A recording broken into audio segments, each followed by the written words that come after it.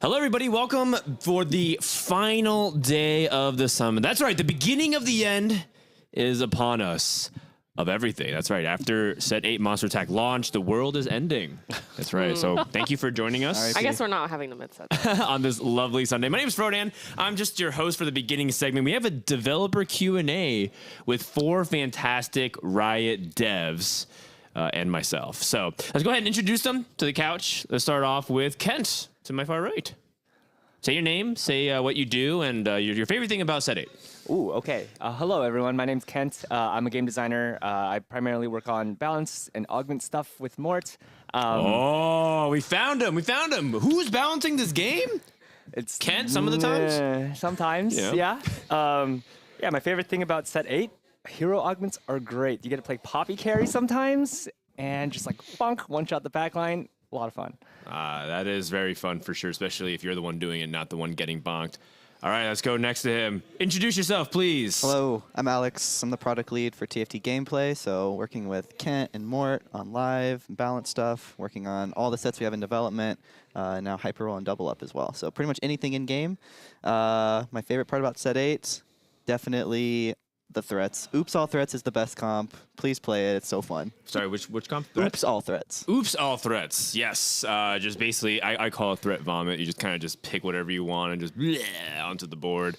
Really fun stuff. Let's start off with this bearded gentleman. Please introduce yourself to the stream and tell us what exactly you do for Riot Games. Do I do things? Nobody's balancing this game. I'm Mort. My official title is the gameplay director.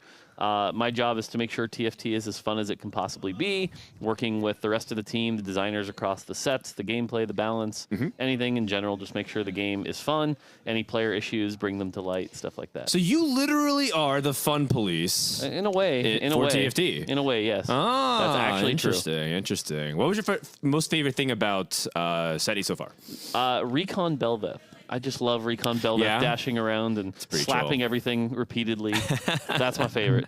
Yes, I love that. Belveth is really fun. Recon in general for some of these melee champs. I think Jack's another contender of the coolest holder of that. It's like a Gundam mech fight. We have Christine on the far end. Please introduce yourself to the stream. Hi, I'm Christine. I'm the delivery lead for all of our cosmetics content. So I make sure that our teams ship our content on time, but also make sure that we create a lot of fun content for the players, including all the Star Guardian Lux content that we have in the set, and also the arenas. Awesome, fantastic. Well, the arena itself is really cool. The classroom. Yeah. Is there a proper name for this map that we can get? Everything goes on. Oh, everything goes on. Oh, wow. If you listen closely, it is that song. You get a life lesson and you get a map. That's really expensive. Okay, cool. So let's go through the Q&A that we're going to have with the developers. I apologize. I'm using a laptop right now, high-tech stuff. So a lot of people send in their questions beforehand with online web submissions. Some people prefer to be anonymous. We'll say that. So we're going to start things off. We'll start with the category that best fits your questions, called about traits. This is from Checo. With Camille's support augment Hextech Retributions, do the dummies spawned by the prankster trait give bonus damage to the team on death? Who wants to take this question? Yeah, I can take this one. So this is something we're trying to work on formalizing a little bit better, but the idea is that in the game there are the champions that you put on the board, and then there is going to be basically like, I forget the name we're using for it. Do you guys remember the name? Summoned units. Summoned units. Summoned units. So summoned units, which are like things like Zac clones, target dummies, anything like that, Zerat portals. All of those do not count and will not be counting for stuff like that in the future. So for Prankster, no, it does not count for the Camille augment. Okay. What about Syndra's bench units? Same thing. That would be considered a summoned unit. The only thing that counts as a champion is something that started on your board as part of your initial team. Fair enough. I think people get confused because Syndra is throwing a champion onto the board, but that's really good clarification. All right, we're off to the races. We got a lot of them, so we're going to crank through it. This one is champ/set design. What was the conversation around giving Cho'Gath a better Vel'Koz ult than Vel'Koz? This is from Anonymous. He doesn't want to be revealed. Anyone want to take this? Kent? Yeah, Mort, you can. Sure, I can like take he wants to talk about this one. Well, I mean, I can. So the theme for Monsters Attack was sort of an homage to some of the traditional like kaiju movies, And so if you think of, Cho'Gath as one of the big kaijus, there was something really fun about just a giant Cho'Gath opening his mouth, shooting a big laser. And our sets team was really creative and wanted to kind of like homage to that kaiju style movie.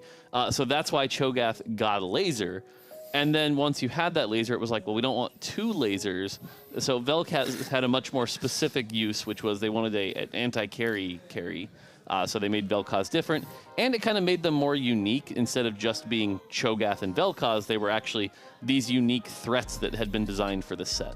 Gotcha. I think that's really fair. Plus, I think they both feel like they have distinct identities in that sense. So well done to those who are accomplishing that. We also want to stretch the identity of like what the champs can do. Like we want to expand the imagination for people that, you love Cho'Gath. Like what else can Cho'Gath do in TFT that you can't get in other modes, which is exciting. Oh, okay. So you're actively exploring design spaces that people don't really expect. Right? We had the first time, I think, Ari in Fates with her giant spirit bomb like cast. That's not something you see in Summoner's Rift either. Exactly. Yep. And we don't want to. It's a nice line of expanding without losing like the core identity of a champion either, because players love Cho'Gath or they love Ari, so we want to give them like a cool new version of that without losing that core identity. Right. The line we always draw is like Braum is never going to be like a spellcaster or an AD carry, but there might be cool, unique things we can do with Braum, the heroic tank guy. Got it. Makes sense, man. Ooh, I'm looking forward to it. Perhaps a spoiler for something in the future. We'll see. All right, this is our third question. This is from a generic bird. This is about champions and set design. To everyone, with the industry as a whole becoming more and more complex and developers spending more and more time on Stack Overflow chatting, I'm sure you all take inspiration at times from other mediums. What is the weirdest inspiration that got into development phase or maybe into the full game? Also, Mort, take a sip of Pepsi. There is no Pepsi here. I've been having to drink Coke. Oh, the Low roll. Wow, just be a flex drinker more, please. Yeah. Kent, why don't you take this one? Yeah, totally. I'm trying to think of like what is the best one that we've done, but we definitely like as designers, we focus a lot on like having a broad range of inspiration. We like play other games, we watch a lot of different like shows and movies and everything, and kind of draw from that and to create different fantasies that we can play off of. Kind of blanking on like what's the best, what's a good inspiration that we've come off of. Yeah, go ahead. I got one. So I think Spirit Bomb Ari is probably one of the best ones that we have. That one plus like this set, we have the prankster dummies. Like ninjas, they do the thing, they port away, and then they spawns a little dummy for you to kill. That kind of stuff. We try to be very like, we can take that in and we create this like different identity of like fantasy, and the smoke bomb and everything really sells that like. I think Prankster's a really good example. Linda, the set lead for set 8, is a self-proclaimed weeb a little bit, and so that Studies sort the of blade. Study the blade, and so that sort of ninja replacement is sort of where Prankster was inspired from. Linda in particular, like, just to give her a call out, like I'm not as big of a weeb as her, but I know she's very inspired by like JRPGs, like Bayonetta. Tons of anime. Love that. That is a lot of Linda's inspiration. Yes. I heard, so another fan favorite champion in the past was Fiora from Gizmos and Gadgets, where she had this really crazy like sword fight for her ability. And I heard that was also what, people like Giovanni Devs were just studying. They're studying anime sword fighting in order to get like the poses correct, which is just so cool. I love those small little things, and it adds so much flavor to TFT. And it's not just for gameplay as well. Like for the cosmetic side, we also draw inspiration from a lot of different things. True. One of the like memes, like our favorite. We always start from memes and then we look at something else most of the time. So that's why sometimes you can find a little meme here and there. Sprinkled. Awesome. Well, we love our memes and emotes. All right, here's a fourth question from the Angry Romanian. Wow. Big get. It's a suggestion category. Woo. Oh, okay. Ooh. Is there a way for you guys to set up a shop at the end of the year with all the skin chibis and arenas locked behind the gacha? I find it a bit unfair to having to buy a bunch of chests to get a skin. I would much prefer to just use RP on what I want. So we are looking into ways to do that, and that is one of the things that we are considering as well. But we're definitely working on it right now, so I can't reveal too much yet, but the team is already looking into mechanics that we can do to make sure that we can bring that out to have that, basically have that function and feature to be able to host those kind of shops and get content out to the players. Yep, makes sense to me. I mean, I want the arena from the past set pass, and I'm just like, when? Literally asking myself as well, when? The thing I want to stress here is that, like, when we release, our cosmetics, we have a bunch of different price ranges and things like that. We try to make premium content, and so, whether something's available behind the eggs or something like that, that price range is probably still going to be pretty similar. Okay. And so we just want to make sure that, again, I know it can feel bad to not be able to get something you're looking for, but we have to keep that in mind, and that's why we try to make different price ranges for everybody. Yep. So that makes sense. TFT's got to make money eventually. All right, let's go to our next question. It is from Summoner Ray Tonelin. It's a traits question. What was the inspiration for threats? Are having units without traits something you see being common in the future? Just anybody. Yeah, so this one was interesting because we went through a lot of iterations with threats. Some threats were something we knew we wanted to do early on because, again, the whole theme was the monsters attack, and the monsters being the threats was pretty clear. We actually went through a version, for example, where every game you would actually get 2 free emblems. We called them hero assists at the time. And the idea was these units were actually built to use those emblems really well. Okay. But it ended up kind of being a little too narrow, and like a lot of verticals just kind of took over the game. So we ended up cutting that feature, and it became much better when they were just sort of these flexible units. That being said, it's always a risk, and with every set mechanic, we're not necessarily looking to make every set mechanic permanent. Right. Threats might just be the thing that you remember from Monsters Attack, and that would be a success. But I think we've all looked at the set and the flexibility and been like, this has been a success.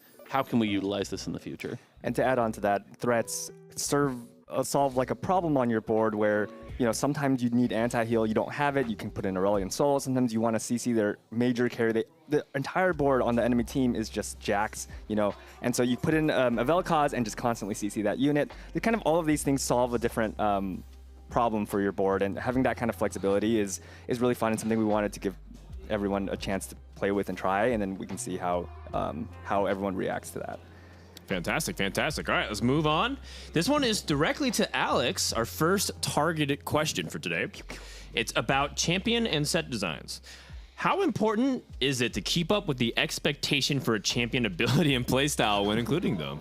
Yeah, I think I kind of answered this one already. Yeah. I think it is that line of like, we want it to feel like Leona, I think, is a good example with this set. Like what Leona does is pretty different than you'll see in TFT, but it's not that far from like the fantasy of Leona in the lore or that deeper dive. So yeah, it's definitely something we're always striving for, and very experimental. We go through a lot of spell iterations at the very beginning and try to get it just right in playtest. So it's a very fun process, but we at the end we want players to feel like, oh, that's Leona. I'm so excited to play that version of Leona in this set.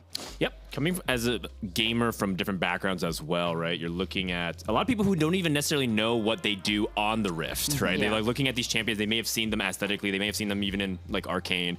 They're like, well, I don't even know that, Jinx can't do that or Ahri can't do that. I think it's really fascinating to push that boundary. Really well done. That's why oftentimes it's like the silhouette of the champion matters, right? Like when I always use Braum as the example. That's a good word. I like when that. I see Braum with a big shield, if he's casting spells, that breaks a lot of my expectation. Right. Even as a casual who may not understand what Braum is. Exactly. I like that. All right, this question's for Mort. Our first targeted question to Mort. That was previously by Anonymous. But this one is by Junichi. It's about favorite/personal opinions. Mort Dog, just want to wish you a happy birthday. How do you feel when people have wished you a happy birthday? Oh, stop. It is not my birthday. Stop it. This meme, man. I don't know how this meme started. Because it's your birthday. No, it's not. I mean, because you were born. Your Yeah. mother and your father, who love you very much, decided to make you. It started sometime this year, but it just went full steam, and now every stream constantly. I don't. Chat spamming the Field's birthday, man. Stop. yeah. Stop, Let's go. chat. No. All right, Yes, Chad. so No, my why? takeaway from this question is Mort is very honored to be congratulated on his birthday, Happy birthday. every day People of the love- year. And please send more They congratulations. have my every time wife you in see on it now. She comes in random. It's like, oh, by the way, happy birthday. We I'm don't like, totally stop get your it. kids Wow, to do what a it. flex. You have a wife Yeah, that comes in every day to say happy birthday. What Weird the heck? champ. All right. Weird. All right. Well, this is a next question from Satlam Lung. This is another first favorite / personal opinion, but it's a cosmetics question. They ask, when is the next Hush Tale, Christine? Very soon. Okay. Very soon. So you revisit like old Little Legends yes. that are fan favorites. Yes. So yeah, it's a combination of looking at our data, like of how popular it is and how thematically it's tied to whatever we have. For instance, like. Oh, can I ask a question? Yeah. A separate question. What Little Legend has the best average placement in TFT? Oh, that's. I don't know. Are you not allowed to share that? Is that like, we can- now I'm we're turning looking into at our pay to data win guy data? over there. I was like, I want do to you tag know? that with my Little Legends. If you poke us next week, we can look Yeah, we up can that figure that data. out, yeah. But what I will say is, you're not like the difference is going to be like, well, this one's 4.47, and Oh, he but actually there has is the one answer. that's the best. Oh. that's Yeah, he the said question Mythic that I have the want to answer. Cheese We have are the answer. actually the most average placed. okay, interesting. Sorry, what was that?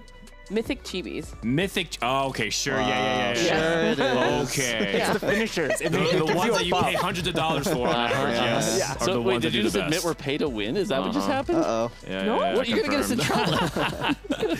trouble. All right, before we get more Adge. trouble from the What Riot did I team, let's do? go on to the next question. This one is by Motto Brick. This is about champions and set designs. Were there any set mechanics that never made it through closed testing phase? Yeah, I can give a really good example here. For Dragonlands, for the start of the set, the mechanic we tested was called Dragon Eggs. And the idea was randomly in your shop, a dragon egg might appear. Each dragon egg had a different purpose. For example, like a red dragon egg was an item component. It would cost 7 gold. Or a purple dragon egg would be like a 2-star 3 cost, and it would cost like 11 gold. And these could just appear in your shop at various times. We even at the end had like gold eggs that had like champ duplicators or tactician's crowns and would cost like 20 gold. And these would just appear in your shop. And it was okay, but the challenge we kept running into is that people don't like having to pay for goodies. And there was this really awkward line where, like, let's say an item component was 4 gold. Well, obviously you buy it every time. But if an item component was 7 gold, why would you ever buy it? You're just killing your economy. And that line was so thin that it wasn't ever an interesting decision. It was either always buy it or never buy it. And that kind of got gross. And so we ended up having to cut that mechanic. It just never delivered. Gotcha.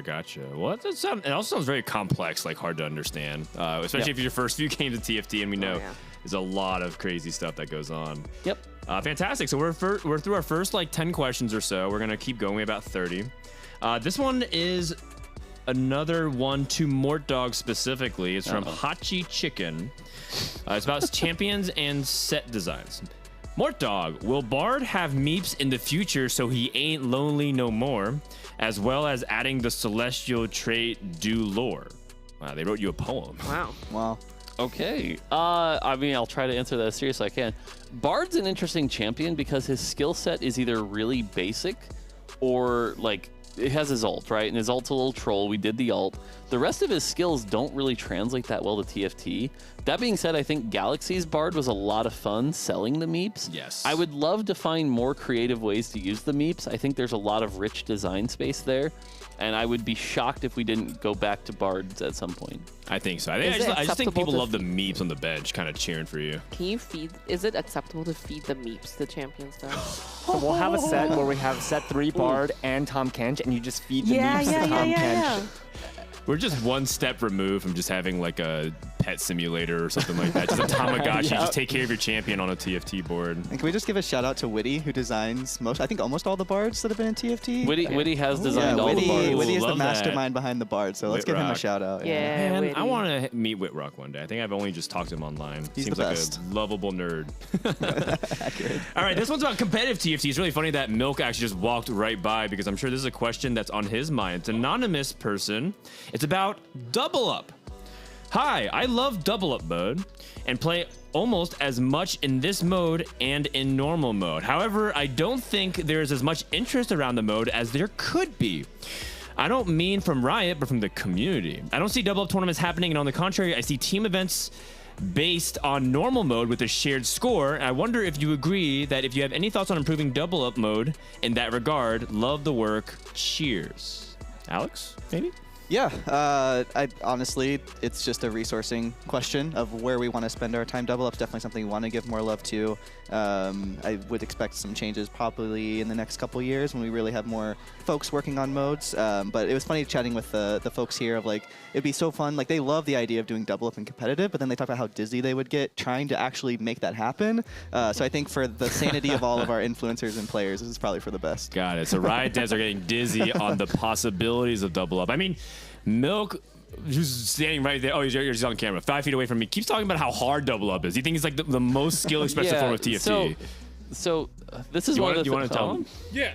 Here. Okay. Honestly, I actually wish that Double Up was a main competitive format for TFT because I actually it's so much more fun to play with someone and talk to them than just playing solo queue. And I think it's like much more complex than normal TFT. But the problem is it's too hard to play, and yeah.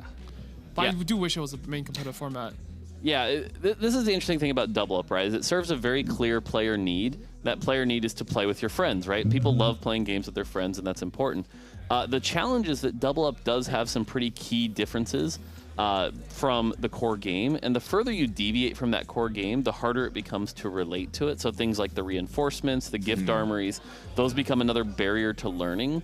And so we have to sort of resolve the, like, how do you keep Double Up unique and fresh, but also make it relatable for people who are having that solo queue experience. And that's going to be one of our big challenges moving forward before we can really take it to like a relatable, a competitive experience. That makes sense to me.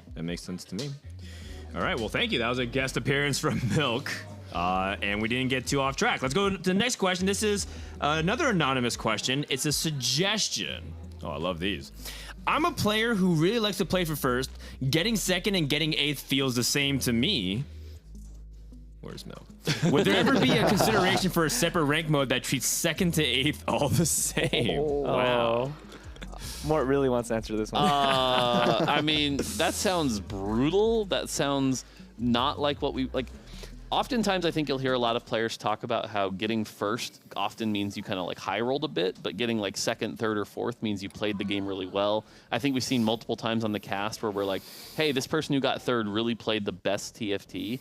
I can't say I'm particularly interested in that mode. That being said, as we explore like small game modes on the side, like maybe there's a room to like, hey, turn on this silly mode for a week or two and see how that feels. But as a core game mode, frankly, not a chance. Yeah, not a chance. Yeah. Alternatively, like thinking about this question is, I think we need to we do have some room to make fourth and third, second feel better as like a win. Yes.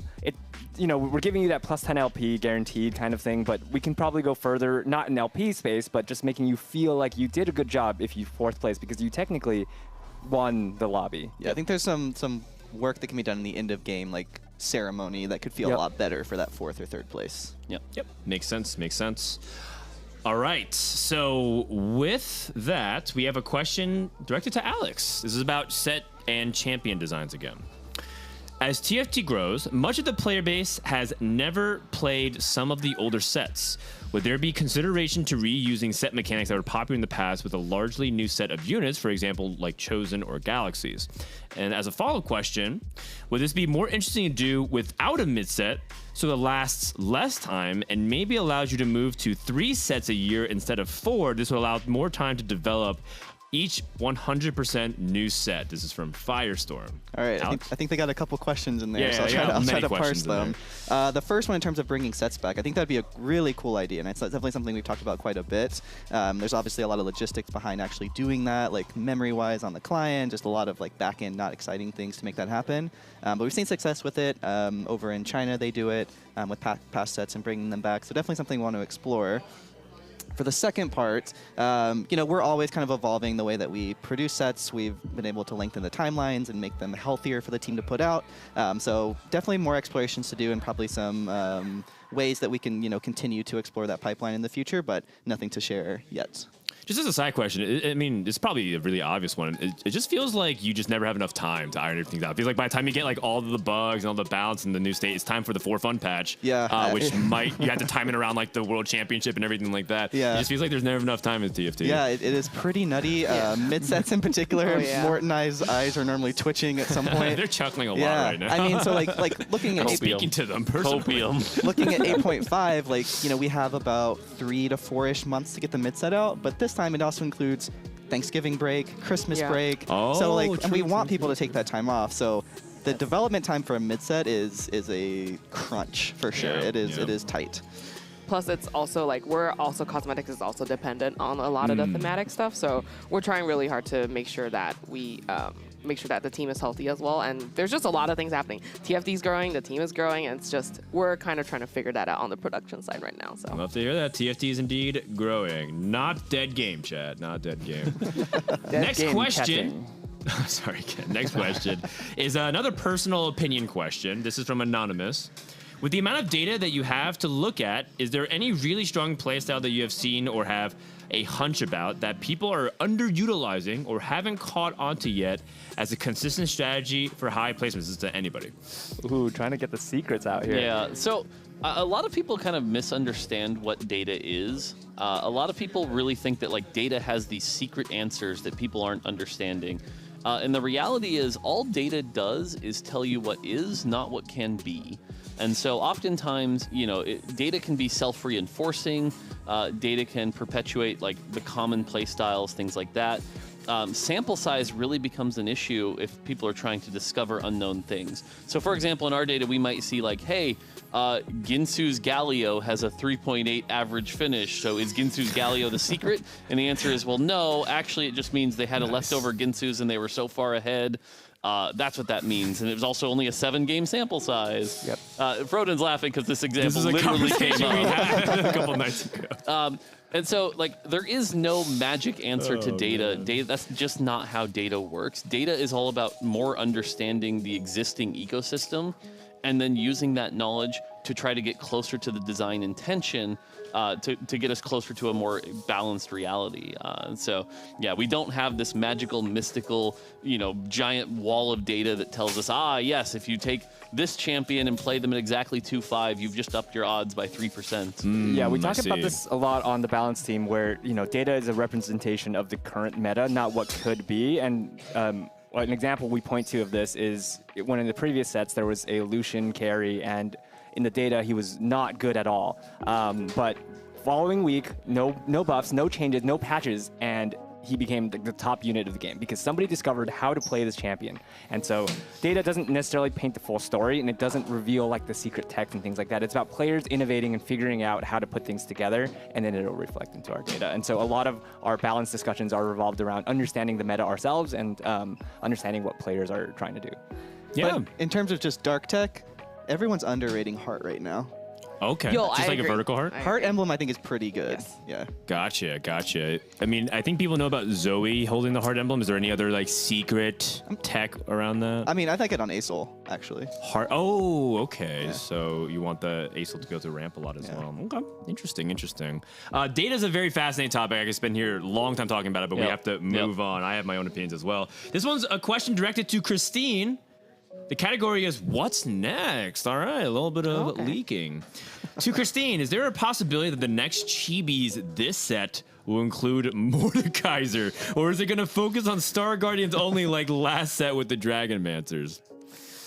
So for the Chibis this set, we're actually, we felt like Star Guardians was a good start for set 8, so that's why we picked Star Guardian Lux, and then as we've talked about before, RB is also coming up next.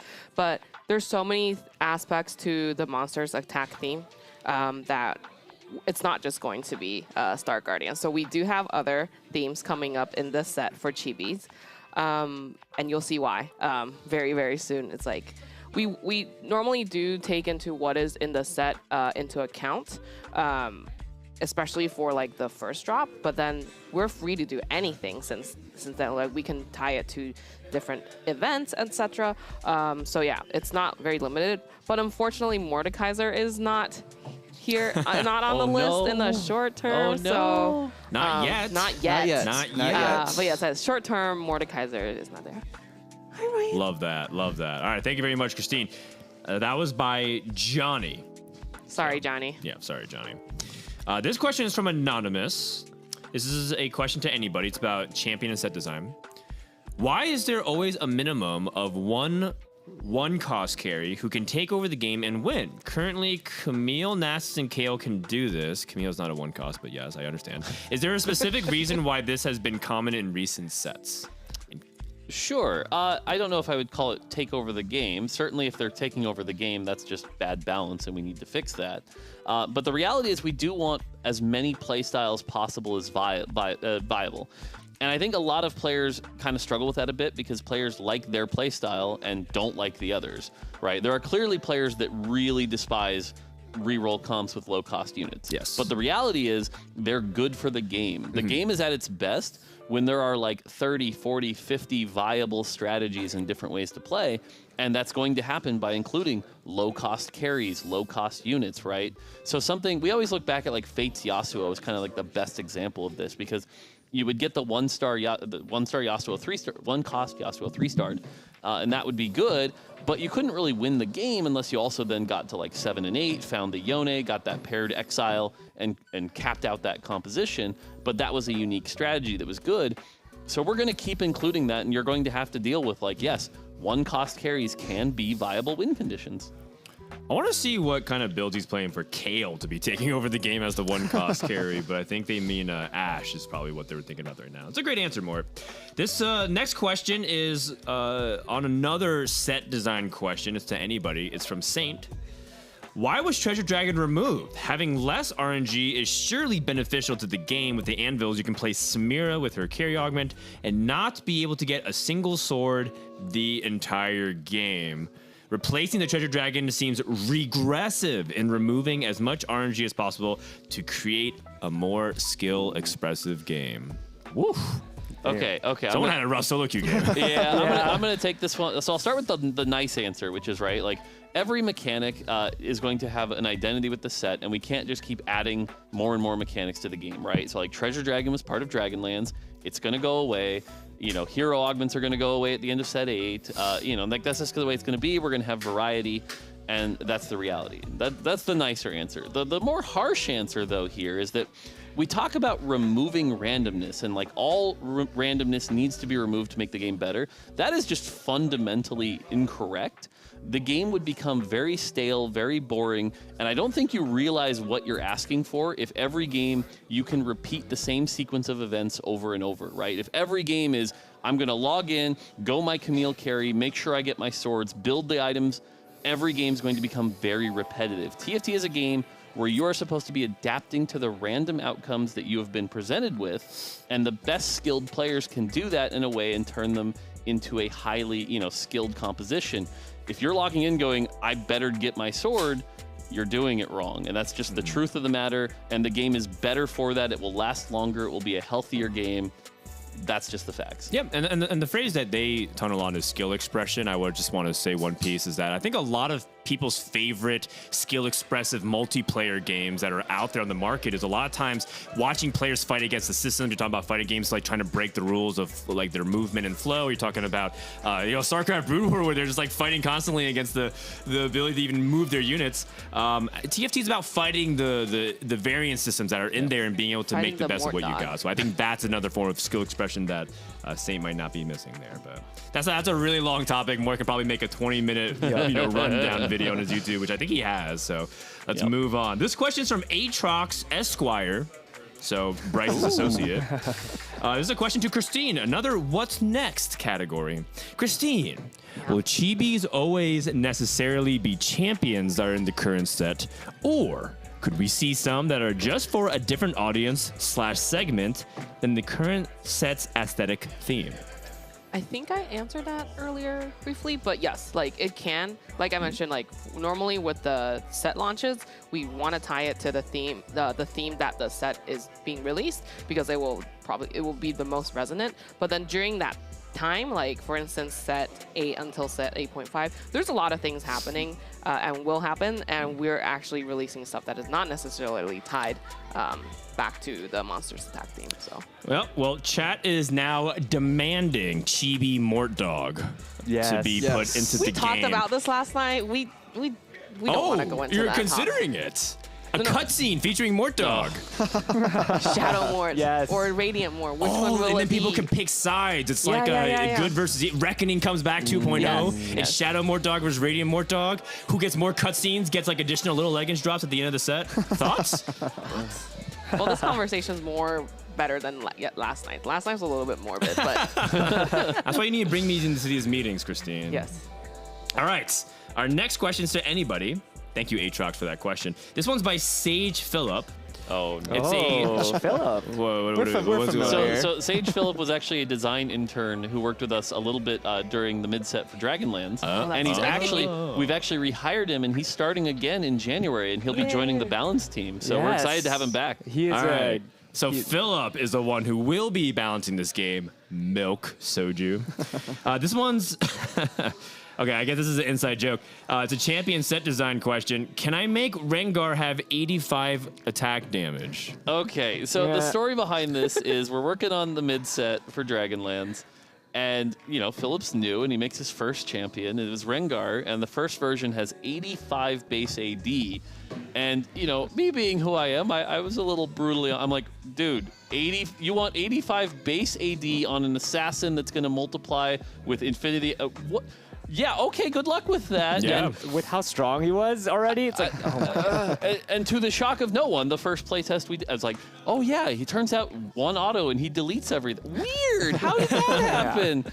And so, I like to kind of poke the team a little bit. They learn from the mistakes. right. And so you can clearly see that 85 AD has stuck with Philip. Everyone has their inside jokes with what Mort had said about that. That's true. What a content creator type reaction, Mort, to like be so extreme and be like, wow, I can't believe this. He was so imbalanced. Balancing this game. Man, I like it. Mort does have that Shadow Mort Dog side. That video was more of a documentary, not a parody. All right, our next question is another champion and set designs question from Shieldy Boy. Why does re-rolling not protect you from getting the same champions you re-rolled away from? This is to anybody. Yeah, I could talk about that. Chop blacklisting is something that we have talked about. We have tried for a bit in the past, and that kind of mechanic, ended up the way we expected it to end out, where it was way too easy to hit exactly what you wanted all the time, and re-roll would take over. With the way our current shop system works and the way our unit bag system works, it became just way too easy to hit what you needed. Yeah, the short version is if there are 13 units you can re-roll, especially at low cost units when you're level 3, taking 5 of them out really increases the odds of hitting any particular one pretty dramatically, and that is a massive shift. It ended up being an excessively high buff to reroll compositions. Right. Just imbalances the playstyles that you're talking about. You want reroll to be viable but not overbearing. I mean, we had a couple sets like that, and everyone does not remember them that fondly. Yep. All right. Thank you very much, Shieldy Boy. Next question. This one's to Kent directly. Oh. It's from Jaspat. It's a champions and set question. To Kent, how fun is it to create and visualize a new set, and how hard is it to implement it? Oh, that's a great question. It's a lot of fun. I'm currently working on one of the future sets, and it's so much fun to visualize how the set will play out, come up with the most exciting moments that we have, those dreamy, hype moments, what we want to see players eventually reach. That's their dream goal. And as far as implementing that, it's a lot of time to try things out. Our design process is very iterative, so we put things in, we try it out, we test it, we see, is it fun, is it exciting? And when we see players hit it, it's that could be more satisfying, so we increase it, make it better there. Or it's just straight up I sounded cool on paper, and that was a good idea, but we need to go somewhere else because that just didn't play out. And so it's a long process of trying and failing and re-implementing those designs, but it's so much fun to just imagine what could be, and that 1 in 50 game that someone gets to hit, we want that to be super exciting. Can I ask a follow-up question? Feel free to just pass on this. How many times, not how many times, has there ever been a moment where it's really late night, you're getting delusional, maybe you're hanging out with coworkers, and you come up with what seemingly is the dumbest idea ever, and then you run with it, ends up making into this, ends up becoming a huge hit? Is there anything that's ever happened like Curl that? packed. I have thoughts when I drive, when I shower, just like, blank, and I'm just thinking, and I feel like I get the weirdest inspirations at those times, and it just hits, and sometimes like, that could work, and then we try it out, and sometimes it fails, and Mort knows, sometimes it fails, and sometimes it's fun. It's, curl packed, you go to level 7, you roll it down, you have a way different game than you've ever played in the past. Kent will tell you, how many times do I start a conversation with, okay, here's a really bad idea. Oh, yeah. All the Even time. I hear you I say that love a lot. prefaces like that. And then how many of them are actually bad? The thing is, he says that as like a covering himself, where like sometimes, like 50% of the time, those are pretty good ideas.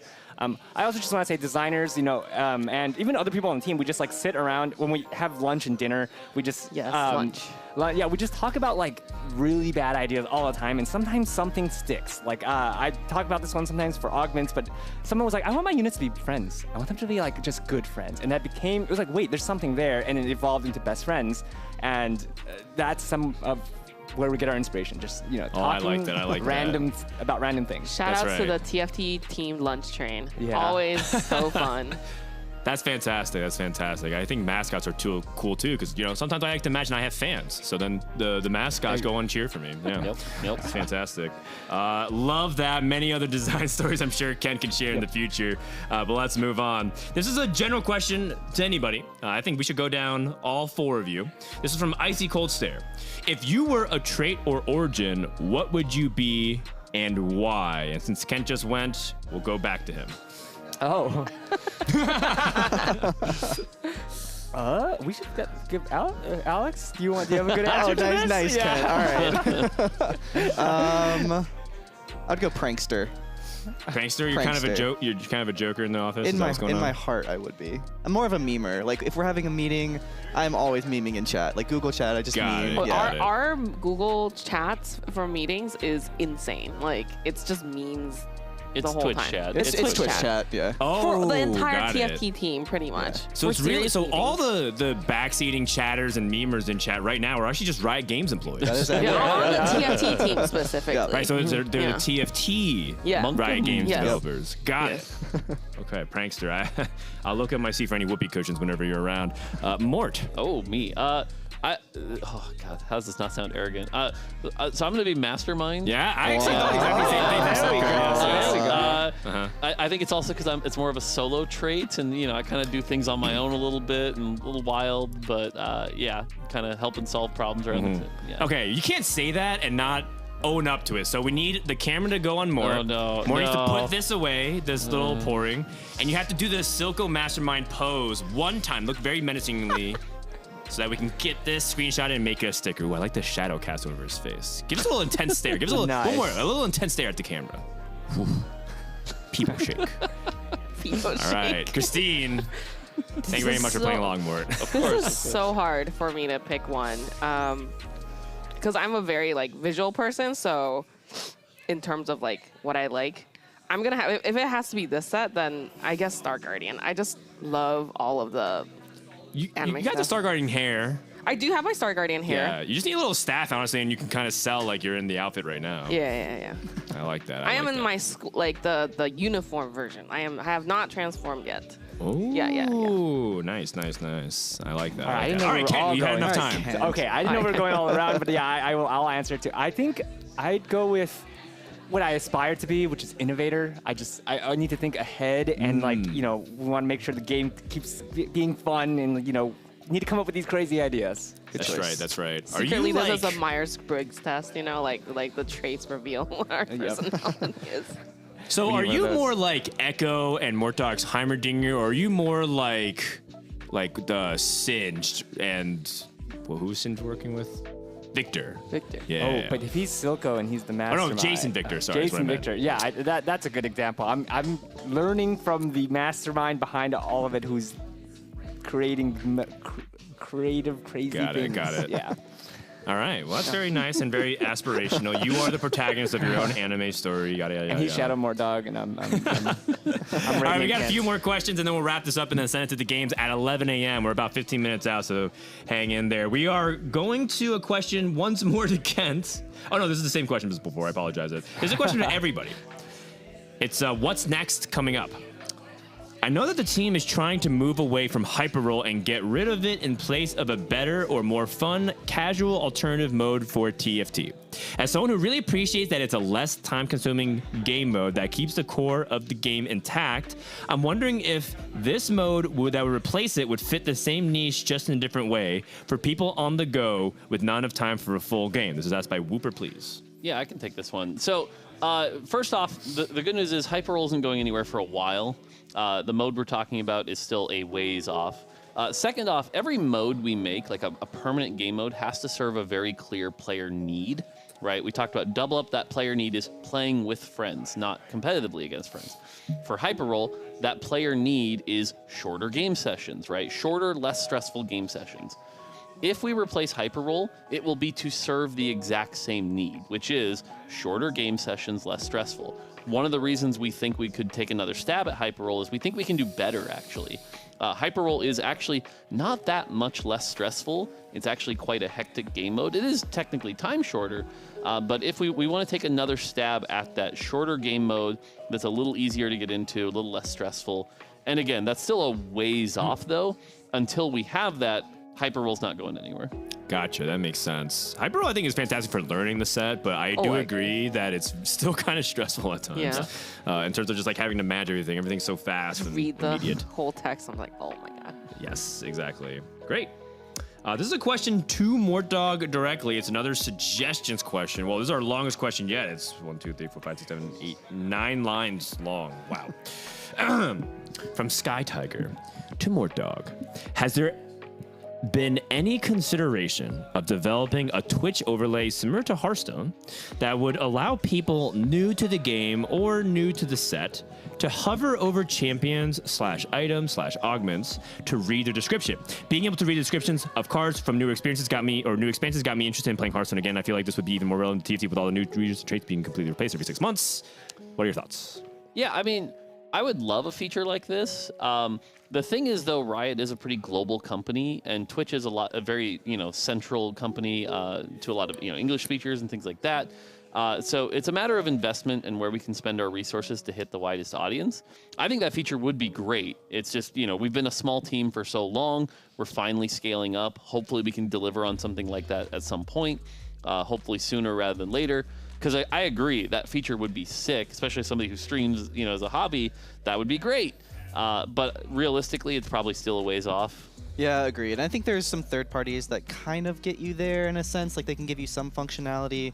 But yeah, in the short term, we're still scaling up. I mean, it takes, even if we have the people, it takes a long time to get them onboarded and, learn the skills and getting used to working with Mort and all of his rules. So, it just takes some time. We already gave you one little legend egg for an entire weekend of consuming content. What more do you want? Oof. I mean, maybe you get the egg. Who knows? Sorry, I'm actually creating more chaos for the moderators in chat right now. I'm so sorry. I can't help it. All right, a few more here. This one's about competitive TFT. Teamfight Tactics seems to have always a strong China presence, thus allowing for larger prize pools and more community events. True. What are the reasons behind the success of TFT over there, and how are you guys changing your approach to help the scene? Thank you. This is from True Beast to anybody. This is a complicated question. I am not an expert on different cultures, so bear with me here. But the reality is, every culture out there in the world has different things that they like and they don't like, and things that they prioritize, right? And this is definitely an overgeneralization, so bear with me here. But like, for example, in North America, in the gaming sphere, like shooters tend to do much better, whereas strategy games tend to do a little bit worse. Compare that to, say, Korea, where we see things like StarCraft do really well and shooters not as well. Every region out there has their different preferences, and so a strategy game like ours that has sort of that RNG variance excitement element to it really hits the niche of a lot of games that China finds really popular. Whereas in North America, like I said, there's not as much shooters. So some of that is a big thing, and that can relate to different audiences. And so our job is to figure out where we can expand in those different regions. And like I said, this is a fairly complex question because it comes about understanding all the different cultures out there and their different preferences and things like that. And that's a really deep question. It's a really deep question. I love that. It sounds like you're saying China just loves the Gamba, but it's also kind of true, and also it is very culturally relevant. You're not right. More got flame for like nerfing Underground because they love that kind of style all the time. Honestly, one of the big inspirations, if you go all the way back to the original, Dota Auto Chess, was Mahjong. They talk about how Mahjong was a key inspiration. Yes. And so again, that's where we're talking about the culture and the inspiration for the game and why it's so relevant to that community. Where again, Mahjong is clearly not as big here in the States, for example. So it is true. And like I said, you can make overgeneralizations in bad ways, but the reality is it is important to understand your player base. True. So. That is very true. And then for the second part of the question, just in terms of building community, I mean, I think we're hopefully doing that right now with this, and Dan's help and Beyond the Summit and everyone else. So, this has been a success. So thanks for watching, and hopefully we'll have more of these in the future. That's nice. That's nice. Yes, very much so. The community is growing. You look at the fan experience. People like Milk and all them were like, how many people are actually going to show up to the fan experience? There's hundreds of people that came by, and people were like overwhelmed with how many people that wanted to meet them. So it's really cool. And the reality is, just a small thing again, the question wasn't to me, but I want to answer this. TFT never really got a real chance in the sense that like TFT came out, and when the community started mobilizing, COVID hit. And so we didn't really get a chance to actually organize and show what the community is. And so this, in my opinion, is like the first true TFT community event for North America. There's been other events that happened across the scene, so I'm really happy that this one happened, but I hope that Latin America and Europe, Africa is starting to develop a little bit as well with the player making to the World Championship. It's just the beginning of TFT for hopefully a long time. Yep. Okay, a few more questions, and then we wrap it up. This one's to Christine about events. Yes. This is from Paper Sculpting. To Christine, Fire and Rain Lie. Wow. Full naming her. In the Lunar New Year event of 2022, it was mentioned that the little legend Dango is not allowed to use scissors. I've been thinking about this since. How did Dango lose its scissors privileges? How did...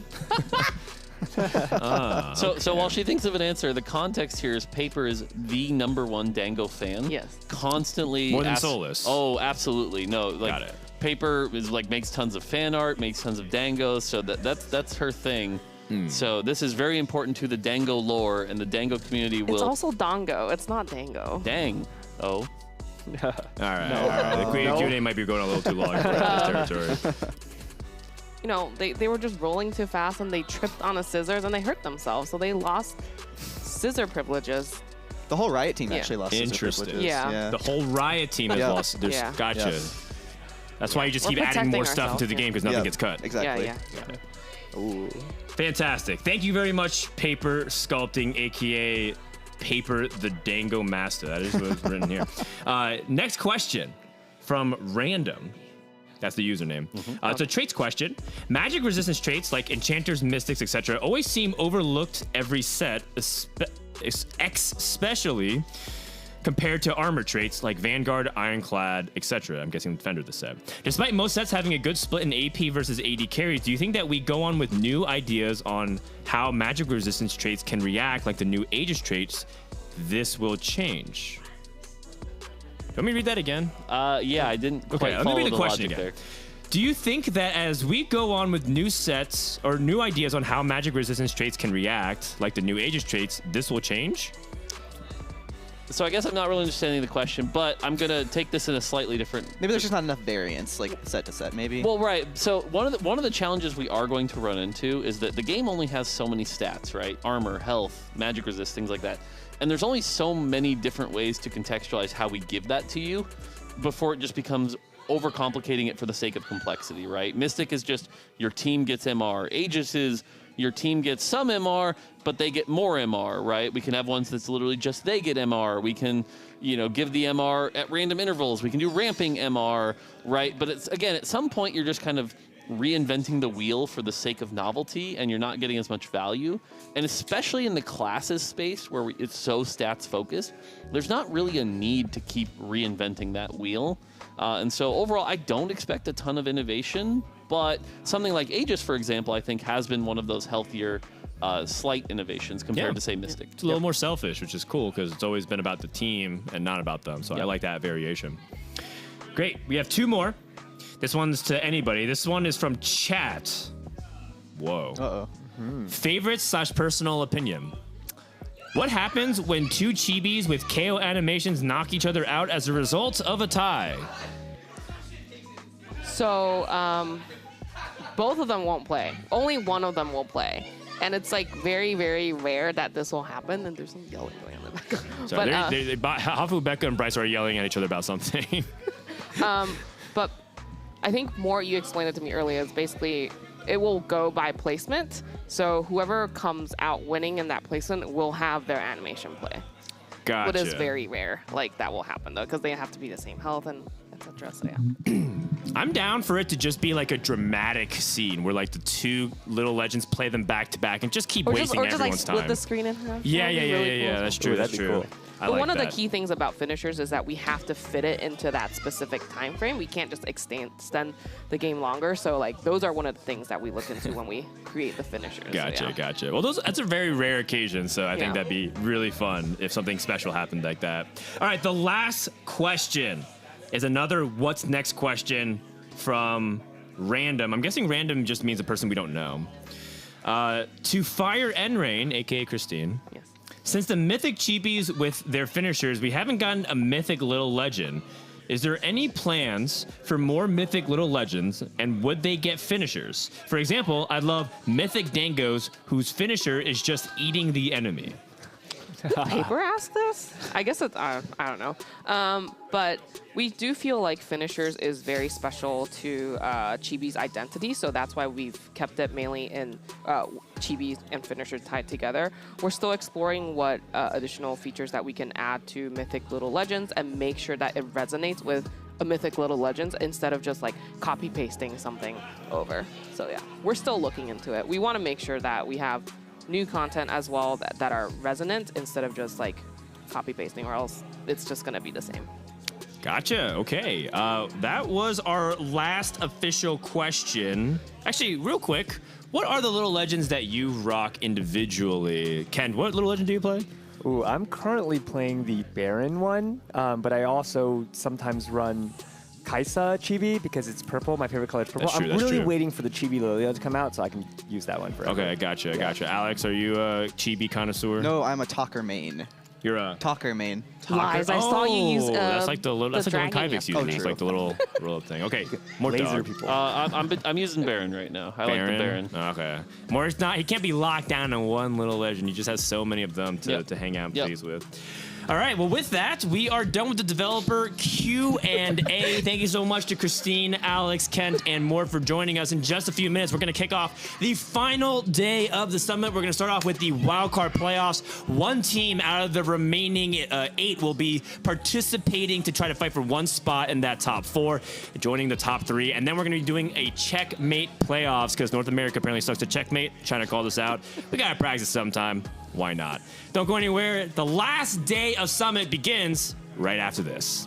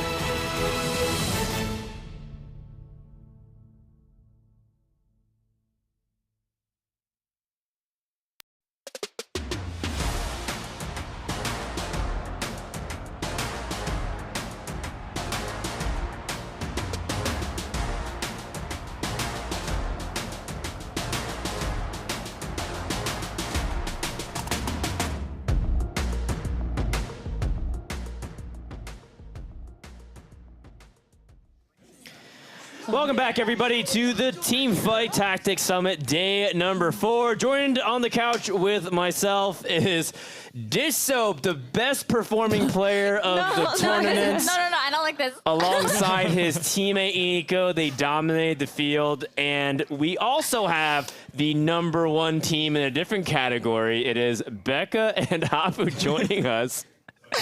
How you doing? The dynamic duo. Best friends. You know what? We came here to have fun. We came here as best friends. All these other guys are sweating and, you know. It's true. What I meant was #1 category of friendship, right? Having the most fun. What did you think it was? We even had the same amount of points, which I think is romantic. That is true. True soulmate. Sorry, David. That's why I went 8 so many times so I could match scores. Wow. Okay, but we weren't dead last individual score. Yeah, shout That's out true. to Thank you so much, Voidson. Yeah, I'll buy thank you you to every Voidson. drink, anything you want. I got you. Thank you so Not much. last in that category. That's awesome. Hafa, how's your summit been? You've been through a lot of events like this in the past. Yeah, it's been amazing. Well done, production. The people behind all the cameras and like you for putting it all together, all the casters, all the players. It's been a blast. Yeah, I'm glad we had a lot of fun. We did ask for another layer of fun, by the way. I put an official request. I thought we had some kind of like way to commemorate your last place finish. We'll see whether or not we can get like a trophy or jerseys or something. In the meantime, Dish Soap, we talked a little bit about it yesterday, but for people who are kind of like just tuning into Sunday, you are the best performing individual player going into playoffs. How's your weekend been? It's been great. This place has been like so much fun, like the past few days. Really glad I got a good tournament performance for once. But yeah. Okay. That's right. All the caster hype finally paid off. We were talking about this, but this tournament or this event is just a give money to Dish Soap tournament. And Ray actually made a pretty good run for Dish it. Soap run that, and he won money somewhere else. Oh, didn't the he? very first side event, the Best Friends. Yeah. The newlywed game. Yeah. Gotcha. Well, he didn't win the $125 from Weakest Link from Asa. That looked so fun. That looked really, really fun. You should have been part of it, Becca, but maybe next time. Let's talk a little bit about what's happening today. I promise Nico will eventually get to talk. We have day number 1 through 3, which is over, which is having the 3 lobbies. Everyone got to watch each other's games with the combined duo score. But we're here on the final day.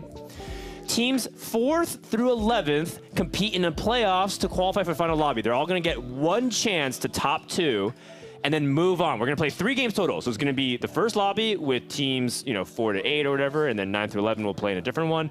And then we'll have one final lobby where the best team will advance. So basically you have to go top 2 and then top 1. From there, we're gonna have the grand final lobby, and we just play checkmate, but it'll be a combined score again. We reach 40-point threshold total as a duo, and then only one member of that team has to get it first in order to get that win. And then if no team places after first, after reaching the checkmate threshold, whichever team reaches 54 points first also wins. So it's an alternative win condition. Any thoughts on the format? I didn't listen because it doesn't pertain to Yeah. Iniko, are you okay with this? Thumbs up? Yeah, it looks great. All right, fantastic.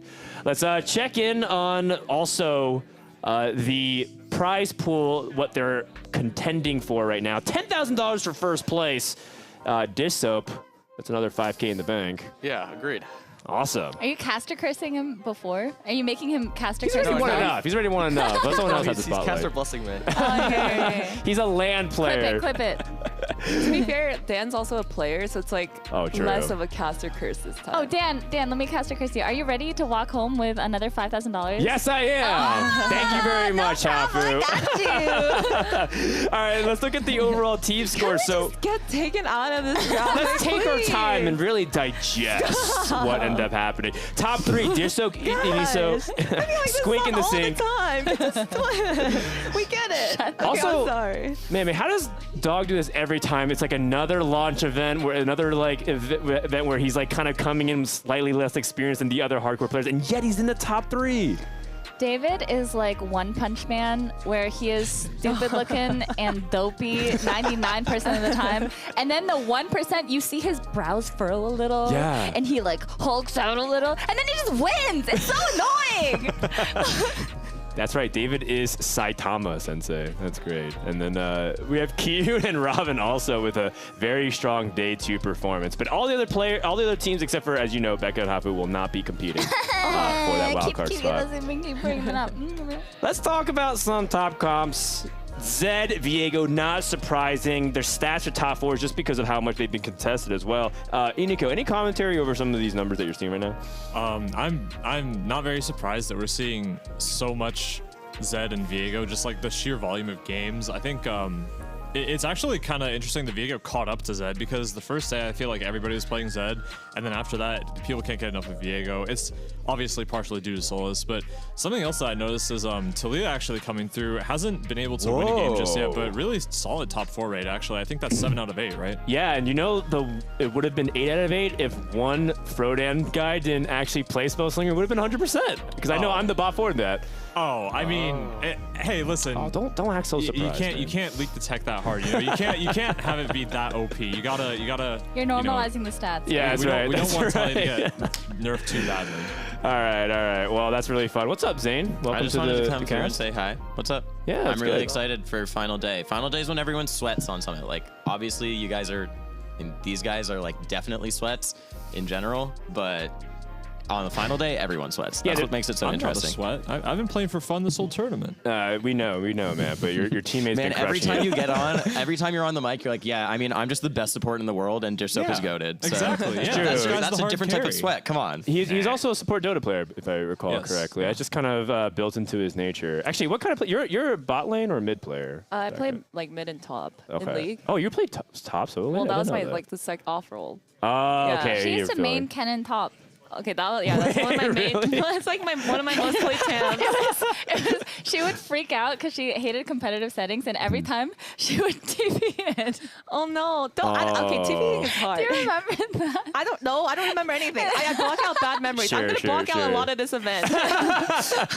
And then, Hafu, what did you play? I used to play mid, and then I played mid and support, but Okay. it was a one-trick Zyra mid. I beat Gotcha. Bjergsen 1v1. No way, really? Yeah. V. Bjergsen? They made a Reddit post saying, casual female Hearthstone streamer beats Bjergsen in a 1v1 Oh, I duel." remember that thread. That's right. Okay, well, if 100 Thieves are looking for a backup academy player, I'll recommend you. Just so, did you play any MOBAs? No, not at all. Oh, interesting. So this is your first foray into like the League of Legends universe. Yeah, pretty much. I got into this from like Hearthstone mainly.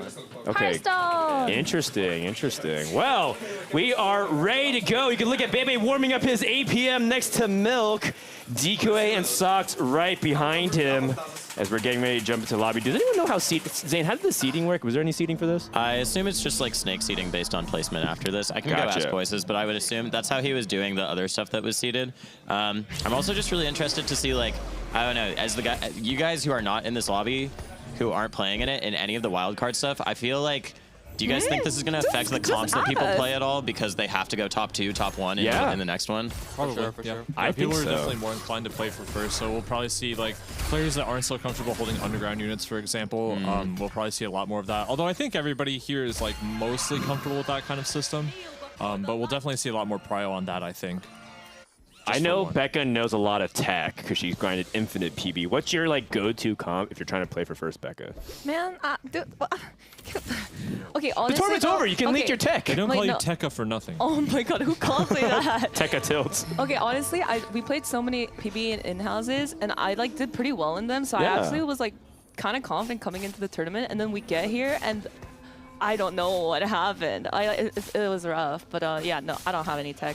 I just tried to learn some more comps after we got here because like Pigal was talking about like Talia a lot, and I tried to learn it, but it was unsuccessful. Well, I think on PvE, the difference is that there's no ranking system, and the stats yeah, aren't but really they were as all like, pure. but it was only in-houses, and like I started like getting a lot better at them. But yeah, I mean, I know, but I'm just saying Becca from said the- stakes. There was like wagers on the line, and so Becca was trying really hard. I think people were trying really hard on PvE. I think people were trying really hard. Yeah, I think so. They were fun. They were fun. Very, very fun for sure. Well, we'll see. All right, Becca has no tech. Hafu, do you have any like I want to play for first comps under your belt? I think I want to play for first is almost always underground and actually just max screening. You actually have to go and take those crazy augments like maybe like Think Fast or Half lost as well. the Sure Last Shot Crest? Stand. Last Stand. Oh, I love Yeah, Last Stand. so One of my favorite you augments. have to go for like first or eighth, right?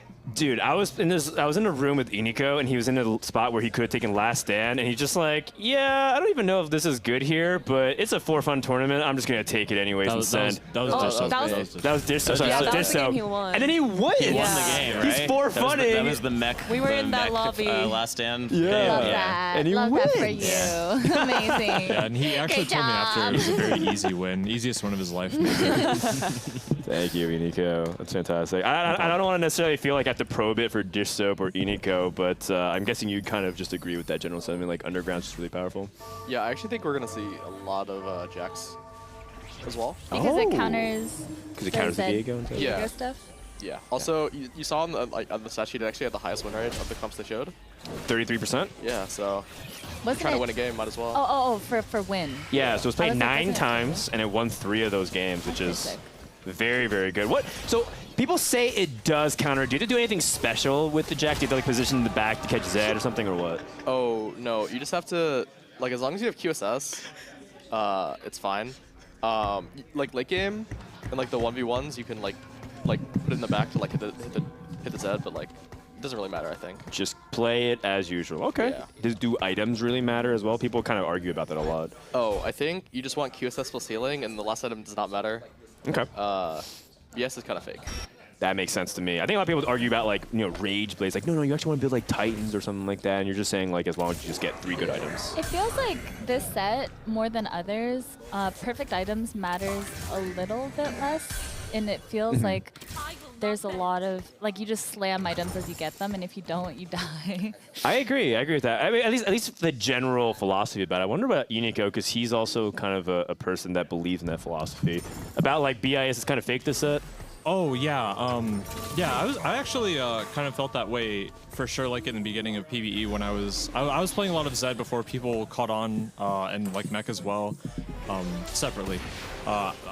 Everybody was saying like, oh, Zed needs Edge of Night. He literally needs it. You can't play him without it. I was like, no, you can just slap like 3 random items on him, and he'll like do so much for you. I think that something that helps with BIS or whatever, like not being exactly necessary, is you just have so many units. Like the unit quality of this set is so good. You have so many units that can just do things on your board, as long as they like have some kind of item that like makes sense. Even threats. It feels like threats. It feels bad to not have a synergy on the board. Oh, it says Pocket took out 2-1 Underground. Takes out, so he doesn't actually play it. Yeah, he chose to play the upgraded mascot instead of the Kale Ezreal. Gotcha. That makes sense. That makes sense. Not going for the first 3. Interesting. Is that the move? I mean, they have to play for top 2. So theoretically, he says if I get top 4, then I can make my teammate like try to also aim for top 4. That should also put us in the top 2 there. Yeah, top 4 is the strat for this game, and then we'll see the real the real first or 8 stuff in the next one in the wild card finals. So for this, they just have to top 4? Yeah, so the top 2 teams from this will move on to the wild card finals. Top 2 teams from each lobby move on. Oh, I didn't realize it's a wild cards final. Yeah. So it's like a little mini playoff bracket, right? It's like 2 semifinals and then a finals. So it's 2 from the semis and then 1 from the finals of teams. Thank you, Zane. You're doing a better job hosting than I am. No. That's part of why I came here, because it's kind of a confusing format. It's a little bit. It's unusual. It's maybe a little bit for fun, but like I think if you don't want to be for fun, you should have made Final Day. So. Oh my God! Hey, we all made Final Day. We all made Final Day. Sorry, you should have just. I mean. I just realized. I'm convinced that if the event went on like 1 or 2 more days, that you two definitely would have been in the middle of the pack. You're improving each day. I appreciate that, but also I would like to point out that me and Becca's starts were so grief on the first 2 days. I feel like we literally, I like almost cried when we both won our first 2 rounds. Yeah. I was like, this is the first time I've won the first round, Becca. in our tournament. And it's not like. That's luck, That's like you just have a 2-star talent every freaking time. David is like, oh, I have a 2-star talent on the first round. I'm like, I have no pairs. He's so nonchalant about that too. He's always like, oh, not bad. I got a 2-star talent. Yeah. Like, what is that? I look at his board. It's like 2 upgraded units, 1 perfect. We call that the Iniko. Oh, we do not Disgusting. call that the Nico. We do. Nice try, He has buddy. 2-star No. Riven. Nice try. When I Nico am- does it, it's low rolling because he has 5 gold. I am not known for my True. my high roll early game. That's this guy over here to your left. Dish soap. That's what every high roller does. They just deflect to like their good friend. In the past, at least, that's what he was. Yeah, I feel like this tournament I've been playing like so much this streak. Like, I more than usually actually do. feel like that's the case as I'm well. like, Yeah, every time I look over and see your screen, you're always lose streaking like 30 HP, and then you turn it around. I actually think you are playing lose streak. I feel agree. like this lobby has so many Viego players. Like I know like Pokegam only wants Solus. to play Viego, and Solus only wants to play Viego. And then like there's Sox, and Sox like is like Oh. Meet Jax 2020. Yes. So this lobby's kind of rough, I think, for Pocky. And I'm like rooting for Pocky and Void so that they make like the comeback of this Yeah, century. I was talking to Pocky at breakfast earlier this morning, and he was like showing his lol chest to me in Socks. Yeah, and he's owning. only playing Viego and doing real. He's like top 4 like almost every single game. He's playing really, really well. But he was talking about how it's going to be hard because Solus is in this lobby. But he basically said like Solus is just high rolling it, and I'm not, and so I'm just gonna play comfort and hit it this game, and that's all I can really do. Solus got hit by the Diamond 1 wall yesterday. He got to Diamond 1 like 70 LP. He's like, I just want to climb the Masters and call it for the night. And then he ended the night like bottom of Diamond 2. He was struggling a lot. no. So His mental is shattered, although it doesn't look like it's affecting him this game. so far so Mr. good. 100. Yeah, wait, and also, what is DQA playing? Can we watch him? Yeah, He's he at was 68 HP. he was basically open for it. Looks So like. yeah, DQA and Sox's plan going into today He's is really DQA is good. playing Ash 2020, Sox is playing Jax 2020, and if they miss, oh well. That was pretty much what it Oh was. yeah, now I remember. Yes. But that actually does make it kind this of is hard for huge. Solus and Pocky if they plan on playing Viego, because Jax is a pretty good matchup into the 2 most meta comps that we saw on the stats sheet, at least Viego and He just hits the Ash too. My God. Full loss streak. 6 Renekton. Renekton? Pretty good spot. Wait, did he open True Tooth? Oh, that's fine. Wait, he said me? He said me Ash 2020 open True Twos and got a Renekton out of that? Renekton. That's pretty crazy. hype. And then is it like what, a Malphite 2 on the bench, or is that just a Malphite 1? It's a kind of low Malphite rolling. one. He That's didn't get gotta a be lead 2 or Malphite. It's too Yasuo small. too. Yeah. It's pretty unfortunate actually. That's true. We'll see how he recovers from that. The Nico point of view. Well, yes. Oh my God, a Rage Yesterday he Blade. had the most insane high roll Ash game too. Yeah, where exactly, he had exactly. Renekton 3 like immediately. Yeah, but in contrast, Sox had this other game. I don't know if you saw it, but he had like High Roller, the Prismatic Augment. Oh, he used those it are on a grief Renekton items. and then found 1 Renekton across 3 dice and 1 Ash. It was really, really Despair. sad. He actually dropped it dropped 2 tiers for him, so it's gonna be a Oh, little that rough. is rough. So it's Redemption, and then what do you do with the other tier? I think you can go just- Vow. I think Yeah, I was Vow gonna is- say, is but probably fine. it just feels a little bad that you have to go for that. Yeah, I think the bench lock. also the thing is you don't play Yasuo for a while, but I've seen people like just give Yasuo like a random blue buff for Shojin. He actually does a lot with it later in the game. Oh my gosh. He's Oh, he's vulnerable. zooming. That's pretty good roll down. One off Ash. I mean, he hit Renekton, and he still is gonna make 10 when he wins this. Yeah. That's right, that's right. DQ8 Why kind isn't of he slamming became this known. Redemption? Redemption, hello? I think he wants to lose again. Is he up against He's Sox? He's up against his Sox. He's not teammate, trying to yeah. slam. Ah, good awareness. Smart. Because I was like, do you want to lose to make 10? Because I feel like making 10 is so big here. Yeah, good point. Like, actually, what is more money? No. Lose streak is more money. I'm stupid. Well, you can start the win streak here as well. Yeah. I think he wants to. He thinks that he can probably win streak for stage 3 because now he puts in supers as well. Against your teammate, it's just like sort of a win-win either way, right? Like That's you true, either do that's less true. damage or you start the win streak now, and now he slams the redemption. He may be con. Yep. He can just do whatever he wants. Yeah. Ooh, Invigorate is Invigorate. great Yeah, for yep, this. Great. Oh my god. Just hit forehead. Oh, he picked up the lead. What a noob. Yeah. Man, he's gonna get bench locked now. 3-star Ash already on board. So we did confirm that the orb actually does not pull from the pool. No, Yeah. it does. No, it does not. Mortdog. Wait, Mortdog what? went back Follow and Mortdog on Twitter. So he after that conversation with you, right? You and Dog and all them came over to Mortdog and say like, oh, the orb doesn't pull from the pool, and he says he does. He went back and checked, and apparently we were right. No. Oh, it's a middle of the ground. It pulls from it after you pick it up. So it is better to leave it, but it still pulls from the pool. Oh, sorry, like, yes, we that were is told correct. that it was like, it just like It doesn't creates create a copy. a unit. No, Yeah, it doesn't yeah, just it's create- Oh, like, okay, if okay, there's okay, no gotcha. more I understand the copies, conversation now.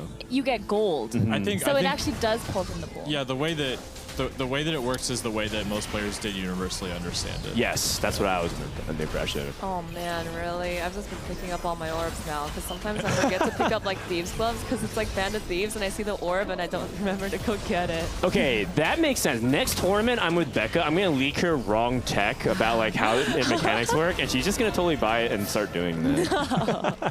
I need help, Dan. I don't need this. Well, I just need to finish not last, so you are my direct competition. No. Voidson's coming back. That's true. Speaking of which, he has a Soraka with blue buff at 3-2. Disha, what's your download on Soraka? I feel like she's kind of fallen by the wayside. I think she's good. Like, I just think she has like some pretty unfortunate matchups right now. Zed. Yeah, she just. Have you met Zed? Like, if your carry can't consistently one shot like Zeds and Viegos, it's pretty rough in the meta. So. I mean, like, Hacker is a hell of a trait. Yeah, I think she's usually just gonna be like a secondary source of damage on most boards. I think you need like a really strong admin to like primary carry her and have success. What are your favorite admins with her? Like anything that gives AP. I think the on-cast one that gives AP is usually the best. Mm-hmm. Well, last one's ridiculous. You get to like 350 AP in like 10 seconds. Super hard. Super hard. I mean, Heart Zoe is still really strong, right? Yeah, it's just blue buff. it has. I think it has difficulty winning games, but it's like a really solid second, third. Yeah, like top 4 comp that can play for extra. Something that Dissoap and I realized before the tournament actually is that Heart Spot on Zoe like can't carry like very effectively. She's best as like a heart supporting unit. Yeah, after the nerfs, like before the nerfs with the old heart numbers, it was bonkers. But does that change at all with her double bubble augment? Like the as in like does it give more heart casts? No, I'm saying like does she actually can she actually carry late game? If you like 3-star her, you get the Zoe carry augment. Is that good enough? I mean, Dissoap would know more than I would, honestly. I don't think so. Just because like this meta is like. Like single target damage is so important. Yeah, okay, that makes sense. Spreading things out leaves so many units alive when you die. Yeah. a lot of hyper carries. Got it. All right, well, Voidson picks up another admin unit, trying to see if he can bolster his front line. Taking a look at the augments, it looks like we have 2 Zoes, an Annie, a Lee Sin. What Milk should be having boxing lessons. He loves that one. Solar Silk, the Rammus augment. I think a lot of people sleep on that. Still does really well in the data. I really like the Rammus augments. Rammus feels so strong, especially because I feel like we're leaning away from AP meta and we're going more AD. True. So, you know, the problem is the Aegis units are so good. Like we got Echo, we got Vi, we got Leona. You know, like you want to play those units naturally. Whereas like the defender units, like what do we got? What do we got? We got Poppy. We have Wukong. We got Rel. I mean, I'm just saying, like we're looking at 2 different classes, so it feels bad to play defenders. For me, at least, I'm like, my 2-star Rel, go get him. Here's another layer to that as well, because yesterday I had a defender opening, and I just knew that it would be good in the 80 lobby, but defender's taunt doesn't work that well against Zed either. So it's like, even the matchup that you're supposed to be like having good defender interactions with, it doesn't work reliably.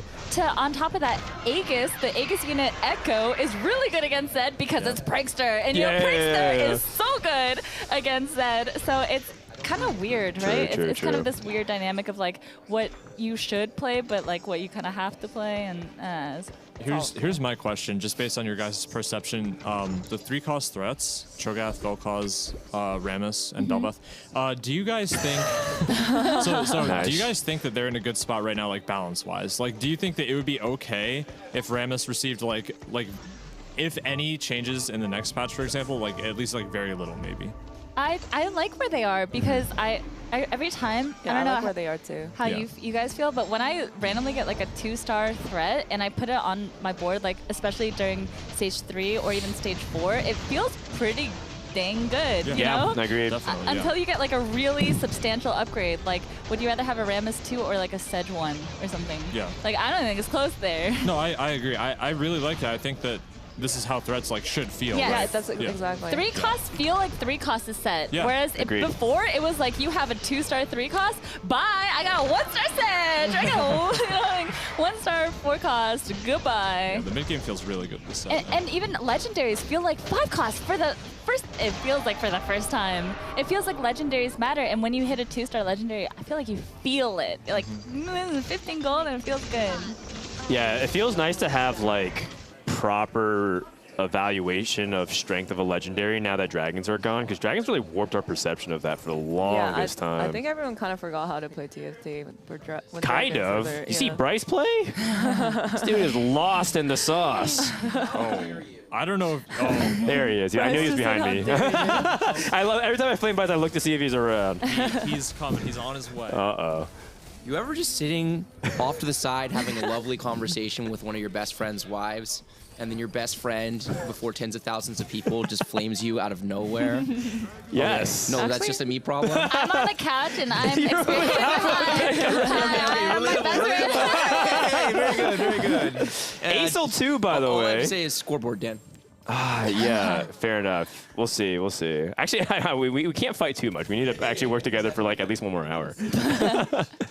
Aesol 2, a unit that I think people just like forgot about being AP carry. Do we still think Aesol is good or what? No, I actually feel like Aesol feels really bad. And when I hit a 2-star Aesol's the one that doesn't feel good. Aesol and Belveth. The 4-star threats need a little love. There was a little bit of a Belveth 3 issue. I don't want to Oh, talk Becca, about yeah. this again. Becca, what do you think about Belveth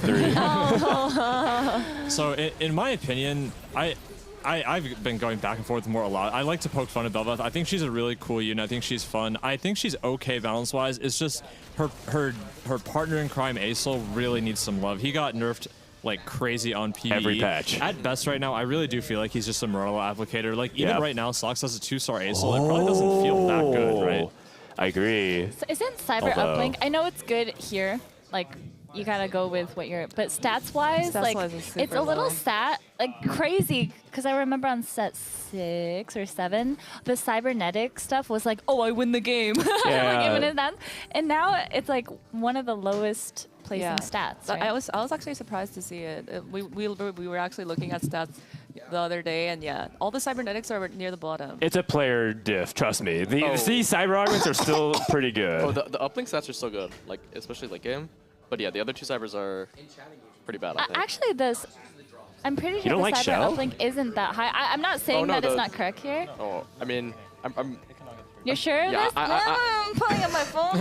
I'm sure cyber getting uplink the is receipts. still good on 4-2. It has to be really good because They didn't change the mana at all. Just that effect is just way too good, I think. What do you think the average placement is for 4.2 okay. on 4-2. I bet you. What the heck? 5 subs.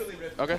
Okay. Oh! Wait. You're just. I like it. Now I'm invested. This tournament is off of. Wait. The theme of this tournament is giving money to dish soap. That's fine. She's feeding into the theme. This is the Dish Soap charity stream. Thank you everyone for tuning in. It's for a good cause. We're trying to fund homeless TFT pros. on 4-2. On 4-2. On 4. Okay. Yes. On 4-2. I like it. I mean, in general, it would be strong in these kinds of setups as well. Not to mention he has like an Ox Force Crest to get that extra value. Ox Force Crest is 4.48 on Diamond Plus. You can look. Okay, but Diamond Plus is like such a small sample size. What do you want me to look at? Oh. You can like name Gold it. Plus? Gold Plus. Gold Plus. That includes me. 4.48. Wow, and a stunning come from behind victory for team best friend. That's right. They will make more money 5 subs from Dish Soap. than any of the other teams in this tournament. That's actually. Because I looked at the stats and I was surprised. Like I said, I would think it was higher. Yeah, and let me tell you, that's a player difference. I think the augment's way better than 4.5. I don't think stats are everything. I was still just surprised at how low the stats would be. Agreed. And actually, That is surprising. it's not the highest cyber. The highest cyber at 4.2 is cybernetic implants. Isn't that interesting? That would make sense in the sense that like 80 right now is kind of running rampant, so the best performing variation of it. I thought Shell was also really solid. That's a really good point because now that 80 is more meta, because before AP was more meta, right? We saw a lot of MS and Aesols, and now we're moving away from that. Bebe is looking a little low there. Did I just see a Jax 3 there, or is that Jax 2?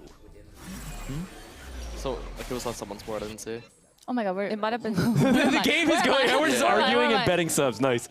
That was a Jax 2. If it was okay. All right, I'm looking at the augments as well. There's anything kind of crazy. No like high-end shopping or level up, but Souls does have Windfall, which feels like a minor version of that. I feel like Kerm's just his, I don't know his spot exactly, but his augment setup, I mean, he's streaking. His augment setup looks really, really good. Yeah, Battle Mage, yeah. Lotus. Battle Mage, Jewel Lotus. Insane. If the Riven is Oh, he's doing the Triumphant Return, the one that's shielding. Okay. Okay. Yeah. I think the carry version of Riven is actually really underrated for whatever reason. Just like, I've seen that augment pop off for no reason at all, and it doesn't look like it should have a big effect, but when she gets that AP going, it's actually kind of ridiculous. Oh, Riven 3 is super underrated. Yeah. She CS so hard at 3-star. Yeah, that's true. Well, 3 costs are kind of really expensive to 3-star, but they feel pretty good when you get them. And Riven scales, like she does way more damage if she has more health. So like 3-starring her is like kind of a super spike, right? It's true. Makes sense. And she's a defender, triple threat. Her tags are also pretty solid as well, especially if you lean into the anima. True. But we'll see. We're looking at Milk, by the way, who's playing the Jax line. And Milk has to do a lot of work here because Bebe looks like he's on track to go 8th. Yeah, no QSS on the Zed, or on the Jax, sorry. So. But RFC, yeah, but is that goodbye, comfortable? Soul. See ya. Thanks for playing. He has Celestial as well, so he has some lifesteal. That's huge. And then it looks like to be boxing lessons, so he's got a lot of stats to work with here. So much HP with the brawlers. Man, I feel like Milk's gonna kill Bebe. Yeah. It's true. It is one of those like difficult things where like even if you know your teammate's doing well, you have to try to preserve as much HP because like Sox is the same thing with DQA, right? Yeah. Another really good thing about this Jax line is that you're so strong for how cheap the board is. Yeah, I was just thinking about that. His board looks so cheap and so easy to hit. Yeah. That's what I keep talking about this, but because of you, Dan, the Kaisa, the Powerpuff Girls line is so cheap and effective. It's very cheap, it's very effective. It also has a lot of different pivot options because like you could theoretically item hold Kaisa, but you item held Vayne for one game. And oh, because I hit Vayne 3. I was like, what do I do? And so I'm like Kaisa 1. That gives you a lot of options. And also, like, let's say you're in a situation where you're holding like 5 or 6, but then you hit like a 2-star, like 4 cost that you want to play around. You can also just like transition out of that. So that's what makes the line very good, in my opinion. It's very. You know what? On solo queue, I think I'm just gonna Jax 2020. Sox was saying, like, Sox was watching one of my games, and he was saying I should. Baby, hang in there. This Jax unit looks too fun, actually. Man, the top 2 and bottom 2 are partners in both ends of the lobby. I know. It's Kerm and Solus. It might end up being a 4.5. We'll see. I mean, the thing is, if you go 8th, does that mean you can't go top 2? You can if you go first. And wait, because if it's does it work that way though? 4th, 7th, 5th, 6th would lose, right? Okay, I guess so. Yeah, I don't know the math The behind pairs it. are almost exactly evenly split. They are because Kerm and Milk are tied. It's literally everyone is exactly opposite from their partner. Ooh, in perfectly the lobby. balanced. So what's the tiebreaker? Just whoever has the highest placement of the pairs? Yeah, I think that's what it would be. Ah, okay, so there is a way. There is a way. Maybe you have to avoid 8th then at all costs. I'll leave that up to Voices, but that's what I would imagine it is, yeah. Leona pair? Oh, baby. This is the so feels rough. bad man spot. You're like, I gotta start selling my pairs to try to hit anything. Yeah, and Baby's playstyle is inherently to preserve a lot of HP, so this has to feel really bad, the fact that he's not able to get anything done on low eco. Oh no, this board looks. Oh, Looks really I don't bad. think. I think It looks it's doomed. really bad. He's also playing like Mana Janna, which is I'm surprised he's playing with meh. Janna. 1-star board. Oh. Ooh, versus this is a strong gold player. board. Oh gosh. Oh my gosh, any prismatic nice edge there. Oh, the Zed. Oh, the Zed almost got it done. Okay, but that Leona ult is pretty. If he had 2-star Zed, I think he could have potentially won this fight. I think he would have for sure. Just need like a few upgrades. Even like LeBlanc or Fiora, you know? That's But- okay. We need Baby on the couch anyways. We'll see. Milk has to go really big, so now it's up to Milk to win first place. Kerm did lose though, and Milk still streaking. Oh, Sox is looking a little weak too. Oh no. Since it's top 2 teams, it's still definitely possible if Milk goes Yes. First, yeah. Correct. If this were the one team lobby, then I don't know. But since it's top 2, it's definitely winnable. Solus not playing Viego. Ramus 2. I actually like Solus's board a lot here. I think he has a lot of like high value on his board. Obviously the Z2 carry, but he has the Locket for the extra front line with the Knife's Edge. He has the Ramison, double Ramus now actually. It's got Pranksters, which buys a lot of time for the Zeds. Wrong side here though. Yeah, want the Zed onto the Ashe. Souls in general, really underrated That flex ram player. assault, Oh my man. Holy. See if DQA is the Zed Slayer of the lobby. Wait, how is Ash still? Ash just followed. Oh, is it because of QSS? Oh, Yeah. sometimes LeBlanc wins followed these? the- Sometimes LeBlanc wins these? Oh my goodness gracious. What? Lock it. My LeBlanc doesn't do that. That is BIS LeBlanc, by the way. Yeah. No items. Is that Faker? Triple damage if you put no items on her. Solus being able to avoid 7th here gives a lot of breathing room for Kurum to get it done, because I think Kurum's starting to fall off. DQ hits Lee Sin 3. Wait, triple damage if you don't put items on it? Are you trolling? Oh, Yeah, with Yeah, the trolling. yeah. The idea is that LeBlanc with items does nothing, but LeBlanc sometimes without items as the last as the last carry does a lot. Okay, Do you okay, think okay. we could watch Sox's fight? I want to see. Thank you. Wait, yeah. Sox is one of my favorite Oh. people here that I've met. I mean, I know he's been in the scene for a while, but I've never hung out with him or talked to him, but he is so goofy. Okay, he's against Mill. Man. You guys know who's gonna win this fight It's already? just, yeah, it's Milk. Yeah, Jax. Mostly because this ASOL unit is I was going to say it's kinda bad. ASOL, man. Broden, you're sounding a little bit different right now. Oh yeah, we've upgraded to the new and improved model. This is the coleslaw version of Frodan. Okay. Considerably more mayo and vinegar and salt. Less game Poppy's knowledge. gone. Okay, we've actually Specifically the mayo. we've downgraded. Now that I Wait, think oh, about so it. we need to It's survive that 7th here. round. Wow, and Pocky and Solus both go out too. Souls with the 5th is huge for Kurum. Huge for Kurum. Yeah. Wow. So Sox's partner is DQA. DQA, yeah. DQA. This is actually It's the everyone. lobby is God, evenly Literally split. everyone has Every one pair in the is top, still one in the bottom. Yeah. Wait, this is stressful. This is kinda This is crazy. so stressful. Wait, Kurum's in a good spot because Solus got 5th. Yeah, and Kurum all is he has in to the do is best not spot. get 4th. Yeah. If he gets 3rd, they're through, right? And- Like, just they're through. Yeah, I think that's right. So that's pretty good for Kurum, seeing as he's so healthy. For sure. Yeah, he just needs Voidson to die. There's also an interesting dynamic here where, aside from the Baby Milk team, which has been fairly evenly distributed on points, the carry for all of these teams is actually the one who bought forward, right? Oh, Pocky true, was carrying true. Voidson, Oh, yeah. Sox was carrying DQA, Solus was carrying Kurum. So it's kind of fun that like it's all on the line, and it's the player that's been struggling more in the event that actually gets to do it. storyline. Oh my god, the narrative, Bryce. Man, the coleslaw upgrade's That was actually kind of insane. He just wrote a whole story. All right, well, let's figure out what the ending of the story is. Will the kid, DQA, who has expressed the maximum amount of skill this game by pressing the D key a lot of times. Did you catch what happened there? Milk put his Edge of Night off TG in front of the Jax, and the Ashe immediately switched over and bursted. If you guys are at home looking for a Jax counter, Ashe does really well Yeah. for Jax. Yeah, especially with Giant Ash? Slayer. Any No, kind Ashe of like has done really well. high DPS single target like Samira as well. She ramps up with good enough frontline. Samira Void can Sins burst once. Can we look at Void Sins board? Voidson beat Kurum there, which is Yeah. like, pretty big. Oh, Phil is just playing good TFT. He's Hit his flexing. Hit his He's got too, binary. Kurum. Binary is massive. Yeah. Oh, can we talk about how Voidson is like full committed to only playing Sins like every single set? He does not. He has never swayed. He told me yesterday that he's just given up on Zed for this tournament, but it looks like he's about to relapse. He looks like he's a liar, is what it looks like to me. Yeah, that guy's kind of loyal. I don't think he Yeah. can switch. Yeah, he's been really holding the line. Good use of the Gadgettine here, by the way. Getting the Gadgettine RFC on Leona. RFC being one of her pretty unique on Leona, actually. Letting her get better ults off, but the Gadgettine version even better. Yeah, And then you get the really binary too. Yeah, definitely. Ooh, this is Very smart.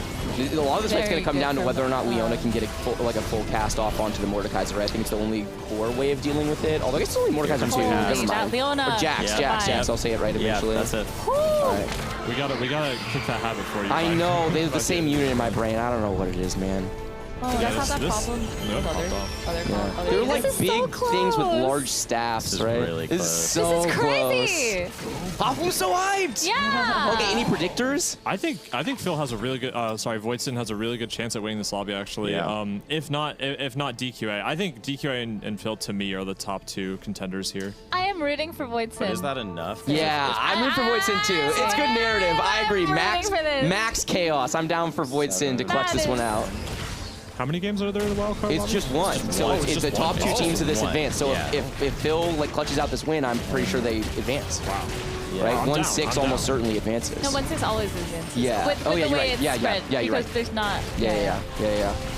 If there was like a 7-8, like Us. Wait, no, we never went 7-8. Oh, we did. Oh, we only went 6-8. We went 6-8. Yeah, so if Phil goes, if Voitzen goes second and Kurum goes third, then Voitzen and Pocky beat out Kurum. Phil. Oh, and he can Rage Blade. He can Rage Blade GS. Yeah, looks good. So you're going for... Maybe he wants to stick in the Leona? It looks like he wants to keep the Leona. The Leona is really Not a good in the Shroud? lobby, but it feels like this Z2. interesting. Oh, no, he just goes... Okay. Oh, I like that. I like that a lot. Okay. Smart. Why am I so greedy? I'm like, oh, my binary value. Oh, you can just put wait the a best second. item. He's not going to get it in time. Oh, yeah, And he's he doesn't not. No, position. and Yeah. he's positioned completely incorrectly. Oh, wait. no. No, it No, he works, got it. right? Got it. Got it. Yeah, they like they changed Whoa. it. When did they change Yeah, you that? have way more time Okay, now I'm with okay binary. with Oh, that's a good quality of life change. Yeah, with He's those. still wrong side. Yeah, Oh, still wow. wrong side. This Ash is about to turn to the He's Soraka. It's over. dead. He's dead. Caster card. Voitzen, say it ain't so. Oh, that's it. Aw. Man, it feels bad too because Voitzen played like really good flex TFT and DQA just rerolled that. He looks like he was just a slightly too-bit dizzy there. Like he wasn't really checking positioning either. Yeah. Oh. Milk has to. He has to go no, one, he has right? to go Because one. Because Bebe, yeah, he has to go one, but I think he's DQA is just so strong. I mean, with he's Jax matched up too, against especially. DQA next Yeah. also. He's gonna No. have to make some crazy transition here. He doesn't have a Yeah, lot we of time have to do get it. out of mech, right? Yeah. Oh, There's a oh, Leona We can- too. that's kind of big. Yeah, we can mech carry that, and then we just need to find a replacement to hold the Jax items. Oh, this is so much. Come on, Milk, you got this. One more. You got this. 10 seconds. You got tons of time. We just need a mech unit on the board. You got this. There it is. There we go. He's got the mech in. The only real downside here is that he wasn't able to find the Mordekaiser too, so the carry here is going to be on the weaker Oh side. my god. I don't know if These this are- guy, he does not have the damage. I'm pretty sure this is Oh, gonna be a the first shroud hit. Oh, he didn't get the shroud off. It's okay. Maybe. I don't think it's okay. It's not Yeah, okay. it's not okay. It's not okay. It's not okay. No. That's a good night. No. Yeah. That round was way too much to do. So wait, does this secure it? So that means we know Yes. it is. So it's DQA and Sox and yeah. Kurum and I Solus. Yes. think that is correct. Yeah. Oh. Oh no, it's the two people who are going to test my line. It's okay. 10 points right now for DQA and Sox, and then Kurum and Solus at 11. Okay. There you go. I mean, these have been two of the more consistent teams throughout Yeah. the tournament. Yeah, I think for this makes a sure. ton of sense. I think, obviously, the other teams that are getting knocked out here are quite good as well. But I think that there's a pretty good argument these are the two best teams overall. Do the points from this round carry over to the next round or no? No. Okay. It's just, yeah. It's maximum chaos, Okay. dish soap. Yeah, so Why just- would we reduce variance when we could have the fun of a one lobby winner take all? Hey, it's solo duo. That reduces variance a tiny Oh, bit. I'm for it. I think this is DQA is good. frontlining his Ash to try and dodge the Zed here. Whoa. And he dodges the Zephyr as well. This is really nice Really, position. really I don't Oh. know if he Oh, dodged it. nice. That was on the Vayne. Yasuo, who rolls Vayne TG. rolled away. He rolls Stone Plate and Sunfire. Pretty good. Yeah. I see. Ash dashes away to safety via recon. Yeah, and then like takes him to the. Is he dead? Ash. It's looking like this is 17, this yeah, is it's 5 minutes, yeah. curtains Wait, that here. Vayne Wow. That was really well played by DQA. I think. Really well I played. mean, I particularly, everything, though. I particularly enjoyed the part where he pressed the DK, and then he DQA hit. says GG. Kurum hits him with the I question mean, mark. it makes sense that Iniko would be like, yeah, he hit Ash. He played it really, really well. I mean, in fairness to Iniko, it was well, like the final fight sequence was well Yeah. played. You're It's just, trying to show off Iniko? Iniko, what do we got? Oh, I mean, Iniko got a you'll see when the camera goes girlfriend. back. I'm just over here chilling with my girl. Yeah. We didn't Yeah, think we it go was way going to back. happen for you. We're really happy. Where's the honeymoon? Oh, where's the honeymoon? It's we're just keeping it local, at the after party. We're just gonna hang out. All good. That's a good tip for anyone out there who's playing honeymoon. Just go to the after party. I feel like that last round for Milk he was so under so much pressure, and I feel like he did like so well. I just want to I give agree. props. No, That he was played the round insane. amazingly. I His, agree. his There board's was just so not many strong things enough. to like decide on. Yeah. I would I have been agree. so stuck. I would have just All froze. right, yeah, let's get Yeah, him on. he clearly thought through the transition. He knew all the different decisions he needed to make, Yeah. and he did it all. Like, he did all the transition, all the items, the selling of the board. It all made sense. Yeah. If he hit Mordekaiser too, I still don't think he's capable of beating DQA's board, but I think he did the best he could with the spot. The champ, DQA. Sir. I want you to tell us how you express so much skill in this lobby to defeat your opponents in Mortal Kombat. I told Sox on stage too, it was already over when my first shop had an Ash and a Renekton in it.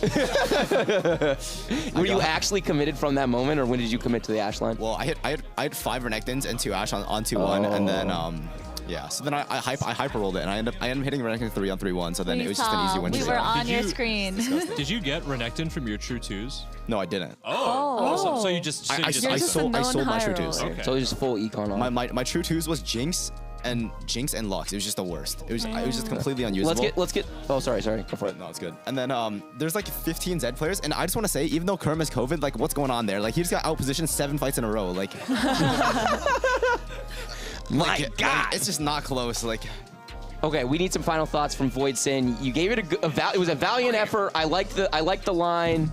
I would just like to say I'm playing Soraka and Gadgettine, and I don't have a single rod all game from anything. So I have to play blue buff, i.e. Soraka, and I can't kill anything. So, and I'll take it for Honestly, it though, you That was a good top smurfed. four. I feel like, yeah, from your spot, you. I mean, those Yeah. are all my spots, all my games. Plus, now you can brothers. look at Pocky and tell him it was his fault. It was all his fault, It right? was. Where is he? Huh? Nah, I'm not gonna do it. He's my bro.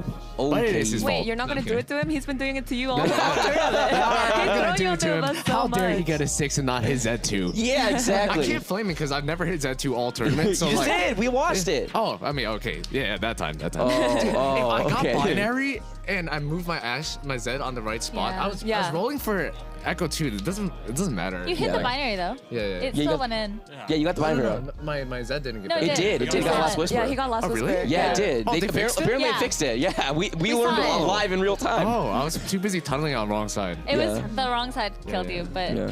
still well played. Honestly, NT. we were cheering. I was like, I'm actually cheering for them. I can't believe we're rooting for this guy. Yeah. Well, I hope I redeemed my name a little bit. You did. You You're the did. best. Time to climb on ladder right now. And with that, time to go to a break. We'll be back with lobby number 2 in a little bit.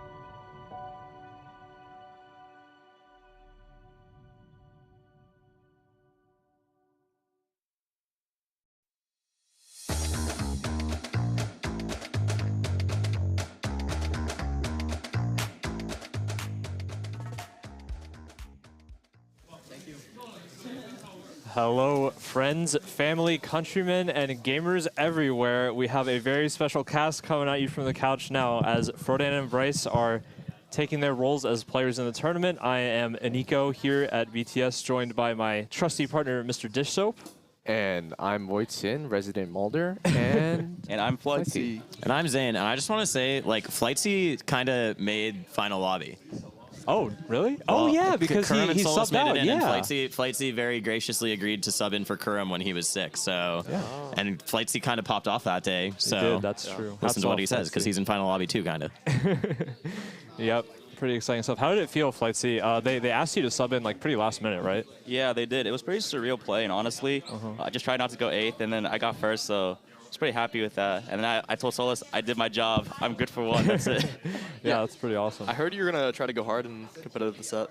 Yeah, I am. So I recently got laid off, so now I have infinite time, so I'm just going to keep playing, you know. See you guys on ladder.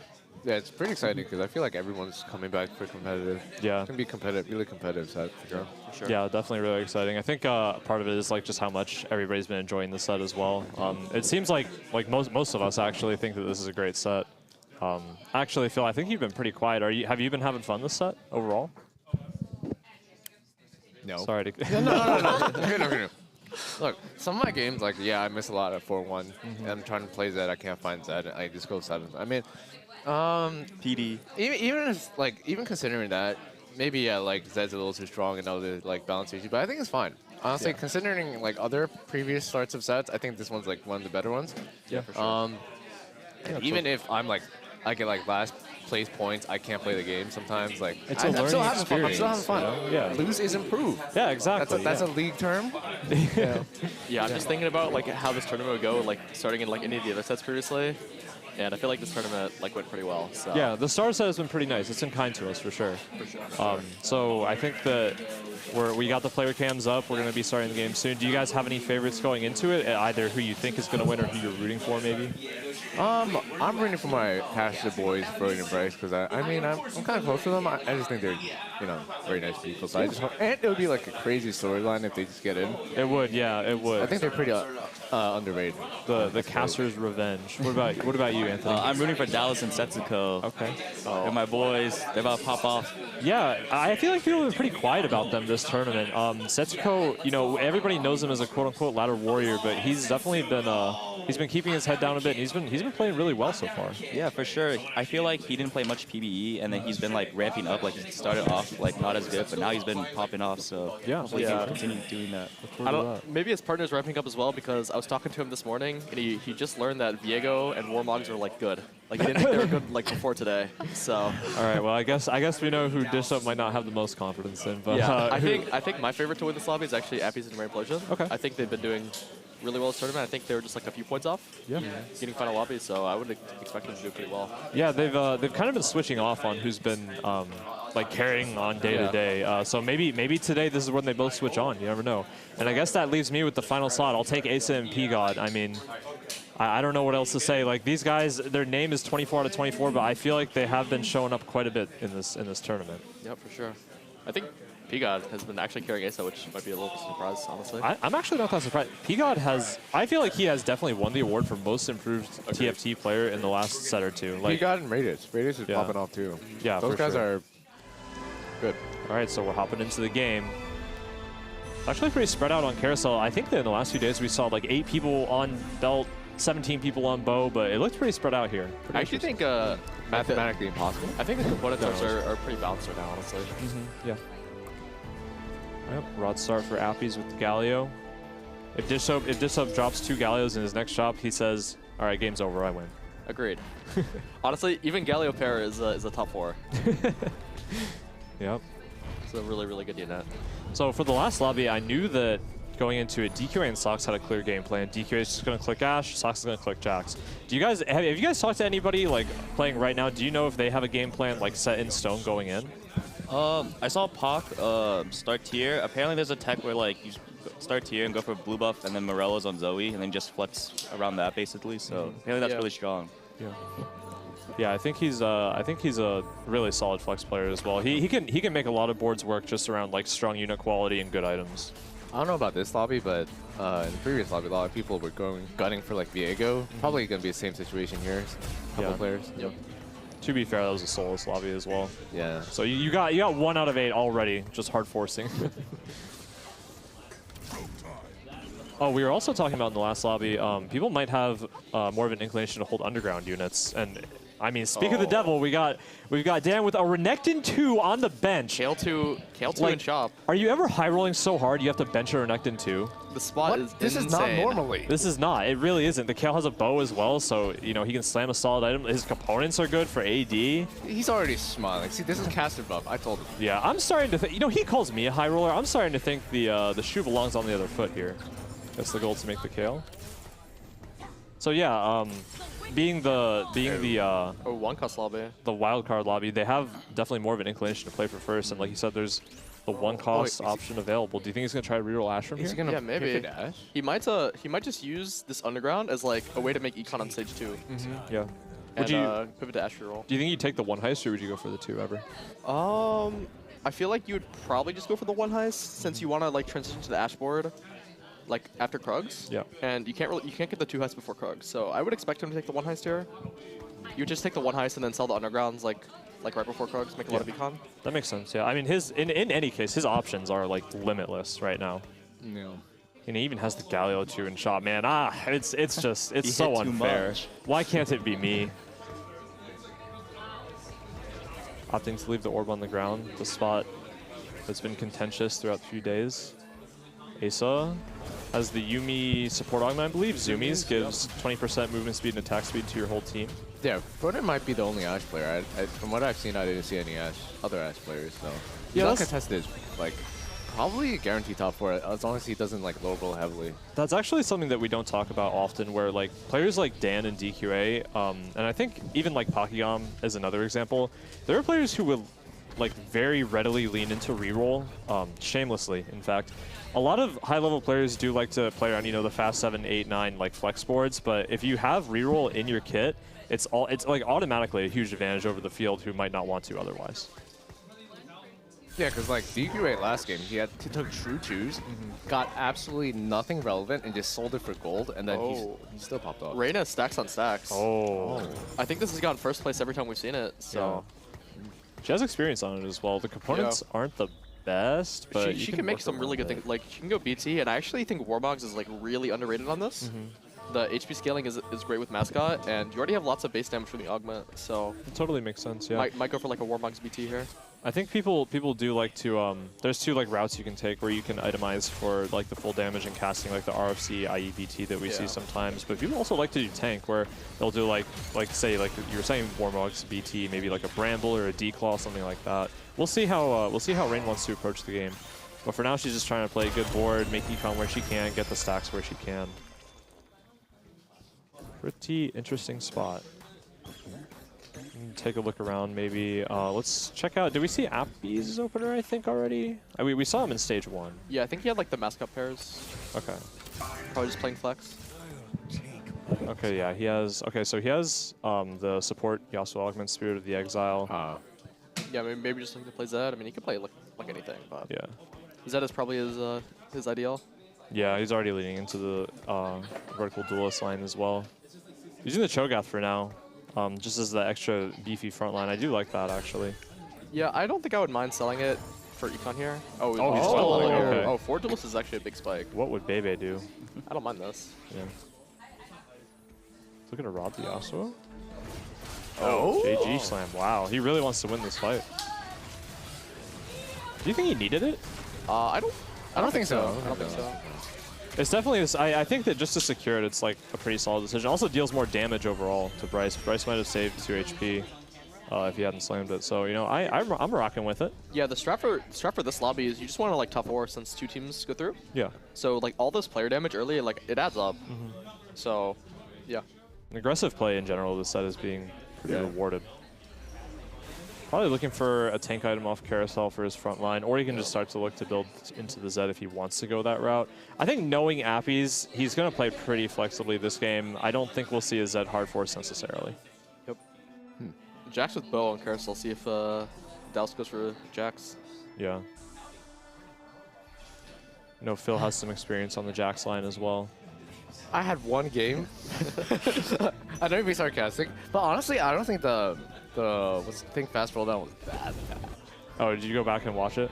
Yeah, I thought it was, for a first time, it's alright. Okay.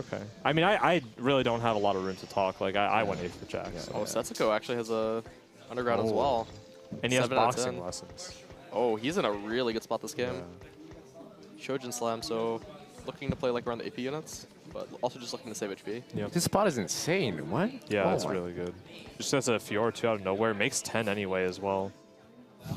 This is I think this is like very close to his comfort zone, where most players would try to just full loss streak the underground. I think he knows like he's very comfortable with just taking wins where he can, playing a strong board, and just trying to reach his endgame cap. He's a player who's very good at capping his endgame board. Yep. He's very reroll averse as well. He is, yeah. I think just you are too, actually. I played reroll historically. Yeah. For sure. Yeah. It seems like Bryce is trying to lean into Viego. He had Death Cap Titans, I believe, on his Talon. Yeah, the Talon support augment as well, really good for Viego. Yeah. Gives him a lot of stats. Alright, Setsuko's top 2. Let's be real here. Yeah. This is just top 2 guaranteed. Not normally. How many people do we have top 2 guaranteed so far, guys? We have Setsuko. Well, let's see how many units Frodan has. If he has a decent amount of Ashes and Renekton. Yeah, we can check back on him in stage 3 when he does his roll down, probably. Oh, I respect Ace enough. I think he's top 2 guaranteed as well. You think so? Okay. Yeah, there might be 4 top 2 guaranteed here. What if Asa really likes this Draven unit, I think. He's always trying to fit him on his board. He's always talking about Super's Draven. I know he's not going to reroll in this game, or at least I don't expect him to, but how do you guys feel about Draven?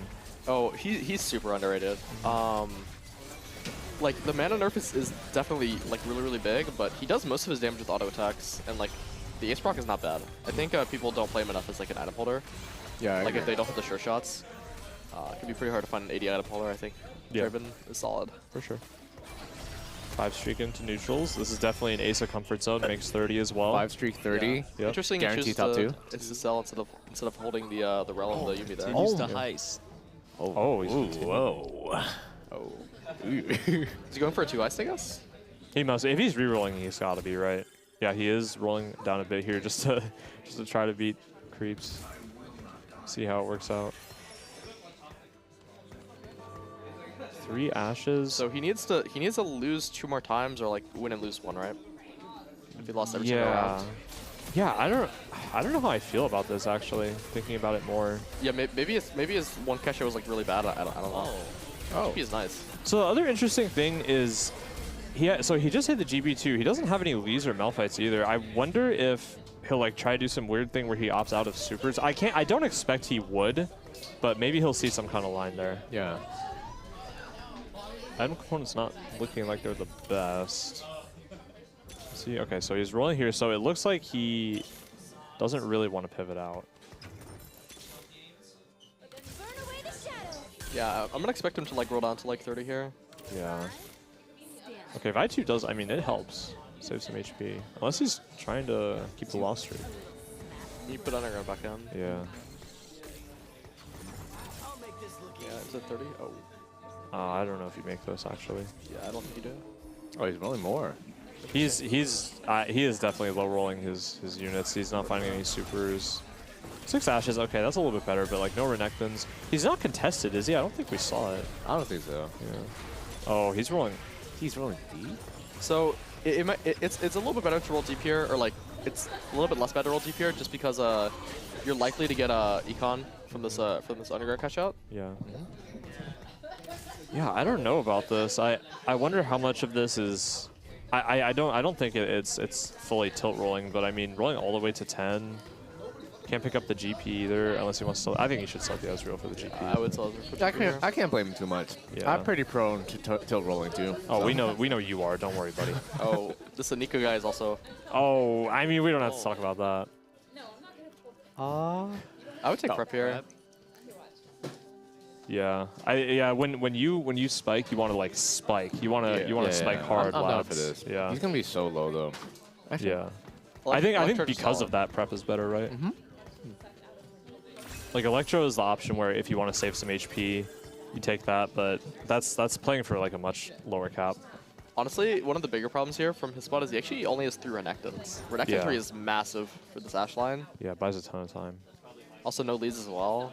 This underground can just be really, really good. Yeah, it's Would looking you guys rough. ever just if you hit Ashe 3 early, just tempo with all 2-star units and just try to look for something else? Oh, I don't. That's a hard choice. I don't think I would. But I think every time I played it, I've gone for like the 3-star lead, the 3-star map fight and stuff in the Yasuo. Just because I think that like caps it higher. Asia just hits set and smear and hits and says nothing. Oh yeah. New recruit as well. Yeah, he is quite strong. Yeah, the nice thing about new recruit in this set is oftentimes it lets you play around the hero element a lot easier with the free +1 slot. I think that's kind of like underrated. It's always been just like a solid flex augment because it's so basic, right? Just +1 for your team. But you can get a lot of value out of it in this set. So Rodin's probably about to cash out here. Do you think he rolls for Elisa in for supers? Oh, let's grab. I think he does need to roll a bit more, honestly. He's one off Ashe. Yeah, one of the orb. I think I would. Oh, he's hiding the Rocket Fist on his bench in the middle slot. So if you guys don't know, this is a strat that people use. He's actually kind of doing it suboptimally. You want to put it on a really tall unit because the UI at the top will hide it better. But this is just to see if he can catch somebody with their pants down with the rocket grab. Shiger. Let's see if it works out for him. Going up against Rainplosion. Pretty low value hook, honestly, but it's hard to get value out of hooking on Rainplosion's board. She's got the frontline Nasus carry. I ended up making a redemption, by the way, on Rainplosion's side instead of going for the Warmogs. Oh, I think redemption's really, really good as well because you usually just play a bunch of melee units next to each other. Okay. Yeah, it looks like Rainplosion's getting kind of low. You guys worried for her? No. I think the stacks and stacks line is too good. She's probably just low rolling 50. 5 Nasus. I think she's fine. We see also Frodan's partner in crime, Bryce, is streaking. We can maybe check on him after Carousel. I don't know if we saw he was playing Talon item holder, but I would like to see what the rest of his board is. Dan going for the sword, I think. Yep, okay. Rain over there, we saw did go for the bow. She's going to complete the RFC on Nasus, so she's going for the full DPS. Yep.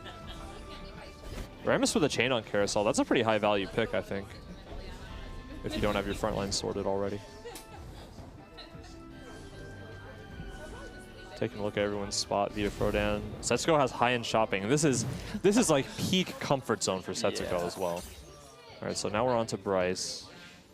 Oh, Bryce got Ox Force. And he also just has a Renegade spot somehow. I don't... Oh, where did that come from? Does anybody know where that came from? Yeah, either a Spat or a Tomb on Krugs. Interesting. Out of his... Never mind, I'm not going to say it.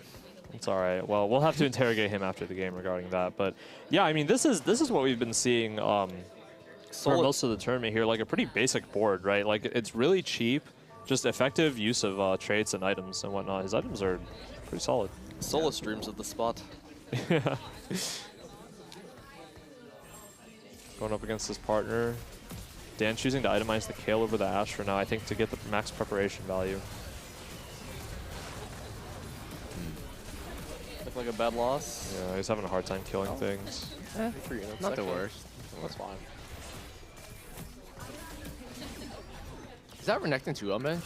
Yes. Yeah, looks like he's just going for like the super high cap, just prep everything. Yeah. Lose streak stage 3, maybe try to win out. Man, that is Renekton 3. It's really risky, but very risky. It is the kind of way that you have to play sometimes, though. Yeah, for sure. Especially looking at the lobby complexion, like you already know that, as like knowing Setsuko as a player, you know that he's playing for a top 3, potentially top 2 from here.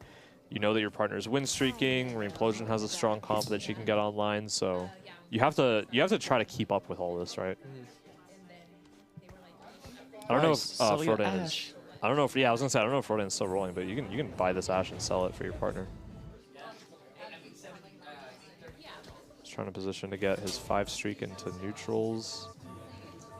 Oh, Frodan hit Dan Renekton actually 3. hit Renekton 3. Wow. Oh, it's huge. Nice. Yeah. Didn't he have only 3 Renektons like a minute ago? Yeah. He might have committed a lot of gold to it. Also, from this spot, how do you? This has been another point that's been debated quite a bit on cast. Do you guys like 6 Renegade, or do you try to just play like 3 or 4 and call it a day, just play better units? Oh, Solus like leaked his Viego tech for no reason, And I'm fairly certain that you always go 6 Renegade. Always? It's such a massive spike. Yeah, I was talking to Pokegum, and he's of the opinion as well that 6 Renegade is really good. So Okay. Yeah. Totally fair. We'll see if Bryce decides to go for that vertical line this game. I think he probably will. I think he has a good read on things like that. Oh, he hit the Viego. Solus hits these And for he says sure. nothing? Oh, he No gave the little reaction. Tiger Woods fist pump, you know. So the question is, do you move the items? I think you do. For sure. Yeah, you always move the items. He might not want the double Titans. He has the glove open, so he can get something like Hodge, for example. Yeah, he should definitely look for a healing item on this Viego. 1 Titans, 1 Death Cap. You can Titans like the Vi or something for now. Totally fine.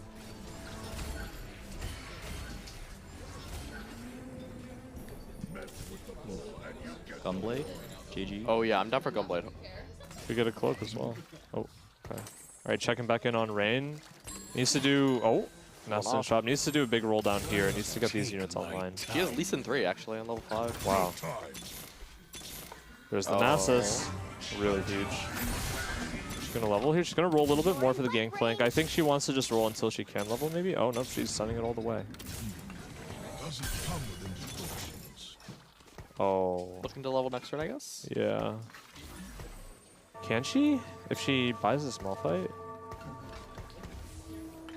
Oh. It might have been better to sell the Yuumi 2 and play the Yuumi 1, just so you can guaranteed buy the Malphite and level next turn. Yeah, maybe. I mean, we know that Gangplank 3 is really important to this comp, but would you guys have just leveled up since she's really low? Or Yeah. I think I would have just leveled. It's not impossible to get to finish off GP3 on level 6. Well, she's also contested, so she might have. Oh my goodness, that Annie heal. She might have just wanted to try and secure the GP3 before Dan hits it, because they are. I think this fight's gonna be a super diff. Yes.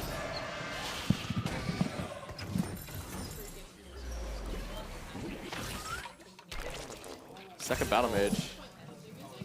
Oh, this is a good setup. I really like double Battle Mage. Move that, Mr. Lee. Okay. I like that. Oh, maybe a bit of panic rolling there. I still think she can come back from the spot. Yeah, potentially. Dan actually did hit Ash 3 as well, so he's healthier than I thought he'd be. And he has fully prepped Renekton and Ash 3. Don't know if he chose to go for the Supers board, but in either way, he's going to be pretty strong. Let's see. Asa with set 2. 50 gold. Not a word was said. There's some strong boards coming out here. Precedent carrying the Sona in the back line. He's a big Sona believer, I know. Yeah. I think Sona's super underrated. I think after maybe like the first bounce matches, we'll see a lot of her, I think. Yeah, I agree. She'll probably be picking up on her soon. I feel like this Nasus spot is kind of not lit. She's pretty low. Yes, we are joined by DQA and the many acronyms that he carries with him with that name. How are you enjoying yourself right now, my friend? I'm tired. Tired? All right. Well, hi, tired. Luckily for you, you don't have too many more games to play. It's all good, man. It's all good, man. I took the farm mule later today. We'll see. We'll see. If you make it, only one team makes it. So I mean, you don't like this Nasus spot. She hits the GP3. How do you feel about it now? I mean, like, she's 12 HP. Dan also hit GP3. Okay, her so board is strong. She has good contested. augments. I mean, yeah, like her What do you guys augments are go for insane. last item on us this year? I think you go for IE for sure. Yeah, it's probably IE. Do you think you ever go for GS over IE? This is a lot of 3-stars in this lobby. You have the mech front line. I think it's reasonable at least. No, I don't think you go for GS just because I think Nasus spell does a lot, and I think the IE is enough. Yeah, to maximize the spell damage, you definitely want IE. Okay. IE, the new IE skills. Here's Dan. He also ended up hitting GP3 same turn that Rain did, I think. So I think it's probably the worst turn to fight Froden if you're Rain. Yeah, for sure. You don't have your third item yet. Oh, Rain is probably not happy about this fight. Oh no, she's fine. She's fine. Mascot healing. Oh my goodness. That's huge. I actually think she can come back here. Dan is probably not happy about this one. She's the happy bonk now. from downtown. Dan also has the spat. We'll see how he decides to use it. I think he definitely wants the third Ashe item here. He also has the open sword. Their first pick each, so we'll see what they go for. For Dan, GS makes a lot more sense, though. I expect to see GS from Dan and IE from Rain. He could deny the IE for her, though. That's an option that he has. And okay, so it looks like. Oh, wait, is she? Whoa. Going for the Warmogs on Lee. Okay. Interesting. That is very interesting. I mean, I personally would go for one more damage item, but what do you guys think? Yeah, I would have gone for damage item as well, but I think there's value in going for the Warmogs just because this Lee can potentially be pretty unkillable. It stalls the fight longer to get more damage stacks, ramping. So she's playing for the stronger endgame. I don't hate the decision. I think it's very, very risky though. Setsuko doing his roll down, has stand as well. Remember, he has high-end shopping, so we're looking at level 9 odds for the shops right now. Trying to cap out, it looks like, around Talia, Syndra, Janna, maybe? Oh. it's hoping to Soraka, it looks like. How do you feel about that? Obviously, it's strong with Soraka 2 right now, but would you have held the line for the Talia? Honestly, I am not a Talia believer. I think he's too low to greed for that. I think playing this rocket here is correct. Okay. He's probably a little upset about that roll down. We'll likely hear him running downstairs bitching in a couple minutes. Oh, he has. I don't think he's gotten on mic that often, actually. I'll try and cajole him to join us here when he comes down. Cajole, what a big word. Windy Weather as well. He can probably get Janna 2 with high end. Yeah. Janna 2 is huge with Windy Weather. It like almost doubles the effect. Yeah. Have you guys ever gotten the Janna augment where it doubles her effect naturally, like through the augment? Effects increase by 100%. It is insane with Windy Weather. I've actually never seen that. That existed. Yeah, it's so good. Every time I've seen it, it's just been rainy, and then like I was so sad. Eunice is just full mana anyway. Yeah. Urgot 2. DPS optimization. He can spread out his backline a little bit. He doesn't need to be giving like Syndra, Alistar, Vi, the Windy. Even Mordecai. Like Mordecai's is just kind of a one and done cast to me. He can definitely spread out a little bit more. Yeah, I think he's just focused too much on like figuring out what his board is and not like the micro optimizations of positioning. Yeah. This this composition is really bad to the Viego boards. Yeah, Viego gets a lot of value off of it for sure. Good Shroud up on Rain's board. See if it's enough. The Nasus here, like we said, doesn't have the most damage, but can Setsuko chew through this Lee Sin is the question. Warlock's keeping alive. It's Urgot. Yeah, he's just chipping away. I don't think there's any way to kill this Nasus, no? I mean, she can. He's ramping with Windy Weather as well. Yeah, he has the Archangel. Oh. Rain dropping down to 1. Rain blows in 1 life. This is, I mean, this is the risk we were talking about, right? This is the spot where you say to yourself, all right, well, I did this, so I better win out from here. Do you think Rain would have won if she had IE instead of I think she had a much better chance of winning. Yeah, I agree. It's hard to say for sure, but there was definitely a much better chance. Yeah. Let's check out. I don't think we've seen Dallas' spot yet, have we? What's he playing? I don't really remember.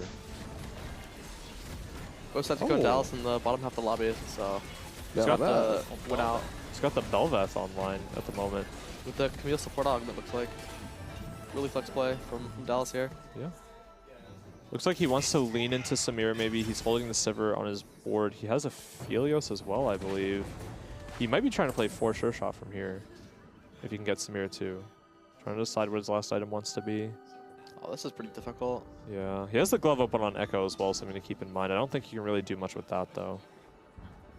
I mean, I think you go Zeke's, but I feel like he has Exiles. Oh, you're right. I mean, it's Exiles 1. I feel like sacking it isn't the worst thing in the world. Yeah. Just on 1 unit. I mean, definitely is good if you can get the 2 stars online. Yeah. For sure. He's going up against his partner now. Oh, the no shroud. Oh, he shrouded him. Oh, he actually shrouded him. I don't think he needed to, but... No, I don't think he did. Guy's the biggest rat. He just shrouds his own partner for fun. Oh, and the Urgot's on the Belveth as well. She goes down. See, this is what I don't like about Belveth, where when you don't have some kind of a defense... Even BT, if you don't have some kind of defensive item, it feels like she can just instant to the back line. and just die. And when that happens, what do you do? I think 17 always partner and Zen is as safe. I think slamming the Shroud's actually like a huge misplay. I think Dallas could have killed a couple more units, maybe secured a placement. Yeah. Like every placement's gonna matter here. Here comes Samira.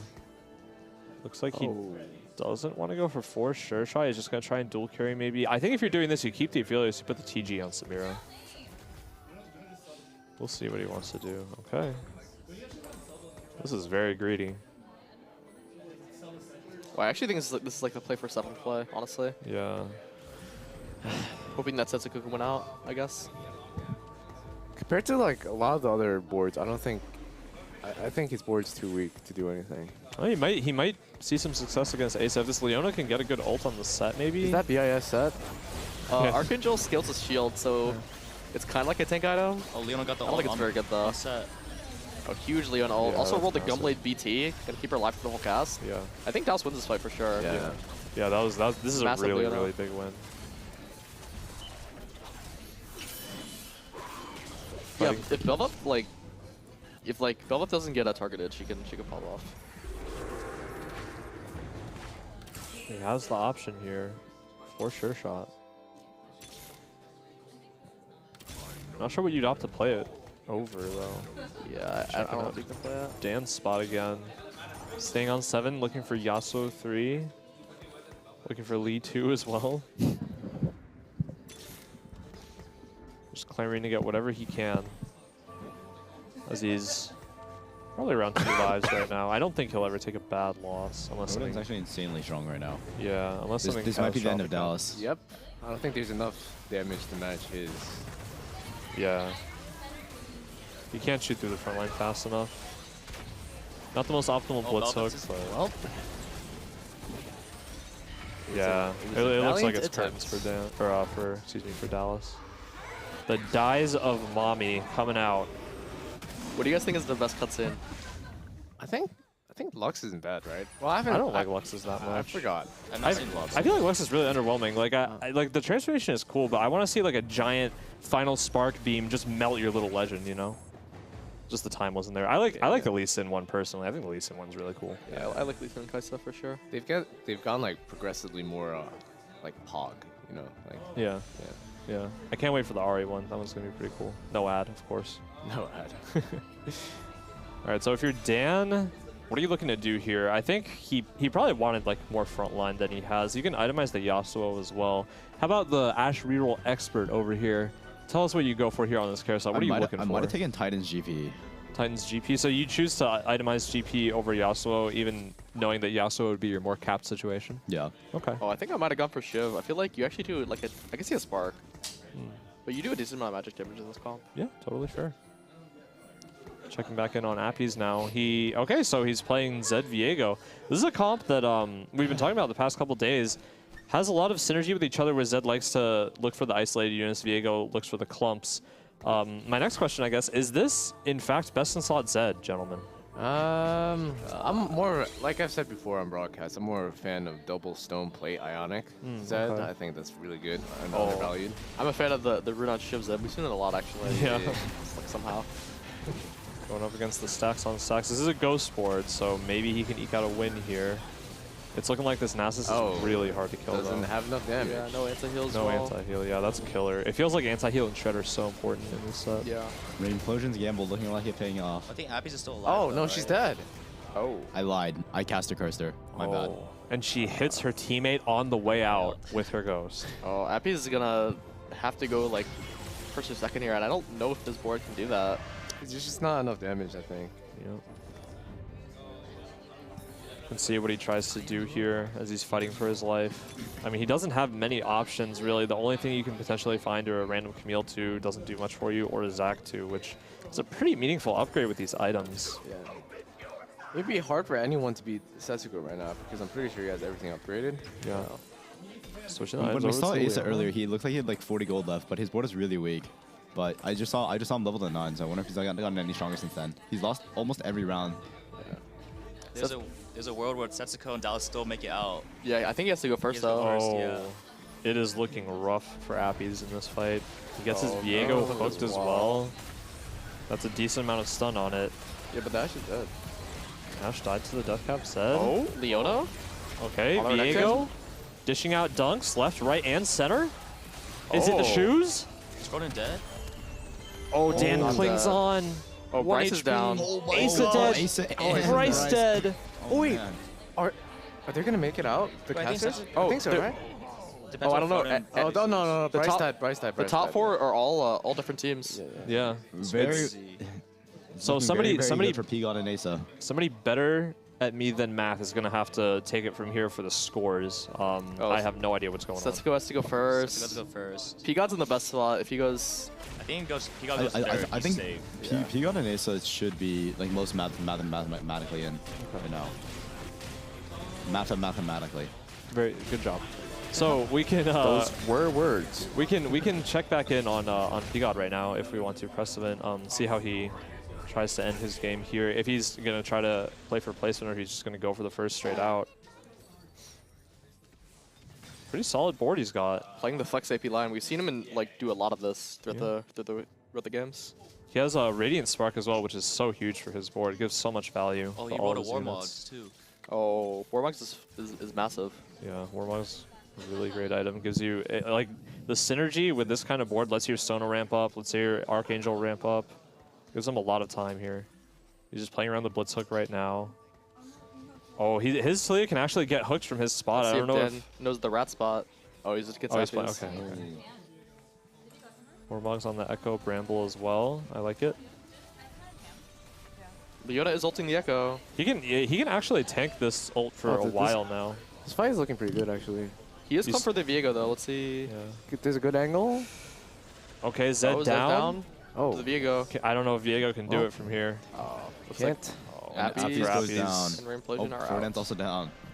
Oh, Froden lost to Setsuko. Wow. So it's Precedent, right? For sure. Yeah, it might be. Precedent's up for sure. And then I think you were saying that Kevin needs this. Setsuko needs this first. Yes. Yeah, he definitely needs to go first here. Okay. Let's see if he can And then clutch it out. So Froden and Bryce are at 8 points right now, and then if Setsuko goes second, they'll be tied with They Froden. tie. oh, yeah. and then Okay. I think they might just be on tiebreaker anyways. So it Higher might just placement. be. Yeah. Yeah. Oh, Yeah. okay. I think it's just Setsuko. So if Setsuko, okay, well, Precedent and Asa are locked in right now, and then if Setsuko goes first here, then it's Setsuko Dallas. Wait, so it's- Otherwise, it's tiebreaker. Setsuko with the carry Urgot. Good Shroud coming through as well, delaying His the board is cast. so from strong. Talia. This is I don't see him losing this. He's got a beefy board for sure, yeah. full legendary. Nunu just walking around with the D-Claw, heal into full. The classic Yep. Setsuko. Yeah. Yeah, this is comfort zone. Full legendary. Yep. The biggest high roller known to mankind. High Setsuko chopping on the way special. passively. Oh, he has it See. actively now as well. Oh, does that upgrade it twice? Yeah, so Yeah, level he's basically 10. level 10 shops Oh, right he's now. level 10 chops. Or level 11. See if Precedent can do something here to maybe eke out a fight, but I feel like Setsuko is so favored. His board is so strong. Really good into Precedence just naturally as well. He has the best counter other than raw MR to spell slinger is just raw HP. So we'll see how it goes for him. Shrouds the Echo, misses the Talia. Let's be real here. It's over. Yeah. Look at Setsuko just grinning. Yeah. The devious look on his face. He knows what he's done. Oh. Sitting there, pretending like he has thoughts that are going through his head. Maybe? Oh, okay. That was closer, Alright, but well, yeah, it was yeah. closer, yeah. Setsuko Clutches it out for his partner. There you go, yep. Setsuko clutches it out for Dallas. Wow, that room, both teams won or advancing. No, I'm telling you, It's that a room stats. is What are OP. the This room is broken. That room Yeah. is OP. It really is, yeah. I wish someone actually tracked it. Wait. I made it in this room and we lost on day 3. Which was in the other room. I played both the other days in this room. Yeah. Oh, so it is, yeah. It's a room diff for This sure. room just better. Yeah, maybe if wonder I what was it in the is. other room, I would hit a rod for my Soraka. Oh. You might be. Nah, you I still mean, would have missed. you wouldn't be the dead last player for the first few days if you were in that room, maybe. I mean, not to. I mean, look, these 4-1 shops have been unplayable. I believe. All right, let's hear some thoughts from the man of the hour, Dallas. Yes. Let's go, Guaranteed Dallas. 8th. I heckin' love Setsuko TFT, baby. Wow. I mean, he's so good. He got you. They say brevity is the soul of wit. I think he said all he needs to say there. Appies for Implosion, any thoughts? Anybody want to say anything? Come on down, Rain. I'd like to say, every time I say it out loud, I just need to not fight Setsugo here and I can go like top 3. I fought Setsugo. We actually, I have a question. We were looking at your spot. You had open sword for your analysis. You had open belt. You were first pick. You went for the Warmogs instead of the damage item for analysis. Were you trying to play for the higher cap board to get more stacks online? Is that why? Oh, I just thought that Warmogs was better for my board then. Okay. I don't know. My analysis was kind of like one-shotting most front lines. Obviously not like the triple item Sejuani that Setsugo has or like the Annie. But once I got supers online, I feel like my Nasus like 2-shot most front lines anyways, and that Warmogs was just better for my board. Okay. Yeah, totally fair. We were just wondering. We also I'm have. not sure. I could be wrong. I've literally never played Nasus rule. I've never gone to augment before. All good. We also have Asa over here. Asa, any words from that game? No, nothing? All right. Precedent is the greatest player of all time. Yep, Precedent coming through. A lot of appreciation from these guys for their teammates. Precedent's okay.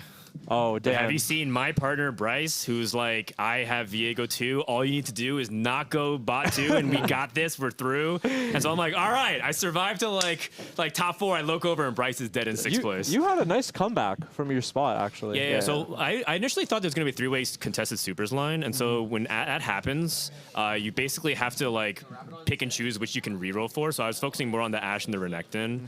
And I thought I did a pretty good job also like threading the underground line a little bit just to try to make sure I can max my greed. Yeah. And so I thought I was making a pretty decent spot, but I definitely misplayed a couple positions, and also I rolled past a couple units I didn't really want to because I was kind of under pressure. Yeah. But it's a really fun experience. I love competing in TFT. It's my favorite experience so far, and I think we'll come back stronger next time. That's awesome. Yeah, I think that when when all said, obviously you didn't place the highest, but you played extremely well in that game. You had a lot of really interesting and hard decisions to make. I think you played it really well. Oh, thank you, man. Yeah. Oh, No, I was rooting for you He's guys. just gassing us, so I invite him back next time. All right. Well, I think unless anybody has any final thoughts, we are good to cut to break over here. So, anybody? Well, all I'm going to say is, go ahead. First is all luck, fourth is all skill, because we both got fourth. Yeah. Wise Fourth words. place, brother. Top 4. More dark Wise top 4 is all words, skill. So then, on behalf of everybody on the couch and all the players, we're going to thank you for watching so far, and stay tuned for the final lobby soon enough. All right. Bye-bye, everybody. Bye. Thank you. Bye. See you soon.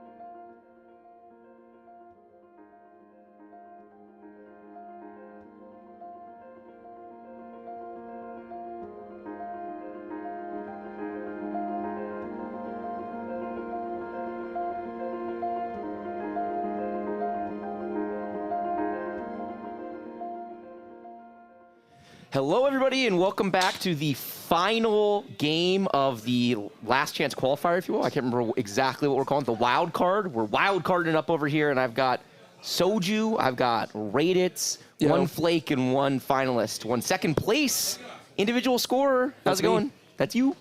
How's it going, guys? Good. Good. Good. Oh, okay. Well, you're so high energy over there. How do I? Yeah, well, it's so exciting. Okay, it actually is exciting, though. This is one lobby. Top team advances, bottom 3 teams. If you ain't first, you're last. So it should be pretty hype. You got any favorites going to the lobby for either of you? Yeah, Lil Bro. Lil Bro? Wait, who are the 4 teams? We got Prestivan and Asa. We got Setsuko and Dallas. We got Kurum and Solus. And we got DQ. Oh, no, wait. Solus got... Wait. Yeah, no, they're in, right? No, they're guaranteed. Yeah, Kurum and Solus. And then we got DQA and Sox. And so it's one of those 4 teams will advance. Wait, no, Solus and... No. Solus is... They played in the first game, right? They advanced, I'm pretty sure. Robin, get over here. Maybe you know. Bro, you were so clueless. Wait, are you sure? I thought they were already guaranteed to the final No, lobby. they were not guaranteed final lobby. I'm positive they played in the first lobby. I'm pretty sure that they were one of the top 2 teams. Robin, were you paying attention? Robin? Never mind. Robin doesn't know. Robin's not nowhere. No, I know everything. But yeah, I know what you're saying. I know what you're saying is wrong for sure. I'm not positive. Yeah, no, I know everything. Okay. I know everything. Confirmed. Solus and Kurum are in, so that's the 4th. So it's Asa and Prestivan.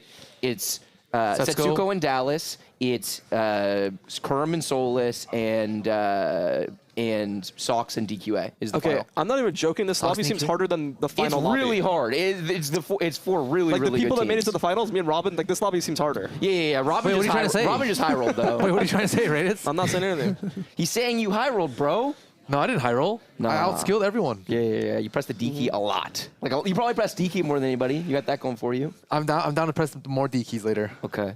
All right. So wait, someone give me a favor. Who do we think is gonna win this lobby? I think Asa and Lil Bro. Okay, Asa and Lil Bro. I say Asa and Lil Bro. I don't think Asa and Lil Bro because it's one game and it's all luck. So I think.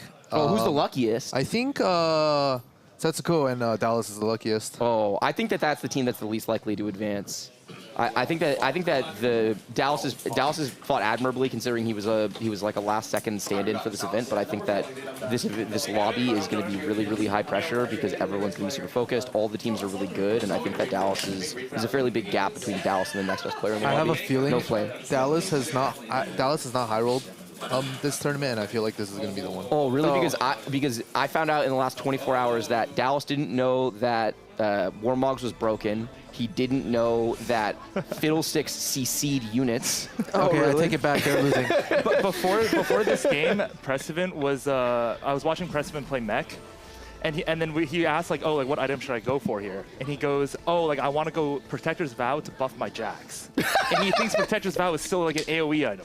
Yeah, okay. Everyone's just like, what? So we all agree that if Setsuko and Dallas make it, that's very impressive. I think my money is on. I feel like everyone has a decent chance to win, everyone honestly. has a decent chance. We're just throwing dice at a board. I'm down for Kurum and Solus, you know, the storyline. Clutch factor. Solus has been out here teaching everybody the tech in a field full of people that are omega sweating and like trying to keep everything pretty close to their chest.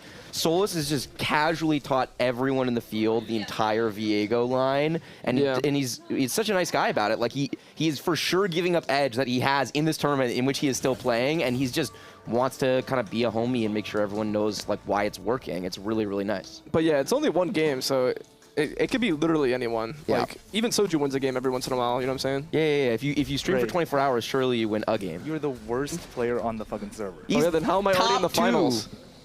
I mean, you got lucky. Oh, like, really? Yeah, got lucky 3 days in a row? Yeah, the game's luck. Like, you got lucky. Speaking of luck, this is 2 underground, and he is missing the Kale unit. In a 1st or 8th situation, are we ever rolling for underground 2-1? I mean, Appy said yesterday, what did he place? Not well. But that could have been a player diff, you know? Oh, he's going to hit next turn, like 100%. Oh. I mean, if Soju blessing. If he hits, I'm down to change my prediction. Okay, the thing bro. is, 2-1 underground with tier opener is actually pretty balanced, because what happens is if it's not hero augment here on 3-2, you can't tell your augment, and then you're kind of down like the Zoe augment. I mean, you could tailor it on reroll, right? Oh, actually, he got a bow. He got a bow, so he's Bing chilling. Yeah, he can just play AD now. Oh, KO shot. Oh, this game's over. Oh my God! Underground Soul. You know, Underground Soul has like the worst average placement, but it's fake though, right? Yeah, that's fake. Oh, he's got an Ezreal 2 now. Oh wow, that's insane. Okay, Shiv. This is ideal. Win streak Underground is like actually ideal to get it first. Yeah, it is. Okay, the average placement is like actually a 2.47 for Wait, he already won. Shiv Gunblade? Repeating, of course. Yeah. Wait, Yeah. he sold the ashes? Oh, no, I'm down at level for Galio here. I'm level for Galio for sure, but the problem is sell KO. But that's fine. I'm pretty sure comes back. I'm pretty sure What's wrong with selling the Nasus? Nasus are level 5, I guess. But But you can't buy the Galio 2 and level. You can sell play. KO. You can sell yeah, KO. sell both, that's where I'm both. at. You sell both in level for sure. Yeah. And you just, oh my, this. Okay, well, Preston, see you at the finals. All right, I'm down to change my prediction a little, bro. Yep. All right, I'm also down to pivot POVs because we know what's happening here. This guy is disgustingly I'm strong. down to see his partner, Asa. Oh! Cruel Pact! Whoa! Wait, high key, this is winnable. Yeah. So Ray is the only player that's had a 100% win game that I've seen so far this tournament. And it was with Cruel Pact, yep. Yeah. How do you approach Cruel Pact? Like, how were you thinking about that game when you stomped everybody? I almost didn't even take Cruel Pact because I didn't know how good it was. But then Dog was like, "Yo, that augment is like really good in the stats right now." Yeah. So I just took it. I just played my strongest. Dog uses stats. Yeah. You let Tactics he's win. The president wins this or Yeah, what? he wins, right? It's actually so high roll because Cruel Pact can actually roll next turn. Oh, it has cast. That's cast. Oh, it didn't. Okay. Honestly, this is good for him to fight him first, no? Yeah. Really good, really good. So he just high rolled everything? Yeah, he just high rolled everything. Here's his partner. As long as Asa doesn't go 8th, they should be in a really good spot. I mean, it seems like a very mid opener. This spot looks not good. I mean, his Ice Sword. Oh, I would never. Asa leveled. I would never sell the town there because I feel like it's just this whole thing is around playing around getting a 2. You need to upgrade really, really badly. Yeah, I don't know why he leveled to. Nice 3 surprisingly actually has also a really low average placement. It's been really tempo oriented. Soju there's been a ton of leveling purely to preserve HP in this tournament. Right, but the thing is he's sitting on so many like. Yeah. I'm not saying it's correct. Asa loves leveling to save HP. Did Solus have Ox Force? Is that what I saw? Ace's spot is literally just how easily he hits Zed will be his placement, I think.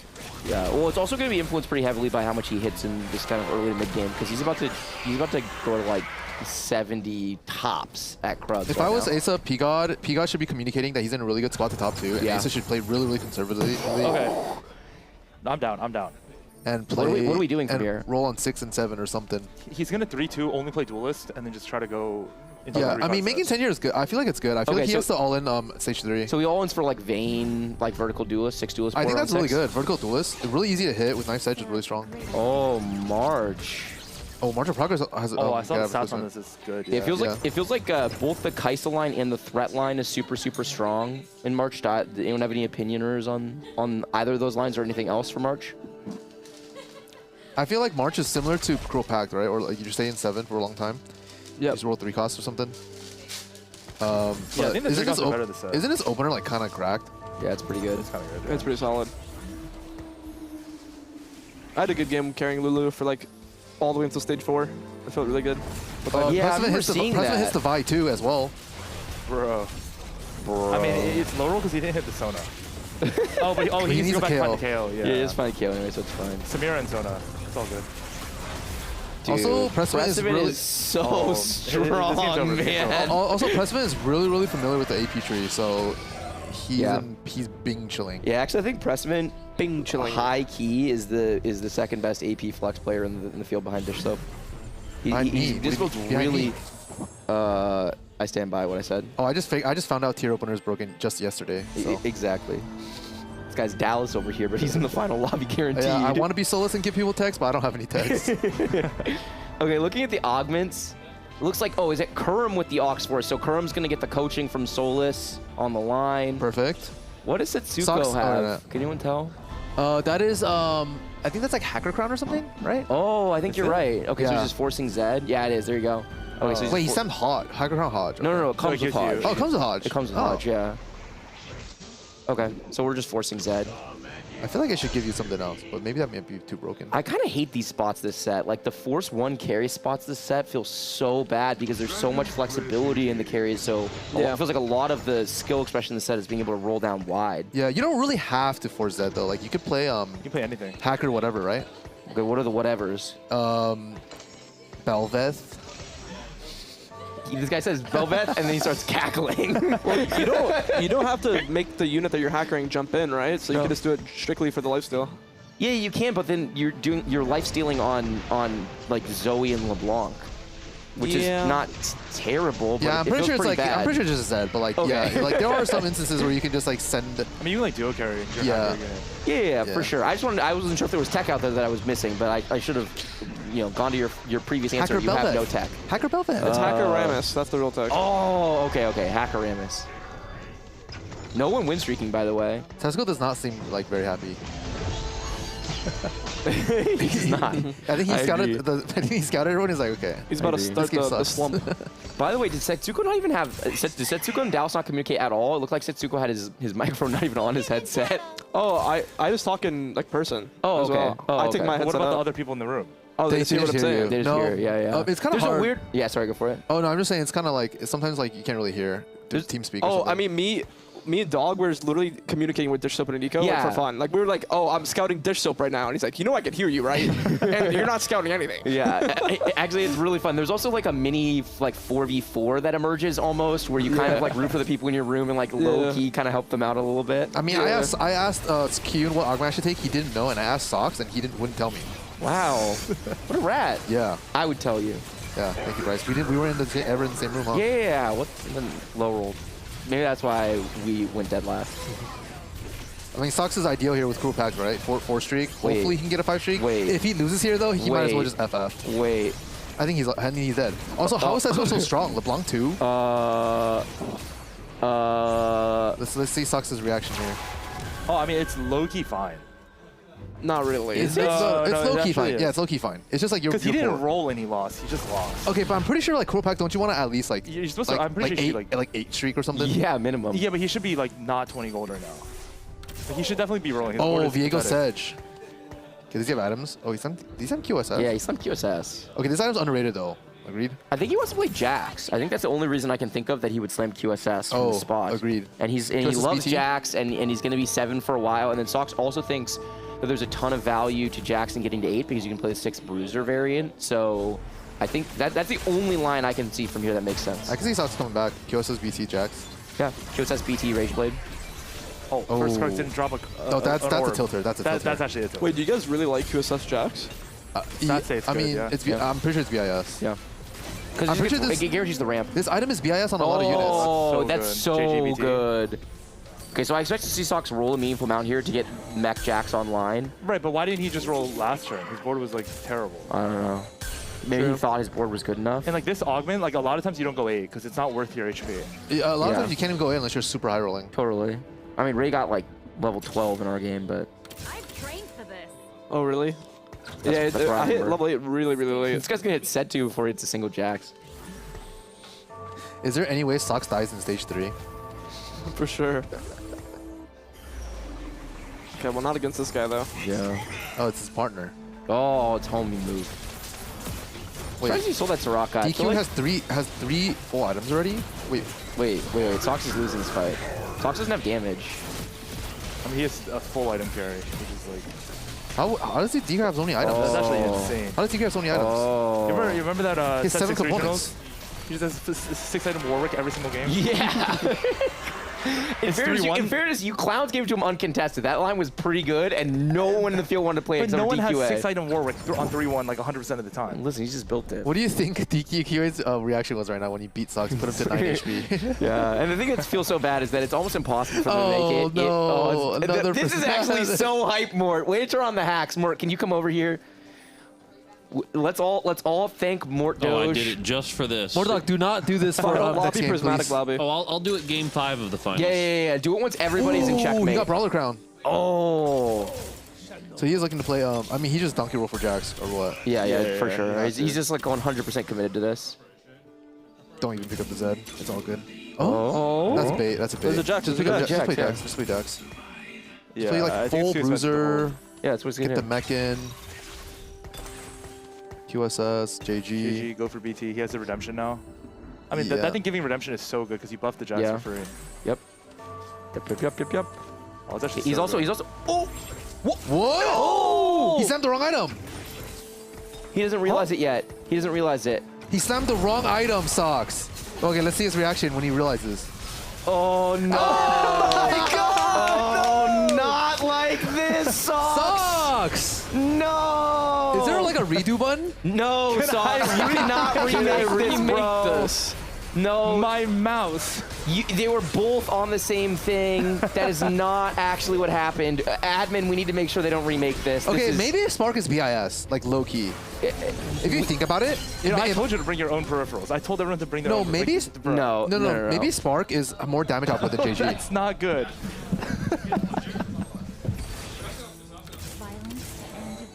This game's over. It's not. I'm just making sure they don't remake it. I mean, he's saying it's not. There's no way you can remake though. Yeah, Everyone already started the game. I don't think it's his mouse. He's probably just uncomfortable with like the wired mouse. It's not his mouse. He just missed. Like it's like a misclick. It happens to a lot of us. Can I go home and get my mouse? By the way. I mean, again, this is not a mouse issue. Like it's just this has been a thing in the game since the dawn of time. Like items overlap on your bench, and you have to make sure you're picking up the right one when you make your item.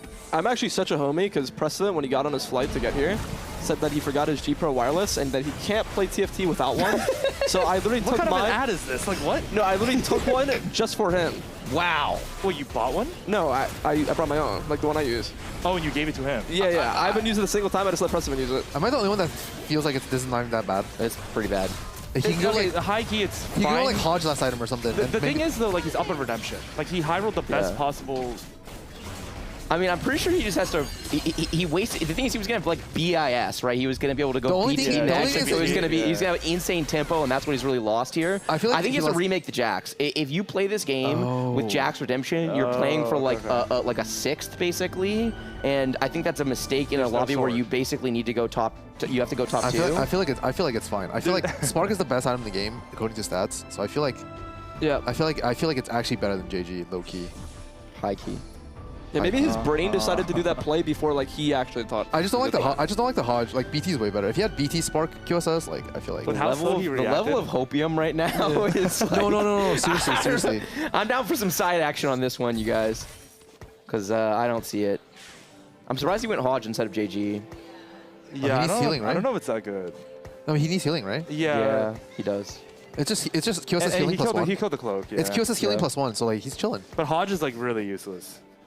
Because all the AD and AT that you get is like... Yeah, you need to be able to crit. Like, he has to have JG on this build. Like, yeah, if he has Spark on this build, he's going to do no damage.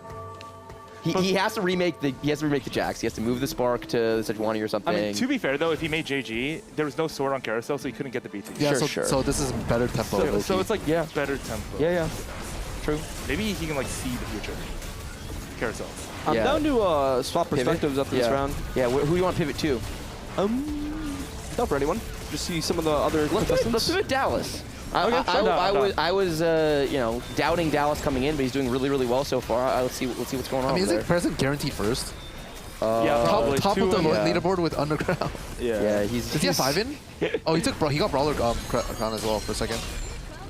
Yeah, P-God spot is so good. Dallas win streaking, actually. Asa, though. Asa cannot get 8th. Yeah. What if Dallas carries Setsuko into it? Oh, we're going to go over to still at P-God. Oh, it's because of the cash out. This is a 2 cash out, right? Oh, yeah. We pass this every time, right? Is 5 Underground ever like a bait? Oh, I don't think you pivot into 5 Underground anymore. I don't think. He's taking it. You definitely continue. I'm down to continue. You're 1 out of 10, so you're into. There's no way you cut this. You want to get. He's just too scared. I don't get it. Wait, I don't think he's scared. I think it's way too good. I mean, Zeke's is good. It's good, but the third cash out is insane. Yeah. I mean, me and Dish Soap both got a third cash out in a game yesterday. We got kind of lucky, but it gave us 4 complete items each. Yeah, oh my God! God! And he's 1 out of 10, so you only have to lose 3 more. Okay, but is Zeke's Last Whisper ever just better than third cash out? Or? I mean, you get 4. You get 8 components. I mean, maybe. I feel there's probably some versions of fourth cash out that are worse, right? Yeah. You get like 3 declaws. No, you can get like 50 gold or an item and 1 item, and then that 1 item is garbage. That's true. Okay. I feel like Zeke's Last Whisper is so good. I kind of like the take here. It's a lot of tempo as well, right? Yeah, it's definitely the safer play. Oh, Dallas gonna beat Sox here, it looks like. Like he can continue Underground right now and get another 2 cash out, right? Maybe even a 3. This was a Sunfire diff. Yeah, I mean, it's also a Titans BT. Yeah. That's like lucky gloves. The luckiest of lucky gloves. Yeah, because like if he got that, he would have probably. All right, let's get a Band of Thieves third augment here. Oh, I am down. More dog. Or triple 5 cost hero aug. Oh, I'm down. Oh yeah, we haven't had a hero augment yet. I see Mordog on his phone right now. He's turning on the hack. Yeah, he's coding in from his phone. Do you think he's soliciting PayPals from viewers on this one? Oh, true. That's the real underground heist. How fun would it be though if you could actually do that? Like we'd like pay to win. It was like the Hunger Games, you know, where like the sponsors can give items and stuff to the people in game. More dog. I need Sox is low rolling. We need him to get a tome here, please. Is that available? Yeah, maybe you would finally have a chance of winning. Oh, Ray. Too soon, bro. I'm kidding. I love you, Bryce. He just finished the game. Yeah. I'm pretty sure a better player could have actually made that spot work. He's one off any 3. Oh. Oh, what? So what is he playing? Is he just playing? What is he playing here? Like, I honestly have no idea. Oh, he's playing some upgraded units. I like it. Okay. Wait, Dallas is the thing is, one off Annie 3, but there's a JG on this Annie. Oh, that's fine. Annie 3 is Annie 3. Yeah, Dallas is a beast. I think he just plays Ox Wars. Ideally, TG. Ideally, you want to play like Viego and Ox Wars forward, but I don't think he has any items. He can just play 4 Ox Wars plus whatever. And he tries to go for another Thieves Gloves, I'm assuming. Yeah. And he just uses the TG on his carries. His board is so good. His board is really strong for stage 4. His items are just insane. It would be really crazy if the last wildcard game is double prismatic into 5 cost hero augment. Seriously. One time! The ultimate wild card game. The ultimate wild card game. Maximum skill expression, one lobby, Yo, what did no I say luck about involved. What did I say about Dallas though? Yeah, you did. Called it. He's like texting someone. Oh wait, Mortog? Such. Preemptive looking at tactics on tools. Hey, yeah. Any it's lawyers cheating. in the house? Oh, it's just a triple prismatic, no hero augment. Badge. What do you take here? Cyber, right? What if his carry's gonna be Bel'Veth plus? What about Battle Mage? I actually think Battle Mage is insane here. It's a lot of stats. Yeah, plus you're gonna have Annie there the whole time. I don't like. I feel like Battle Mage is really good here. Yeah, you benefit from your Cyber, entire actually. team. You'd rather play AP.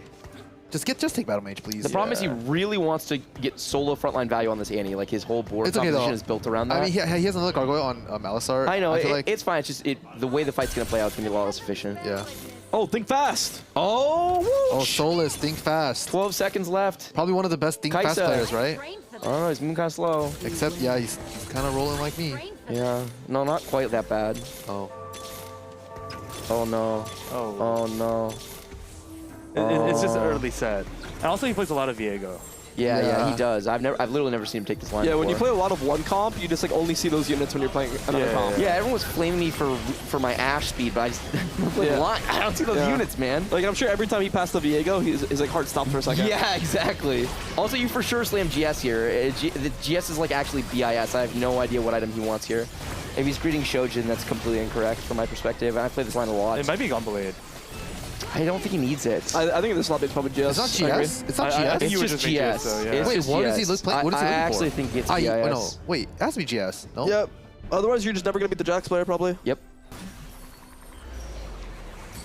Oh, never punished. Asa is might go 8th here because Sox has Cruel Pact, so he's gonna heal back up, and he's very strong.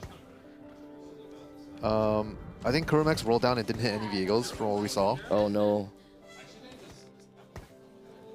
We're back on Sox. Sox is in a really good spot. I think he should start falling off stage 5, but like he should win out stage 4 with oh my god, his board is that a stage 2? Oh wow. There's no way he loses with this board, right? Hard to imagine someone beats him right now. Yeah, but he's so far off like any 3 Slayer though. He does have no combat power in triple prismatic. Wait, did you just think it's gonna be? He put in a Lee Sin 1 over Lee Sin 2. He just is fidgeting. What is did he think he was against his partner? Wanted to go weaker? Yeah, he got weaker. Against DQA. Yeah, but he's gonna lose to DQA. DQA has Future Sight, and he got his Jax, Rainy, and Zephyr. Oh. Does Jax actually win this? No, but maybe he doesn't win, but like they take Sox can take the damage, I think. I don't think DQA can take the damage. I don't think that was they miscalculated. They miscalculated. Sox thought he would still win by getting Zephyr. But it's fine. He's healing 3 per turn, so like he's actually like 4 lives. Yeah. Okay, so we see Binary Kerm took CB3. A couple new recruits. Setsuko and Dallas both took new recruit. Dallas didn't take Battle Mage. Yeah. Asa took Spat. Oh, DQA did as well. Interesting. Maybe they have a fawn. I'm down to check out Ace's POV. We haven't really gotten a chance to see what's going on there, but he was definitely struggling early. Oh, he got Battle Mage and Knives. I feel like he's actually fine. This guy, before even seeing the board. I mean, yeah, look at his augments. They're kind of good. Okay, he's going 8th. Like, what is this? Oh, I mean, he got a duelist spat. I mean, but no Zed. Zero Yeah, Zed. he doesn't have a Zed. Oh, he's going Giga 8th. Yeah, this is just... Yeah, this is like an uncontested 8th. Maybe he can go 6. So we need Precedent to... Precedent go first. Okay, Yeah. what happened to... Like, do you guys think Precedent cashed out too early? Yes. No. I think him getting the Zeeks and the glove, on top of getting binary there, he actually can win the game like easily. Yeah, he can. I just feel like it's lower win share if you cash out there. Good little pivot here. Make his board a little bit stronger. Hopefully he can... Yeah. Oh. Sorry, Oh, Dallas on the wrong side, though. Zeds can take a really, really long time to get access, and it's just Zed 1, Belveth 1. Look at this Annie. Annie's dying. Honestly, the Annie cast Ace's always board like, is not even that weak, right? It's not bad. It's no, not. it's not. Stage I'm 4. always surprised how strong 6 duelist is. And so just what about the augment is augment's really valid. We've seen a ton of people taking item-based augments. We've seen a lot of new recruit. We've seen like a lot of spat-based stuff, but there's almost no one with the board power augments. Asa has just 2 prismatic level board power augments that synergize together super put at 7 well. HP. Or Sox is at 10 HP. Oh, Chromex just hit Z2. P-God. Let's see this pivot. I think he's looking to play. Oh, Felios is huge there. Oh, he learned the Felios tech yesterday. So we have 2 ace in. Robin's pretending like he knows tech. Like, look at this guy. Oh, He P-God put this looks dizzy. Alistar. Yeah, you definitely have to get Alistar in. I think he's... I feel like his board's pretty good. Yeah. Oh, he has to do it like that. Oh, okay. I mean... So are we replacing MF on this board, or is just the best AP carry that we can get in this spot until whatever? Yeah, it's fine. I mean, he can never play around the Star Guardian. It's just MF or Talia, right? But I think MF is... Yeah, I think MF is better than Talia here. Yeah. Yeah. It just feels bad because I feel like Ace actually is really important on MF. Like that execution stops her from griefing a lot of ultis. That can get really strong if he gets upgrades carries. Yeah, it looks like he's doomed, but like I'm pretty sure he's guaranteed like top 2. He's a little dizzy. Oh, I don't think he's guaranteed. I think he has to play this next turn really well. He's rolling 50 gold. There's no way he doesn't hit. I think he just hit. His binary is insane. Yeah. The question is, what does he hit though? Like, what is actually the strongest board? Is it literally just this board? Yeah. Samir to MF2. I think it's top 2. Okay. Yeah, agreed. There's way too much on Imps. Maybe. Wait, did he just sell Nunu? Oh. Yeah, I don't like selling Nunu. I mean, is Nunu better than the bird? Yeah. Galio? Yeah, agree. Also, you can get 3 out of Nunu. That's really good, right? Exactly. Yeah. Agree. I think he'll find another +1 though. It's fine. I think he's valuing the civilian. Yeah, I don't know. Remember when this augment was a silver augment, by the way? Which one? Binary. Yeah. It was silver? It was just this augment, but it was silver. Or, no, sorry, it's gold. Gold. Oh, yeah, yeah. Should hold the Talias. Yeah, I think definitely. Talia 2 is part Okay, I'm down. I mean, you have I'm to down. hold it. Yeah. What about Acel? Do you guys think Acel 2 is better than MF1? I do. I think so. I do. Oh, there it is. Okay, now That's you can just huge. open sell the Acel, yeah. I really want to fit this Urgot on the board somehow. Oh, more. Do you go 4 ace? Oh, never mind. Just sell the Acel. Oh, he's being chilling. Huge. Yeah. He needs to pop this item for binary. He has 2 more items. Yeah, huge. Doesn't matter. Literally any component. Yeah, get any component. Get 2 items on. Oh, also they changed binary where you can put the items you on. can do it now. Yeah. Oh, what? Oh no! Where's the reward? He did it too It's traveling across the map. Yeah, he did it too slow though. It'll be here soon. It's all good. Yeah, he did it too slow. Oh. Zed. Okay, yeah, he needs to be careful about Zed. Oh, no. He can actually win this. Oh, Zed fully griefed, but I think he still loses. Oh, DQA? DQA is a lot of damage. Oh, from downtown? It's that is a really 14, rough loss. 2 lives. It's a first. Not really. This is Sox went 8th. Really. Sox went 8th. I mean, yeah. Oh, Ace is His spot was really bad. Oh. Wait, who's in the front running right now? Like Dallas, Setsuko, DQA. Oh, DQA Solus, Kurum. Solus and DQA are probably doomed. I mean, Solus' spot's really good for sure. Solus and Kerman. And then Setsuko and Dallas. Unless they randomly just win out. Setsuko and Dallas, you guys are both in the top 4 right now. I feel like Dallas played this game really Dallas well. played this game great. Yeah. He played super flexibly too. Yeah. It was like he Annie really 3, Fiora, yeah, Alistar. for sure. And this is the thing about Dallas is like as much as I was talking shit and saying that he's weaker than these other players, which I for sure stand by that. I think that is true. Oh, it doesn't mean he's wow. not capable. Like he's a really good TFT player. He's been playing. He's been learning a lot from everybody over the course of the weekend. So Setsuko with the hacker Viego, by the way. Dallas just got Viego too on his Oxford board, so. Pretty good. Hacker Viego. This is a cool board. We forgot about Hacker Viego when we mentioned the forecast. Yeah. Why did I say Velvet? I mean, I don't think Hacker Viego is good. I mean, it's like fine, but there's almost no value in sending Viego to the back line. Yeah. Dang, Dallas has 3 carries. Z2, Velvet 2, and Viego. Dallas just needs Setsuko to go like 5th. No, actually, because it's only top 1. So. Pressman and Asa both lost. They're both at 1 life. Yeah. It looks like a 2-team race at this point, right? It's Solus Kurum and Dallas and Setsuko. Dude, Dallas is so strong. Yeah. Kind of feel bad for Sox. Do you think he would have top forward if he slammed BT? I don't think KG? so. I think like he needed to make his board stronger. He lost his streak before Krug, so it's kind of doomed already. I'm with Ray. I think it would have been really, really hard for him to top 4 this game. But honestly, we didn't get to see enough of the spot, right? Precedent changed off MF to Soraka. Okay. Getting ace value on Samira. I kind of like it. Yeah, I like it too. I think Precedent can actually come back. No. He's so many items. He's really strong. Yeah. For sure. For sure he can come back.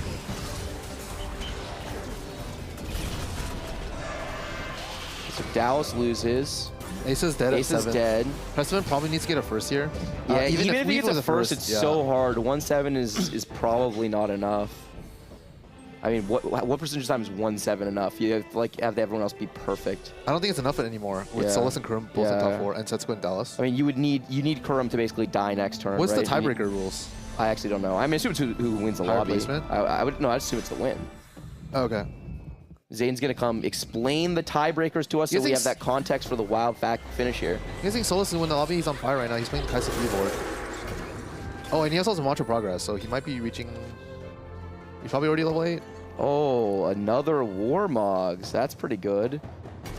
Alistair heals himself and another unit, the lowest health unit, based on his max HP, actually. So double Mogs on this Alistair. It's going to heal a lot.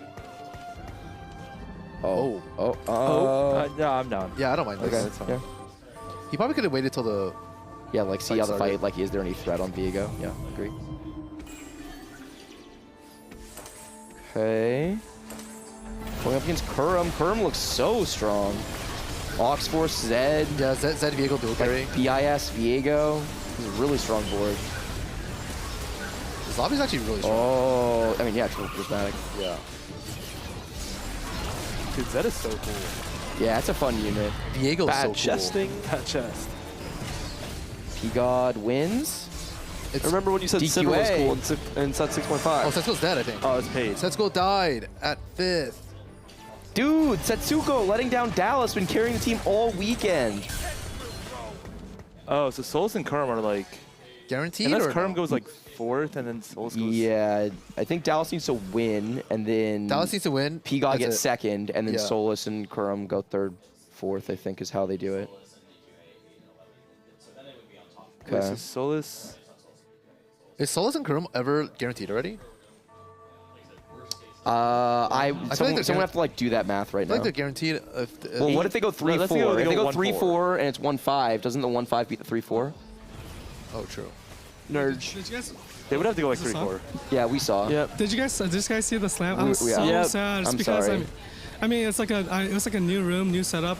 I didn't have a chance to like configure my mouse, and it just like I slipped and I just grabbed all around. I don't think it slipped actually. It I think was it was overlapping. It was overlapping? overlapping on the bench. And Yeah. you It just was didn't notice. overlapping? It was Like, what? overlapping. Pressman's dead here. I think Kurumex is I'm actually so guaranteed, sad, right? man. It's just, 2-3, Oh, they're guaranteed. 1-5. The 1-3 has to be. No, 2-3, 1-5 is tied, and then if the tiebreaker is first, then it would still be. So Dallas needs to get first here. Dallas needs to get first, but I don't know how he does it. Yeah. It's a 2-3, 1-5? It's a 2v1. They both add up to 5. It's a 2v1. They can just both position for Dallas now. 2-3. 2-3. Oh, sorry, never mind. I'm an idiot. Yeah, I'm an idiot. Yeah, you're right. It's guaranteed. 2, 3, 1, 5 is 5. Yeah, and 1, 6. 4 is guaranteed. Yeah. So just in my head, I was doing the math since you got 4. So yeah, I'm just an idiot. Ignore me. Kiyun taught me how to do math, everybody. Well, congrats to Kurum and Solus. Yeah, they deserved it. Hey, my prediction. Let's go. All RNG. Let's go. They're really good. Kurum and Solus belong in the final lobby. They're really, really good. Solus is, I think, one of the best 3 players in the field right now. The other 2 are me and Robin? Obviously. Yep. Makes sense. Dish Soap's probably 4th, right? I think Dish Soap's like 8th. Oh. I think he's getting outscaled. I just got the Casper, who's rank 1 in NA right now. I got the secret tech from him. Oh, what's that? Oh, I can't tell you guys. You guys are doomed. Wait, rank 1 NA right now? I don't know about that. Oh, rank 1 NA right now is fake. Oh yeah. The Soju guy was the first one to Masters. If Solus isn't rank 1, it's fake. Is he rolling down to the deny? Yeah, these guys are gonna go 1-2 in this lobby. It's gonna be style. Sheesh. I mean, Oxforce emblem is just broken. Yeah. What does it give you? Titans? Yeah, Titans. Nice. I had it last game and went 6, so I'm bad. No, but to be fair, you already had a Titan, so it's just like your itemization was just like all over the place. Yeah. I think it was still correct to take, but I don't know. Yeah. Okay, yeah, Solus is probably a genius. Like, he probably knew he needed Gunblade because he's doing Battle Mage Kai'Sa, maybe? Like front 2 rolls. We have punch up to the back. But Maybe we can ask him about it. Yeah, maybe Gunblade is both on fire. BBIS. Yeah, I'm pretty sure he would be in this exact spot if he had GS as well, but who knows? 100% counterfactual. Okay. Oh my god. Oh my god. Also, he had 2 on Anima, right? So he has probably insane fame stacks. Like, look at this Jinx HP. They just 1-2'd? Wait, these guys are going to be in my lobby now. Yeah, these guys are sweats, too. That double TL in the final lobby again? Wait, who's in the final lobby then? Is TL broken? It's me, Dog, Robin, Kiyun, Indiko, Dish Soap, Solus Kurum. You guys are doing. Yeah, that's true. Both the Team Liquid players in the Summit make the final lobby. I've only got 1 buff for it so far. It was a 6. Hashtag paid by I've won Steve. 3 games. It's been paid by Steve really? in the chat. Yeah. Hands up for Steve. Summon for Kurum in chat. Oh, I don't know about that one. Oh, looks like Kurum's going to win. They guys both win streaking, by the way. They just haven't played each other in forever. Oxforce Zed is Oh, I actually heard that it's Kurum's birthday today, so this is really nice. Wait, is it really? Oh, yeah. Can everyone go on Twitter and wish him a happy birthday? Dude, by Solus Kurum, I'm retiring.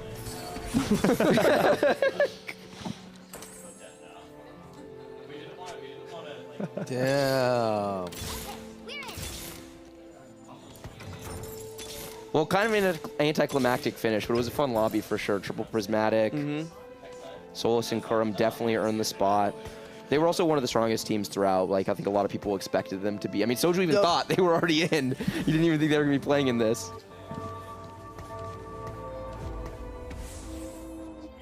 Frontline Kai'Sa Tech. I feel like Kurum is so underrated.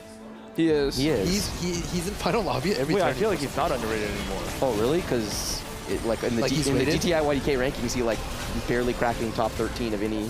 Well, this set is Yeah, I feel like a lot of people put him in like you top never 5. do. You literally. No, I did. I put him in like 6 or something. Oh, at the end of the set, yeah. He was underrated the whole set, and then everyone looked back afterwards and was like, "Oh, this guy was in like every final." Oh lobby. no, I think after regionals, I was like, all right, bet. Yeah. But he like was pretty consistent the whole set. The set is great for Kurum because he's always been more of a flexible player. Yeah, for sure. And he's really solid too. I think it's also like similar reason why you're doing really well, right? It's a really good. We're just like playing fundamental TFT around upgraded units, slamming items, board fluidity. All of that feels like at a premium right now, and Kurum is really good at that. Exactly. Agreed. You know, I think that Raditz and Kiyun both performed really well, right? As a single player, and I think they played the least amount of TFT. Oh yeah. So that might be the tech. Dish Soap had the highest number of points, and he played the most amount of TFT. Oh, but he got lucky though. I'm currently bronze 4 on ranked ladder, and I played 1 game. I went 3rd. Kiyun only played like 3 games. You went 3rd on your opening placement game? Yeah. How does that even happen? NA solo queue greater than Summit. I was testing. Second best player at the Summit, 3rd best player in his bronze lobby. Like, what? Oh, man. All right, let's get Solus over here. Oh, Solus on the mic. The dominant team. The 1-2 performance, not even close. Solus, talk your trash, my dude. Oh, Curve still haven't gotten a win. Oh wait, did Kerm not win that last? We didn't even watch. No. Oh, you won? Were you guys sweating the 1v1? Oh yeah, of course. Oh my god! Of course, everyone else just left their computers. Dan open sold for Bebe and Milk and their 1v1. Aussie 9 Kerm, his first win. How many games have you won so far this tournament? 5. Holy 5? 4 or 5. Wait, you played 11 and you've won 5? First is high roll though, no? Right? Oh yeah. Yeah, every time. I feel like not a lot of people know how to play from high roll spot, but I practice high roll. This has always been one of your strengths as a player, right? You've always been a player that's really good at converting first places. Oh yeah. What do you think it is that other people do poorly or that you do well?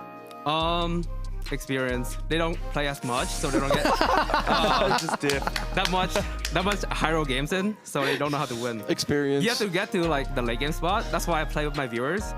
So you're always in the late game spots? I'm always in the lead, yeah. What were you trying to say about your viewers? Oh. That they're free.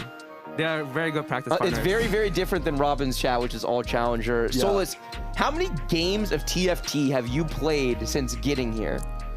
70. 70 games. I just see people out here. Yeah, this guy's out here partying. 24 hours streaming. The difference between you and him is that you sleep. On the PC. Yeah, literally every time Solus is just over there playing on the PC.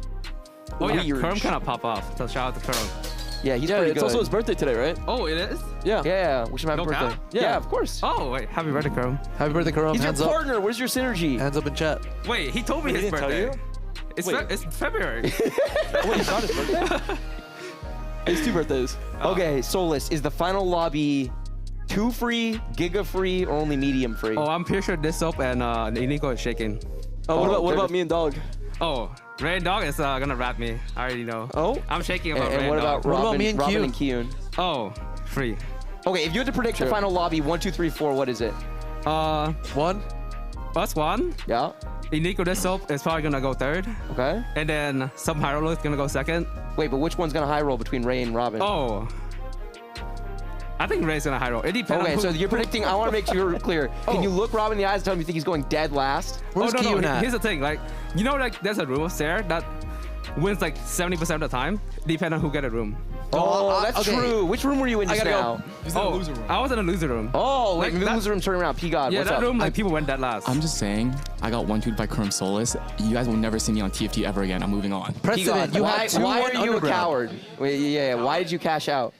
Oh, wait, the first guy? Oh, wait, no, okay. Isn't that... You gotta step up close, like... Sorry, isn't that cash out, like actually worth it? I get Zeke's, I get Zeke's plus Last Whisper on my Belvith, and my plan was running what's called, was gonna be like a vertical brawler Belvith plus like whatever AP carry I could hit until level 9, but then on my roll down, I think I got like a little too stuck because I couldn't find like a solid like AD upgrade, a solid AD AP upgrade, so it was too late for me to go 9. And then after that, I was just like, what the fuck do I do? I feel like my board is shit. And then I didn't replace my fucking Vi and Ribbon. Bro, slide down. I swear occasionally, not every other word, bro. All your prize money. You just lost all your prize money, bro. Yeah, take it off in the air. Okay, my name is twitch.tv/Kyun, and I also, for some reason, in my head, I thought it was okay to sit on Vi Riven the entire game throughout stage 4 and 5, and like even into 6. So I'm just starting to think that I suck. Okay, the moral of the story is Solus good, P-God bad, P-God getting us banned. We gotta go to a break. We'll be back with the final lobby. Robin. Let's go Robin, let's go Ray. We'll have some fun people on the couch and we'll see you very shortly. What? Oh,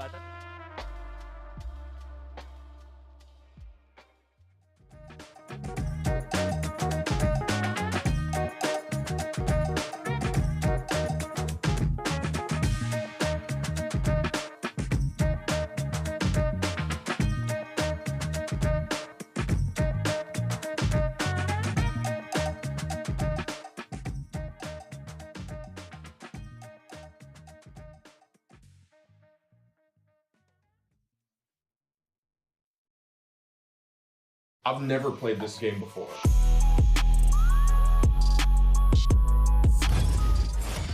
Holy shit. Okay. I mean, yeah, we can jump right in. Yeah, so basically, what TFT is, you want to be as greedy as possible before you lose all your HP, right? Do I have to run and get those? You have to points run every time? yeah. So there's these PvE rounds that will give you loot. This is basically like a planning phase. If you get 3 of the same unit, so if you get 3 Wukongs, Gotcha. it makes a 2-star Wukong, which is like It's like a Wukong on top of a Wukong. Yeah, exactly. This is the last orb you'll get for the PvE, and then this is like the mechanic. Which is the best option here? Which one should I run? It's probably Underground Heart. It's probably Underground Heart. Okay. Yeah. I'm just testing you guys. Yeah. You never hit any 2-star units, right? Like we talked about, like the combo. Yeah, three. yeah. You're really weak. You should try to go for a lose streak, unless you win this round somehow, which means this guy's the weakest person on the planet because your board is garbage. So you want to make 10 gold, and then sell one more. Okay, that was probably not the one we wanted to sell. It's Okay. So because you had 10 gold last turn, you get an extra gold this turn. Yeah, duh. So like this is what we're talking about. That's a level 2 unit in your shop. So pull that, right? Yeah. So now you have a level 2 Fiora, which is really strong, especially because you have Duelist. You automatically hit level 4 just by naturaling EXP, and so now you have 4 unit slots. Let's buy the Zoe right here. Yes, she's a 3 cost, so on average, the higher the cost, the better the unit will be. A lot of people overthink the positioning in this game, but if you just keep it simple, you put the tanks in front, and the range units in the back, a lot of times it'll work out. Oh, this is the carousel, by the way. Because you have a Fiora 2, you want to play around that. Because she's a duelist, you probably want to keep going down the duelist route, and you actually got, we call it a high roll, which means you got lucky. You hit a Vayne, which is a 3-cost duelist, so she's very good. So you want to put that in. And you also got a Kale, so you can put Vayne in over Zoe. Yeah, Vayne in over Zoe. And then Kale, move her to the back. And then Kale quick over Ash. You have 2 seconds. Over Ash. Perfect. Oh, almost. Did I get it? Did I get it? Or no, did I not get it? Oh, okay. Wait, did you not play League? No. Oh. Do I need to know League of Legends? No, you just you don't need to, but it makes it a lot easier. Okay. This is the first major PvE round, which this is what gives everyone items, right? So everyone on the game is doing this creep round as well. So now you're at max interest, which is great. I've heard that. Yeah. So I don't want to spend any of this gold right now. I want to hold. You want to spend gold, but always stay above 50 if you're being greedy, which you can, right? So you're above 50, you have 60. Why not just pump the XP bar once? Yeah. And now you're level 5. You can fit another unit. I would buy this Yasuo and I would put in the Yasuo. Yeah. All right. What do I grab here? What's gonna help me out? So this is like the premier thing of this set. These are called hero augments. This is only for this set. So it's like brand new. This one, it gives you a Nyla who's like, she's just a generally good unit right now. Pump the XP bar to your level 6. Yep. It's okay to go over 50. Yeah. And then just drag in the Nyla. She's a melee unit, and so what she's gonna do now is provide CC immunity to your whole team. Are you going for an item or a specific unit? That's what I'm saying. Combine the bow with the cloak that's already on the Vi. Yep. Now we're gonna make Rudon's Hurricane, and now we can sell this Vi. Sell it. Yeah, and the item will pop off. And you can put that. Yeah. On the Yasuo again? Yes, sir. Now you have now you have a 3-item carry. That's like usually the meta in this game is you want a super juiced carry that's like 1v9ing, and then you want like some good frontline and support for him. We really like to call them like a bunch of shitters. So you have like a bunch of shitters giving duelists to your Yasuo. Yeah. Okay. So that's what they're called amongst the community, the shitters. Yeah. That's like a if you have a lot of like random units that like aren't doing much except buffing other units, Okay. Pop quiz. You have 84 gold. So because you're above 50, what do you think you should do with your gold? I mean, I probably should spend it on some good characters, right? Or power level to something else. Yeah, exactly. Leveling up to 7 here isn't actually that expensive. You can see right there it says 32 gold. You can spend that, you'll still be above 50. Yeah, I'll still be flush, man. Yeah. So you really want to push the levels because the higher level you get, the better units. Now your refresh button, which gives you more shops, is going to be more valuable. Yeah, I think we're ready to start rolling. So we're gonna pick up like this LeBlanc, for example. Because I think this game we're going to try to play Zed. Once I have him on the board, he would essentially replace the Yasuo. Yeah, exactly. And then you need to get a replacement Yasuo because you need to get the items off him. So you want to be pressing the D key right now and trying to look for Zed. No, this guy's gold over here. Yeah, that means he's a 5-cost. You should pick him up. The 5 costs are legendary units. They're really rare. So if you see right here, it's a 1% chance to hit them. Oh, wow. Okay, so I should just pretty much snag them every time they show up? Yeah, usually. All right, a duelist emblem. What does that do? You can make any unit you want a duelist. Which one that give you sounds +1 helpful. duelist. That sounds really good. Yeah, let's do it. We can actually put in this Mordekaiser over this extra Kale right here. Yep. And we can just give him some items right now. Yeah, you can make him a duelist. So now you got 6 duelists enabled. This guy has one of the coolest abilities in the game. You're about to see it. So get ready for this. What the heck? Wait. Damn, this guy is good on the other side. Yeah, we just need to get our carry online. So let's just roll a bunch of gold until we hit that Zed unit we really want. We can also think about rolling like pretty deep here, like way past 50. Yeah, because you're starting to lose a lot of HP, that means you have to commit some gold. So we can just keep rolling. Yep. I'm only looking for Zed. Yeah, we're basically rolling until we hit Yeah. So what you're experiencing right now, by the way, is what we call getting mort dogged. Man, I'm getting mort dogged again. Dude, not cool. Oh, there he is. Oh, there he is. Right there, click him. Nice. And so next turn we can start making our transition to have Zed as our main carry. I'm down to pick up this Mordekaiser. Yeah, let's do it. So if you get really lucky and hit another Mordekaiser, you'll have a Mordekaiser 2. Mordekaiser the sequel. And then just sell that guy and then put all the items on Zed. Yep. So we kind of planned for this. We know the best duelist is Zed. So now we rolled enough until our board is pretty strong. So we're gonna chill for a turn or two and then we're gonna level to 8. We're going to stage 5, so the damage just got increased. Basically, the longer the game goes, the less greedy you want to be with your gold. Since it's getting late game and you're gonna be taking a lot of damage, you want to go 8. So go level all the way to 8. Doesn't matter how much gold it costs. We have another unit slot, and let's roll a little bit to try to hit either Z2, Mordekaiser 2, or another good unit to play. So Zac is pretty good. yeah, so there's these units called threats. They have no synergy. They're just good to play always. So you play Zac, you put him in the front line. He's a good tank, and you don't need anything on the left. Only look for Zed and Mordekaiser because you have to roll a lot this turn. Okay. There's Zed. We need one more Zed, and we're bing chilling. Oh, there's Zed too. Nice. And he hits it. We're just trying, there's the Yasuo. Great. Click the Zac card. We already got our comp. We figured it out. We're just trying to upgrade whatever we can now. Yep. So you get the Zac 2 here. Now you're really strong. Because if the enemy rolling unit back sees here, it- where's he going? Yeah, that's a legendary unit. He's really fun. Hitting level 9 in this game is really expensive. It costs like 80. Okay. So because you're so low HP, let's just roll all our gold, try to hit this Mordekaiser to hit. You're probably not gonna hit it, but you might as well, right? You gotta go for it. That could have been. That could have been the one. Exactly. Yeah. What happened when you got that one instead of the other one? I got more dog. You right? got more Is that what dogs. they- Yeah. There we go. alright. You got more dogs. So you're already top 3 right now. That means like the other 5 people died. They're all worse than you. Like, factually. So you could sell this forge. Oh, I sell it with E? No, Or- this this. thing. Yeah. Looking at your units, what did we teach you? Usually you want to put 3 items in the same unit, right? Oh, okay, yeah. So I want a tanky so you want a tanky item. item. Is that the vest? Yeah, exactly. Okay. Perfect. And then roll all your gold for the Mordekaiser. And then you hit the Mordekaiser. That's the most important part. Oh, you hit him! It's that easy. Oh, we have a Perfect. sword. Oh, you can use this sword and you can put it on Yasuo. I totally forgot we even had that. And now I win the game. That's just how I So do now it. your guys. Mordekaiser is gonna hit like a truck. So basically now you have your full upgraded board. Like you're literally only missing Bane. It's not a huge deal. So like you can click the top sword icon to see the recap. So your Zed did 7,000 damage. Holy sh! Yeah, you were not joking. And then your Mordekaiser was number 2. Oh, there's the Bane as well. Oh, Yeah, close the there's damage menu so you can see you're top 2. There's only 1 guy left. You can look at his board. Oh, I can? Yeah, click on it. And you see how he has all his units on this side? Let's have your Zed jump that side. So go back to your board, move this thing, and then put it to the right side. Yep, put it right there. Sure. Now your Zed's gonna jump straight on his carries. Unless he looks at your board and notices you do that, and then he swaps. They can put a tank back there to get the aggro, or they could swap last second. He knew I did that last time. You think he's gonna move his minions? If he was good, he would, but, you know. He doesn't think like me, though. Look at this damage. My God.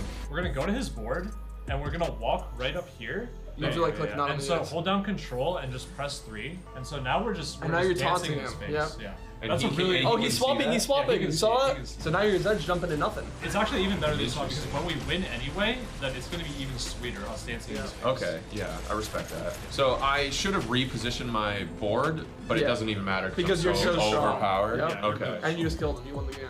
You killed all 7 players. So in conclusion, I'm gonna be totally honest with you guys. There's a whole lot of information to process. It is. No, it is for in sure. a single game. The only thing right? you really need to know how to do is high roll. So High as long roll, as you yeah. just do that every game, you're Yeah, fine. well, I'll just do that next time. Yeah, some players would have just hit that Z2 in one shot. I think I got it. See you in challengers. Yeah, we'll team on C9. Well, hey guys, thank you so much for teaching me how to play TFT. Yeah, it was really fun. I'll see you in the pro circuit. Yeah. For sure. I don't know if I'll be there though.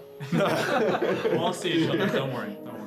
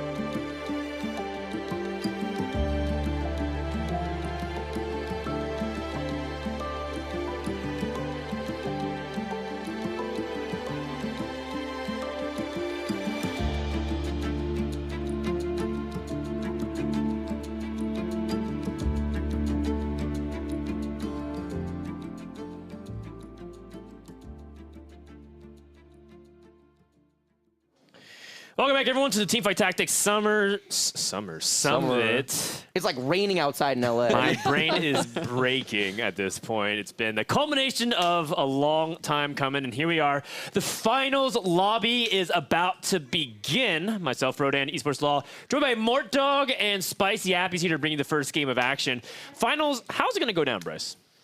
I think all these teams are super competitive. I think you can make a pretty good argument that this is actually the 4 best teams in the event. I think you can quarrel a little bit maybe over a couple of teams that arguably could be in there, but I think this is for the most consistent performers, all of them capable of winning lobbies. It should be really intense back and forth TFT action. Yeah, I was doing the thing where I was trying to ask him, my co-caster, to introduce the format so that we can give something to talk about. Mort Dog! I'm too tired. Esports Law definitely gave the breakdown to players. How is the finals going to go down? Please explain the procedure. Yeah, so we've got the checkmate format here, a little kind of what we've done at the World Championships a few times, which is the players need to reach, I believe it's 40 points for the team, which that's a team effort. And then once they have those 40 points, if one of the team members gets the first place, they win. However, there's a twist here that if no team reaches first place after reaching the checkmate threshold, whenever a team reaches 54 points, the tournament's over. So it won't go nearly as long as like some of the potentials that we see in other checkmate formats, but it's definitely a race to get to that 40 points and then hopefully very quickly after either a first or 54 here. So we could be seeing bare minimum 4, or worst case 4, best case something like 8 games, I believe it is. Oh my gosh. Realistically, based on point totals so far, we can expect, like we've seen teams that in 3 games get to the mid to high 30s potentially, right? So we should expect that by the end of game 4, someone's going to be over the checkmate threshold. I think it's unlikely someone gets to 40 points in 3 games. So it'll probably be game 5 where we're starting to play for the title. The dynamic changes a little bit too because only one person from that team has to go first place. So theoretically, the teammate could just be helping and specifically denying whoever's contesting them, or like specifically trying to manipulate that. So really interesting stuff. Yeah. So the first few games are going to be sort of like figuring out who's getting their bearings, who's getting close to that,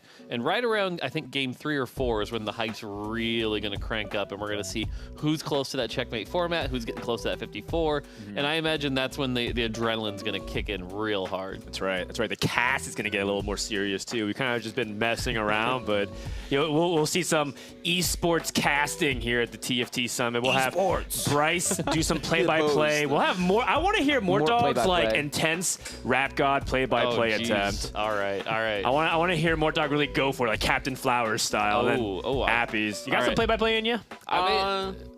Was that me or more? You. I mean, we actually had an Appy sub tournament a while ago where I was trying to do a play-by-play, and it felt like I was like trying to explain how to do math to like a first grader. I couldn't figure out what to say. I think I have it in me a little bit, but we'll see. Speaking about back to the checkmate format, I'm really curious to see if people what strategies people break out when they're over the checkpoint threshold. Right? Is someone just gonna like hard int to make their teammate go first or what?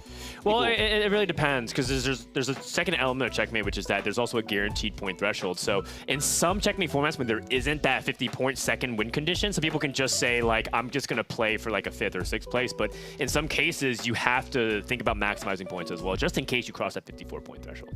Also, I just realized that explaining math to a first grader sounds like a big flame to Twitch chat. That was supposed to be the other way around. I was flaming myself, not Twitch chat. So maybe if first graders flame Twitch chat, they deserve it. I mean, first graders do learn math, Appy's. You're implying like first graders are not supposed to learn math. Yeah, how did Kiyun fall through the cracks is what I want to know. Yeah, very true. Monkum. I guess first graders do math. Who are also maybe play TFT. Yes, that's true. Maybe. Actually, it's not even possible, right, for you to know, but surely there's got to be some like young prodigy challenger players in TFT. They talk about it all the time, like League, right? Like who's like a challenger at 14 years old or something like that. Do you know of any like young prodigies in TFT? I mean, we've seen some, right? Like Casey Double when he won Galaxies was incredibly young. Yeah. Right. As far as now, though, I believe it's all self-reported, so you have to take it with a grain of salt. Well, sure. We've seen Robin do so well, and he's the youngest player here. So. No, he's not the youngest yet. He's aging Benjamin Buttonstyle. Give him 5 more years and he'll be the youngest. That's true. It does feel like Robin does get younger each time I see him, but yeah, you see, the hair dyeing is helping because he's covering up the gray. He's covering up the gray. He knows. I will say, seeing Robin in makeup that makes him look really old makes you realize how young Robin is. No, that was not my experience. Yeah. Oh, sorry. I mean, seeing Robin in makeup that makes him look really young makes you realize how old he is. All right, here we go. The lobby finals kicking off the first game. This is the final 8 players. There's 4 teams remaining. 2 players per team. We're hopping on board with Dish Soap to start things off. The #1 points performer, but only by 1 point. Radius was right behind him.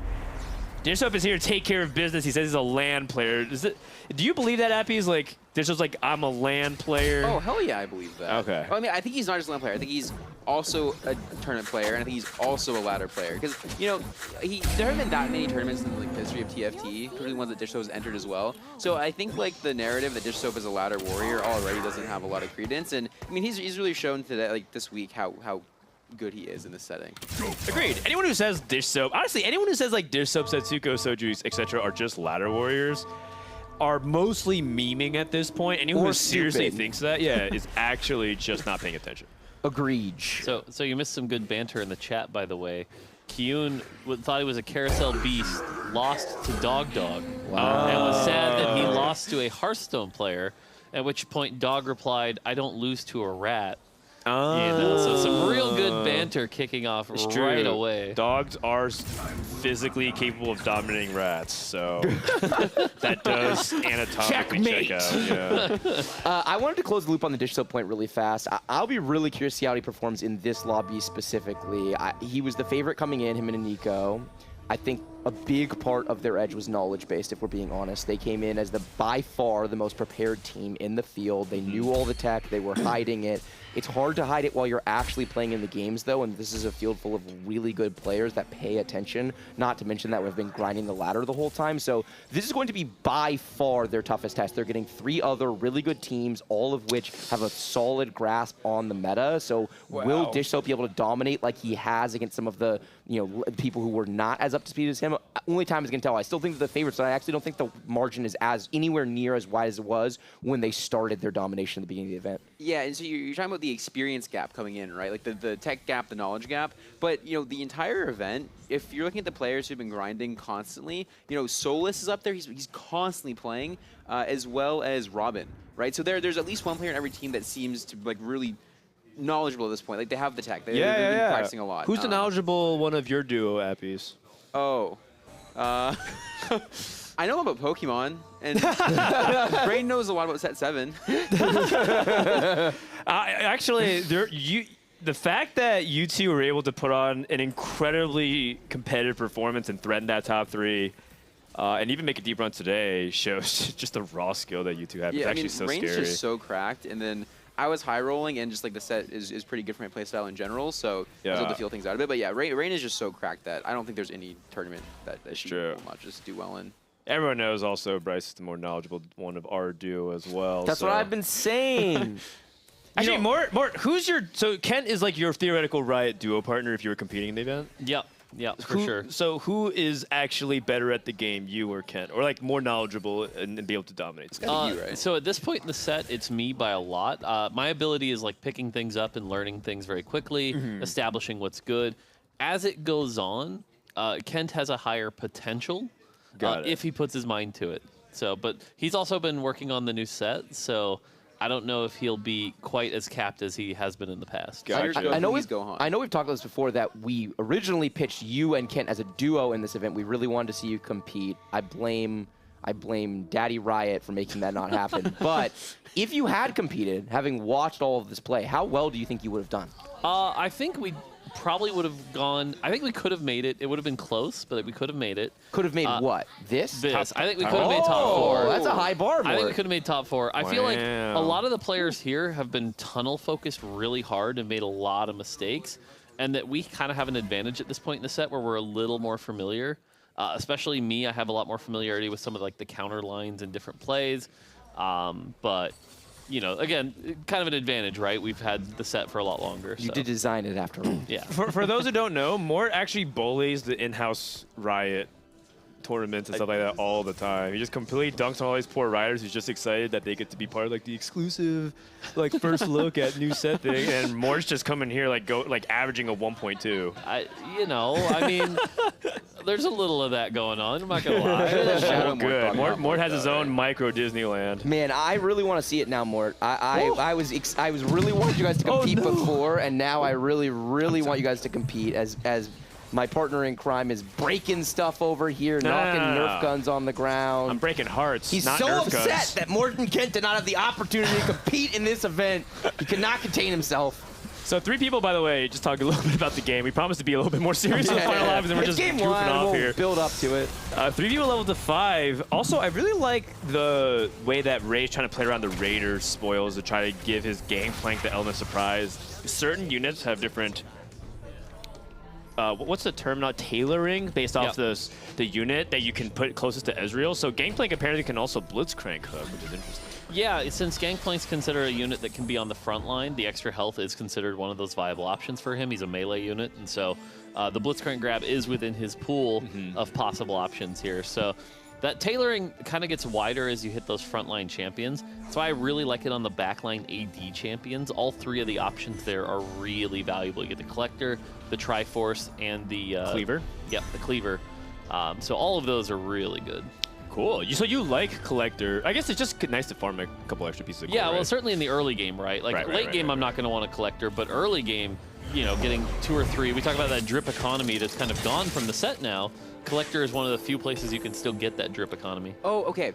And so Robin has the exact same augment, right? And I actually love what Robin's doing here because we were seeing this yesterday. Cargo. Yeah, so you have to clump so that if you roll random wins, you actually get full random wins value, which is something that Dog wasn't doing. This is something that actually like ended one of my streaks yesterday. I was like, oh, that's so smart. How does it target which unit? Will it give to Blitzcrank here because it's the 2-star? It'll give to Blitzcrank specifically because it has 2 items. Oh, because it's 2 items. Whoever's more items. Okay, I see. So if he had not belted the Blitzcrank here, he cannot guarantee it. So this is good understanding from Robin. Ooh, I've been thinking about if you wanted to slam with Spark, but you realize he got already another has item. one. Yeah, well, he also has the Spark. That's true, that's true. And this is actually the bummer about putting the belt there is that Blitzcrank would be the obvious holder of Spark if he wanted to go for that. I think it wasn't placed there. I think Robin actually started off with Blitzcrank and belt, so that's just kind of the dynamic. And it's a good combination. He 2-starred it.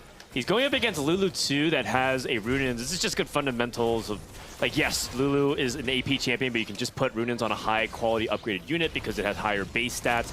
And, of course, getting Gadgeteam Warmogs, the most oppressive Stage 2 item in the game. Yeah, the Warmogs is already overperforming a bit. The Gadgeteam version also giving that % health regen is just disgusting in the early game. You can't kill any 2 in Stage 2. Even any 1, honestly, with a Gadgeteam. Yeah, that any on 1 it. did not come close to dying. I'm sure you've answered this a couple times more, but just, you know, in case you haven't for this weekend, why is Gadgeteam only a smaller pool of items as opposed to, like, a big variety? I mean, the real answer is just time of implementation. You know, making 36 new variants is a little much.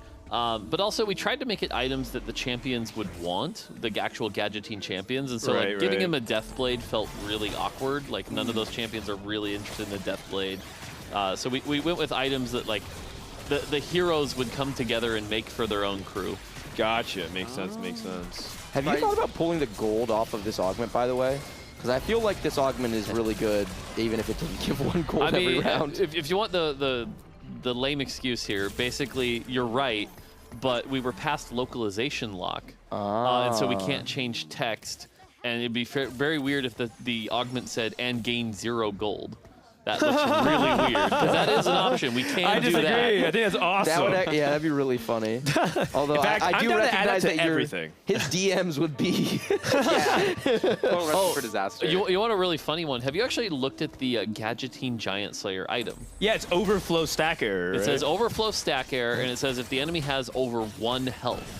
Oh. Yes, I have had so many players just like that joke go over their head and report it as a bug. Like, this item name is clearly incorrect. The Chloe who came up with that item was like, is this joke just too hard? I'm like, no, it's a good joke. No, it actually is. It's a natural selection moment. It's really good. Yep, it's a great joke. But also goes to show you, like, the weird dichotomy. It's like TFT players don't read, and when they do read, they happen to point out things and jokes that go over their heads. Yep. It's great. Least clueless competitive multiplayer game community. Archangel's pretty good. A lot of people actually don't like Archangels for whatever reason. I heard multiple people I respect tell me they think Archangels is a lot weaker this set and, like, kind of bad. And I was really shocked to hear that. Does anyone agree or disagree with that? Yeah, I think it's just a little bit of a a thing in the meta right now where like a lot of the fights are pretty quick, right? Zed's killing everything quickly, Viego's killing everything quickly, so it's really hard to scale. And then the AP counter to that, right? Or the AP answer is like Talia stuff, where like you need to be killing the Zed if you're Talia, you need to be killing him instantly, you need to be just like doing a lot of bursts. So I think it's kind of tough to want a scaling item like that. It's a little different than Rage Blade, right? Because it's not like with Rage Blade, if you have base attack speed, like from Duelist, it's so multiplicative in how fast you stack it, but there's nothing like that for Archangels. So I think as the meta shifts, like we'll see it come back in. Interesting. A little bit of a different take here. I think, we've got Spell Slingers. They're never going to really want it. They're going to want the crit line because they've already got that base AP. And then everyone else, like Viego, for example, is going to want that upfront AP. And now that Death Cap is actually like pretty close to better until 16 seconds into the fight, you want that upfront AP. Yeah. Misfortune, theoretically. But even Misfortune, like that first ult can be so impactful.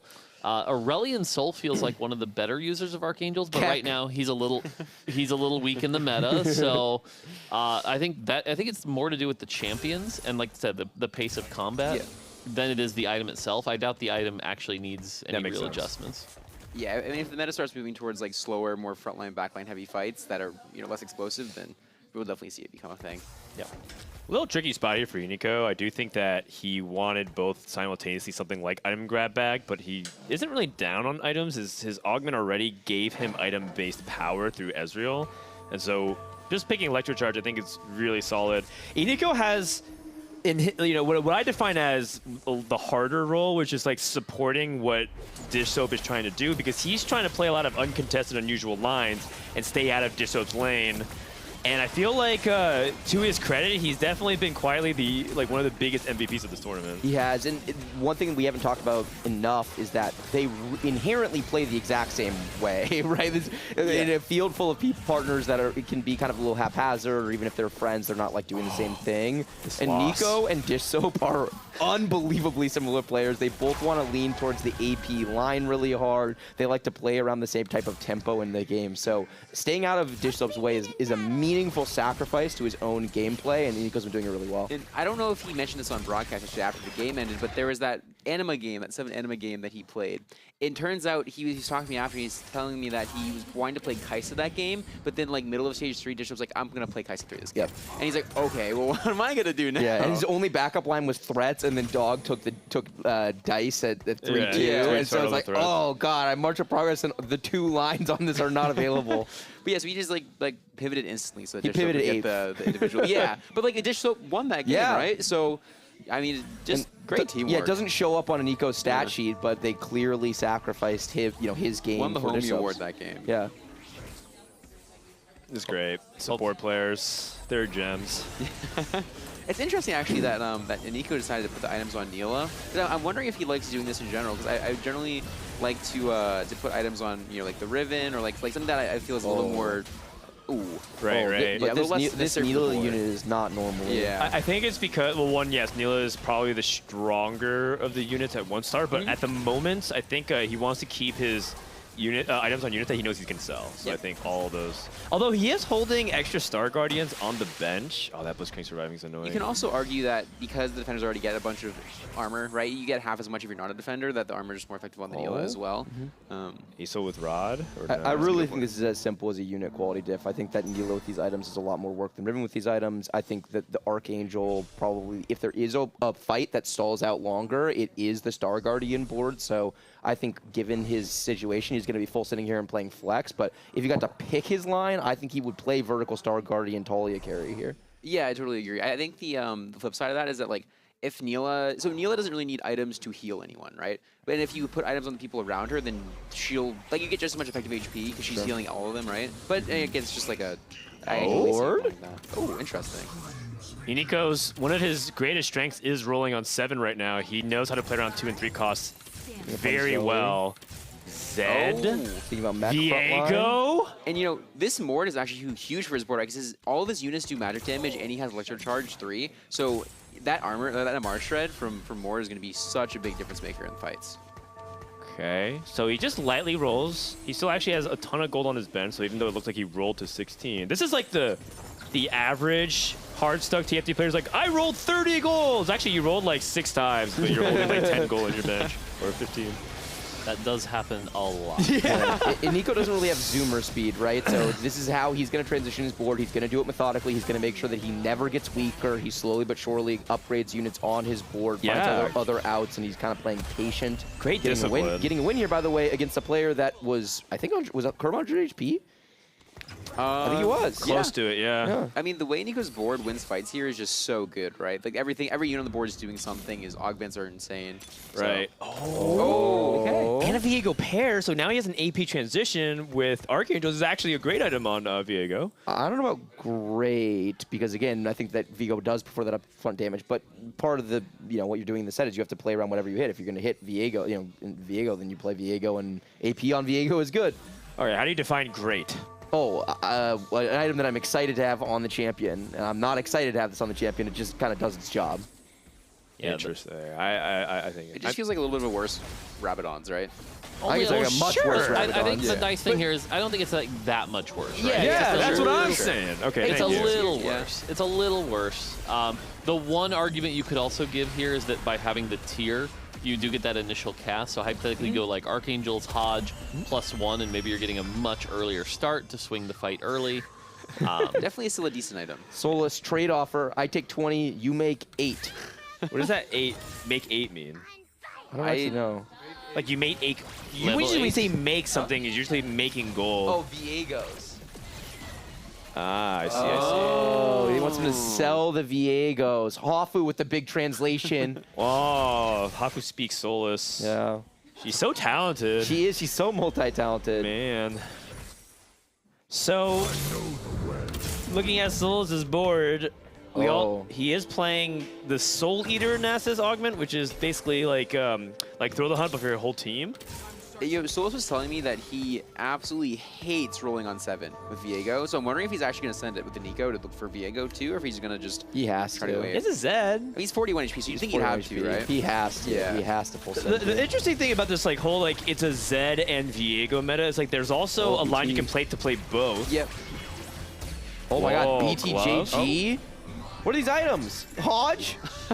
He sold his Zed, so it looks like he's pretty committed. He's picking up Talia pair. Or yeah, Talia.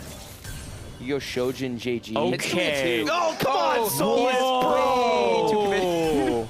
Oh my god, See, this is one of those moments where if he goes 8th, he deserves it.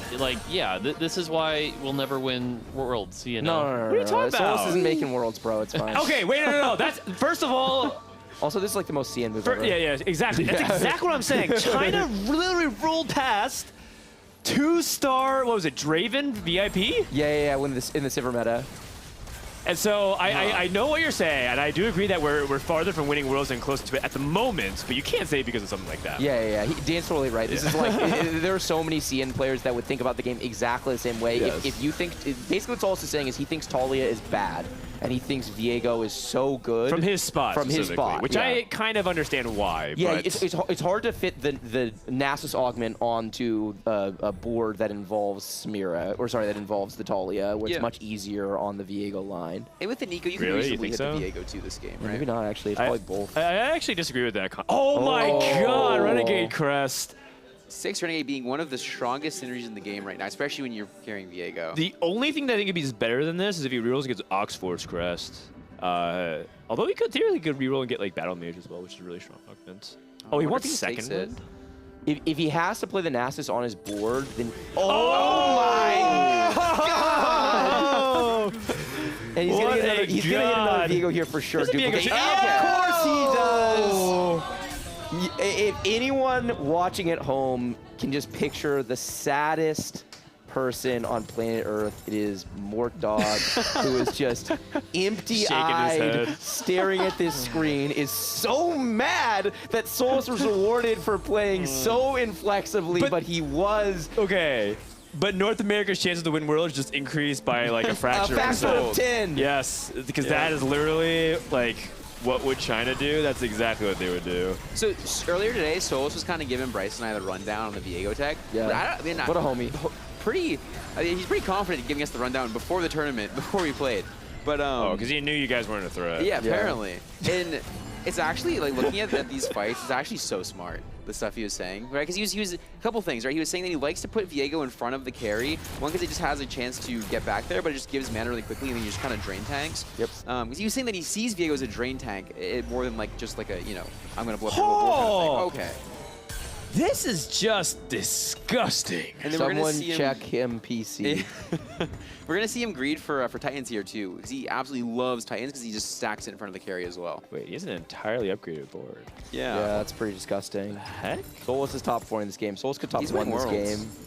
Solus winning Worlds confirmed. The thing about it, write so it happy about down. that. is Solus is, you know, he is like a knowledge-based player. He is very tech-oriented, and like the thing is, this is exactly what Solus does. At the beginning of the set, he's a really, really strong player. Yep. Understands the lines, but when other people catch on to it, he does tend to struggle a little bit. But so far, he's looking pretty.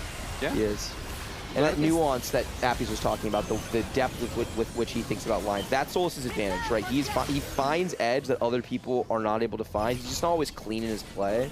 So it's hard as the set becomes solved for him to kind of outplay other players of this caliber. But at this stage, he's really, really scary. It's really fun to pick his brain about it, too. So fun. He's one of the most interesting people to talk to about TFT. He's super good. I would love to check out Kyun's spot. We know where basically Nico is at. We haven't really checked it on Kyun. Oh, he has Red. threat level maximum. Oh. Whoa. That's one of the most fun augments to play in the set, in my opinion. But also, I think the data on it is outrageous, is it not? Yeah, for everyone who doesn't know, it's like, it's like really, really good right now. It's like 100 HP on your threat for every threat you're playing. I think it's 50 now. Is it It's 50 now? 75. Oh, 75. Okay, so that's what the difference. The crazy, if you think about it compared to the Vi one, the boxing one, that one's 250 health for your team and is doing insane. So in the situations where you have this going, this can be upwards of 400 health, 500 health. Right, and so like that is a lot of flat health. He has 6 threats and a KO on his board right now. Velvet 2! Oh! Yeah, so this is 450 health. Oh, we need to upgrade. We need to upgrade a frontliner. Oh, there we go. God. How about both of them? Both of them. That's a Rammus 2 and a Cho'Gath 2. He also has the support K augment to increase range. So this Bel'Veth. This is my Bel'Veth. This is my favorite. Oh, this do is some my crazy favorite. stuff. Oh, this is so good. This is my favorite. It's some slapping versus slapping. Actually, great Zephyr from Kyun as well. Fantastic spot positioning here from Kyun. Will that swing the fight? I mean, it might. That's an Oxforce. Yeah, it's Oxforce Bel'Veth. versus Edge of Night. So one has re-aggro, the other one just has the invulnerability. The Oxforce strat is also a lot more attack speed, right? These low HP thresholds. Range. Nice.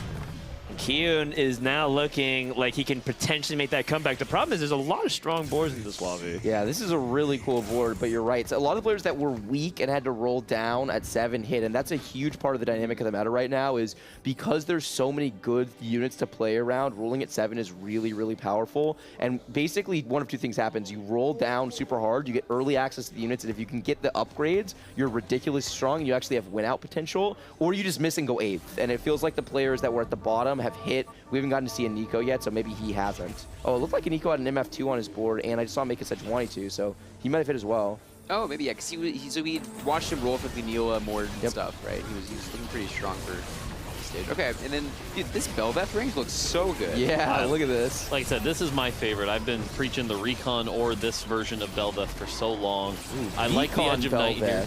Bel'Veth. Recon. Yeah, whoa. It's so fun.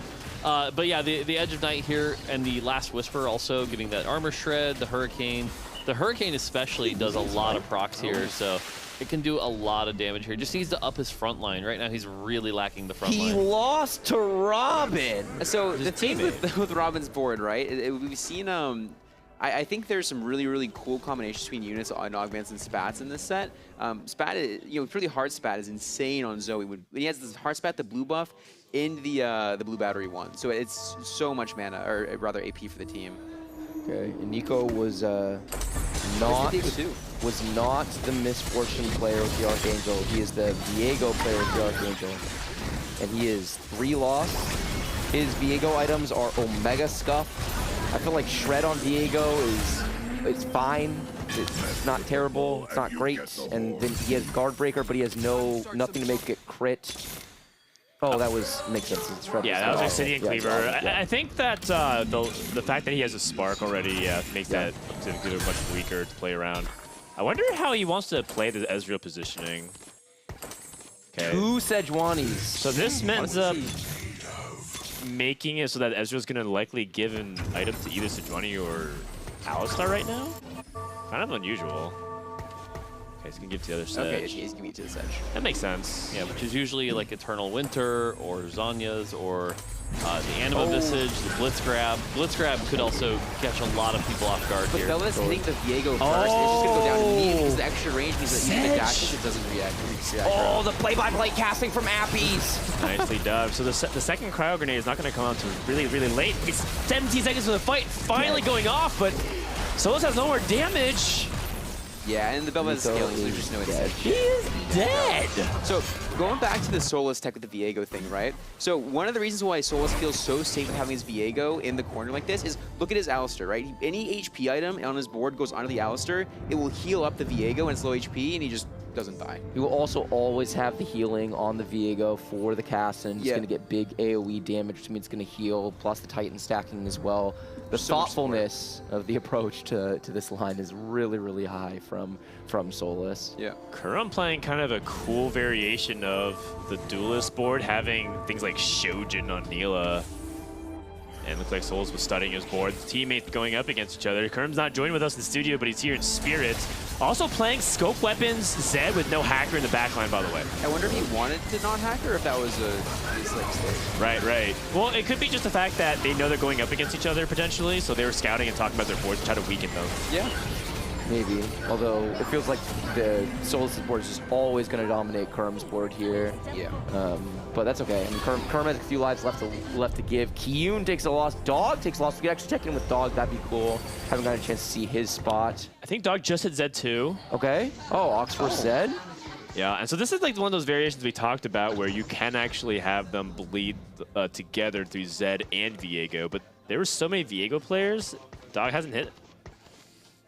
Yeah, I think maybe it's really hard to hit the Viego 2 here without it, like, with only 2, or it's a 6 Ox Force, but with no healing item, it's going to go down pretty quickly and have a really hard time making it to Ascension, where a lot of the value is going to be found for his board. So it's going to be hard to actually get things going, I think. One thing I've noticed about Dog a lot is that he frequently sends Zed down the middle. I think that because of the hacker targeting, he thinks that he's going to get more consistent access to the backline. So if you're wrong side, it's really punishing. But if you throw it down the middle, it will oftentimes like attack a middle backline unit and then just kind of walk its way along the backline, which is really interesting and something I'm trying to pay a little bit more attention to as the tournament's going on to see, because hacker positioning can be so valuable. He's living. He's living. Yeah, Kiyun is not living. An interesting thing with the middle Zed, I was thinking about this too, because what Zed will do, right? Because generally people will have their backline in such a way where like their carries on one side and there's not a lot on the other side, right? So since Zed like flips around his target, like jumps behind his target, often if he's middle, he'll jump behind the target into like right next to the carry, and just kill the carry second. Goes for the Bloodthirster. I think he thought about the Renegade spat or a Renegade Emblem. Solus is going to get the Renegade Emblem. That's pretty filthy. The Renegade Emblem allows him to free up a team slot, but the Bloodthirster helps keep the Viego alive, so it's kind of a tricky decision there. Yeah, I like the BT there. I think it's super valuable and makes the Viego much more scary other carry. And he could hit here because Nico was holding. Side, though. His cap is way lower because if he had the Renegade Emblem here for the Aphelios would be really, really strong. True. Well, we'll see. I mean, kind of depends on how strong his matchups are. He's looking at Robin, he's looking at Dishso. Dishso, by the way, very quietly putting on another good top 4 performance pretty soon. Yeah, he's just so good at saving HP and being very, very consistent in the top 4. And then also just converting that into a win out. Nice positioning. The right side. Hard to do. Zoe's going to yeet out of here with Prankster. Yeah. Oh, didn't yeet very far, though. Zoe's dead. Zed just shoots her up. Easy, easy fight win. Sometimes, okay, Mark, can you explain the times when, like, you know, Zoe, like, I put her in the front line and she jumps to, like, my enemy's back line? Yeah. I don't understand that sometimes. Yeah. Like, that's, like, the most random thing ever. Basically, we've got some work to do there, but it comes down to where are the most available areas, and with the Zed in the backline, it sort of cancels out a lot of available hexes. Got it. Especially if there's like 2 things nearby, you can sometimes go, okay, I need to go all the way over here. But yeah, still some work to do there for sure. No worries. It's actually kind of inconsequential. It's really funny when that happens. And it turns out, I don't think we've seen Dishso's for yet, but he's rerolling Ashe, who is really, really strong. We saw that today with DQA at the very beginning of the day. And, you know, I think we talked about this before, but it's like kind of topping the charts in China right now, right? Yeah, for sure. This is definitely, it's also, you know, we're at the start of the set where a lot of the more easy comps to play are going to be doing well. And Ashe is definitely one of the easy ones, right? Just grab some base AD items, re-roll the supers, re-roll around this, and get a very strong Ashe that's just going to melt people down really, really quick. Yeah, I really like this ace emblem on Yasuo. I think one of the more tricky things about Ashe is that sometimes taking up a secondary damage source while you're rerolling for everything is really, really tough. And by doing so, this Yasuo ended up doing a ton of work, eliminating Dog. Yes, Dog hit, but it was a little bit too late. Also, just the strong board from Dish Soap was just too much to overcome. Oh, Robin. Robin stays alive, but Solus also lost for the first time. And now Solus, who was on a win streak, is now almost potentially bot 4. And depending on what happens with Solus and Robin, we might have 4 players in the top 4 and 4 players in the bot 4 from every team. If Robin winds up going out here, then Team Old Rat is going to be our only team all in the bot 4 in the first game. And Kerm and Solus, coming in from our wild card tournament, would be the only team with 2 players in the top 4. Yeah. Man, I miss Kerm. I do too. I wish he would get healthier soon, so that way we can have him in the studio. Big same. He would have been so fun on the casting couch. Absolutely, and he was having a blast too. He will get better. Yeah, hopefully we get a chance to run it back. Summit 2, yeah. Coom's in the chat. Coom popping off, so has a chance to win this tournament from his hotel room. I don't know. Dish Up took Shroud. That's, you know, a bit of a rat move. Veg. And this situation taking Shroud, that's a little sweaty. Rob is thinking about Morello when he already has Sunfire. He's thinking about how Nunu can apply to the back line. Oh, okay, that's humongous for Robin. Yeah, and he takes the BT as well. Double BT. And this Nunu's going to be scaling so well with all the units proccing Heart that he's going to be a monster by the end of the fight. He is. This Nunu. Another Nunu, why not? Nunu kind of underrated as a carry at 2-star, I think. I think this unit can do a lot of work on the right board, and I think this board actually could be that board. The scaling AP with the 4 Heart, Zoe with the blue buff and the Heart Crest is going to do an unbelievable amount of work. Going up against Solus's board, who has... Oh, Rand's Shroud. The Renegade, sorry, the Leona with the Ox Force, which is going to be really strong. She gets to the back line, but can anything take down this Zoe quickly so she doesn't spread AoE and rack up that AP? I just don't think Robin can get it done. There's just a little bit too much power. Yeah. All right, well, Fifth is okay. Looking at Solus's augments there just to see exactly what was just quite now so realizing that all I see there is that Solus said nothing. Yeah. By the way, another player that also has had a great tournament that we talk about kind of seldomly. I guess don't talk about it enough. It's just Radius is crushing, man. He's top 4 again. He was the 2nd highest performer just by 1 point. And his board state is just really cool. Yeah, such a cool board. So Solus did drop from 41 health to 10 health, but Solus also has 8 Ox Force now. 8 Ox Force is insane amounts of attack speed, which kind of explains how everyone got blown up so hard. That is going to be a really hard comp to beat. It doesn't explain how he lost, though, but we'll see. Maybe something from Radius, who's been streaking 5 in a row now, can get it done.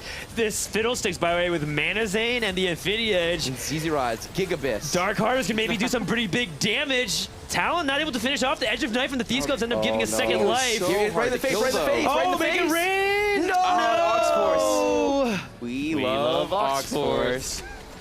I don't know if Appy's had the chance to share this with you yet more, but actually going into the set, like right when it came out, Appy's and I did a couple-hour walkthrough of everything. And when we went through the Ox Force trade, he was like, oh, this trade is going to be... the most broken thing in the set, for sure. Yeah. It's one of those things where, like, you know, it's not like a bunch of stats or anything, but you know, extra downtime in a fight, or you know, like not being able to die is so impactful, whether or not it has like, you know, AP or attack speed or anything attached to it. It's diamond hands on every unit. Yeah, exactly. Yeah, essentially. Rain does get a Urgot, so a little bit extra CC. Might end up swinging this fight. Dissoap is not healthy enough for him to, you know, get that top 3 right now, but he can try to lose by fewer units than Kurum, because Kurum is almost certainly going to lose. Nice Zephyr here from Ray. Oh, it's shrouded though. Though not too bad with the Archangel. Yeah, right? The first Archangel. is going to be pretty strong, so. Calculated. Yeah, exactly. This shot hurts a lot, though, because it is both these units that he wants to cast as soon as possible. And Ash is now landing and doing some pretty good DPS. Oh, okay. It's just so hard to kill this Renekton before the Ash gets to kill the whole board. One more cast. Do you ever cast again? MF against the world? Ray going out in third though. Okay. I mean, honestly, he was not going to get better than that, so. We take those. 8 Ox Force versus the most broken comp in China. True. We'll see. That means we have a China versus NA Final 2 in game number 1 of the finals of the North American TFT's inaugural summit. Who will reign supreme? Will it be the soulless tech, or will it be Dish Soap copying the region that farms us every Worlds? Find out now. Soul is about to unironically win Worlds. That is how you sound like, by the way. You're like mocking the average TFT caster, but that is how you sound. I think I'm mocking myself. I'm good with it. It's true. Bryce is just admitting that he's a walking parody of himself, so. Who do you think wins this? I feel like it's Soulless. Yeah, 8 Ox Force is just banana. Isn't it like 200 to 400 attacks or something? That's like what it is. It's just, the number just sounds outrageous, does it not? It can be really hard to get resets on these frontline, these like big 3-star frontliners though, so maybe there's a chance. Look at the Aphelios attack speed with the Shojin. It's just going to chain cast and stun. Got shrouded, it's already stunned twice. This Yasuo's living. He can't break through the front line. Yeah.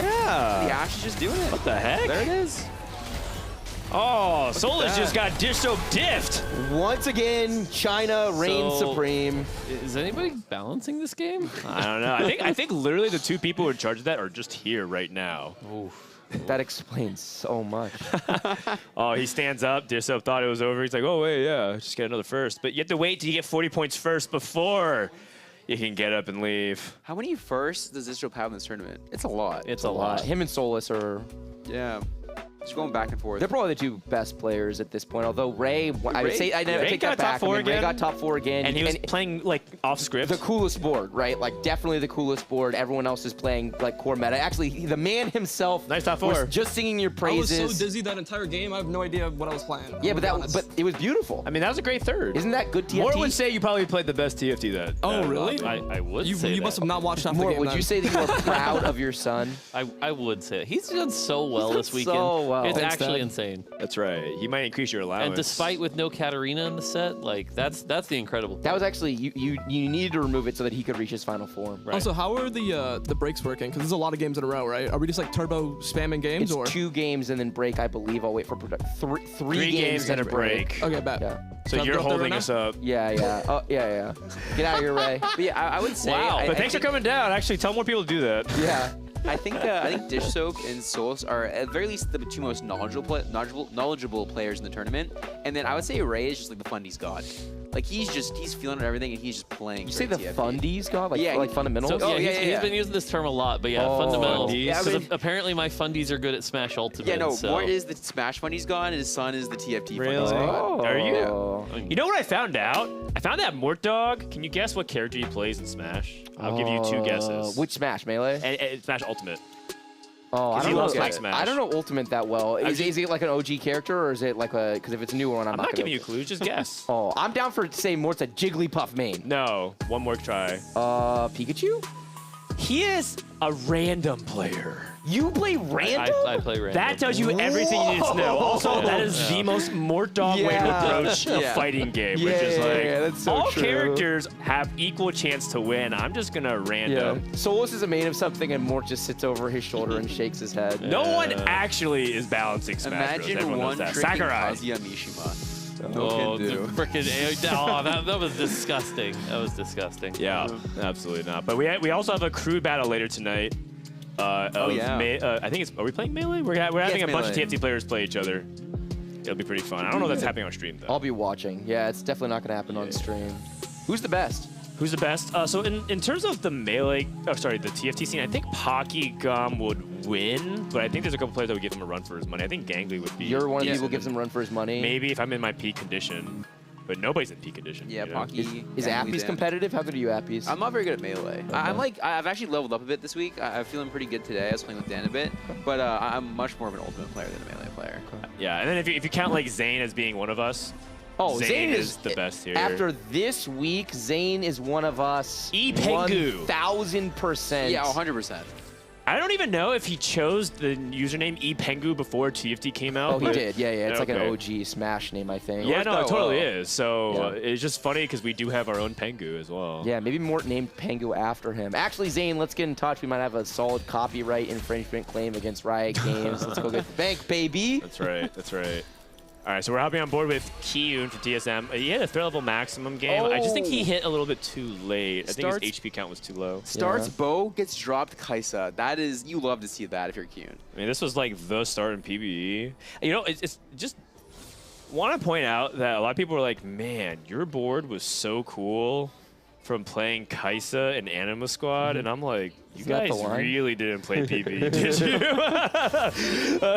I'll take the compliment, but still. Yeah, Dan's way up there in the conversation of who has the most tech for sure. Oh, as well. for sure. I think Dan might have the Tied with widest Soloist. tech. I don't think that Dan has. I have too the much depth, tech, actually. The depth of tech, as like Solus does on Viego, for example, Right, or right. as I don't have Sub the does depth in certain parts of the AP tree. But oh my it's God, amazing! It's a starter pack. We just need the Neela. This would be a great time to get Three's Company. Yeah.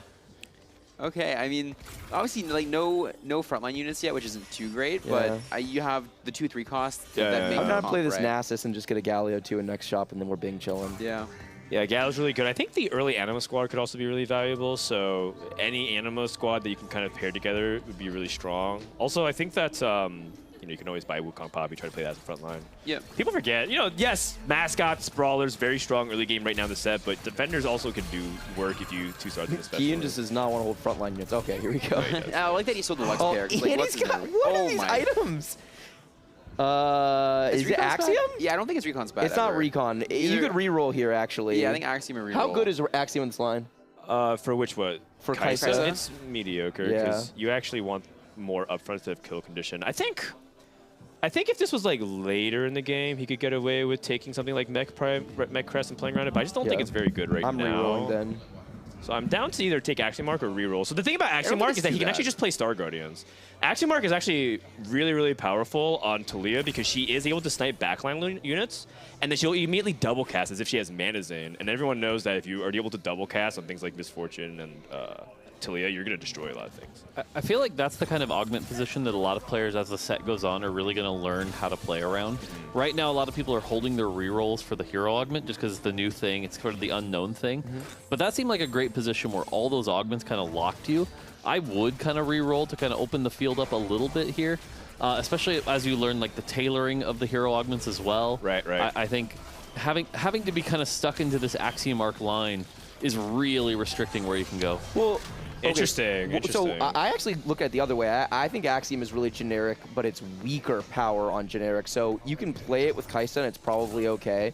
Dan was talking about Talia as a line. He's got 2-1 Anima online, and probably the best Axiom user is MF because she oftentimes kills a bunch of units and then she'll just recast right away. So I think there's quite a bit of potential options for Kiyun in this game. I just think that it's probably not the best augment for what he wants to play because MF is weaker. If MF were stronger in the meta, right? If this were a previous patch, like before we took the nerf bat to MF as a unit and Anima Squad as a trait, I would think this is like an S tier augment selection here. Yeah, I think we'll tell a lot. We'll see a lot what he's thinking based on his carousel here. Because if he picks like Rageblade, then he's probably just thinking Kaisa reroll. Yeah. But otherwise, if he picks up like JG or something, maybe he's thinking more of Talia.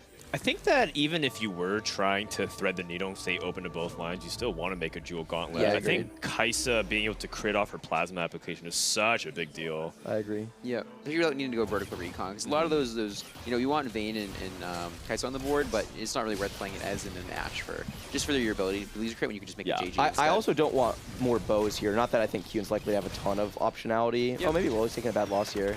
But just bow economy in this comp, right? Because he already got one and he's built it into the Shiv. You really only want one more in Rageblade, and it's not even like a necessary item, so I'd much rather have an abundance of gloves. Yeah, agreed.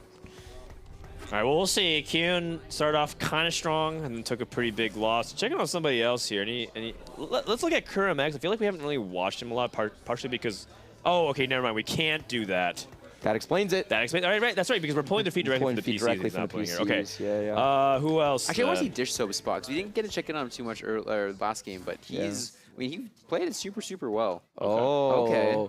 This is going to be an instance where the chances that Solus pays for being so friendly with his competition is quite high, because I know for a fact that Solus gave a full download to Dish Soap on how to play the Viego line. This is such clear Viego direction with the early Talon 2 with the JG plus a sword for a potential BT, and he's going to be able to play around all of the kind of Aux Force core units plus Renegades. So it's just it's like best case scenario for getting into Viego.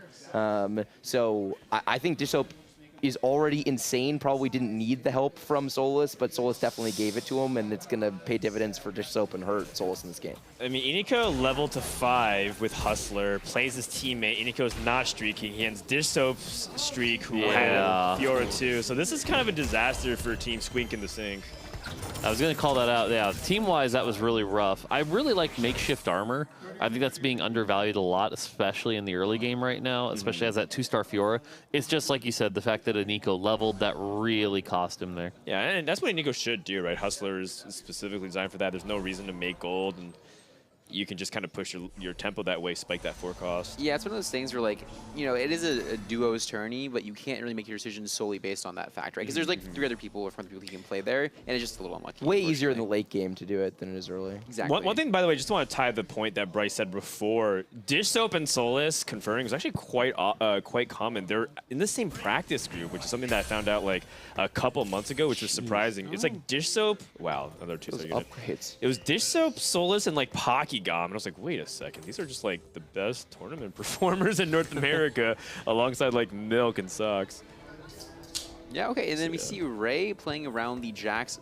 So has Cluttered Mind. I can't imagine. I mean, I guess he could reroll Jax Cluttered Mind, right? Because yeah, you could. I just don't think I don't think he will when he slams Titans. Yeah, agreed. Right. So he had first pick of items if you wanted to play the Jax. Which, by the way, I think I would want to play Jax from this spot. Where do you think you think you can't play Jax with Titans? You can play Jax with Titans, but if you have the choice in that situation, you would much rather go Jeweled Gauntlet or go. It's also half of a Rage Blade potentially, right? Like you could go for BT here. I just think there's a lot of better slams if you want to play Jax specifically. Interesting. I don't know if I entirely agree with that premise, but you're not the first person to tell me that. So I feel like with this set too, Cluttered Mind is an augment that a lot of people aren't really as familiar with now. How to play around that's going to be rough, and Raditz in particular, we'll have to see if he can adjust to it. Also kind of interesting, not to call back the data here, but it's Clear Mind looks pretty decent in the data, whereas Cluttered Mind actually looks surprisingly bad, which is very interesting. If anything, I always felt like Cluttered Mind just on paper would be the better version. Correct. You get the extra econ and you get to hold all of your units, and so you get to be, board strength. Not that Ray's hitting any upgrades, right? Ray's holding like every unit on planet Earth, and he has no upgrades on his board. Meanwhile, Dish Soap is under leveled and has full upgrades on 2 cost. He's 2 costs upgraded, so there's no justice. Oh gosh. Okay. Speaking of no justice. Yeah, Ray making his board a lot weaker here to try to make sure the E5 streaks into Krugs, but unfortunately he plays Dish Soap, who is just going to 5-0 him. I think actually it's totally fine because he was most likely not even going to kill a unit anyways, so I think that's actually exactly within his calculation range. Oh, I feel like that Jax would definitely kill a unit. I mean, I don't know what the... it was 2 stars across the board. I don't know. Okay, and Dish Soaps. I mean, yeah, I guess Dish Soaps specifically. Kurum win streaking, and I think he was the only 100 streaker last game too, right? Yeah, but that's textbook Kurum. Loves forcing win streak, and he's usually really good at converting off of it. It looks like he's in his comfort zone. This is a Jax. This is a mech Jax if he wants it soon. A lot of people also point out as Quicksilver being one of the most important items onto Jax as well right now. And I think Quicksilver in general is the most underrated item in the game in the current set. Yeah, I think the generally accepted like quote-unquote BIS Jax right now is probably like JG Hodge QSS. I think people love that. I think that version. I've also seen the Rage Blade BT QSS version. It probably depends a lot on lobby matchups and whether or not there's going to be enough burst to get through the Jax where the shield's going to pay a lot of dividends, and also how much scaling inevitability you need. Also depends if you hit the hero augment or not, right? If you hit the hero augment, the carry hero augment, you definitely don't need Rage Blade. If you don't hit it, Rage Blade can be very important for that ramping. Yeah. I was talking to Dish Soap about it, and I tend to agree with his analysis, which is that it actually doesn't really matter as long as it all works together. It's actually kind of what Appy's does. Appy's approaches a lot of itemization and board setup based off like how things play off each other, as opposed to just like what is generically the best item slot. So it's like if you have something like Sunfire Cape, you inherently want to end fights a little bit quicker and so you end up taking more front-loaded damage to try to like burst through quickly. Yeah, one of the like underexplored in general by most players parts of TFT is just like what direction resources send you in, right? Because like people on a surface level, right? Like Makeshift doesn't say like, hey, it's not like a Bruiser +1 where it says, okay, play 4 Bruiser this game. But it is very similar in like if you have more raw HP on your board, you're gonna get really rewarded for that if you're playing Makeshift, right? So there's a lot of like that with items as well as augments. Yeah, and that's what I think is another approach to a thinking person's TFT game. Why are you laughing? Oh, I mean, are you a thinking player? What I was thinking about? Appies is a turn brain off, copy, guide, follow, stats player. It is known. No, I thought it was funny, right? Because, you know, you think thinking players TFT, but then like I was like, okay, well, Solus would never do that, right? But then Solus was thinking so much. He thinks so much outside of the game, like before the game, right? That's so like, true. he can just kind of autopilot in it. So it's an interesting dynamic. It's true. Solus does all of his thinking outside the game. Yeah, maybe I should do that. Augment selection here for Robin. Looks like he's going for Sunfire board. Yeah, medium. Not the best, not the worst. So the Sunfire board, what allows Zoe to kind of free up an item slot if he wants to commit to this. At this point, I'm not entirely sure what Robin wants to commit to. It looks like he's like consulting Kiyun as well.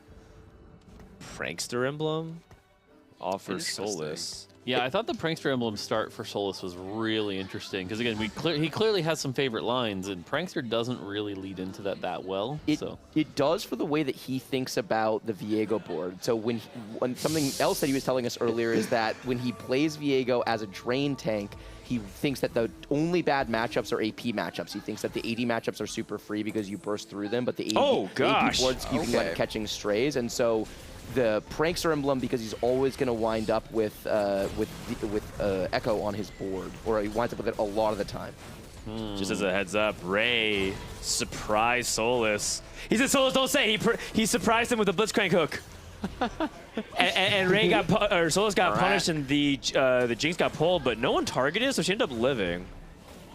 And now Ray is mad at Solus for exposing him in chat. Ooh. Yeah, Ray winning, or Solus winning no homie points for that one. Kind of a rat move, calling him out like that. I also rat move for having hook though, I guess. True. Right? Yeah, which one's more rat? On the rat, I mean, the rat power rankings, who's higher? Dips. Yeah, I don't think there's any winner there. I feel like the tattling is the bigger rats. rat here. Okay. I don't even think that's a rat move. It's a different animal. It's not rat. It's if you're riding on a rat, it's a rat. Right? Like, isn't that? Oh, that's true. I guess rat squared. Yeah. We'll have to ask Kiyun in between games. The resident rat expert is present for us, so we can get some cutting edge analysis. He's of the literally situation. ratting. Okay, that makes sense, I guess. Speaking of Kiyun, we're going to get to see his board for a while. It looks like he rolled on 3-2, given that he's a little bit on the brook side, maybe not actually. But he's struggling. He's, lost a meaningful amount of HP down at 51. He's going to take a fight loss here, it seems. Yeah, being 30 gold and no Kaisa 2 is something that Kiyun definitely didn't want to happen in this game. Right? I mean, obviously, but starting with a Kaisa and then not having it 2-starred with like middling econ on 3-3 is not exactly what you should have been looking for. It does have Jeweled Lotus and Axiom Mark, so his setup for AP, if you want to play Spellslingers, in this case he's holding a Soraka on the bench, does have some options there, but he doesn't have much HP to play with, and I feel like based off the way the momentum of the lobby is going, that's going to be really punishing. There's a Zed with the bow, by the way, on the carousel. Oh, also, cool note is that neither player's taking What is it? happening? Oh, Kiyun leaving it for Robin? But Robin doesn't even want to play Zed. Well, I guess he can. Never mind, he can. He's got the blue buff Zoe. He can easily flex into the kind of prankster version of the line. Kiyun still hasn't picked an item. There's also he was first pick. He still hasn't chosen. There's a Talia the tier there too, so we can kind of say he's probably not leaning towards that now, right? Yep. If he's not grabbing that Talia. Kiyun, you are lost, my guy. You need to find some direction and go into it. Let's hop on over to Ray, by the way, who's on 8 loss. And Ray is just going to play Jax from here. I can't name a single other unit in the game that possibly wants RFC and Titans. So, actually, Belveth is literally one of those units. Right. But yeah. I think it's a good call that, going anything crazy like, oh, I'm going to pivot into like Belveth threats. Oh, Zed here, does he want it? Zed could theoretically use the items. He doesn't want the Zed? Okay. So maybe he's just thinking really Belveth or Jax. What? Oh, he is dizzy. We are dizzy. And I don't blame him. Yeah, playing good TFT is hard. Well, Cluttered Mind specifically, I mean, kind of true to its name, is difficult for that reason. I mean, the fact we're not buying the Belveth here clearly shows that, like, he's tunneled. This is the Jax comp. He wants to make this Jax comp work. He's really going to need to hit that Jax 2 very quickly. hopefully to stabilize and get out of this loss streak here. Sox has been the most successful Drax player so far in the tournament. He was saying he really thinks of it as a tempo comp. He likes to play it from ahead a lot, does not like to play it from behind. It's the type of thing where if you get dropped an early Jax from a box, it's so powerful as a potential item holder that can also become your carry, especially if you wind up getting the tailored Jax augment. So this is not comfort zone for Ray. This is not something he's been playing a lot of this tournament, and I'm not sure I agree with the itemization. I'm not sure I agree with the commitment to the line at this point, but it is what it is. He's just trying to salvage and get as many points as he can and hope that dog can score a few more points in the game, because I think Ray's Ray is playing for like a top 6 at this point. We all agree? I think so. He's playing for placements. I also think that his setup for Jax is also not very strong, even if he does 2-star Jax, because part of what makes the Jax line so good is that I'm pretty sure every combat augment is good for this comp, and he has 0 of them. So I think his spot, even if he, like, let's say he 2-stars his entire board, I'm pretty sure he's just bot 4 anyways. I feel like if the hero augment is, you know, the 3-4-5 and we get a lot of the 3s, and he manages to get the Jax carry augment from this position, I could see that turning into a top 4. Okay. Yeah, that's fair. We can also get Leona as well. That's pretty good. Yeah, we saw it with Milk the first game of the day, right? Like Jax 2 was stable the entirety of like stage 4 and 5 for him, and they just went 9. And I'm sure he did not win the game, but he also didn't reroll Jax, right? He had Jax 2 and then pivoted off into a Mordekaiser last second. So maybe he went out. Who knows? Well, just get a win big. here. Yeah, exactly. Kind of like what you said. Like if he just lands in that 6th place range, try to hope that dog can stabilize. It's not good. That's not good though. Copium. Well, dog ended up losing as well. Only win streaker is Solus. Kyun bottoming out HP right down there with Ray. Dog at 57. Fairly, you know, wide gap in the middle, right, between the bot 4 and the top 4. Yep. Dog's board is stuck on Talia pair. He has a Mana Zane. Okay, so he's waiting to see what items he can get, but the problem with Dog is just that he's playing an all 1-star board. We're gonna see some big roll downs. Let's hop on to Dog's POV if we can, see what if he can make something happen from his perspective. Oh, 10 gold. That's actually fine. That's actually pretty good for Ray. Okay, I mean, you gotta imagine he's trying to play around this Talia, right? He just needs 1 more, he 2-stars it. Really decent items for it too, so if he can get it going. Oh, he does hit it. Oh, and the echo. That is massive. The single best shot you can see in this spot. Yeah. 100%. He has a Sejuani he can also just play as. Oh, he's going to play the We want to move the Gadgeteen. Mana Zane as well, right? We just go Hodge, JG, Mana Zane? I think so, yeah. Oh, but we have the tier. I mean, I think you can go. I think you can actually just like slam Chalice here, like Mana Zane. I agree. Yeah. Oh, okay. So he actually had a couple of options. He could have gone Mana Zane and then make like Shield Breaker, which is also a really powerful item for Talia in particular because she does go through frontline all the time. And then he could have popped the tier off, maybe blue buff like Zoe, right? Kind of swap these items around. Another thing that he can do is make Chalice. And I think Chalice is a really slept on item, specifically in Spell Slingers, because then every one of them just becomes so high with the base AP, and Spell Slinger does that extra damage. Yeah. Is it every, what, 3rd auto? 5th Yeah, auto? it's every 5 seconds. Every 5 seconds, sorry. And so you actually make like these random like Lux 2, just all of a sudden deal like 3k damage a fight just with their autos. Oh, Sleepy Time is potentially really good here. Yeah, super strong augment. It does make the Zoe too, so right? Or does he have Zoe on the bench? Yeah, so No, he has to pick it up. Okay. No, he has to pick it up anyway, so he can just move the Mana Zane first. Controversial opinion. I want him to reroll this and get the Sona one that gives mana. That thing with his setup is insanely powerful. Borderline broken in my opinion. But Zoe's a very safe pick as well. I do want to call out here that that was a 3-3-3. So we talked about Raditz earlier. That's true. Only getting Yeah. the Jax. So that really increases his odds of seeing that Jax, and that might be the comeback we want to see. Wow, more make it less obvious, bro. Got to cheer on my boy. It could have been a 3-4-4, and then he gets it, Yeah. but instead you just get him with a 3-3-3. I love this Hodge Slam Chalice. as well. Kuko. The big thing with this Hodge Slam, right, so he's playing around Ascension, he wants a little longer fight. Sleepy Time's going to help that immensely, and then the Hodge just keeps Talia alive to get to Ascension. And then, you know, she's going to hit in certain matchups, like this matchup or against the Zed. Yeah. Well, that's not a Talia, that's a Kaisa, but you know what I mean. So keep her alive and get her to Ascension, which is what she needs. This all just makes so much sense. And this Mana Zane item, God. People, can I say, Please. so Mana Zane, Star Guardian. So a lot of people don't realize that the Mana Zane says, you know, you get 150 mana. That does interact with Star Guardian. So if you can get 3 Star Guardian or 5 Star Guardian in, that can give you, you know, 200. Obviously, he's not going to play 7 Star Guardian from this position, but there are some really wild interactions with Star Guardian and that item. Which is kind of going back to what I was saying, if you build on some of these mana-based strategies, that's why we're talking about Axiom Arc in particular. That was really, really strong. True. Well, what are you giggling about? What you guys were having this like intense conversation. Dog was deciding whether or not he wanted to hold the 2 Sonas, eventually go for Sona 3, or not buy them. So he just at the last second just buys one, so he doesn't make econ, and then immediately sells it afterwards. So he just like casually lights the gold on fire. Fair. He's making it fair. Yeah. He's making it less obvious. Yeah, we've all been there. Okay, very relatable human TFT moment. Exactly. This is just TFT pros at the start of a set. It takes them a little bit to ramp up and really learn it. TFT is like one of the games where it's just like sometimes the more you fiddle with like your units, your positioning, your bench, with your shop is like it's gonna cost you. You gotta be hands off sometimes. Yep. And this was some of that like prep before the game, like with Solus just finding a couple lines that he likes, can be really, really useful, right?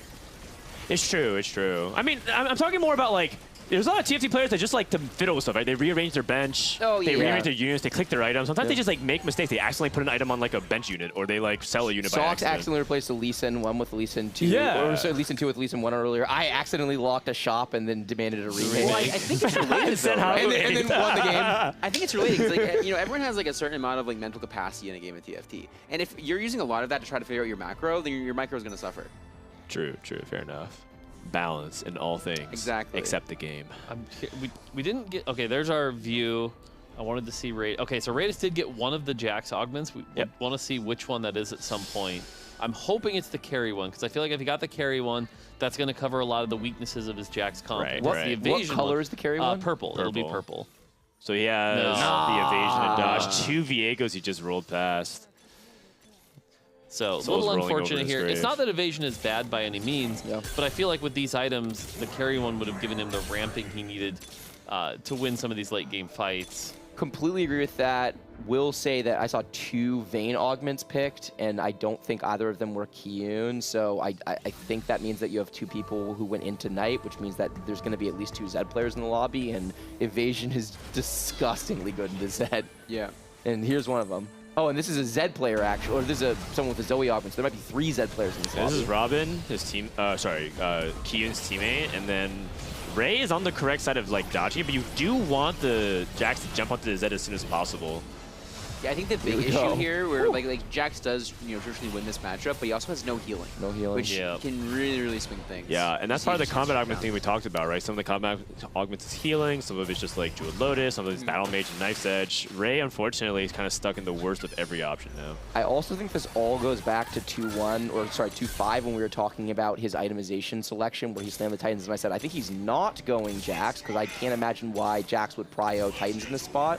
If he was going to go Jax, which seems like has been his game plan the whole time, I think he just made a crucial error about itemization in that moment. I think that he was first pick on the carousel. He could have done for whatever he wanted, and he optimized for an item that Jax does not need right now. Well, his items just don't really synergize together. Right. If you do go Titans, then you kind of need something like Bloodthirster, because you're implying that Jax wants to get into the fray and draw aggression, but then he made RFC because he got double bow. It's a little bit of a tricky spot. And if you want JG, then you want other crit. So it's just there are a bunch of Jax itemizations that work. It's just this is not one of them. Right, you can't just combine the 3 different itemization paths and call it a day. Especially with the units he's playing around the Jax, so like the BT is worth so much for the extra HP from Brawler, Yep, right? totally. So missing that is definitely hurting him. But I mean, looks like he's beating Q for. Oh, actually, maybe. I don't think scaled. so. Okay, never mind. He's scaling. I don't think so. It's Fight calling's Dead. Oh no, it's okay. It happens, and I guess like Ray just ended up being in a tough spot, and you could see he wasn't even getting cleared mind value towards the next need to roll. I think lack of familiarity with the line is the big thing that I sensed from Ray in this game, and he's been. I was complimenting him actually heading upstairs going into the finals about how wide he's played. That he's actually been one of the most versatile players in the game. His board last game was so creative and interesting. He's playing really hard TFT, and sometimes that means you're going to make some mistakes because you can't know everything as well as Solus knows how to force Viego. Exactly. So the opposite end of what we described was like we talked about how Ray's setup was awkward because he had no combat augments and his itemization. Dish Up is just showing you, even if you do have some of those things in place, it can still be tough, but he's using Jax as an item hold until he can get to Viego. And that's what makes such an interesting dynamic of like what he's trying to do right now. I think we were talking earlier, or maybe just before, but this is Viego, but of how rolling level 7 is pretty big in the meta right now, and like sometimes players will just hit and sometimes players will just miss, right? And I'll say maybe Dish Soap was on the missing side of that, where like he sent in for 7 to try to get stronger and just did not see a Viego, did not see the Z2, and is maybe struggling just a bit here. He was struggling to this point, but I think this is a really big inflection into his current game plan. I expect him to actually be fairly competitive in some of these fights, but he's not positioning. It is one of the very few knocks onto Dish Soap's gameplay. He is very methodical and therefore slightly slow at times. And he got shrouded. He got sleepy time. I just think he's kind of dizzy. Yeah, it's a hard transition. He's not hitting the units he needs to be hitting. Yeah. And, I mean, just 2 1-star carries at this point in the game, right? It's 5-1. It's way too late to have these 1-star carries. And Dog super stable after hitting that to Leah. Oh no, Nico is also not doing well. Oh gosh, this is one of their worst results all tournament.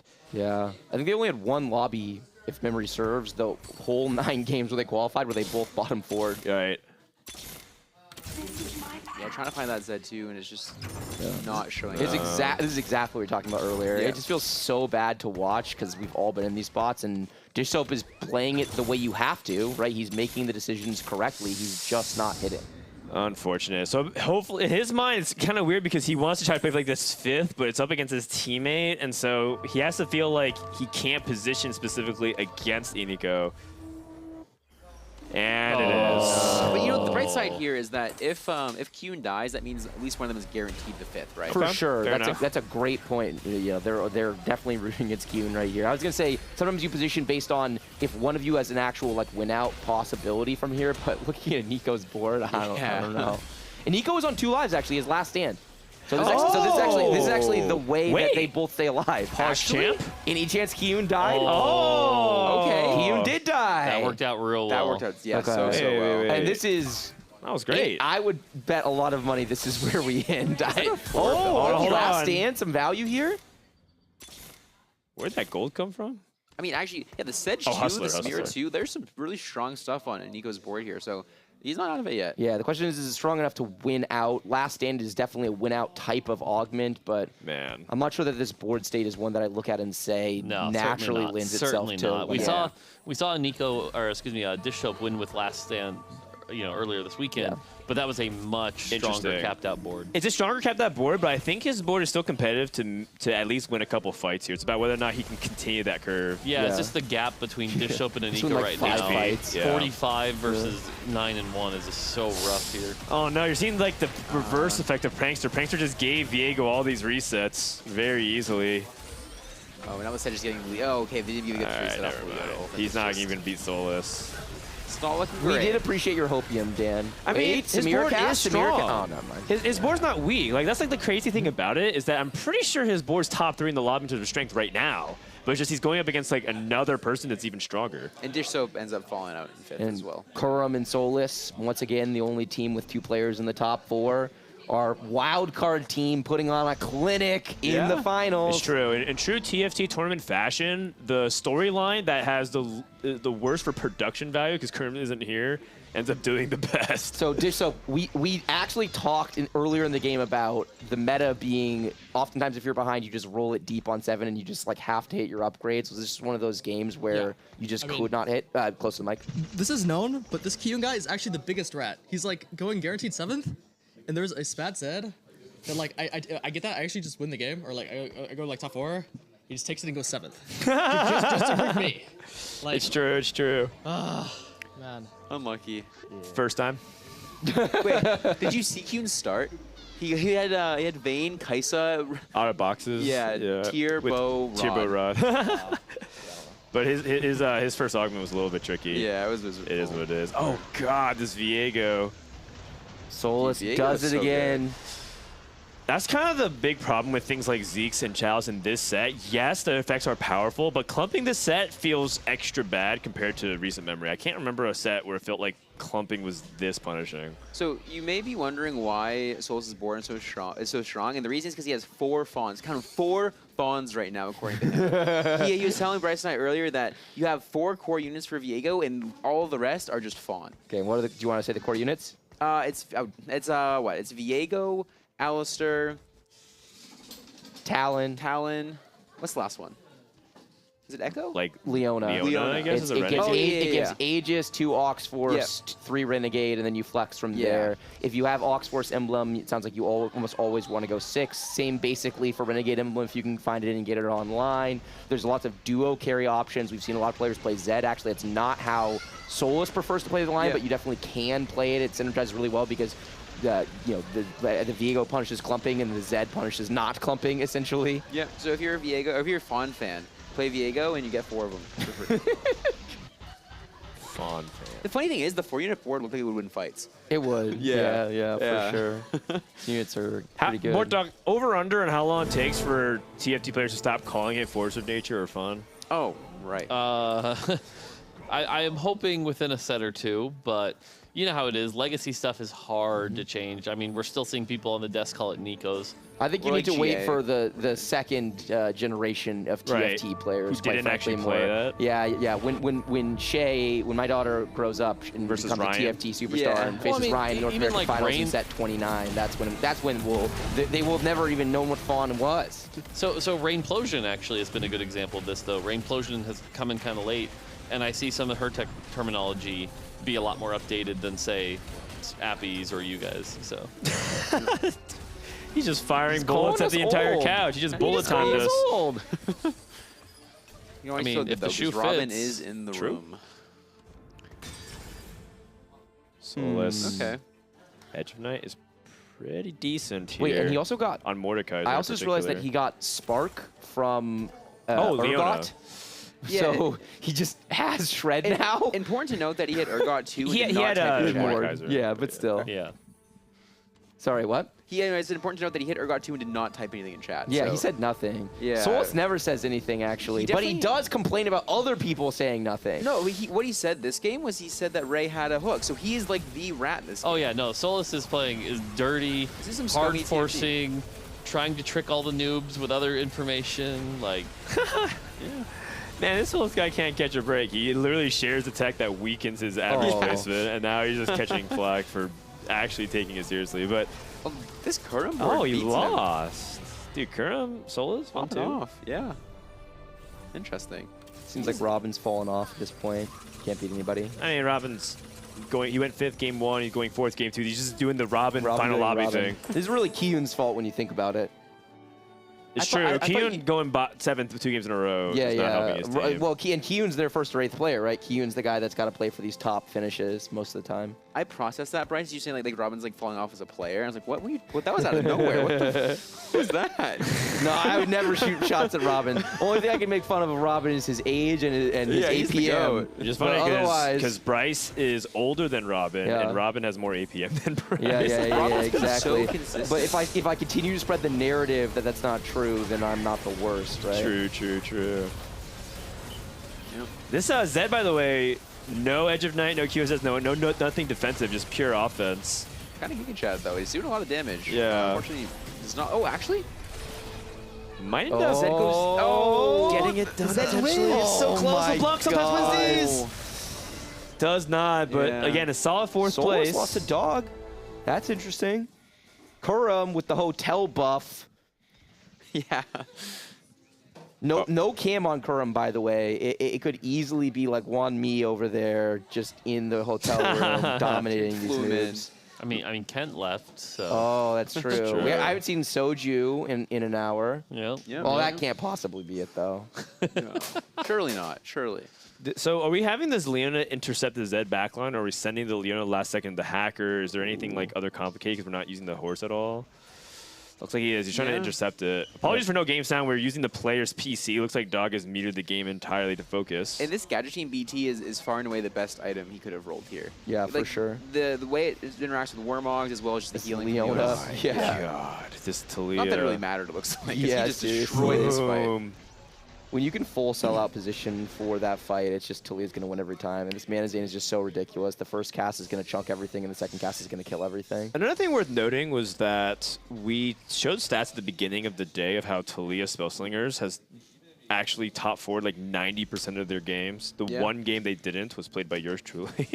Wow. But Can I get a new partner? I'm taking applications. Going back to what we were saying, it's pretty reasonable, and I'm really glad that Dog knows this line. And he has blue buff Syndra, which by the way is also kind of insane. Yeah, great way to cap out. Just 2-star 5+ on your bench and you're golden. Oh, and he found. Okay, his bench can pop up. This is so he's strong. Everything. Just literally put them all on the board. If this And fight it's lasts, Mana Janna. Oh my God. Holy crap. Mana Janna, because it's raining outside. It's raining outside It here. is. It's It literally raining is. outside in the game. Oh, he's blue buff. Okay, that's fine. Leona. That's also fine too. Yeah. Yeah, just wants to kill something. She's not in the range of the mana thing. I think She still casts super fast, but yeah. She does. Shroud. I like to try the Leona as well. Got it. Yep. Huge. The thing is, the Urgot centered perfectly for this this ult to stun everything temporarily. We'll see if Talia can get the kills. I'm confused. Why did we full clump this matchup? I totally understood why we full clumped the last matchup, but why did we full clump this one? I think maybe he's getting a little bit baited by the Janna value.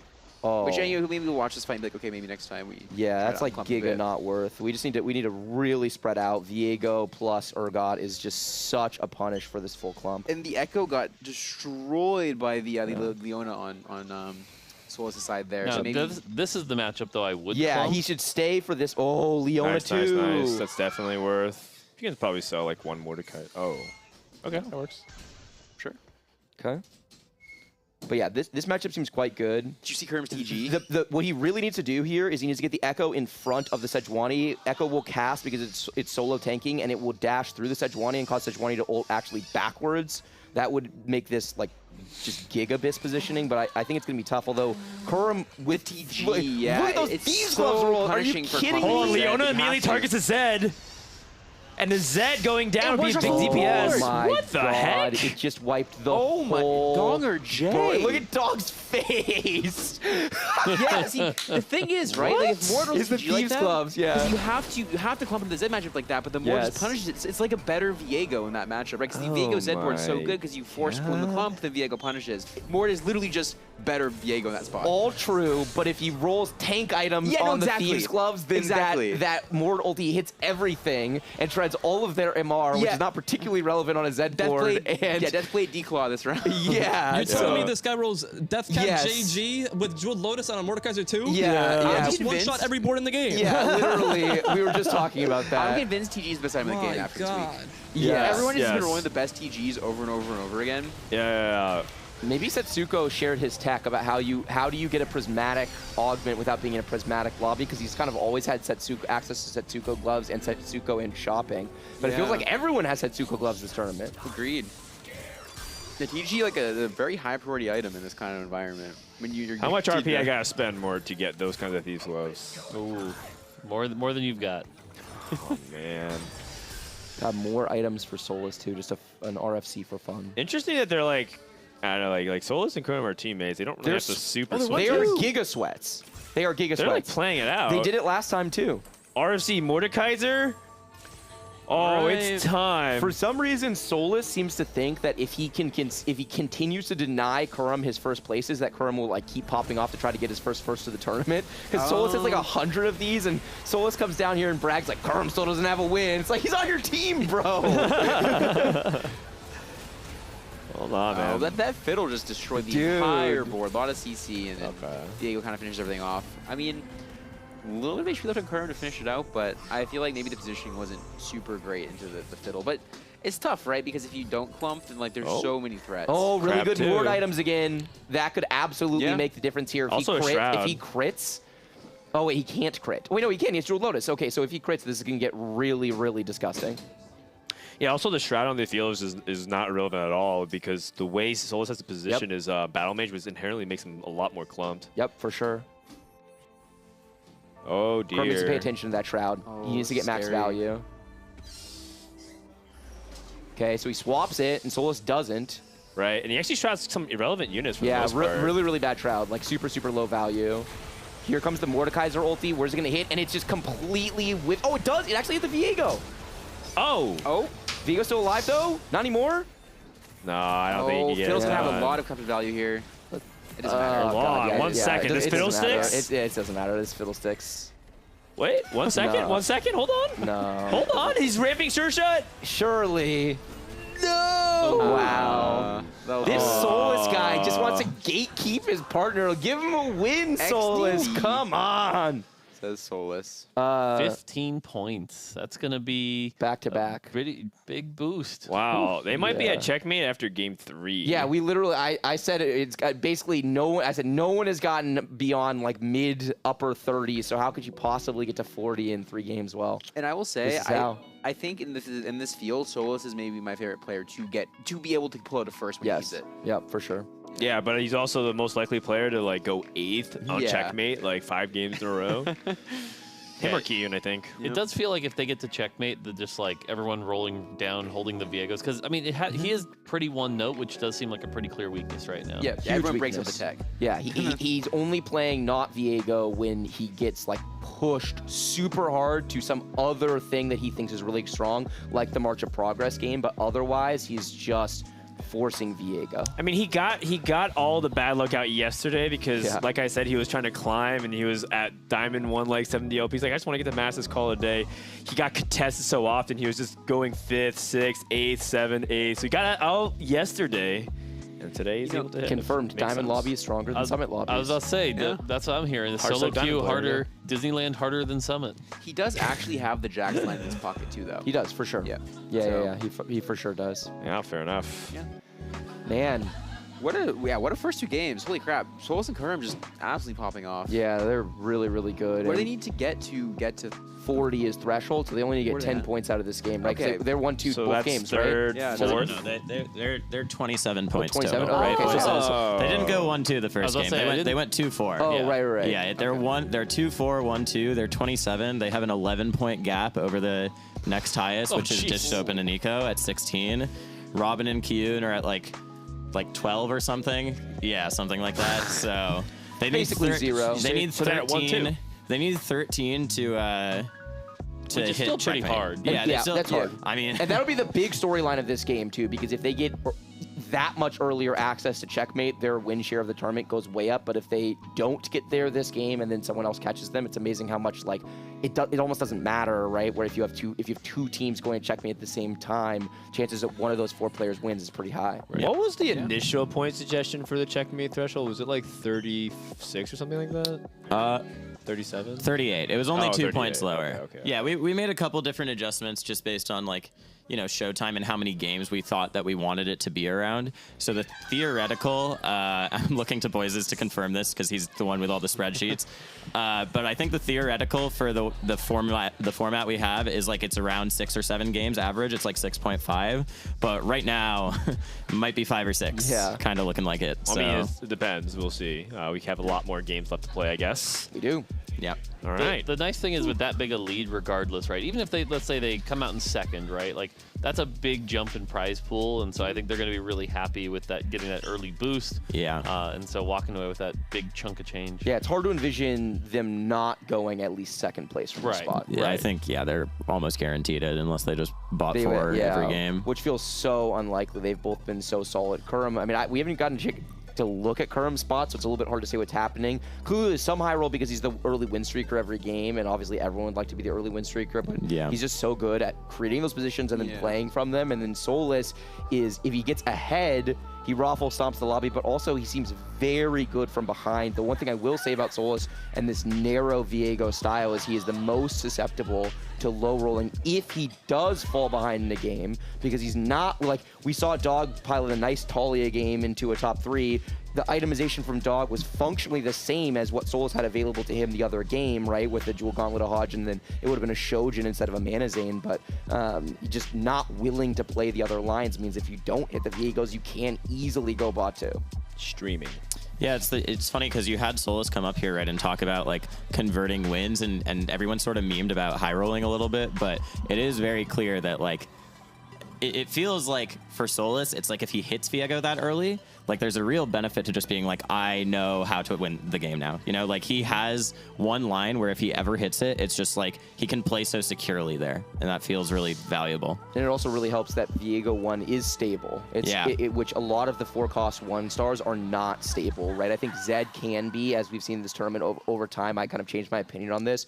Both of them basically rely on the same thing, which is you have to have a bunch of upgrades on the other stuff to support them. If you do, then the 1-star version can be stable, get to 8, and really cap out the board. I'm sure I'm going to take a lot of flack for this, but I feel like this is the thing that's been also holding Solus back as a professional player for a long time, and there's sort of a definition of insanity going on here. Is he does this every set, right? He crushes it early on. He's first one to like challenger often, and then doesn't really learn the rest of the set that well, ends up a lot more narrow, and by the end of the set doesn't end up doing very well in tournament. And I wish Solus would expand out and become even better than he is now. Interesting. I mean, I agree with the notion that Solus has a lot of room to improve as a player for sure. I'm not sure that I agree with the notion that he's super narrow as the set goes on. I think a lot of the times as the set goes on, Solus does play wider and does learn the whole tree. I think that Solus's issues stem from the fact that he thinks so deeply about certain parts of the game that he just makes a ton of mistakes in other moments of the game where he just makes plays that are completely indefensible. It's not even about how wide or narrow he is. It's just about how clean his play is. I think it's a yes-and situation. Sure. I'm pretty sure Solus does end up, to what Moore's saying, is too much one-track mind, and he's prone to making mistakes in very weird scenarios that are somewhat indefensible. It's like a famous moment where Solus does the worst pre-level of all time. Yes, literally. And someone asked for his opinion, to which he just said, "I don't know, I just did it." Yeah, it's like, you know, take the spot where Milk came down and complained about Bebe in the middle of the game being level 7-0 gold, lose streaking, or losing to my board and then beating Milk's board and griefing his streak right after. It was like that level of indefensible, but times 10. It made absolutely no sense. Yeah, when your response to defend a play is XDD, you know, there's nothing else to add. True. Okay, so we're on Iniko's board, by the way. Iniko is like, we talked a lot about how he was like supporting Dish Soap and everything like that. He really needs to come up big. I feel like the past couple games has just not been representative. What he's capable of, finds Trade Sector. Gives him a lot of different things that he can play. I'm curious if he wants to lean Ashe with these items or if he wants to just kind of lean into like the pairs that he has right now. We're joined currently by Milk on the couch. What's up, Jeffrey? Oh, people, hey. Oh, and so it begins. Should I just leave you two alone, Mort and Milk, by yourselves? Oh, no, I think Big Mike is also coming soon. Oh, Mort quickly shook his head and said, no. Monkasteer. Monkasteer.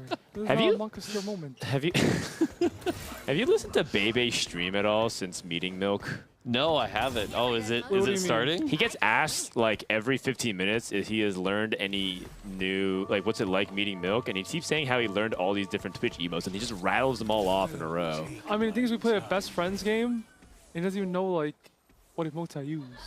At the time, but now he does know. He actually pointed out, he's like, now I know what Woach is. Oh, it is Woach. Yeah. I was about to say, is that Woach? Wait, he just like rattles it off. He's like, yeah, Monkasteer, people, hey. Woach. I mean, what's wrong with Despairs. Nothing's wrong with that. Nothing. You've been a good influence. Your influence has spread. It's stuck in my head. It's in Bebe's head. There's still a lot of people in Twitch chat that are like pretty like people-phobic. Okay, so People-phobic.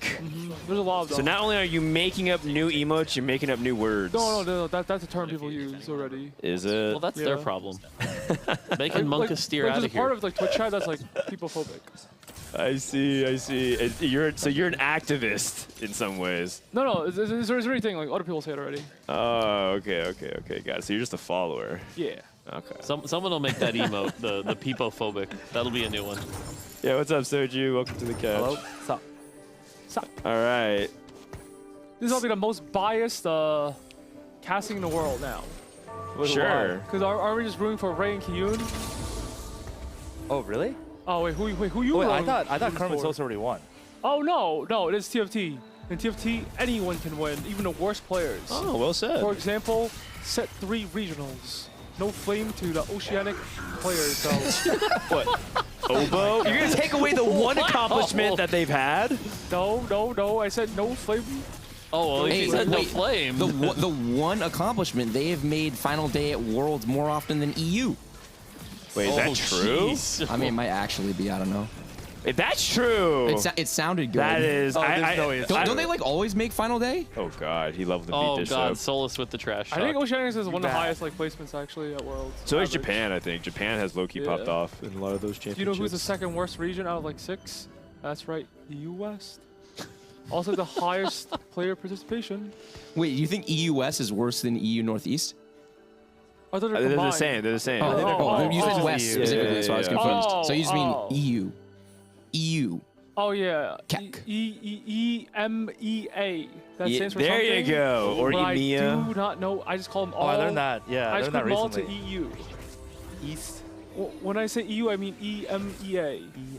They basically cover like 3 continents, Yeah, which it is like Eastern and they still American. can't make final day. Maybe we should just give them a What did you say American? No, Mercia?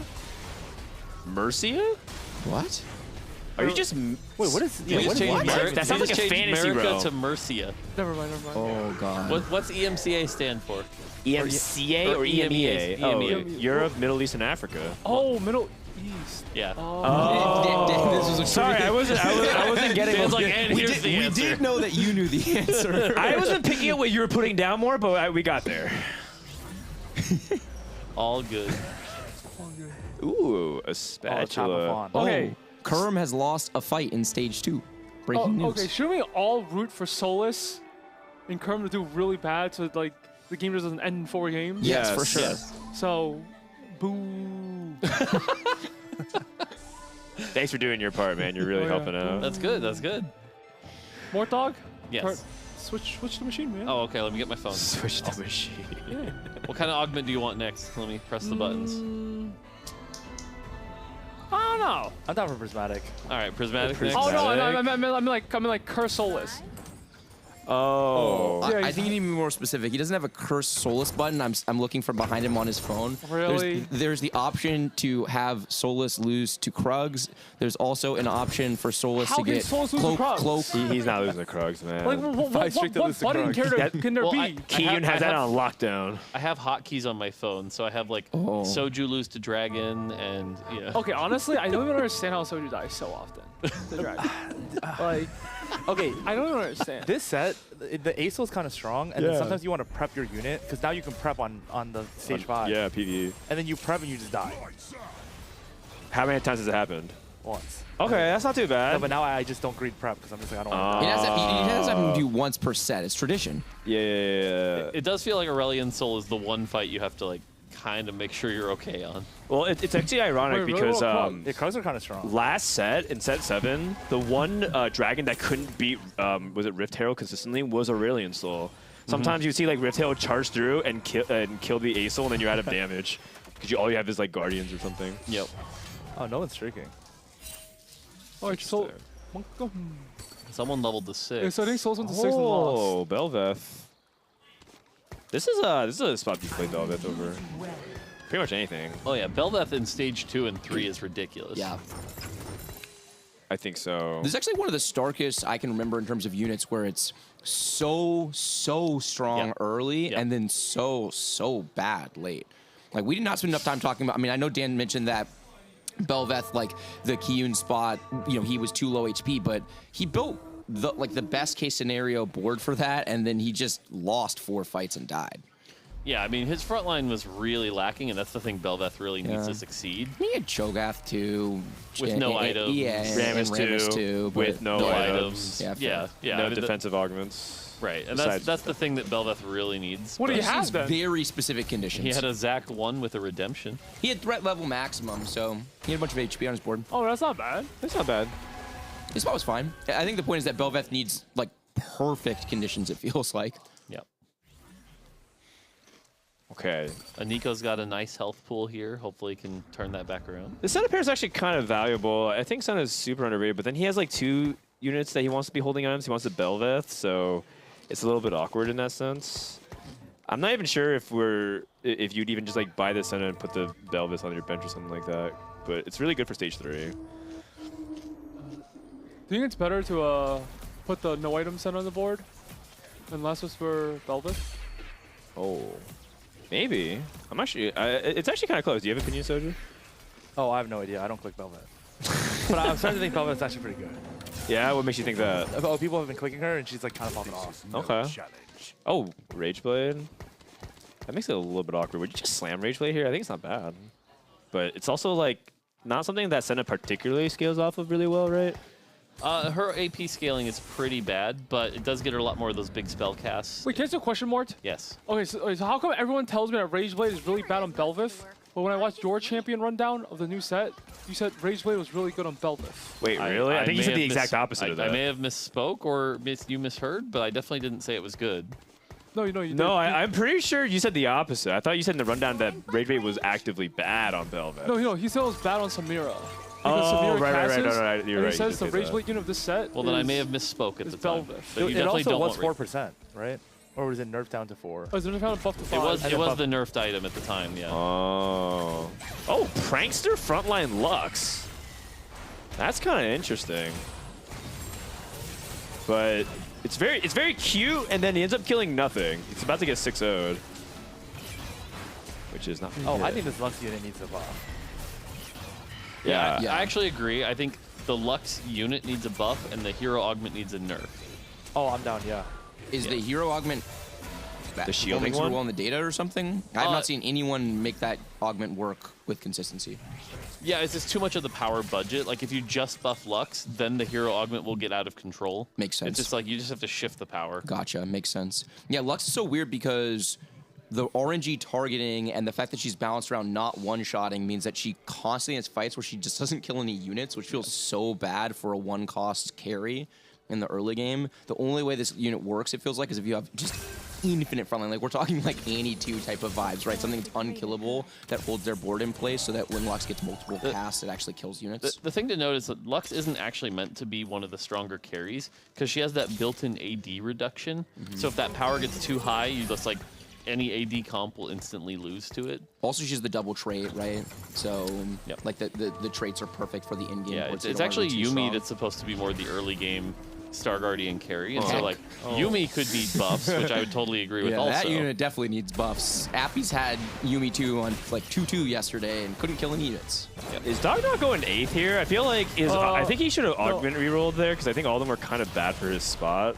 I think Battle Mage is fine. Yeah, Battle Mage as well. I think he just wants a tier. If he gets a tier of Carousel, he's actually not in a horrible spot. I think the problem with Battle Mage is that you just, like, when you're playing all these, like, backliners as opposed to, like, Viego and stuff, you just get completely dumpstered on by, like, all the AoE. Oh, but Zoe just dashes back anyways, and I think he's going, like, hard stroke. That's Prankster's bet.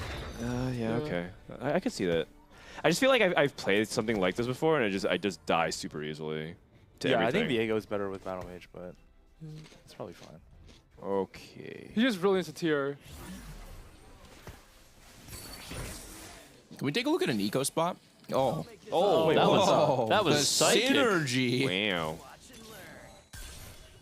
Oh, this spot looks really bad. Yeah, 43 health. This is 10 gold, and this is for the trade sector, by the way. Yeah, bro. This is a trade sector 10 gold ward.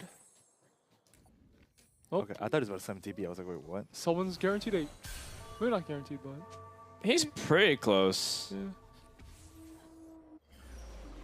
I don't really know what his options are even from this spot. I think he just has to commit to this and hope that he ends up hitting the 2 stars and plays for like a 5th or something.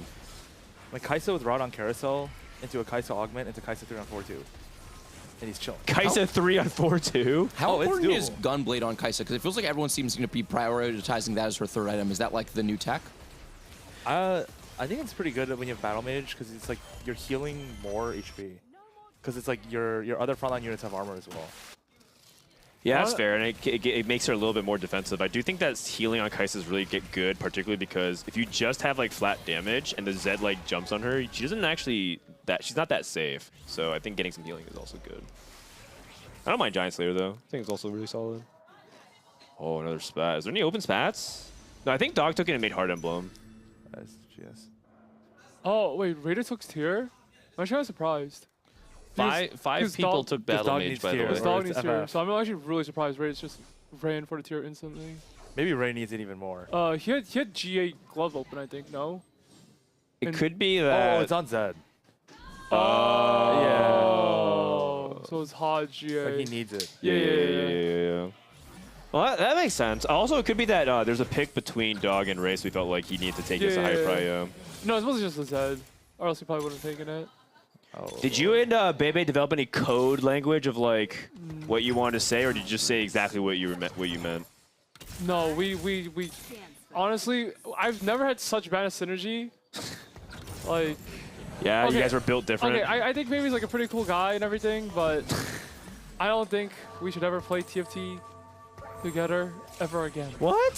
Sad. Wow. No, you're breaking the hearts of all of Twitch chat. No, I think he's like a good person. I like him, but I wouldn't want to like. Thing is, I think every time I look over, basically our playstyle is so different. If I look over, Go get Baby right now. I actually get tilted slightly. Go get Baby right now, he's Bryce. mid-game. Do we want me to pull him out of the game? Yeah. All right, go check, I guess. No, I didn't hear a response. We have really bad synergy. I hate public breakups. Wait, what do you mean breakups? Never gonna play together with Baby. No, I'm just saying. Like we have bad synergy. At Summit 2, they'll just have to be rivals. I mean, he should just go 0 here. Like this, it's like You've already committed to it, yeah. It feels like winning this is also a really big deal, to keep the 3 streak going. Honestly, going 0 here is actually like really good, actually. You have to. You actually have to. I agree. Because you're not leveling anytime soon anyway. I mean, if he wins this round and gets away with it, it's fine. Because you make 20, but like... Well, you're not leveling for a while, it's fine. He's playing the mid rollers, like Solus, Dog, Kyun, so maybe he feels like he has a pretty good chance. I mean, if he loses this round, the game's over. But then maybe his thing is like his upside is if he wins this round without doing it, then he's looking like he's in a pretty good spot, right? Okay, pretty good is probably overselling it. Like maybe not 8th. How about not that? 8th. It is directly on the jacks. I mean, he wins this, right? Yeah. Like, there's no way. But like, if you're sitting on all 3 3-cost pairs, he made 20. But even if he levels next turn, it's like, isn't this just a 4-2? Wait. So he wants to level 7 at 4-2 instead of 4-1 because he's a gold. Honestly, sometimes you get so much gold here that you just 4-1 anyway. Oh, that's true. Yeah. He gets traded. He'll probably and Ray's and Nico? Oh. Ray's in a pretty good spot. You mean duplicator milk. A champion duplicator. People say champion duplicator and Tactician's Crown. Those guys should... Finish Wait, the finish the thought. What? Like whoever says those words, like. What if they didn't play previously? Honestly, I'm just gonna. You know what I'm doing at home? What? I'm gonna go on my Twitch. Yeah. I'm gonna like /block term. Okay. Tactician's Crown /block term. Also block Champions duplicator. Block Edge of Night. You just can call it GA. You don't call it GA? Yeah. Wow. You're people radicalizing your chat, Milk. I don't approve. He's hitting Zed. He'll hit. Also, so is Titans better here or Hurricane? I think Titans is slightly better. But Z2. Being It's just Aphelios. I don't know which one's better. I know Titans is better if you have bench. Ginsu. He sold Alistar too. Yeah, but he's GA. So Yeah, I don't know. I don't know what's I mean, better. Declaw Redemption's pretty Yeah, good. Declaw Redemption's good here. It's really good. Well, it's really good. Wait, Raisin's such a good spot. Oh, Dish Soap has. he doesn't have hacker. Dish Soap has a Vel'Koz 2 with full upgrades on his front line, 50 gold, level 7, 96 HP. Not The bad. spot is kind of good. Although the Zed with scope weapons is pretty good. Also, wait, Nico is so broken this set, I feel like. Duplicator? You think more broken than set 7? There's no way. Honestly? Don't say It yes. actually probably is. No, there's no way, dude. It's actually just no way. The baseline of Dragons makes that statement just objectively incorrect. How? I'm curious why you think so. Oh, we wasted it. Never mind. Yeah, wasted Nico. Okay, it was useless. What an amateur. Oh yeah, is it just Shatter? Shatter? You just double Sejuani? I've been telling people to play this. I told Bryce if you get Shattered, double Sejuani is so good. Wait, Lock and Loaded is broken. Wait, I didn't even... When you feel them, your team gains 50% Huh? damage. You start with... Oh, wait. Oh. He's a Naruto fan. It makes sense. Wait, what's that augment? Shadow Jutsu. This is the Zed carry one where he steals AD from what he kills. Oh. Is it good?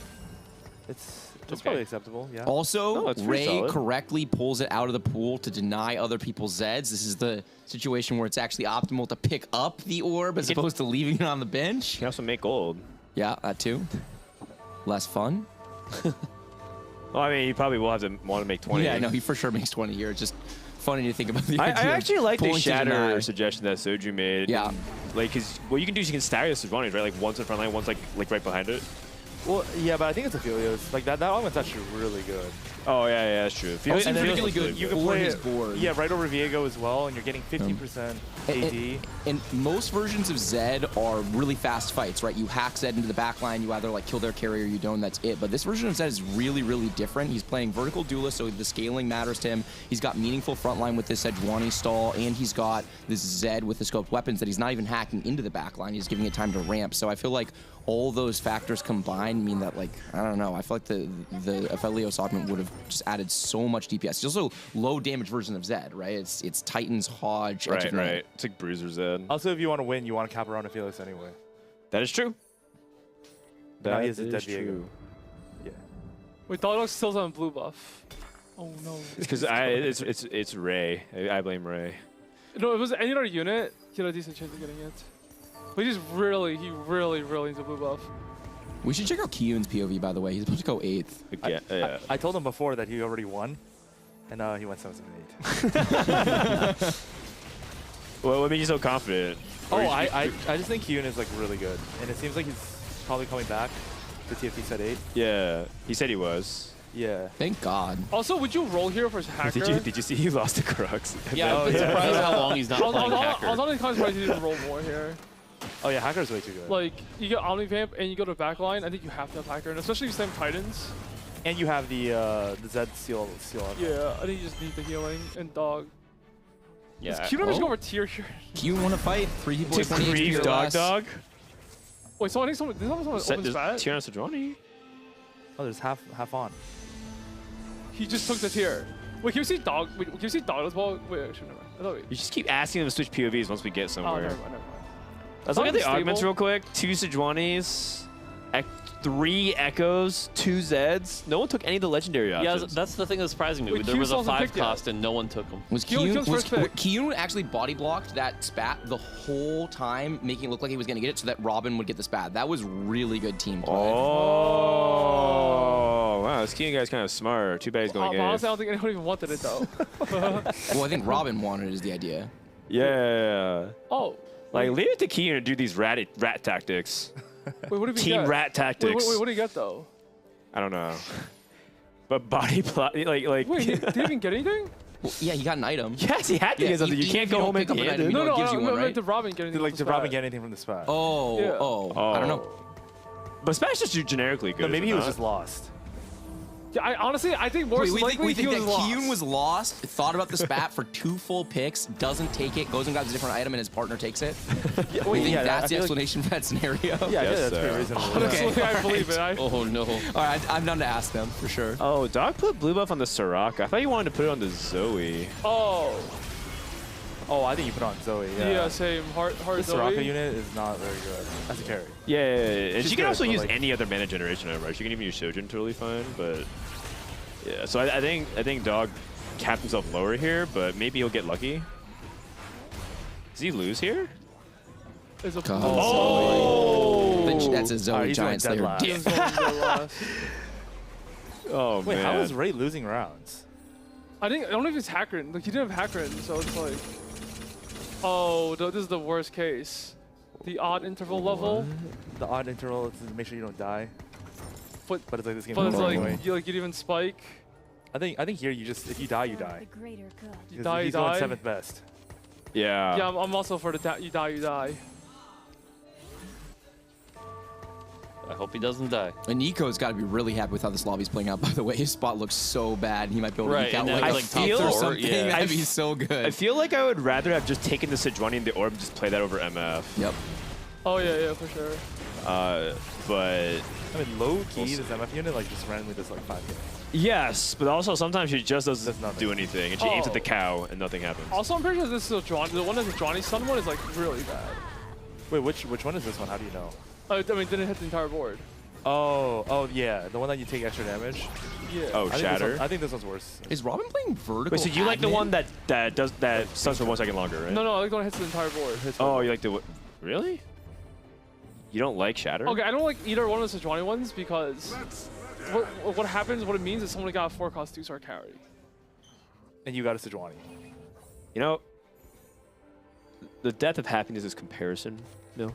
So just be happy with what you do have. Also, you have 1 second stun longer. Outside of the Viego ones, I'm not sure any of the 4-cost carry augments are that broken. So if you already have your 2-star carry, then some of the supportive ones, like I think that Chrono Break, for example, is disgusting. I think the Sejuani ones are good too. How often do you have it on 4 too? Yeah, it depends if you full sent, right? That was in this situation he did, right? He actually had them both, or not Kiyun, but rated.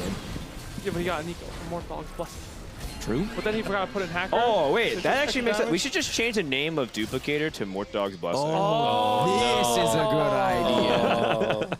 Now we're cooking with Mortdog gas. is actually hopeful for this idea. No. Oh. Wait, can we watch one of the people that are about to die? Yeah, agreed. I'm down to watch like Ray or Dog or yeah. Just ignore Solus again. Oh, Raditz? Oh, his board's pretty good.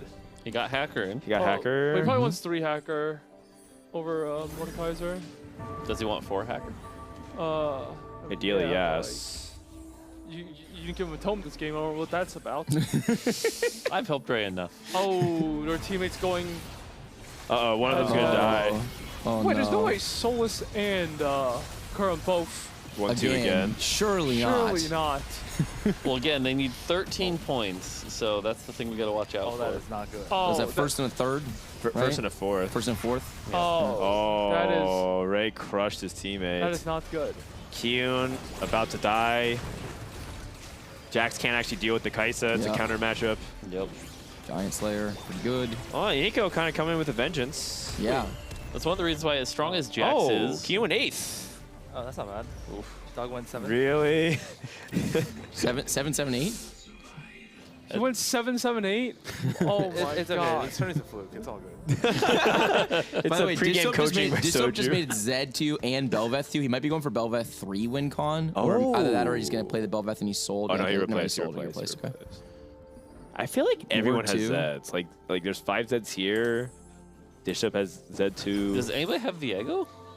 No. Solus is playing Flex TFT. He heard you, Mort, and he said, I'm going to play this other broken How did unit we go instead. from 5 Viegos to 0?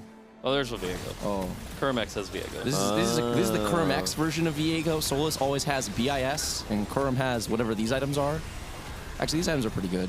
Titans and Hodge, just no crit. I mean, he has Battle Mage. Yeah. He's got, I think this is not that bad, but whoa, looks like this Zed's going to make it close. Oh, he needs to go. Oh, this Aphelios is like kind of putting in work. I mean, this Neela is actually unkillable. What the heck? Oh. What the heck? I'm Can we show saying- damage blocked? If Ray had lock and loaded or whatever it's called, You would have won. I'm pretty sure Ray actually would have won out. Yeah, I agree that there was kind of a mispick there. The AD scaling from that augment would have been really valuable. Yeah, really, really good on his board. Looking for that LeBlanc probably at this point. Sure. Solus lost, by the way, in danger of bot 4ing. Oh. Weather's sunny, so he could replace it theoretically with his Janna. The Mordekaiser, right? I mean, Which one is? Oh, wait, how do you even know like the top left? No, I know, but like, how do you know Sunny is which one? So Sunny is health, Rainy is mana, Windy is and Windy damage. is ADAP. And Windy. Okay. I always know Rainy's mana because blue water. Yeah. Wait. Okay, I can see it. Sun is like Locket is probably the way I think about it. Yeah. Oh, okay. And then Windy is The other one. Where is Robin? Yeah. How does he? I know Blue Buffalo Blanc and not Zoe. How many admin emblems does Robin have? Does he have 6 admin? Yeah, we can go check on Robin. Because that would be the spat. The spat that you guys thought was an accident could have actually been. Oh, LeBlanc out of nowhere. I really want to see Ray's admins if he's or Robin's admins if he's 6 admin. Robin is an admin. Oh, he's looking at someone else's board. Oh, it's just 4. Okay. Admin in general, I think, is really underrated. Agree. It's actually a win condition for your comp if you're able to build around it. Oh, admin 2 is broken. Yeah, especially if you get like permanent health scaling ones. I think it's like one of my side things I love doing is if I get like permanent HP gain at the very beginning of the game, I love getting to see a high score with my Blitzcrank health. Yeah. Getting anything to like 5k HP with like a Warmogs and Stoneplate is just the nuts. Players have been sending me their high scores. The highest I've seen is 11,800. Wait, what? Overtime every single fight? That's disgusting. Yep. All right, Warmogs on Zach. This is a really cool board from Robin. This man's playing some TFT. He took Alex's words to heart. Oh, wait. Yeah, because he has the 4 hearts and the admin on Zoe. It's pretty sick. Wait, oh, it's Bryce. It's Bryce that just said it, right? You just said he plays TFT? That's how I know you don't play. This is just like the standard, like... Thank you. That's how I know you Bryce don't play oh, man. I feel like I'm the only person flaming Bryce this event. Yeah, the problem. Thank you, The problem with Dan being the only one flaming at this event is that he knows everything, and I still outscored him over the course of the event. That just tells you the state of competitive teamfight tactics. Margin too. This guy's hard sweating every single night. I'm out here playing Mafia. I give Hafu 2 sentences of advice, and she outplaces me that day. Oh, Dan is an OP coach. Everyone hire him. Perfect. Oh my god. All right, so Solus going out here means it's impossible for them to hit the checkmate. So we're definitely going to at least a game 5. Good top 4 from Iniko. Remember, he was trade sector 10 such gold. a good fourth. Yeah, honestly, top 4 there is amazing. Yeah, when we looked at his spot, he's like full win to 0 on like 3-3 with all those pairs. Bryce doesn't have many isms when he casts TFT, but like when that happens, he tends to definitively declare who played the best TFT. Oh, I love saying this person won, player of the but game. This other person played the best TFT. Yeah, and it's usually someone that's like 3rd or 4th place. Yeah, I mean, honestly, I think a lot of the times the person who finished 3rd or 4th did play the best TFT in the lobby. Good take. Well, according to the QA questions, we need a mode where you got 1st, and every 2nd and 8th they're all the same. So. Oh, interesting. That sounds terrible, honestly. But. No, it sounds like a mode Soju would play infinite. Like you only get LP for 1st and nothing for 2nd to 8th. Oh, that's terrible. Wait, Milk, would you like that mode? Really? Probably not. Okay, also I'm mind-blown that he's was even on a 7 streak to begin with. Wait, who? Robin? Yeah, Robin. Yeah, I feel like I feel like his board's like not that bad, but I feel like there's no way it's 7 streak. Do we know what the admin is? It has to be HP. I don't think it has to be HP, but like, I don't think it even matters what the admin is because. I mean, I feel like it matters a lot. It can matter, but a lot of times in this kind of situation, I don't think it does. Oh yeah, Disho playing. I really like 6 Laser Core line a lot. I tried to tell Bryce like about it, and at first he was a little bit like not sure, and then he tried it out like twice, and I think he like got 1st and 2nd those 2 lines. I think it's a really good tempo. Very easy. 4. You buy laser core units and you put them on your board, and you then always they do put it a bunch of down to damage. later, right? What's There's up? no way you're keeping Senna on your board. Yeah, you can replace like it. Renekton, Senna. But if you hit Aphelios, you can just keep Senna in and then just play Aphelios with Pistol too. Oh, we can now even start picking up 80 items. Oh, we have no anti-heal. Okay, that makes sense. So, Kerm is playing Viego, and we have Laser Core for Dish Soap, and Robin just kind of like trying to hold on for a top 2. It feels like it's Kerm's game to lose on paper just because he's playing Viego, but I wonder if Dish Soap can figure out like a really strong board from this spot. Dish Soap is so good at capping out boards, and he's got a lot of opportunity to get out of the 6 Laser Core, right, which has done so well to getting him to this spot. Kerm has the weaker version of Viego, right, the no jeweled gauntlet, so it's not going to be as consistent with the resets. So I think Dish Soap is a slight favorite from here, but I think it's pretty clearly them. Although Robin now just gets a LeBlanc 3, which could be really scary depending on what his admins are. Yeah, LeBlanc is such a thresholdy champion, getting those resets, and hitting that LeBlanc 3 just makes it so much more likely. Oh yeah, one tech that I actually have had for this tournament is I think Axiomark is actually kind of insane on LeBlanc, and if you get a good admin plus Axiomark, I'm pretty sure LeBlanc 3 can win lobbies because it just completely destroys backline, and then it just gets the resets, and she can start really popping off. Kerm took a big loss, so he's down at 7. I'll be really curious to see if the LeBlanc 3 can deal with Dish Soap's board. I'm also a little surprised he's keeping the Mordekaiser all the way on the outside right, because it feels like Mordekaiser is pretty inconsistent with its targeting. So I prefer in the middle of the map a lot of the time right now. Wait, does the piano come from from Mordekaiser, or is it just I think it is within 3 hexes. Mort, do you have any myth busting capabilities here? How does the targeting work on Mord? Wait, what's the piano? Well, I didn't know more than hex limit range. The thing that he drops. The It's building? It's a building. Oh yeah. Uh, Does it even come from Mordekaiser? So don't hold me to this. This isn't. I have to double check, but I My believe it's God. current target, current facing direction. Okay. That's it. That would make a ton of sense. Oh. So it's kind of like a I don't even Snorlax position body myself. slam. How many games have you played this set?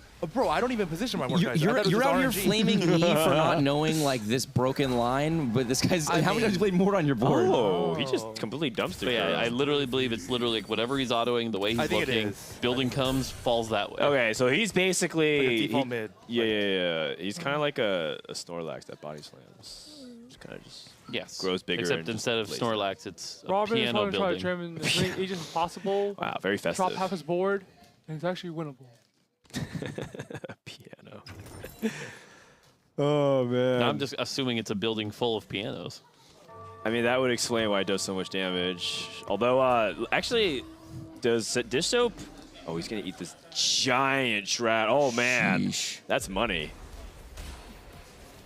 Yeah, oh my God, it's LeBlanc. Oh, this angle. Oh no, you're right, Mort. Like it definitely is. Oh. I didn't know. Because if you just separate your front line and your back line, I feel like you can position around the Mordekaiser so easily. Wait, this LeBlanc is disgusting. That's what I was saying. By the way, chat, can I get that clip of Soju saying "You're right, Mort" and just like I want to treasure that. Oh no, but you're usually wrong because stats don't lie. And you think stats. Oh, no, lie. that's stats. I just like how are we supposed to know the game mechanic? I feel That's like true. we It's all not sucked written. at PBE. Yeah. And then the moment Tactics at tools come out, we're all just like smurfing. Okay, how does Dish Soap win this game? How does he needs to uncap play his 4 board? Aegis, he drops. Yeah, he drops laser cores yeah. that he doesn't need. Like he's playing Renekton 1 Yeah. just for He's this like synergy. Yeah, he actually doesn't really even need Orange is at 3. damage that Pause much. champ. Whoa. But now he has 0 stuck on bench. Or you can just play another Z too. I mean, he but- still has 0 Aegis. Yeah, I feel like 6 laser core has basically no value here at this point. Yeah, he just didn't hit any other units essentially. I mean, half his board is like dead. Yeah, also he just needs to not get shrouded the way he did last time. That also swung the fight pretty Also, I feel dramatically. like it is double HP on the admin. It looks like it. Look at the Soraka HP bar. Yeah. If so, why isn't Zoe's like insane? He's had admin Zoe for like the longest time. Has he? I feel like he has, yeah. Okay. Either way, Dude, this is just too much damage from this Hold on, LeBlanc. It's gonna cast again and just win. It might be AP on cast. It's AP.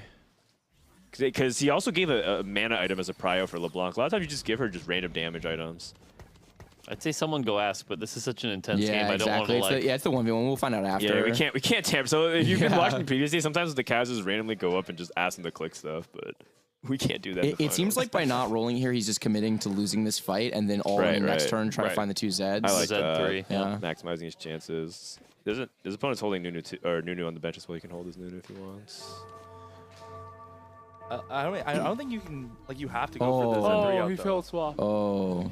Uh-oh. It's okay, it's Renekton. Renekton to the back line. Let's go. It's a crocodile in your back line. What are you going to do? Imagine he wins this fight anyways. Yeah. He is not Okay, I'm winning this imagining fight. it. Yeah, I'm imagining it. No. Holy moly, what is going Robin's on? laughing at him up there. This Robin guy. Donger J. I mean, that's literally what the building is. Double Nico right here? Wait, you can get 2 Nikos from here? It is possible, yes. Yeah. Well, you never gotten 2 Nikos from this? No, I'm not I've you. certainly never gotten 2. Oh, I got 2 Nikos like last set. Just you have a dragon and come 2-star dragon. Is this the biggest a champion can get, Mort? This Urgot's massive. Yes. Okay. Well, I mean, we could make it bigger. It just Right, gets right, a little right. unruly. Like the playtesting Baron one? Yeah, like that. I don't even know how he is shrieking. Where is Pavos, man? No, I was Looks like saying a direct quote to me. I was saying that with LeBlanc too, man. Yeah, uncensored, yeah. Like, what? I was talking about before, man. What is pop-ups? I love everything about what I just feel like you happened. should be holding non-just, like, Yeah, you should hold all the forecasts. I think he can actually win. Oh. I feel like, yeah, this is. He just got rid of the Renekton and Senna. Yeah. It feels like uncharacteristically like tunnely for him. There's a bye. Maybe he just doesn't think the legendary board is capable of beating it. No, I think it can. I think it can. Like 4 Aegis. Like he's playing too many dead units. Yeah, He you didn't didn't get the Chalice either. off in a good spot either. You might as well sell the Well, you know Robin wasn't doing anything. He was just watching him roll the whole time. I'm kind of in the camp actually that like, the Aegis wouldn't have made that big a difference here. He's got But the it's not just static that, shiv. though. Like you're losing Renekton. No, You're yeah, losing yeah, Senna. for sure. Getting rid of the bad units, I'm with you on. Second building. Oh. He would have. I think he would have won actually, like for sure. All right. Well, Robin able to get it done. Look at Compensating for cheering for Kyun, who went 8th an hour ago. Solus in the background getting his dailies in. Wait, I think he actually is. It kind of looks like The he first thing is. he always does is download Lost Star. It's actually true. So we were all like staying up late to grind like ladder just for fun as a group, and Solus was downloading Lost Ark, and everyone was like passing by making comments. And Solus was like, well, yeah, like I have to play Lost Ark because you got to do something when you're playing TFT. You can't just play TFT by itself. And so he's like, yeah, like Dish Soap, you do something, right? You like watch Netflix or play games while playing TFT. He's like, no. He looks at me. He's like, Frodan, you look at something like streams or like Netflix when you're playing TFT. I'm like, no. You look at stats when you play TFT. So he looks at Setsuko. He's like, no. He's like, I'm the only person that plays Lost Ark while multitasking TFT. And so he keeps getting like flamed nonstop because he keeps playing Lost Ark while he's grinding TFT, even while he's here. Okay, we're joined by a couple of top 4ers. Oh, what's up? We've got a Nico that somehow managed to get a 4th from a position that looked like it was an 8th. How did you do it? I just didn't troll this game. The first 2 games I just played I played pretty badly and we had like some miscommunication errors. So I think we're just giving them a little bit of a head start. But Wait, we're what still were the in communication errors?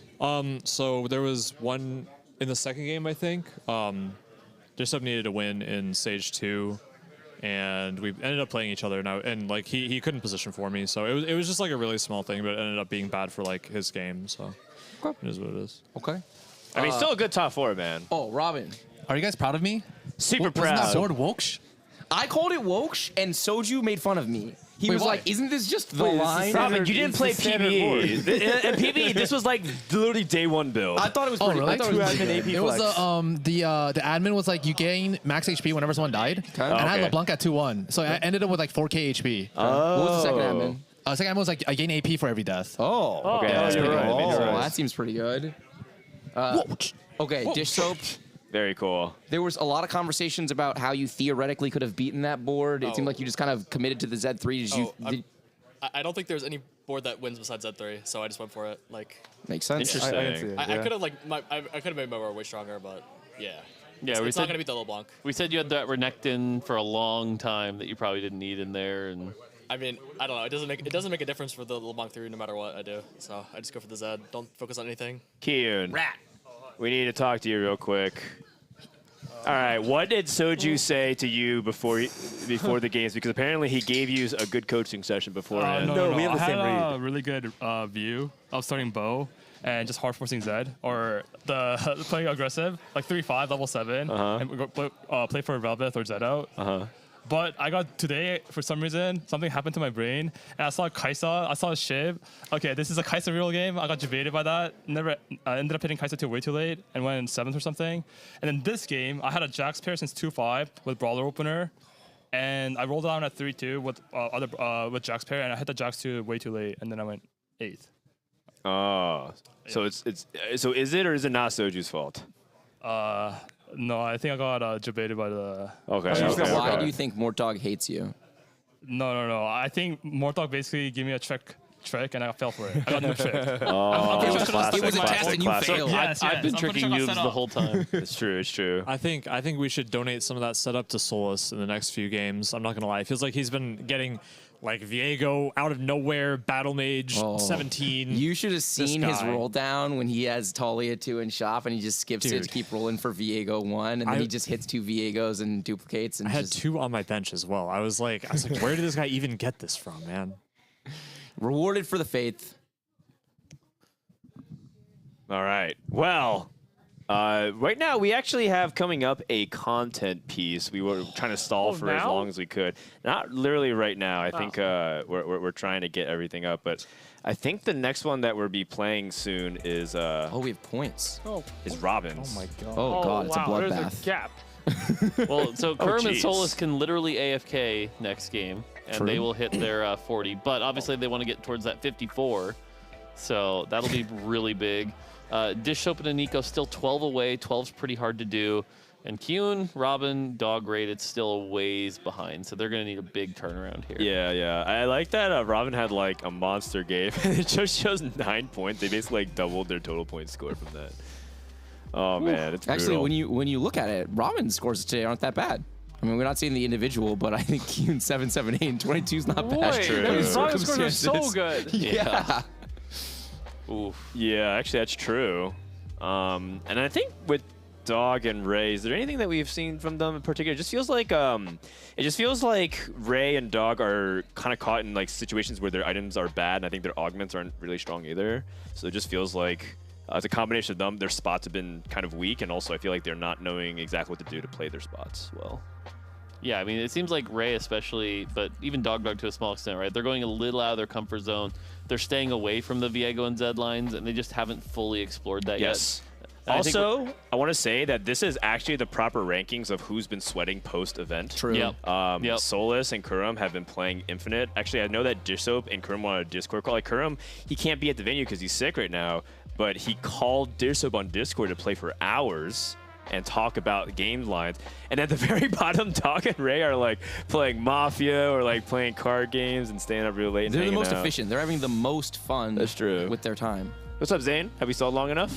Hey, yeah. We just wanted to make sure that you guys are going to have a very nice viewing experience for the content. Okay. I think we're most likely going to have a double feature here where we're going to see you. We're going to see one. We'll go to break so you can all process it, and I think we'll come back to break with the other one. So I think the first one that we're going to be starting with is the one that Robin started. Yes. Where did Robin go? Yeah, let's get Robin over here. These are so good. I think he might have went upstairs. But No, I think he went to the bathroom or something. Oh, did he? Okay. All right, so what's the order? Do we want Robin to intro it and then toss it, or do we want him to come back after the video's done? No. He should come and intro it and just give a little teaser of it. I think is the way to do it.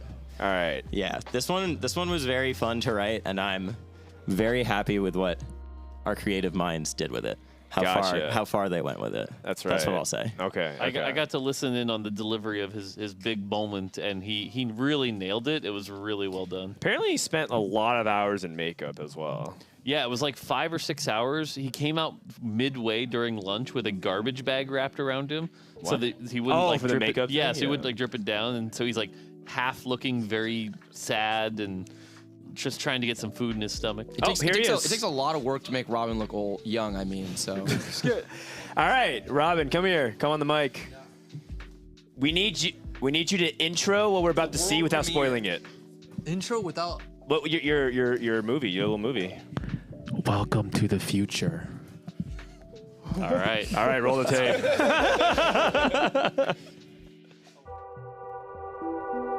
Everyone back at the company is very excited to see what you've been working on. Yeah, we're very proud of our technology. Fascinating. What are they doing here? They're playing Teamfight Tactics, of course. You see, most of them actually used to be pros in other games, but as they got older, their bodies and mind gave out. TFT provides a level of simulation that is very minimal, but very regular. TFT is nature's perfect retirement home. Ingenious. And they're here all day. Yeah, we found that 16 minutes of sunlight is perfect for elderly gamers. The skin is fragile. They're all moving so slow. Again, that's why TFT is so perfect. Their APM might be low, but even a geriatric gamer can handle it. I don't think his tablet's on. Shh. The roll downs were raising his heart rates to dangerous levels. No, I swear you're making a mistake. Please, I don't belong here. No, I'm not old. I'm 21. I swear. No. Me, Meg. No pivot. Wow, she looks so happy now. It's hard to admit you're over the hill, but we make the transition as easy as possible. Who's that? Oh, him? He's our very first patient. He's been here way before me.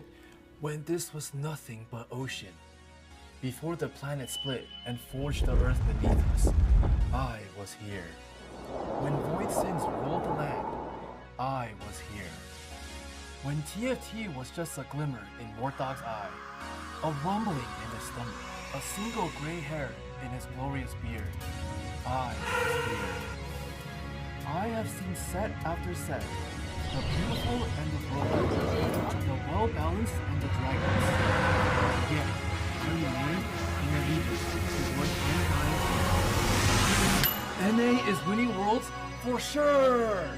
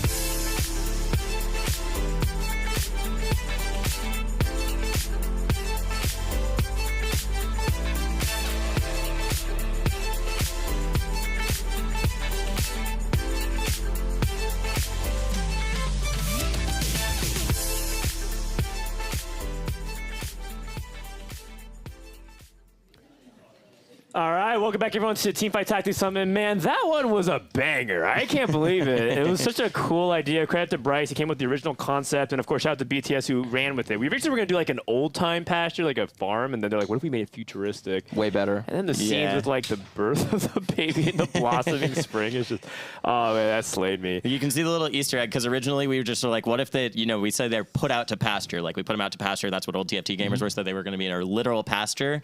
We couldn't really find a pasture. So that's why the retirement facility was called like Pasture Homes or something at the very beginning. Okay. Also, I learned that Ray knows the word geriatric, which was very impressive vocabulary range for this guy. I mean, we can't say that for certain. Also, for those of you into the details of that one, there were a lot of like truly old gamers in the background, and we had a Nico as well. We felt like he qualified because he came from Dota, so he's old. It's okay, man. I was the best prop there, I'm pretty sure.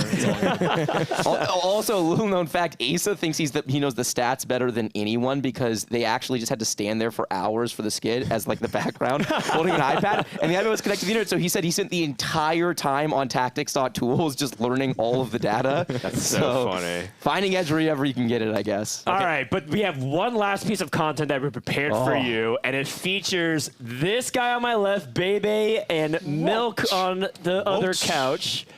Also, you do know what that emote is. Whoa. Bunker steer. Okay, and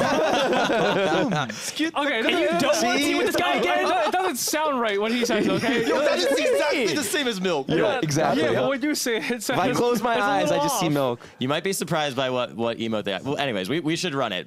This was really fun. We were all like holed up in a little place for a bit together, and we got very close. It's only like 8 hours.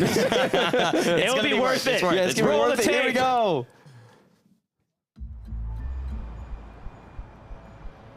All rise.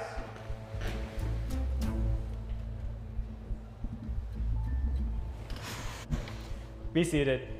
We will now begin the trial of Jeffrey Milk Pan. Prosecution, what are the charges? Thank you, Your Honor. The defendant's list of crimes are almost too many to list. In addition to the initial charges of defamation and copyright infringement, we also stand to believe that he is guilty of tricking noobs, low APM, and worst of all, being North American. These are some serious charges. Defense? These guys are too free.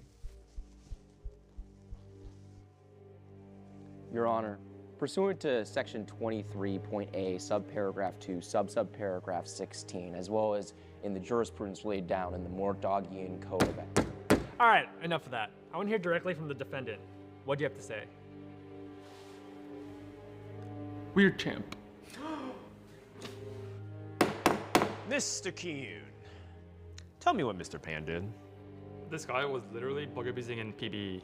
Rat. Mr. Keene,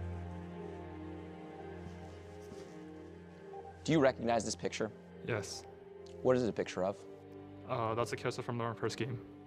And what pick were you on this carousel? I was first pick. And with the first pick on this carousel, what item did you select? I think I ended up taking a Zephyr. Motion to dismiss on the grounds of being cringe. Motion approved. You disgust me. The defense calls Kurum X to the stand. You're Kermex? Objection. This is clearly an imposter. Can we get the real Kurum? Objection. Sustained. Defense, I'm close to holding you in contempt. I'm here. Can you explain yourself? These are my associates. Mi familia, capiche? You would say my client is a good player, yes? No, he's not. He's very bad.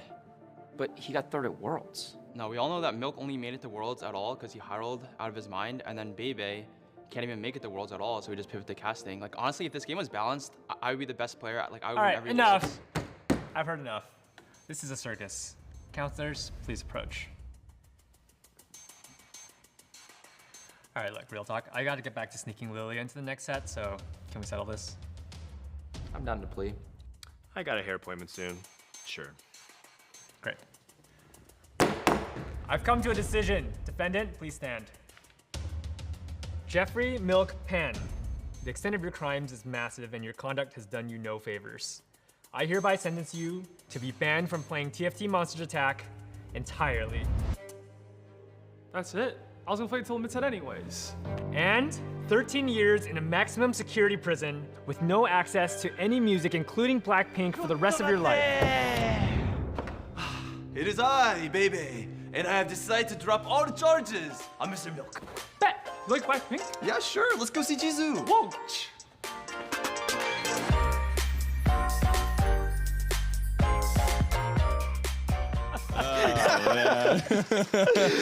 Oh, baby. So, wow, looks like you and Milk are best friends now.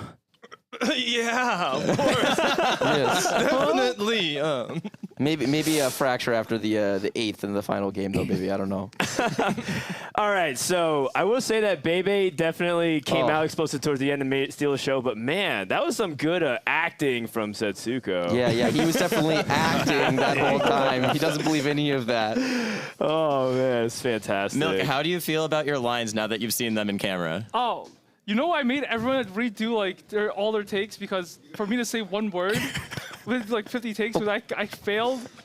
Literally, I couldn't say weird champ. He's not exaggerating. The weird champ line, we have 25 takes of that. We have it with emotes we have it with every four, time. we have it with 4 different emotes. We tried with Monkasteer. Yeah, we tried good take. Good take was the first one. Except he just going, that's a good take, buddy. Oh, yeah. Do you like it, Milk? Was it enjoyable for you? Yeah, it was actually a lot better than I thought it'd be. That's good, yeah. We take those. We spent all day filming in a courtroom. Hopefully it's good. This is why when we knew Bebe was going to be joining the event, we were like, okay, we have to work him into this. Yes. And we thought long and hard about how we want it, and we were like, well, this is a love story now. I mean, that's how it has to end. It's the only way to be true to what's actually going on. That's the best part. We wrote the script before we knew Bebe was even going to come to the event. Like a month and a half later, turns out Bebe joins and teams up with Milk. So the script writes itself, really. Truly. So, yeah. All right. Well, I hope you guys enjoyed. We do have at least 2 more games, right? Of TFT. That's So I'll hop That's right. off. We're playing a tournament here. Yeah. Well, I mean, Surely my most important part of the day is done, and it was seeing Milk say "Weird Champ." Weird champ. Weird champ. All right. Thank you very much, Zane.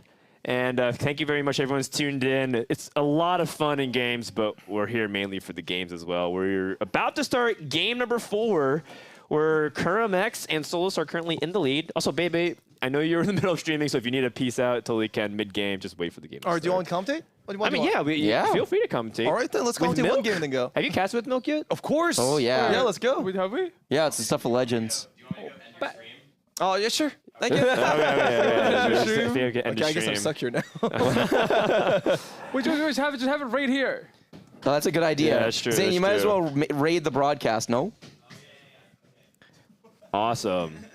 All right, so Kuramax and Solus are running away with it. Who's currently in second place? Thanks, Iniko and Dish Soap? Yep. Wow. And there's a huge gap. It is a huge gap. But if they get 12 points, then they're basically tied, right? Is it 12? Wait, how many points were they off of 40? I think they had 28.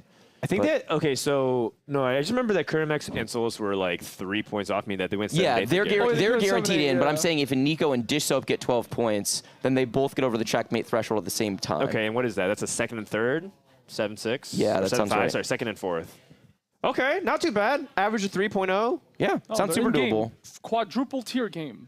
Wow. Oh, you can see that? Yeah. What the you're right. heck? It's It was over on the there. lower Yeah, left, on the but- left Oh, screen. you saw it on the we have 4 monitors. cameras on the side, but they don't show us Twitch chat for some reason. Oh, just pull it up on your Man. phone. Oh yeah, I Read it. do. Is there anything interesting happening in chat right now? But the thing is, I can't see the Twitch emote, so I can't really read chat. That's way too many words for Milk to read. If it says peepo clap over and over again, he doesn't know what's happening. Okay, so what are your insights, guys? Who do you think is going to win this game the most? Who has been performing the best amongst the previous League of games? Solus? Solus and Kurum. Honestly, in my experience, the person that's going to go first here is Kyun. Every time he goes 7, 7, 8, turns it around, and he has to go at least 1 first. That's true. I feel like that is leaning towards the way he approaches the game. Mm-hmm. We'll see. He's due for a first. He said that he also got baited by Mortdog because he's been trying to play around comps that he thinks is good on paper, but he has not been able to get it online. Man, this is such an interesting start from Solus. He's actually buying 2 Renekton's and a Gangplank instead of Blitzcranks because I think he's considering like a... No, he's going to sell GP and buy Blitz. Yeah. Oh, really? Oh, Yeah, I actually think he might buy the Talon. This guy is a heavy lean Viego player, and Talon is just way too natural to transition into it. Yeah, there's no way he holds GP. Yeah, I agree. I There's mean, no way actually, GP. I did see Solus practice some Ash reroll comps right before the tournament. You guys and the most amazing thing about Solus Bebe when he does it again. doesn't go for Talon or Viego is that he gets every single Ash reroll. I'm actually really surprised he holds GP over either 2 there. Yeah, I mean, I think Bebe's exactly right. I think it's because he has the Renekton pair and he's leaning. Oh, and Nico? 4 Nasus. You ever get some stacks here? Terrible items stacks for on it, stacks. Although I guess Rain Potion didn't go first with it. The so. odds you get stacks on stacks is really like low. really low. Yeah. No, it's basically 100%. Like when you have 4 units and you need like 1 exact augment, the odds are really low. Well, yeah, but why not in the finals of a tournament? Oh yeah, honestly, why not? Oh, that's better. Oh my god. Okay, Milk, are you gonna reroll this or pick something? Honestly, He's gonna play Jax. What? He's gonna play Jax. Let's go. What? Jax is good. Yeah, I just stats weren't actually like pretty good for Okay, Brawler. does anybody truly agree with picking Brawler Spat here? I can see it. I wouldn't have picked it myself, but I can see it. I think first of all the stats are pretty good behind it, but also I think that this the Brawler vertical is very underexplored. It's very strong. I mean, the thing is that there's so many prismatics that can actually just guarantee you the win instantly. So I think I actually would have considered rerolling for an augment. What that's just so powerful. What are the rerolls that if he got it, it's like an instant win in your eyes? Oxford Spat and Battle Mage. These 2 augments are just insanely overbalanced in total. So I think if you're trying to go for like a win in the finals, and I think going for that type of gamble is actually quite safe. So he doesn't need to go for a win, to be clear. Wait, they just need 8-7. So they're guaranteed to get over the threshold, baby, but they can't actually win the tournament on this. So they can't. There's no reason to play for win. If anything, they just play for like solid points to maintain their lead. That way they could theoretically get to the point threshold, which I think is 54. So he's trying to go for a safe strat and just go for Jax for top just 4? highest AVP, I think, is what you pick from here. No. It's kind of edge, but I think it's correct. I think the stats just say it's the best option, actually. Brawler as a trait, to me, because of the new way it scales, where it's percentage health, and so if you get things like Warmogs, you're getting exponential value. That's interesting. It's such a better, it's such a stronger front line to commit to early that's really scales throughout the game. Redemption is a really powerful item. There's a ton of things you can do around it. Like, you don't have to play Jax, you can just play vertical Brawler front line with backline. Wait, Ray has 7... Oh, wow. What's the birthday present? Ash 2. Nice, that's good. Does he have Laser Core? He does not. Man, Raditz is really blessed by Mortdog. He exactly needed a unit that can do damage, and bam, Ash 2-star, one of the best like 1-cost 2-star damage units. That's right. He's just better. And he also has a ZZ Rod off of the Thieves Club, which is also pretty strong. So beating his teammate Dog, who has High Roller, the Prismatic Augment. Oh. He was asking me actually specifically how to play threats, and I think he's going to try to go for it. High Roller threats in the tourney scene. Wow. Yeah, I played it actually. I played it one time in the group, and I got like top 4. And Dog played it in top 4 as well. Yeah. I mean, average of like threats loaded, that's actually really high, I think. There's just Soul Stable 3-2. Those are the only 2 games I can remember being played. I guess it's possible it was played without us seeing it, but I think it's 100% top 4 8. The double TG Dog tech. He just got 2 Lucky Gloves. Although, actually, yeah, these 2, the Warmogs, it's also 2 Nasus as well. And it's a show too. This is a pretty good opening. Interesting. Let's say you do get like a Nasus 3, would you just keep it most of the game and then like flex around it, or do you just like sell it whenever you can? I feel in a setup like this, going for Nasus 3 is more of a waste of 9 gold. So I think just keeping a Nasus 2 or maybe 2 Nasus 2 for 6, like a cheap gold, like a board, and then selling it to save your economy would be a much more better choice, because these composition in tournaments with these fantastic players, the comps are going to go insanely strong during the mid game. I don't think you can afford to like make any like economic like engines. So does that mean, Bebe, if there were 3 Nasus in the next shop, you actually wouldn't buy it? Oh, I honestly think that's better. Oh, interesting. Yep. Okay. I feel like Mascot is a really strong trait throughout the game and has a lot of scalability because there's some strong units to play around late, like Alistar or Nunu potentially. So if I got the chance to make Nasus 3, I would definitely make it. I also think that Nasus unit's kind of good early, and you could guarantee win streak essentially with Nasus 3. But I hear your point. I'm not going to like hold a bunch of Nasus at the excuse of making gold. There is an argument to saying that instead of going for 1-cost 3-star, having 2 1-cost 2-stars can actually be better, especially if you don't like a lack board space. Interesting. Definitely interesting. As you can take a look, they're all. We didn't actually have anything up. Hold up. We'll show you in a brief second here. Anything worth noting? Is that Prankster for Kurum? It's hard to tell. We've got dice, birthday presents, lucky gloves. Yeah, it's Prankster for Kurum. Okay, and then Kiyun took a Radiant item. Celestial Blessing 3. Okay. Nothing super interesting. Wait, was that Radiant Relics or is that item grab back 2? Oh, I thought it was Relics, but it could be grab back 2. It's really small icon. Well, he does have Civilian, but no Gallery to go with it. We'll check in on Kiyun, who does have it. Oh, that's nice. Brink of Dawn is what it's called. Now, one thing that I like about this setup is that, like, even though he is lost streaking and he does have a bunch of damage itemizations, he is actually saving a lot of economy along the way. And I feel like that's really important when you're playing against, like, a top-tier players, is that you can't really always guarantee a win streak, even if you have a decent board. So, greedy economy for Stage 2, I feel, is actually much more, like, rewarding than it seems. So I feel like Hyun is in a very good spot. Yeah, I agree so. And if he's able to somehow lose to Solus, he's not going to lose by many units, I think. I think he'll probably kill at least 2. And then it's exactly the scenario that he wants to be in. Wow, early jacks? Yeah, and this is actually kind of a disaster for Solus, right? Because Solus was on a 3-loss, and he thought he was going to lose here, and now he won. So for Solus, he actually really, really wants badly to win the next fight, but it depends on his pool. Solus might be in a bad spot.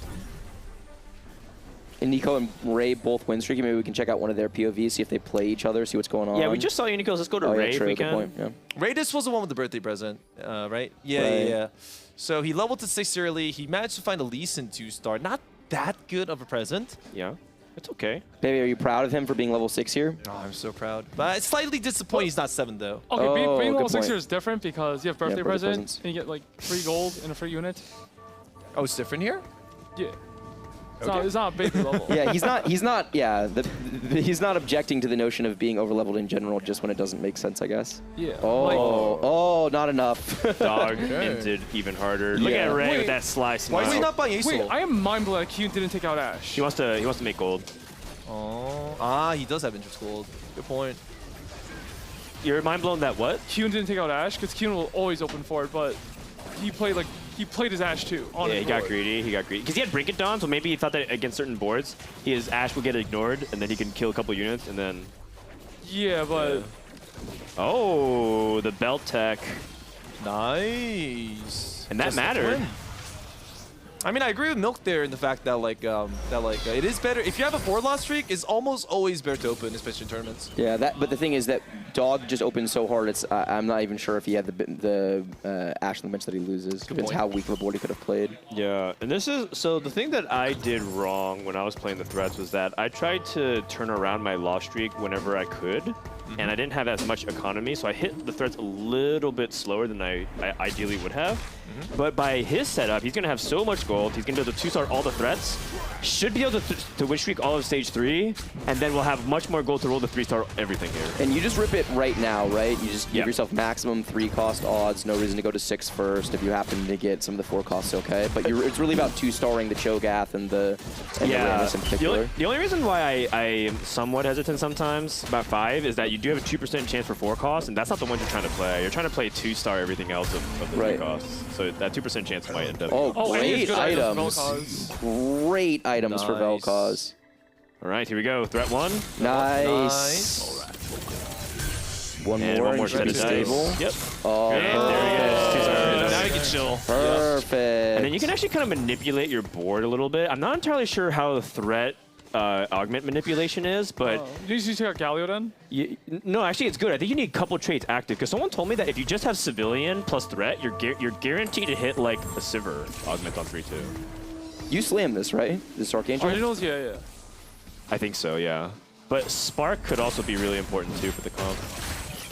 It depends. I think I would slam here though. I think Vel'Koz in general needs a little bit more damage. I feel he has to check the hero augment first, because it is a 3-cost hero augment, and whether he gets Cho'Gath or Vel'Koz or Ramus, that completely changes the itemizations that he needs for that specific composition. It's true. There is a problem that he does lack damage though, but it's okay. He's on 5 loss, so even if he theoretically lost, which I don't think he is, he'd be still in an okay spot. The threat pulls are just laser beam slow slogs. Oh, amazing fight for Kurum, actually. He could have taken way more damage. What is it? Oh, big trap! Oh, let's see it! Wait, roll. Oh my you god. Got it, Dog. Dog is what is an APM player? It's okay. He's fine. Slower. Wow, where are these units? Hello? Where are these units? Velvet. Oh, Hello? Zach. Oh. Hello? Ah, man. Roll slower. Okay, it's fine to roll slow. Just buy the units along the way. Good. We're still fine. 25 seconds. Okay. Dog is really unlucky, man. Look at how much gold he already spent 40 gold. This is actually insane. He spent 60 gold.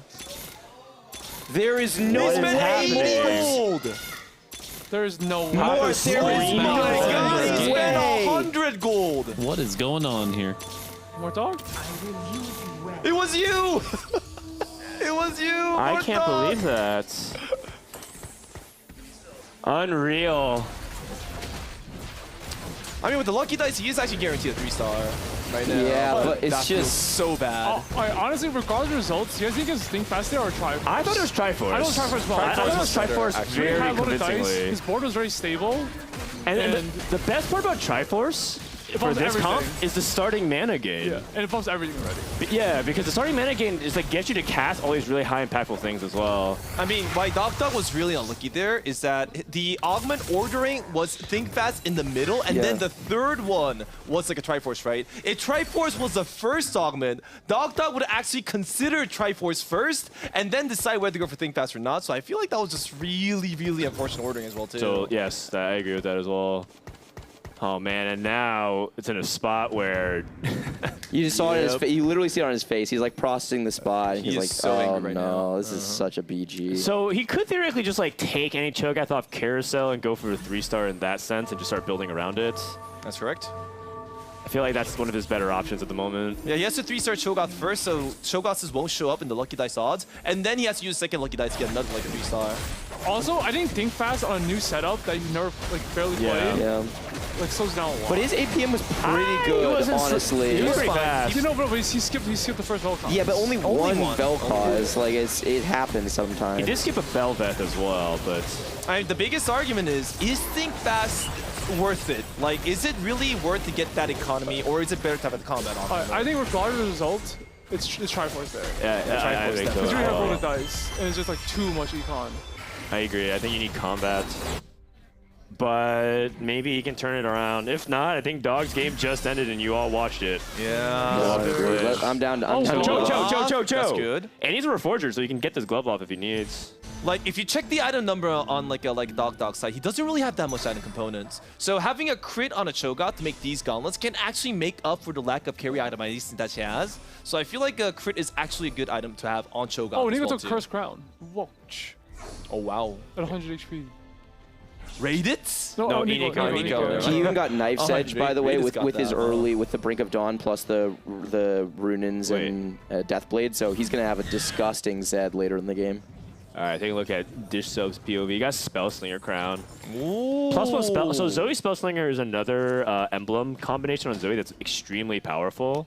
The only thing is that usually you need to make sure you have a very steady front line, and he already has that through NA2 with the Lucky Glove, so she's always going to get really strong combinations like this. So this setup from Disto makes a lot of sense. I feel like this is a composition that's most slipped on like the current set, because I feel Spellslingers actually do a lot of DPS, and their combinations have a lot of utility. Good tank line, good damage line. Yeah. So I feel like Disto actually went for a pretty neat composition. I agree, and I think that it's also really uncontested, and it's low cost, so you can roll at 6, 7, or obviously 8. And I think there's a lot of different carries that you can play, so I agree, baby. Very underrated. Also, +1 Spellslinger allows you to play 6 if you want, and 6 Spellslinger is no joke. It is so powerful because a lot of those Spellslingers, like Talia, hit the back line and absolutely crush it. This Cho'Gath, by the way, really good matchup. All his AP damage, and he's able to withstand a lot of the damage. Is he going to lose? I think he doesn't have enough damage, and this is kind of the knock on the lack of combat dominance. And Nico's still 100 HP. For now. For now. Hits a Neela too, so probably for a little bit as well. Okay. That is so much stuff. Like, What's going on? Band of Thieves into Cursed Crown. So he currently is level 7 with 9 units. He's going for another TG. He actually added a bunch of threat units to fill up the spots instead of going for like specific synergies. That's quite interesting. What if it's triple prismatic and he gets lucky gloves last? Oh my god. I mean, it might be hero augment, or sorry, it's very likely to be hero augment. And if it's like a high tier 4, tier 5, I think that's the highest cap. It's even better than triple prismatic. Yeah, it's really good for Maniko's spot specifically because he has so much flexibility. He's not really committed into anything. He's just playing around good units, slamming solid, kind of versatile items. So yeah, exactly. There's a lot of times in games where, like, for example, it's 5-cost augments, and Dog is doomed anyway, but if he wasn't doomed, it would be so bad for him, right? On the threat board in general, doesn't make as much use of it. And there's a lot of boards, I think, that don't capitalize on 5-cost augments nearly as well as some other boards. Like, if you can make a Leona really good on your board, for example, if you can make a Felios really good on your board, even Nunu potentially. I feel like Raditz is also in the similar situation to Doc. Raditz, as I saw, had a birthday present, and he also had a Radiant like a future sight. So he doesn't have any combat augments, so he won't really have that much like a battle power onto the board. While picking like especially since he picked like an eco augment in a sense, so I don't think Raditz can perform well as well too. Yeah, I can see that. I guess at least Radiance ever gives a team attack speed, but it's not that good. Oh, it's basically non-existent. Yeah, it's the same amount of attack speed as like the Yasuo support augment, right? Yeah. No, Yasuo's way more. Oh, is it? Wait, it's and what's Radiant Zephyr now? 15? I think it's like 10 or 15%. More. What's the Radiant Zephyr? I think it's like 10 to 15%. I think it's like 45 or 50. Oh, yeah, I was gonna say, I thought it was like 20 or 25. Yeah. Base Zephyr's 30. Base Zephyr is... No, it's the on Radiant the team. for the team. The team. Oh, yeah, it's like 15. Yeah, it's like pretty low. Wait, that's a lot. Yep. Because Zeke's only at 20% now. Yeah. Keenan, by the way, we talked about how he needs to turn his games around starting this game. 26 HP on a lose streak. Maybe he is secretly playing Underground. It could be. I don't even remember what his setup was, but we're about to see Iniko's fight. And then the potential last augment, which could be Hero, going up against Robin. Oh, that's GG. Robinson found nothing. That's a level 7 all-in, and not being able to find any like core carries. He's just selling for Star Guardian, so... Maybe. It could be one of those things where like he picks the tier 4 hero carry and then finds another one to shop and then magically has a 2-star out of nowhere. Dude, this Nunu just pulls the full MF ult to the corner. Just absolutely no value on the MF. And he loses streak. And he loses streak off of that. Takes double damage. 24 damage. Whoa, Electric Charge with the AoE DP. It's actually really countering Curse Ground because he just has a bunch of weak units. We just got annihilated. Yeah. Oh, 3-4-3. That could be good for Dog. It could be good. Yes, actually, it's exactly the threats that he's kind of looking for. Do you just take Supersize here? I think Supersize is pretty good. Yeah. Interesting. Also, he's Cursed Crown, so he can just like play a lot of random Zacs as well this game. That's true. Yeah, that's a good. That's actually that's a really good point. Cursed Crown is basically phony front line with 2 Zacs. Yeah. Also, I really want a Warmox on this Zac. All right, we're back to Solus's board. He actually went for a very solid like a Jack stick, and wow. They'll cost 3 for Dog. Oh, Ram is 3 for Dog. Nice. Nice. Probably uses last dice. Okay, so this was a spot that we weren't sure about, right, at the beginning of the game because of Brawler Crown, and kind of see it come together. How do you feel about his spot now, baby? I don't think it's that good because currently he does have a Brawler, like a Platinum, like an emblem. However, his second augment was Winefall. It's also not a combat augment. So wait, Jax isn't even mech'd. Huh? Oh, you're right. All his mechs are still alive. Wait, is that on purpose? I think so. So they can actually use Leona as well too as fighter. I see. Is that better? He wants to actually have the value of playing Leona the units. I know he really values Leona a lot. Wait, this is actually kind of cool. It is a Brawler Leona, so it's actually pretty strong. Yeah, it is. Wait, is that the tech? Wait a second. How much damage do you think Leona did? Not that much. 2,700. That's pretty good. But a lot of the value of the mech is just that it becomes like a giant unit, and it lived the whole time anyway. So it really you only get punished for mech if this Jax dies early in the fight. If the enemy does have a hyper tank, then it is actually better to combine Jax. I think. Yeah. Remember to use the selector item to choose a prime. Wow. The tooltip is flaming soulless. It's just not going away. Is there like an X button we can push on this more? Yeah, he's trying to move it. He's trying to move it. Oh, it does go away. Oh, God. I wonder if it's going to come back next fight. Oh, yeah. Every Nico fight. lost the previous fight as well. Yeah, 64. He's got 4-5 at Infinite Gold and he's sent it. Right he didn't actually have infinite gold, though. He was kind of poor. Oh. Right now, the lobby's not really looking that strong. I don't see anybody that actually found their composition yet. They're still all looking in between. They're using their build-up process. They're thinking. They're greeting economy. Especially for Prismatic. Triple Prismatic. Yeah, actually, double yeah. Prismatic, you would expect the power level to be a lot higher than it is right now. That is correct. Oh, it's amazing how much MF does when she doesn't full troll her ulti. Oh, man. OT. And this Zac? Wow. What the heck? How's that minion blob still alive? Wow, Kiyun lost again. Uh-oh. What's going on here? Zed. Zed Force, but no Zed. Zed Force with no Zed, of course. Is there one on Carousel? No. His augment did get Zed. So there's two Sejuanis. Someone took an ASOL. Yeah, Dog took it for the threat board. Dishsoap took Sona, which I think it's if he took the one that gives mana is very good. He is, I think, and he has it Talia next to it. This is the build I was talking about that can blow stuff up. Yeah, it's super cool. And Kurum, by the way, with insane power level because he's got the Prankster emblem initially, then he's got the Battle Mage Prismatic, and then he got a Viego augment. So his Viego board, if he's able to hit Viego 2, is going to be disgusting. Two Zeds, two like Velvises, of course. This is just the classic story of low rolling on the set right now. He could die here. That's why he's selling everything to have a chance to find it. He finds that, but sells the Ox. Okay. Brutal, brutal spot, brutal spot. Oh, okay. And he finally ended up making that's not Archangels gonna work. anyways that he held forever. Which Belveth one is this? Does anyone know? What do you mean? What? Oh, sorry, not Belveth. Which ASOL? Oh. Is it? I didn't see a stun. We'll have to see, but there's two. There's one that increases the range, which I don't think it is, and there's the one that stuns. And I think it's the one that stuns. Oh. Man, this is brutal from Kiyun's side. I mean, his augments aren't that bad. His setup wasn't that bad, but he just, didn't hit. The separation from a bigger picture perspective is the two teams that have been doing the best are the top four, and the two teams that have been doing the worst are bottom four. It's not really close. That's true. That's true. Well, Solo still lost, so he didn't. Yeah, actually, take it back. Actually, if you look at Iniko okay. Nice. Okay. It's kind of too late. It's too late. It's too late. It's a dead kind of too late. I mean, if you look at Iniko and Dish Soap, and we compare them to like a Kiyun here, Kiyun's been greeting for a really strong comp from the beginning, but Iniko and Dish Soap have been looking for a really strong startup, really strong build-up from the beginning. And I feel like this is where like makes the biggest difference, because if you low roll while greeting for a strong comp, you just get 7th, 8th, and there's nothing you can do about it. But if you low roll while going for a strong start, then you can at least save a lot of HP, right? But the problem is if you're not offered a strong start, you can't force it, right? Like if you're not given the upgrades, if you're not given like good items to slam, etc., how do you make that work? And just so, oh okay, yeah, definitely. I'm down. I mean, it's about. I think kind of the Baby's point is about knowing how to maximize. Also, I disagree with Baby's point. Like a lot of times, like you can mid roll and you sold like top 4. You don't have to high roll. You let somebody even low roll with a loose streak, and you can top 4. So from your perspective, do you think you can play fine this game?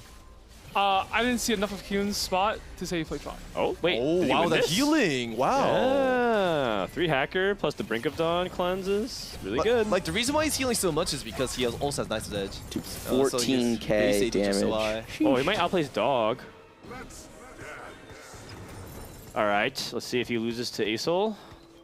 Man, Kiyun dying to ASOL here would be the most Kiyun thing ever. Okay, how's it? How's that possible? I'm down for more thought to switch the button. I'm down. Okay, the button has been switched. There's no way. He's not taking his strong units out. It's usually what Sojus is when you're like playing prep or something and trying to greed. We're hopping on board with Dog, who... Tome. Free Tome? I mean, it's free, but he's playing threats. No, it's actually kind of... Ace! Yeah, that's actually best. Ace for the Vel'Koz? That's for sure best case scenario, right? I think I want Hextech Gumbling in Vel'Koz because he has no healing. Oh, true. Okay, it can also heal as like a frontline too. Belveth? Yeah. Ace is best on like ASOL because ASOL can actually provide AoE Morello's effect, which can actually proc Aces. Ooh, I see. Yeah, so it's Hextech Gunblade into a Gargoyle. That's actually a really good choice. I like that. The thing is that it's an Acel 1 versus a Belveth 2. It makes me feel like you want Belveth to hold the ace just because of the survivability. But you might be right. Okay, we're officially meching this unit. Oh, 8 brawlers. When did he get that set up? Wait, did everyone get a tome in this lobby? I think so. Wait, is that how it works? If one person actually got it. Wait, more. Is that how it works? Wait, where's Kuhn's tome then? Yeah, I don't think everyone got a tome. I don't Wait, think that's the thing. wait, so Soul's got a tome for eight brawlers? I see. No. Man, 8 brawlers is so tanky. What did you not? I thought the memo was already very clear that Mort wants Solus to win this tournament. Oh Mort was very encouraged by Solus's commitment to Viego earlier. Mort loved the fact that he passed on the Talia, and he wants to reward this. Kuhn ended up going 7-7. What? He's playing a different line. He's playing a line that other people disagree with. Wait, Julia? That he went 7-8-8? So he went 7-7-8-8? Yeah, his scores currently are 7-8-8. Wow. Oh. Wow. When you're getting flamed by your girlfriend on broadcast, that's not good. Oh. Oof. He just took another 8th just now. An 8th IRL. Yeah. Big Sag. That's like 30 points. That's a good score. Is it though? No, it's fine. He Maybe, has Julia every day maybe he first. thinks it's like That's golf true. and low score is better. Oh, that would explain our performance this weekend. Yes. Okay, surely this board doesn't go 7 from Dog, right? Surely. Surely. He did put an ace on Aurelian, so good call, baby. His teammate might have him, by the way. Ray might take the 7. Oh, that's not good. No. Wait, also, like, he's not killing anything. Okay, finally got rid of the Rammus. Sejuani's second cast is huge. He wins this every... I mean, yeah, he wins this every... Oh, wait, sorry. The Jax loses this every time, right? Like, there's just no way there's enough damage? Yeah. Surely. I think so. He has a hand of justice, and that's just complete typo. He didn't play for first, but he did play to like a not get like 8, and he's actually doing a really good job in that aspect. Yep. Everyone won below him. Oh, spicy. Inigo took another loss, by the way. Oh, he's 2 off? Yeah, and he goes one Oh, he just hit. Go back. No. I mean, he's going to... Oh, he got it. Okay. Wow, let's watch the duplicator. Okay, go back. Okay, go back. Change it. It's fine. It's fine. Okay, you can go now, Solus. What? How is Solus so good? What is this? Renegade Misfortune? Yeah, Renegade Misfortune. I Player think he's diff. quite strong. The 40 base percentage damage is really good. It combos really well because people like Viego and MF do so much damage together. Oh, he missed the Zephyr, the swap. Up against Robinson. This matchup looked very awkward. I'm not entirely sure who's stronger or weaker. I think it depends a lot on like how the fight ends up panning out. Yeah, does if the Talia can kill the MF. Wait, that Leona killing the Nunu is so big, so Nunu can't greet the second ult. Oh, Misfortune has ulti. So it's going to be 1v1. Talia versus... Oh, wait, no, that LeBlanc's going to stay there, too. Oh, 1v2. Ray. Oh, Robinson. Oh, but Nico just died. Nico He just died. Nico. He just died of Cursed Crown. God. Dude, the Cursed Crown death. Dish soap streaking. That's brutal. Wait, that means Dish Soap and Inigo can't get 40th because Yeah, Inigo just went 7. Yeah, you're right. Oh, that's so close. Unfortunate. Wow, this lobby is so tight. Dish Soap is just smashing, and then everybody else. Actually, everybody thought Dog was good at 8th, but he's actually doing a good job surviving as 5th because his composition, actually, once completed, is not really that weak. No, it's not. And the power level of the lobby, considering double prismatic and 4 cost, is really low, it feels like. Oh, that is correct, too. Like, look, like Ray's board on a double prismatic lobby is just not very good, and he's on 2 win. I mean, this is not a birthday present board for sure. No. Birthday present is supposed to have a lot more economy. Yeah, you're generally going... What? I mean, you can't do anything with it, but... Yeah, you're generally trying to even push to 9 and play around that legendary. So he hasn't even gotten the full value of what people really love about birthday presents. You get that legendary at 9.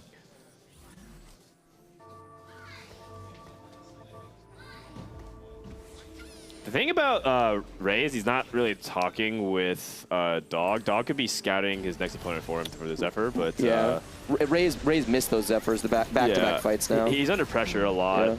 But I think Dog is under pressure as well. Both of them trying to play for the best possible placements at 7 and 1 HP. Oh, Misfortune about to go for their dead. cast, but at this point he's trying to play for like least most amount of HP, the negative. And there's just no way. Anyone have him? Oh, not that person. Dog. Oh Oh no, well, Robin. Kurumis Solus got second and third. What? Okay, so Robin preserved enough HP for another top 4. That's Robin and his best. But once more, Solus and Kerm, top 3. Man, the steal is Wait, how many points is that then? A billion, roughly. That is 37. 50 points minimum. So next game, they just need to go like Wait. 6/7 to win? If they go 1-2, they are at 52, I So wait, believe. this is just over then?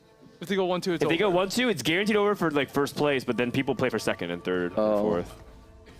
Oh. I mean, I'm really happy for them. That's sad. It is sad. Yeah. It's sad because this would be one of the biggest events that Kerm's won on top of regionals, and he's not even here. I got a little too dizzy. Oh, yeah, that was good. tough. Yeah, Sit down, Ray. What would happen, man? I took birthday presents, and then I just tried pushing levels, and I felt like I didn't change my board much because I would just level with 0 gold left over. Yeah. What was your second, like a prismatic choice? My second prismatic? Yeah. It was Radiant Zephyr. No, but what were your other choices? Oh, I forgot, but I think one was prep, and I forgot what the other one was. Unlucky. Unlucky. Okay. Yeah. Dog is here as well. Dog, we're still tilted from how bad the Think Fast rolls I mean, were. I missed one Vel'Koz. Yeah, right? but like, I mean, like, no, not you. How bad like the shops were. It was like, illegal how bad. Did you know you rolled 120 gold? I rolled 120 gold? You rolled That's a lot of rolls. you rolled a lot. Your speed was very good. I missed one, and then I missed, I think I missed Zach also, but... You just got an APM compliment from Bebe. Oh, that's pretty good. Can I get an APM compliment? This man just stacks the W's constantly. No milk, no. Okay. Maybe later. Oh. I think that the only thing is that some people probably consider Triforce to be really strong as well in that spot, just given that you were clearly going for threat roll. Oh, true. Whenever I see Yeah. Think Fast, I just make the You decision think as quick fast. as You thought possible. fast. Yeah. Yeah, you thought Also fast. on a new setup, you rolled so fast for playing on a new setup. Yep. True. Oh, yeah. I think I could have gone for another unit though, like Galio 3 or Silver 3 or something. Yeah. That probably would have been better. I just don't know the comp that well. It's okay though. All good. Yep. All good. We're just trying to place higher than Kyun and Robin. I know, Yes. which Keon's definitely doing his part to help you guys. What a Keon, homie. 7788. Well, Solus actually preparing Wukong so he can actually eat it with the mech so he can use Leona. That's actually a cool tech. We have the Cursed Crown 7th place I'm in the pretty sure house. Dishsoap just wins this game. He doesn't need my help. So Yeah, I I'm pretty agree. sure if Acel was a clickable unit, me and Dishsoap 1-2, but like he's the only upgrade I have. I'm hard stuck Zach 1 on my board, which is my hero augment. I'm hard stuck MF 1. I'm trying to play between MF and Soraka. I can't hit anything. Like I just came down to complain. That's all. Yeah, That's all right, fair. see you later. It'd be like that. Yeah. See you later. I thought there's more to It complain feels about really than bad just because that. my spot was so good too. Interesting. So so the Cursed Crown, like what are you thinking about when you take an augment like Cursed Crown? I'm thinking I want to get first. Interesting.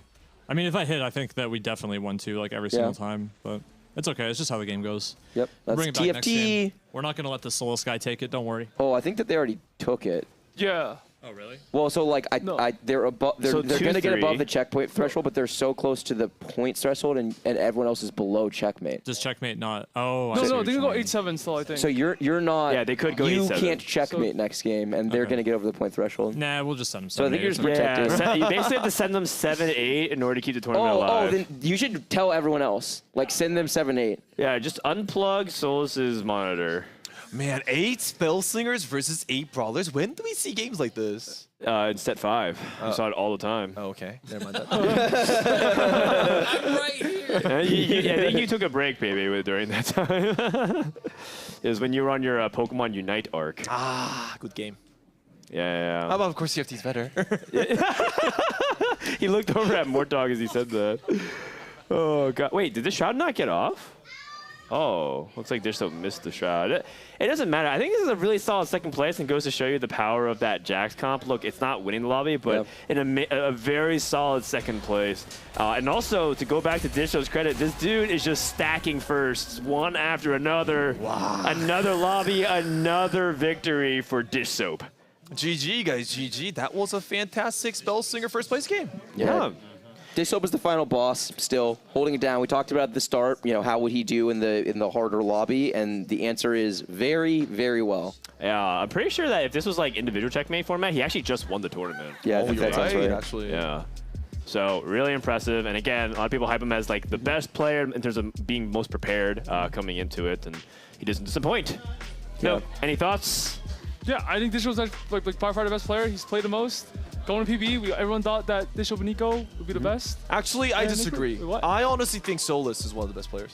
One of, sure, Yeah. for sure. Oh. If you're doing the best 3 players of the event, I think Dish Soap and Solus are the only 2 that like have for sure put themselves in there. I mean, he's the one that spammed Viego first, and he's also like prepared so many decent like strategies besides that. So it means that he's not a one trick, and he actually has a lot of options, and he keeps playing for the best ones, and he consistently gets good results well too. Okay, who's the 3rd best player? You're the 3rd best player. Of course. Really? Yeah. Oh, It's not always Milk? you. Oh. Wow. Baby, you're just I'll gonna take lie that. We right take to the his bronze. face, man. That's so messed up. I accept this lie, this fabrication of the truth. Where's Milk rank? There's 24 players. Where does he rank? He ranks in my heart. That's it. That's it. Milk is physically cringing right now. Let's take a look at the point totals. It is utter domination. from Wait, Kerr if they go 7th, 8th, they don't win. Correct. Okay, That so is it true. literally has to be They have to go 7th, 7-8. They have to go 7-8 for 3 points. 54 is the guaranteed secondary win condition. Dish Soap and Iniko are not able to claim it, which is really a big bummer. If Iniko is able to get even just a 5th there, there's a chance that either of them could have stolen And it. I believe in Nico. Like, I think he's actually one of the people who's a reliable narrator as it relates to their high roll and low roll. I think that if he just hits a little bit more, he probably does do well in this lobby. Somehow, by the way, despite the impressive throwing from Keem 7788, he still has an opportunity to play for 3rd place here. Robin, Robin's points has if we can pull up the so individual, I mean, when we know Robin's points, Robin scored 4, he's going to score 4, 5, 8, 5, Yeah, right? pretty so, good. So Robin, if we could do individual totals, there we go. Here you go. I mean, yeah, Robin's doing quite well. I mean, this is like a very clear top 4, bottom 4, right? It is. And again, Kurum very quietly, only because he's not able to be here, put on a great performance. Cute? Okay, Kyun's gonna win this game. Like, I don't want him a Kyun. Surely. no. Surely he has to win this Like, game. There's a lot of times when Kyun's is out of the game, and that's when he goes first. That's what you literally said this at the start of the last game. No, this happened during regionals. He was dead last in points. It didn't matter. He went first. He still ended up dead last, but he went first the last game. Maybe, do you think like he needs like a pep talk? Either you or maybe Julia goes up, give him a little pep talk. Oh no. He goes first. Oh, she's going. Wait, She's going. Yeah, She's going. Yes. Yes. That's right. Pep talk here. It doesn't matter for him. Hello, Kyun. Can you hear me? No, he can't. Hi, it's me, Julia. There's no way you're still single digits right now, bro. How? Come on.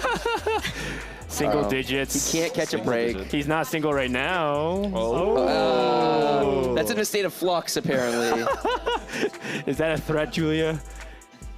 Oh, I'll pick him up. If It's true. Wait, Milk, you got a dating show coming up. You got to be single. Oh, that's true, actually. Maybe did you know? He has a dating show. Wait, Jane, do you want to come up here? What? Yeah. What is this? Is the dating show still open for applicants? Yeah, Milk. We're looking for one lucky girl, so we need one more for this Sunday, 7 p.m. EST. This Sunday? We need a full cam. We need to be able to advertise we got to advertise the merchandise. We're on to the next game. It is looking like a triple tier, triple club. Stop deflecting right now. Let's talk about the real issues here. Aniko and what's his name? Dish Soap are looking to go not 7-8 for anything else. They're guaranteed to qualify. Oh, not qualify, but win the tourney and win $10,000 and win the first TFT LAN. That matters. Whoa. And if this event does well enough, PayPal.com/Kyun. Oh. I see. Oh, yes. So if you guys want to give some money to Kyun, it's at paypal.com/Kyun. This is weird lobby incentive. Obviously, sending them 7th, 8th specifically is like almost impossible. But if the whole lobby is dedicated to sending them 7th, 8th, then you can do a lot of damage. It is the season of giving, and Kyun decided to give a tournament victory over to his teammate Solus. Has Solus won a major tournament in TFT before? Because the Summit does count as a major tournament based off the prize pool. Yeah. And no, I don't think he has. Okay. And so this is a TSM over Team Liquid diff. You're right. Actually, wait a second. No, that's not true because it's Kurum and Solo. So it's actually a wait. Oh, it's like TSM. Wait, they can't even like friend. It's TSMTO? Yeah, TSMTO. Yeah, it's a collab. Okay, I'm down for Reggie to play Steve. They do. They actually play money matches of TFT all the time. Like, they play a ton of TFT together. They play, like, high-stakes TFT. Do. Like, one night of gaming for TFT is, like, the regionals prize pool. Yeah, like, high key. They don't mess around. They don't mess around at all. Oh man. Okay, Kiyun finally gets like a really good opening, by the way. Well, not really good yet, but potential to be really good. He's got two brawler. He's got an upgraded backliner. He's got brawler front line. Yeah. Oh, he's over. Oh, can we look at whoever they're pinging at? Oh, Kurum. Oh, Ash 2. Ash 2. Ash 2 for Kurum. I mean, look, they just need to not go 7-8. And I'm pretty sure if they reroll, they're not going 7-8. I think reroll is impossible to go 8th. Copium. Oh, 1-2 cost. It has to be called, right? Yeah, Kozmik is very good. Okay, the Blitzcrank one's not bad either. High key, if you're Kurum and Solus, you just don't reroll here now, right? You let other people reroll. You don't put yourself in this position where they can contest your like supers or your ashes or whatever and bring 8s into play. Solus just a Silver 2 from nowhere. Oh, and he didn't say anything. Okay. But can we move the cam a little down for Solus? It just feels like he's just a floating head. I mean, have you seen Soju stream? All you can see is forehead. Yeah, Satsuko was doing the same thing as well. All right, a lot of people leveling. Looks like he's just going to stay here low level. No, he's leveling. Oh, okay. He's leveling He sets up for 6th. I mean, the reason why I made Sunfires is because, you know what? I just did not get 8th, Yeah, so I'm exactly. just going to go as strong as possible. Yeah. Nice all day. Wow, must be like pretty chill. Oh, he's playing Kurum first. Yeah, this is like Kurum's spot is also so good. Yeah. This is like the equivalent of like when the Seahawks smashed the Broncos in the Super Bowl. Is it the Ezreal carry halftime. augment? Yeah, this is Rising Spell Force. You're right. I think that one's really bad. No. Yeah. That one is good if you have BIS for like Israel. If you have 3 BIS in Israel, you one-shots like everything. But he has Last Whisper. I didn't think that was the other Ezreal augment or something. Yeah, I think he might have thought that this was Raider spoils. I'm pretty sure. Yeah. They're wondering what's going on. Like, dude, Kurum is throwing for the content. He took the wrong augment for sure. He's throwing for the content. He's sure just playing down What if they're both reading what it does because they don't even know what it does? It's so bad. Oh, trust me, they know what it does. That augment on PB was a terror when it got to, what was it, like 30% stacking? It was ridiculous. It was so OP. I think there's no way Solus can go 7 from the spot, so yeah, it's surely not. So that's correct. Looking like a dub. Fair enough. He also can hit the inter-school marker as well, too, while being strong and win streaking. Okay. All right, let's check on some other boards as well then, probably after this fight. Oh, Bebe approves. Yep. Good job. Bebe definitely. Oh, and Robin also has the, but he has the right one, I think. Oh, he missed the shot. That's Randuin. Oh my god, it hit right in the center into Randuin. So he put the item onto the Poppy for the chance that Randuin would get the item. And he did, so he purposely didn't get any shot value whatsoever to maximize his augment. Wow. Slammed a Shiv as well. Is he still losing though? Wow. Wow, this is so bad. I mean, it's Sivir too. It's very, very difficult to deal with this unit early game. He tried. He tried for the lobby. He did his part. He did his part. And it wasn't enough. It wasn't. The Solus guy can't be stopped. Yeah, this is just a Solus diff.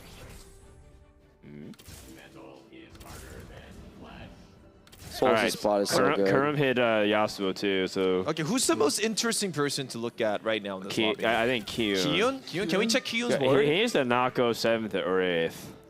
Surely not again. There's no way. This game is actually... Yeah, this game is actually just chilling. Okay. So then let's go to... He's going to play Zed this game.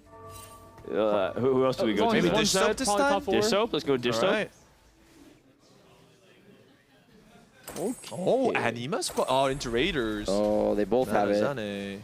This augment is so good. So there's 2 people with Call of the Meek, the Renekton augment, and 2 people with like a Raiders. And it's Kurum with the augment I've never seen anyone take before. I mean, it's definitely much more balanced now, but the problem with it was that you could have put GG on Ezreal and Fast 9 with that augment. Oh yeah, they nerfed Ezreal a lot of times. Yeah, they nerfed it way too many times. Oh, does Iniko have re-energized the Wukong augment that gives you mana? That augment. No way. I think that augment is underrated. Because mech is really good frontline, and there's a ton of AP backliners you can play around mech, and it turns out if your AP backliner casts and then casts again 2 seconds later, that's pretty good. It's good for the exact same reason that Manazane is like BIS on all of the backline AP carries, but you also get it on all of your teammates, so that's a good point. It is really, really underplayed. The stats on it, I think, are pretty bad, right? No, I think they're really good. They're really good. Okay. I think they were bad. I think at it's some because you point. play Mech Wukong. Yeah. Or I mean like Mech. Set or Leona. Yeah. Yeah. It's one of the only one costs whose support, like you actually want it on your late game board, right? When you play mech, you play Wukong for 2 defender anyway, so you're not sacrificing anything. There's no trade-off in the same way there is for some of the other ones. Oh, Jewel Call in hand adjusts Sim. I guess he really wants to go for like Misfortune or like Azel. It's also really good with Talia. Talia as well, too. He doesn't save his tier and he's holding Star Guardians. The thing that defines Talia is if you don't have mana items, that's really good for Talia because she has it through Star Guardians. And then the re-energize makes her combo. I keep talking about it. Double cast Talia is disgustingly good. Give it a try if you haven't already. Frodan approved? Yes. Seal approval. I've tried to play that build, and somehow I'm literally the only person that has not top forward with that comp this tournament. Oh. Mort Dog diff. All good. By the way, he really wants to win this fight, and it looks like he will, but, you know, we've seen a lot of people who had that losing streak snap thing go back to losing. His board looks very, very powerful. Ray, let's check out Ray's board. See, and him and Dog have been lose streaking consistently. See if either of them have like a good come from behind comp. Oh. What the heck? Oh. 7 talent? This is the carry one, right? Yep, it seems so. No, this is the support. Oh. Underneath it is green, so it's Oxy and Rage. I think it's the damage gets increase percentage one, damage. right? Yeah. I'm surprised. That's not a carry element because it does increase the damage of Talon, right? No, but you can still like have Talon 3 and then just go play the Renegade board. And he's on tempo with everyone else in the lobby. It's exactly. Yeah, it's like you're super strong early and you have extra like secondary carry late. And you play Talon that board anyway. Yeah, so exactly. Really good. It's really good. Yes, that's right. If he gets a Talon in a shop, like, at what point are you considering duplicating it? Oh, I was Nico instantly and just tempo. No, I do not agree. Just roll. I think you can streak. roll for like a Talon, and you save that Nico for Viego and go for double carry system. Okay, I agree with that. The thing is, you're going for Viego anyway. Yeah, you are. I agree with Bebe. I like the idea of rolling some gold here. You're really greedy, Bryce. So I can see both. I can see the merit for both. I think it kind of depends on what the other lobby is looking at as well. Because if other people are trying to play Viego, then I'm much more inclined to hold a duplicator. He's trying to make sure he beats Krugs, by the way. Oh, he beats Krugs. He beats it. Yeah. He should. Oh. Yeah. I mean, he definitely beats Krugs. Oh, he itemized Talon? Well, I Wow, don't know about that. He's really worried about this. I feel like 2 upgraded Talon 2s almost beat it by themselves. He has no remover, so if he itemized Talon, then he can't itemize Viego, so he has to go for a Talon carry in the end then. I think that's fine. Items on a Talon 3 is not a bad thing. Yeah, agree. You can also just TG, for example. Yeah, that's TG. fine. Or I would go IE Hodge here, personally. Yeah, IE Hodge is also totally fine. And then you just have a sword to play around for Viego later. Yeah. Yeah, you can play BT. I mean, if you're going to 3-star this right now, then you definitely want to put items on it. You're always going to itemize them. Yeah, Good point. Actually, you're right.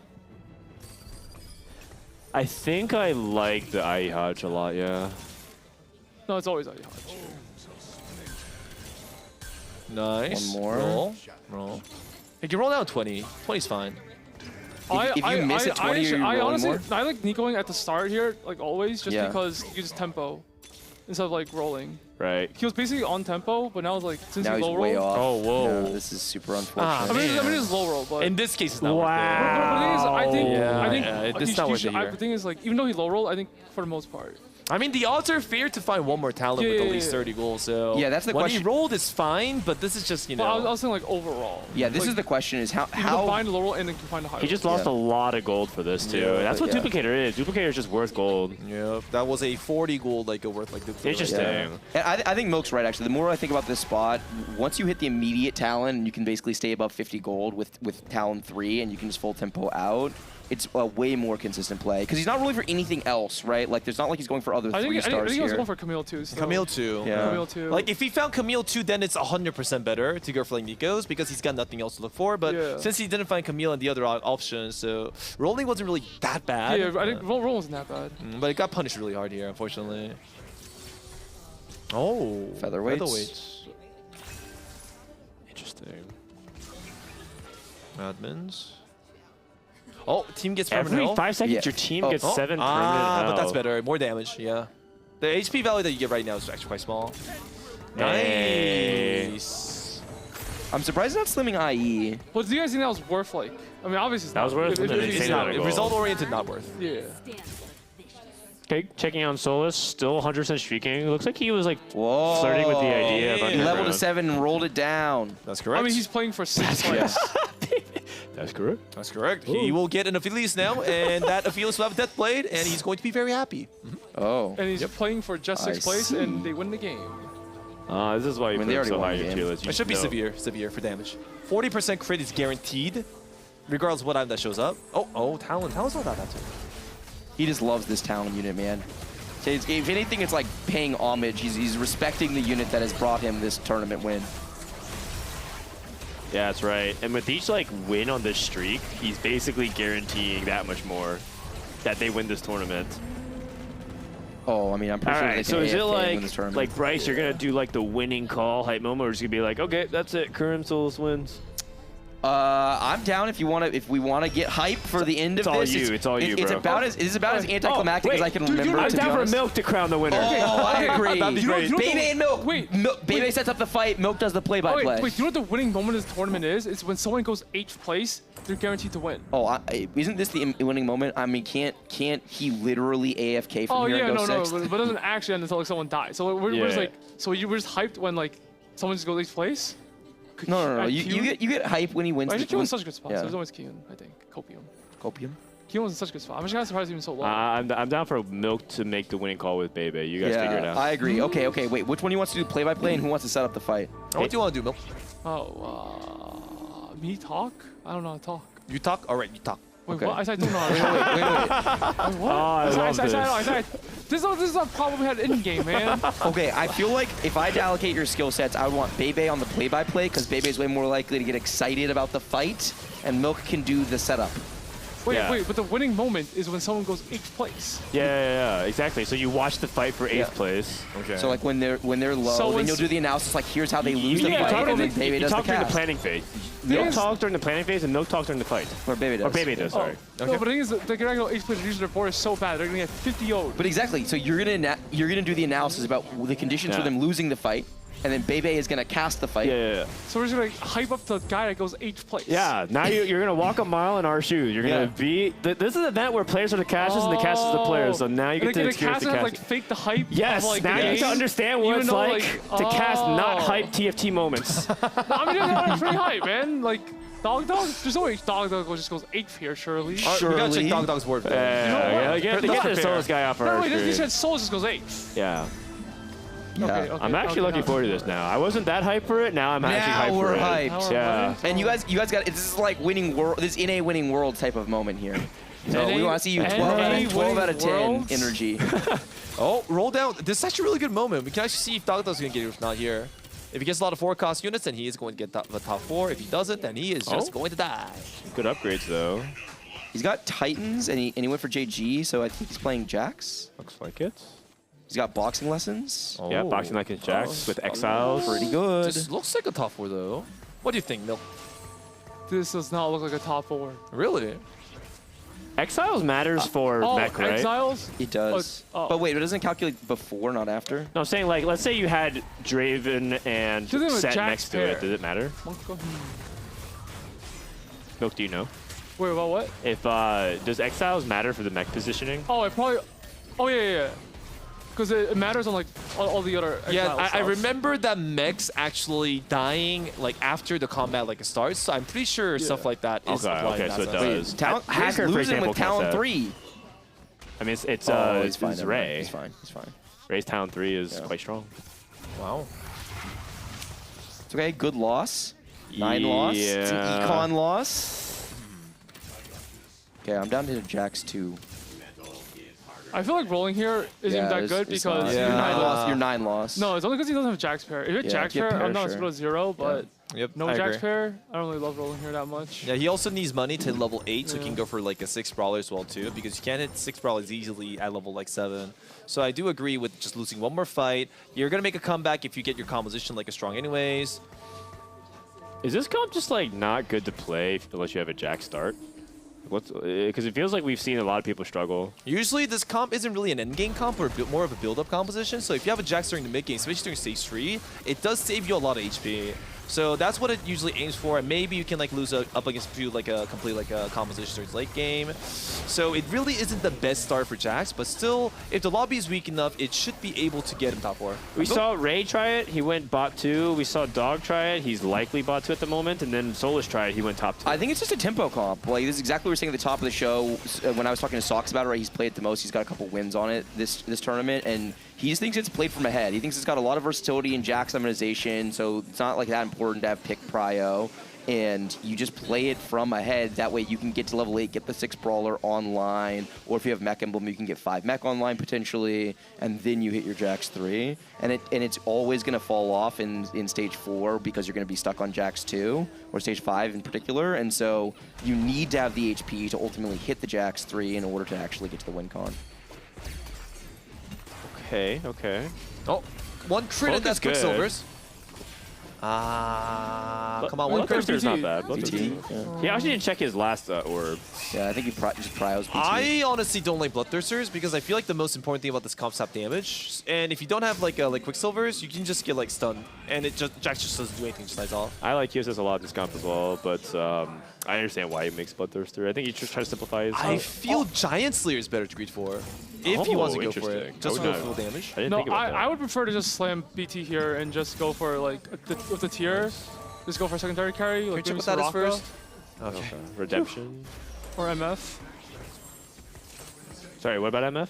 No. I was saying like I prefer the PT slam here and just go for like with the tier. You just go for secondary carry of like Soraka or something. Yeah, that makes sense. Because you have Heart and Admin with Lee Sin and Blitz. I'm really worried that Jax might get stuck on a tank later on if he doesn't have the right damage. But if the third augment is a DPS augment, then it might not be an issue whatsoever. Anything like Battle Mage or other different things that's pretty good to give him some Ascension. stats. Ascension is good. That's true. It's one of the few comps that I think Ascension like, really shines in. I don't even think you can afford to make gold. You just got to hold everything. Oh. Interesting. Does he want the extra healing for first aid kit, or does he want more damage? Oh, that's good. Scoped weapons. If he has scope, he doesn't need QSS in this case. That's Scope weapons probably the number 1 augment he could hit there. Yeah, for Holy. I wasn't even thinking about it. All right. This definitely feels like it could be a top 4. Okay. I guess we can watch one more fight of this and then see what Ray's up to, because Ray's putting on a streak. Okay. I feel in scope weapons you shouldn't go for like scoped on all your units. Only your carry. I'm surprised Ray rolled to 0. He rolled because I think he's looking for Viego too. I guess. One Viego. He doesn't even have items for it. Yeah. That is a bit of waste. He's a rod. Oh, he's a rod. He's got rod. Oh. Okay. No, in that case. Wait, that's actually really high roll. He has a random rod. Yeah, the fact that he has a random rod is high roll, which is I'm saying like. I mean, the reason why he rolls is because if you look at his board closely, Annie 1-star, Fiora 1-star. Is that LeBlanc 1-star? That's LeBlanc 1-star. Yeah. There's a lot of base upgrades he needs as well to possess Viego. Yep. And those base upgrades are actually quite huge because that is a lot of flat HP that will buy time for his team. Yep, for sure. Yeah, Ray doing a good job, putting pressure as well. Talon's putting in some work.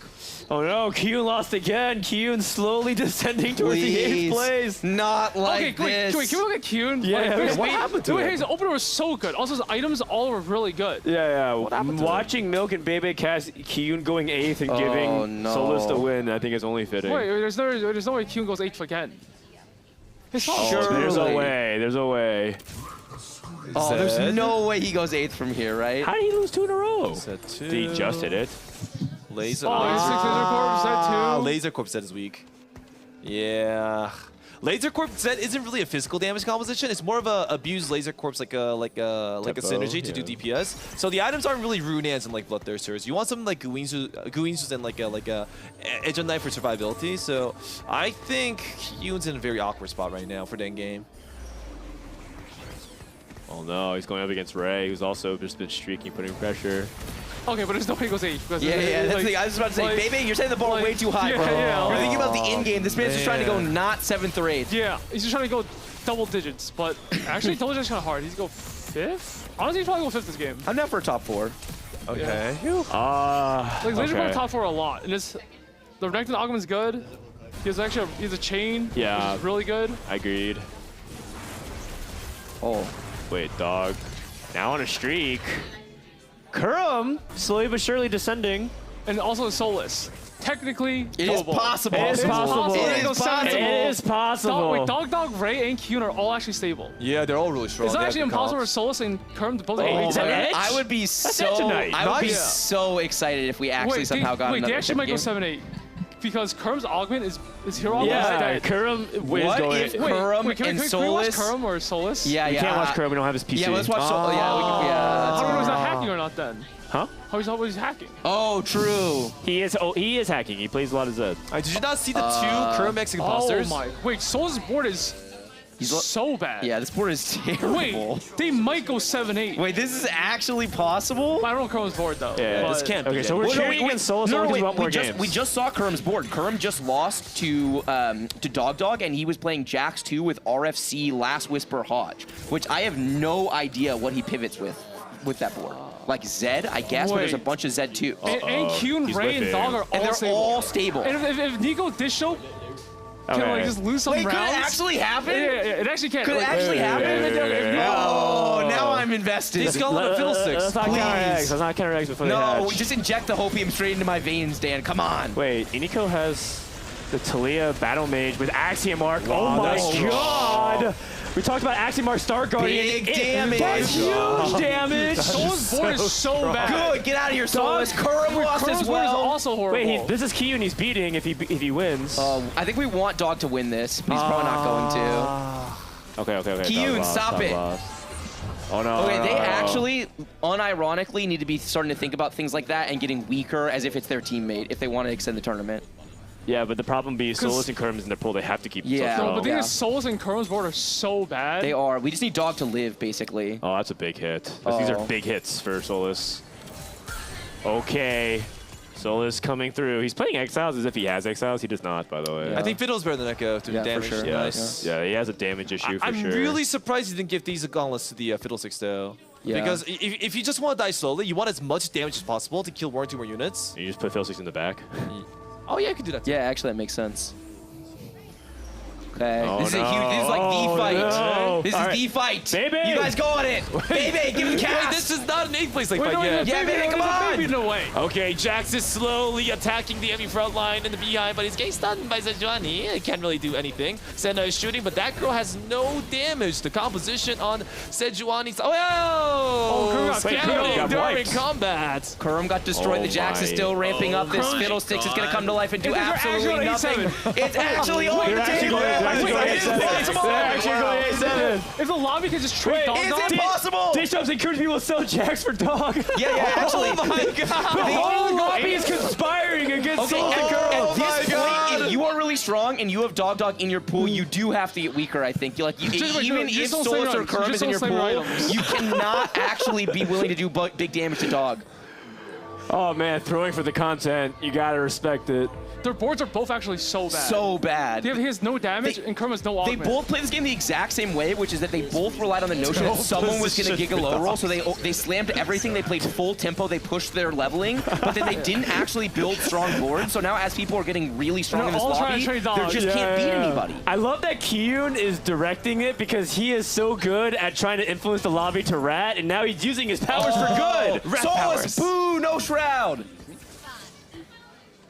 We gotta watch, I guess, Dog's POV. Yeah, Dog's POV. Dog's the most. Yeah, Dog's the most hype for sure. Okay. Leona as well too. 6 brawlers. Okay. Not that strong though. He has no like a shreds, no MR shred, no like DPS Leona's shred. better in set. It's Aegis. And he has the Thunder. Yeah, that's it true. is for sure. He just doesn't see it. Okay, redemption. It's redemption. Redemption. Who holds Hodge? No one holds I think Hodge. he's thinking Hodge, but like no one holds it. Yeah. Oh no. And Nico, you gotta get weaker, bro. He also slammed his item before he saw who was going to Nico! You are trolling. He has no. There's no way Jax wins this right now. Also, he didn't put an Aegis either. He's actually dead. Dude. No way. Dude, I'm down to ban. I'm down to ban Nico. Please attack something that can die. Oh, Andy's not gonna die though. No, Andy died! Andy died! Yeah. Yes. We're living. 1 HP. Wow, And that a is dream. crazy. And a dream. Okay, 3 more. Okay. 3 more Jaxes. Let's go. 3 Jaxes. One more. Wait, why is he selling? Wait. Does he play Oh, 5 5 mech? mech? He's going 5 mech. 5 mech. Okay. Okay. Pose some mechs. Roll. Eat the mech. Nice. Nice. That's so good. Big hit. Okay, Ross, that's good Okay, too. we chill. We can't roll anymore. We just have to try to win a fight. Pull this shit, Leona. Dish Soap, Leona. stop getting strong. Dish Soap, you have life to give. Dish Soap. Hit your No, Kaisa. people in his lobby, his like rotation though. Oh no. Yeah, but you actually okay. just can't risk it. Okay. Yeah. Who is this? It's Robin. It's Robin. Robin's Okay. weak. Robin's weak. Right. Yeah, but is he weak enough? He might be. There is a Soraka on the side, He might but be. I don't think that can take down Jax. Yeah, I think he lacks damage. And there's no anti-heal either. Oh, Robin? Yeah. Robin lacks damage. Yeah. And, Okay, Dog's and no chilling. anti-heal, so I think we're chilling. Wait, what about Kurum though? What about Kurum? Let's look at Kurum's board. No, we can't. Who's fighting against Kurum?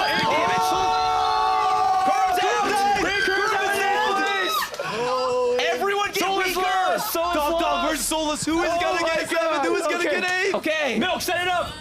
Wait, the pool is literally Dish Soap, Kiyun, and Ray. They can all get weaker. look at your matchmaking. They can literally get weaker. They know they're playing them. People are fighting Dog needs to sell the board. The Take chat, everything out. everyone sack for Dog. Yes, you sat for Dog. Yes. Yes. Kiyun, do it. You have souls in your pool, you can't get weaker though. You have them both in your pool? Yeah, you have both souls. Yeah, but he's right now. Literally, his whole pool is on people. Souls board is literally fake. Dog needs to survive 2 Okay. fights to win this. This is a perfect matchup. Dog's gonna win this. He's gonna fight Talon. Oh no, he's gonna win. He's gonna win. Talon does not have damage takedown like that. Leona's positioning into the Viego. Nice! That is such a good ultimate. Take him down. Okay, Solus damage is still taking. Jax wins these matchups. Jax wins these matchups. It's good. Robin lost. Solus. Can we switch to Solus POV? Can we check Solus? Solus POV. POV. I'm pretty sure he's gonna take a huge hit, especially facing. Oh no! No, you won. What? You won? No! Dish Soap! He got weaker. He's sacking. Okay. Any morts? Or Jaxes? No? I don't know. I'm not even sure anymore. I'm not following. There's no Jaxes. What does he even want? I think he wants like a. Actually, I think Solus wants like a Protector's Vow here. I mean, Raidens and Robinson might die too before Solus does. Yeah. Oh, These people can't sack. God, we need like amazing matchmaking RNG. Yeah. Actually, we need Dog to hit Jax. Yeah. Like he just has to hit. The whole lobby is trying to help Dog right now. Go back to Dog POV. We need to see if he's go back to Dog. How much gold does he have? Not that much. 14 gold. His opponent. Oh, he could actually fight Solus. Yeah. Okay. That's good, actually. We want him to fight Solus, I think. Yeah. We really need the head-to-head there. Nice. Double locket. He keeps rolling these lockets. It's actually low-key really good. Yeah. Be careful not to let Leona get eaten. Sometimes people do that while they're positioning. Yeah. Dog is good. Dog's good. He's fine. He's also playing scope weapons, so he has a lot of flexibility. Actually, scope weapons on Leona is like high-key good. It's very, very good. It's not even. They can't sack that hard though because they're like pretty low. Okay. Q's on the wrong side, although I guess that doesn't really matter. Although if Leona immediately casts on the Zed, then that's like amazing. But right? this is like the matchup that Jax is supposed to be good into. Yes. Yep. And so that's why I don't feel that worried for Dog. It is a counter matchup, but wait. Kiyun is 6 laser corps. Does he have the damage? No, takedown? you can't FF. You cannot FF. It doesn't work like that. Yeah. No, it doesn't work like that. You can't do that. You can't do that. Okay, nice. Okay, but Zed. There's just not enough damage, right? Solus lost. 12 damage. Solus lost. Dish Soap lost. 2 HP. Oh, Dish Soap. We got it. Okay, Dog's alive. Wait. Okay. Oh my God. It's doable. All right, It's doable. It's time. Yeah, if they fight each other, it's over. Solus versus Dog. Yeah, Solus versus Dog for Jax. And Two more. wins. Come on. Surely more Dog. Hold on. Dish Up also needs to stay alive. Dish Up needs to win. Can we Dish also Soap's catch 3. One more roll. He has literally one more roll, and he could get 2 Jaxes in the shop. Iniko needs. The thing is, Samir too. Do we want Solus? Let's start here. Let's start here, and we can swap to Solus. Yeah, we can swap during the fight. Yeah. Who is it? That's Solus. Solus. That's Solus. Oh, this decides it. This decides it. This is one of them. Okay, Samir with Last Whispers. Let's go! Sejuani ultimate, though, is a bit unfortunate. Sejuani is actually going to ult to the Jax, or is it too far away? I do not know. But our Sejuani on Jackson's side is going to ult exactly towards the enemy backline. Samira is gonna get frozen. They are doing nothing. Jax is ramping one by one. Everything is going down, but there needs to be one more unit alive. There's no one! Yes, there needs to be one more. This is not dead, though. Is that It's not lethal. It's so close. It's not lethal. Wait, the lobby's so close.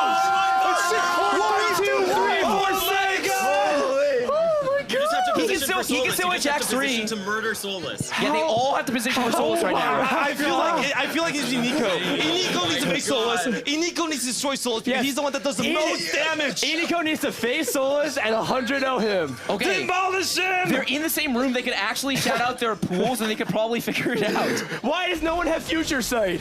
Yeah, seriously, if they had Future Sight, they would be able to Who you're fighting?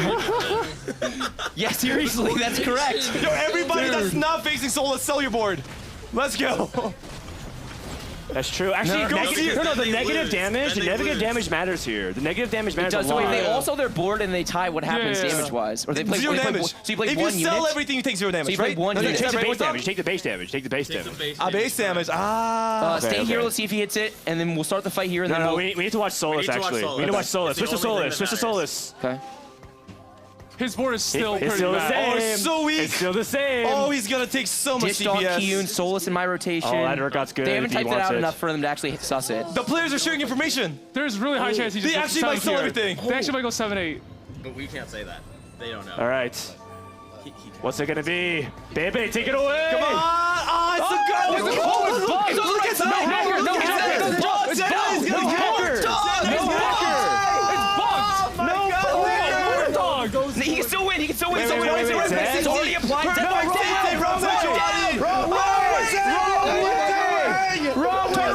Take it down! Oh my god. Everything's alive! He's got it!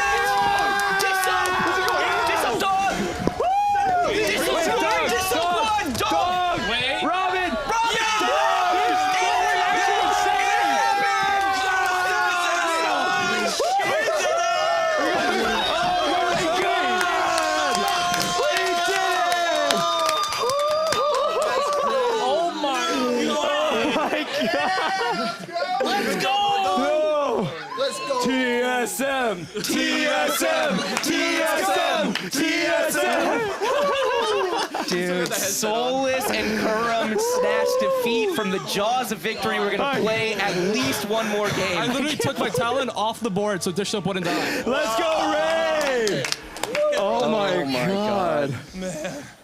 Dude, we have to do another one of these. I was so ready. I thought it was done. The longest traded This just went from nothing to so hype. So now Dish Up and Inigo can win next game as well, because even if they cross 54, if Dish Up and Inigo get first, they win the tournament. So now we have basically two mini tournaments going on. We've got a tournament for first and second place from Iniko and Dish Soap and Kurum and Soulless. Yep. And then we've got a tournament for the third and fourth place spots. Yeah, exactly. So the stage has been set. Also, Kiyun might win this lobby just exactly. He was having a bad day, but when it came down to it, he ratted when it mattered most. Like, that's what it came down to. Yeah. Listen, you always sign up the chief rat for the most rat move possible. That's true. This guy has too much experience in these situations. Kiyun coming in clutch. The team captain scores the W for the 6-man squad. Holy cow. Iniko actually sold his Talia not to do much damage earlier on. That's why he has Talia 1-star going on. Wait, Iniko came in clutch then. Iniko has just been sacking for everyone else the whole tournament. What a homie. Oh, but it matters most to him and Dish Soap. Yeah, too, for like, sure. For them to sack. And now win. I'm pretty sure Dish Up and Nico would have gone 1-2 in this lobby if they just played it for real. I agree. I agree. And they still might. What in the world is that damage? Okay. I can't believe we're getting another game. I'm like in shock over here. I'm coming down from that high. Yeah, seriously. I'm going to lose my voice for sure. What a way to go out. Man, does this game even really matter? No. It does because Kiyun's points. Yeah, it does matter for Kiyun's points. Oh, man. Are we going to break after this? I think we need to. Yeah, we need a break. Yeah, let's just take like a 1 or 2 minute break for sure. What a rush, dude. If I talked about detail about this composition, this comp is actually good against Zed and Dish Soap, so Dish Soap can get free kills on Talia.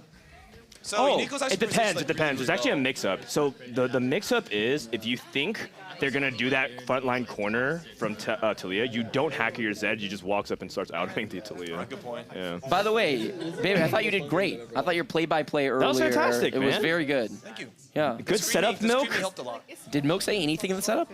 Yeah, Milk said the Kiyun's gonna go first place, and it's like surely they don't win here, right? I thought you said Wooch. Monka?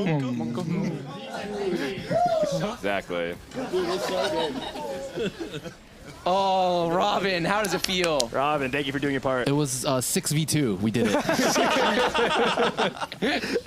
It's true. No, Kiyun actually sacked a round against one of the people, and he took like 20, but then it was worth. Dishop as well, Iniko as well. Like everyone did their part. It was so hype. No, not really. We were just griefing if they weren't in our rotation. We just like got weaker. Got it. Wait, Kiyun actually switched. Wait, he's actually doing it. I thought these are actually the two lowest scorers of the day, so they're both having some moments here. He's level 9, he's got Mordekai's 2-star, he's pretty strong. Yeah, that Protector's Vow on Mordekaiser So good. is very quietly going to destroy this composition. He has to reconsider his positioning now. Yeah, I think that item is maybe even BIS more because I think that the earlier cast makes a really big difference, and the self tank stats from it and the shielding oftentimes gets him a second cast, so it's really good. My God, trapping his units, taking the Shroud. What a I don't know if that's sweat. good against Sigil. I mean, Fiddlesticks. It's going to start. And a Mordekaiser. And a Mordekaiser too. Yeah, this Mordekaiser stuck. This is a sandwich. The Zed's stuck. Oh, This is going to be a sandwich, though, right? but the Mordekaiser brings down the hammer. The piano. Where's Soju? Wait, how did Soju think this was a piano, by the way? I didn't get that. Unless I did my math wrong. It may be someone from his chat asking why he dropped the piano. Oh, Kiyun does it! When it matters least, Kiyun pulls it through and wins. Our soul is the same grade. He's so angry. He's folding so hard in his seat right now. Oh my God. I mean, in fairness to him, that feels pretty bad. I just want to say, I don't know if anybody saw it. I literally, I was about to fight Dog.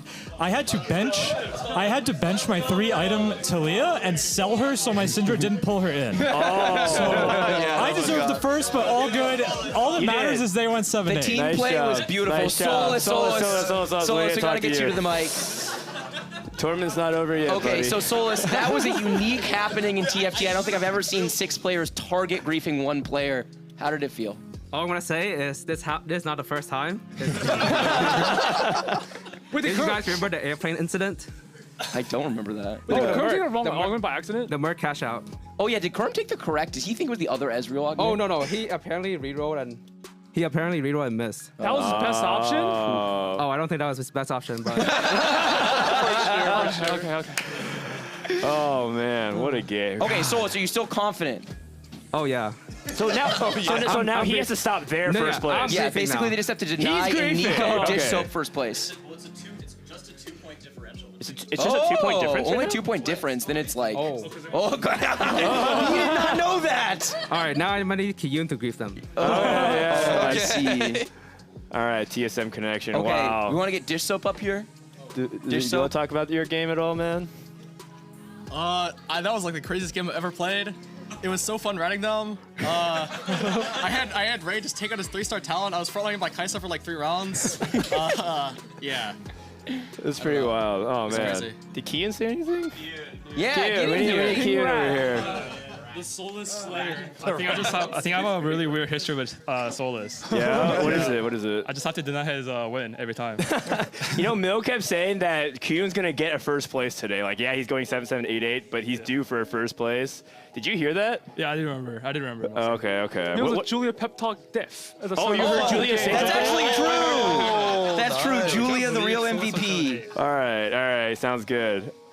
Okay, well, with that, I think we need a few minutes to decompress. Yeah, to breathe. Let the players settle down, and when we come back, the finale. guaranteed That last game's actually too game hype. Oh of my TFT God. Summit. Don't go anywhere.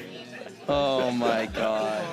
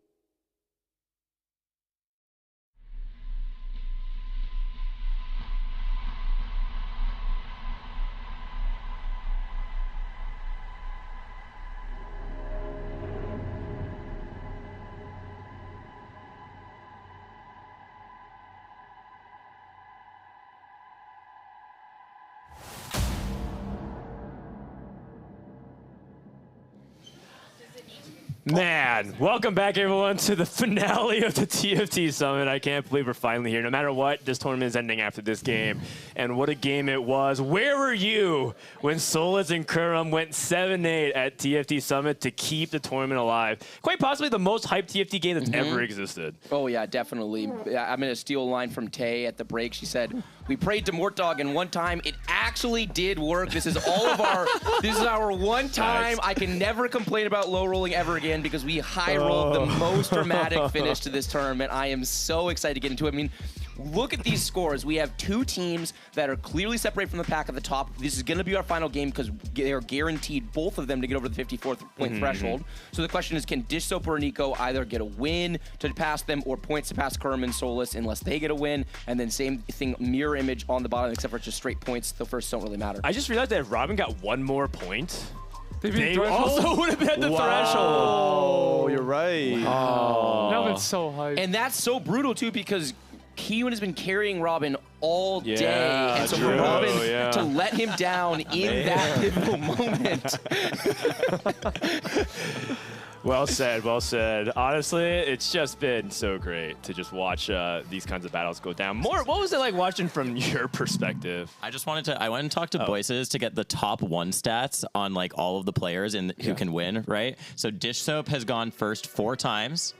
Solus has gone first 3 times. Kurum has gone first once, and Iniko hasn't either. So they have 4 wins each of the teams. Oh, that's a tiebreaker? So no, I just mean in terms of like we're thinking about who's going to go top 1, right? Is Obviously, we have the two people with the most top 1s in the tournament are in this, right? Equally likely, yes. Got it. And actually, both team compositions are very similar in that both teams have one very top 4 oriented player in Kurum and Iniko, and both teams have one very player that likes to play for first place in Dish Soap and Solus. So those are the favorites to win, and that's backed up by the data. But Kurum and Iniko are certainly capable if they get the right opening. Yeah. I want to hear from Mortdog. Thank you for actually using your powers for good.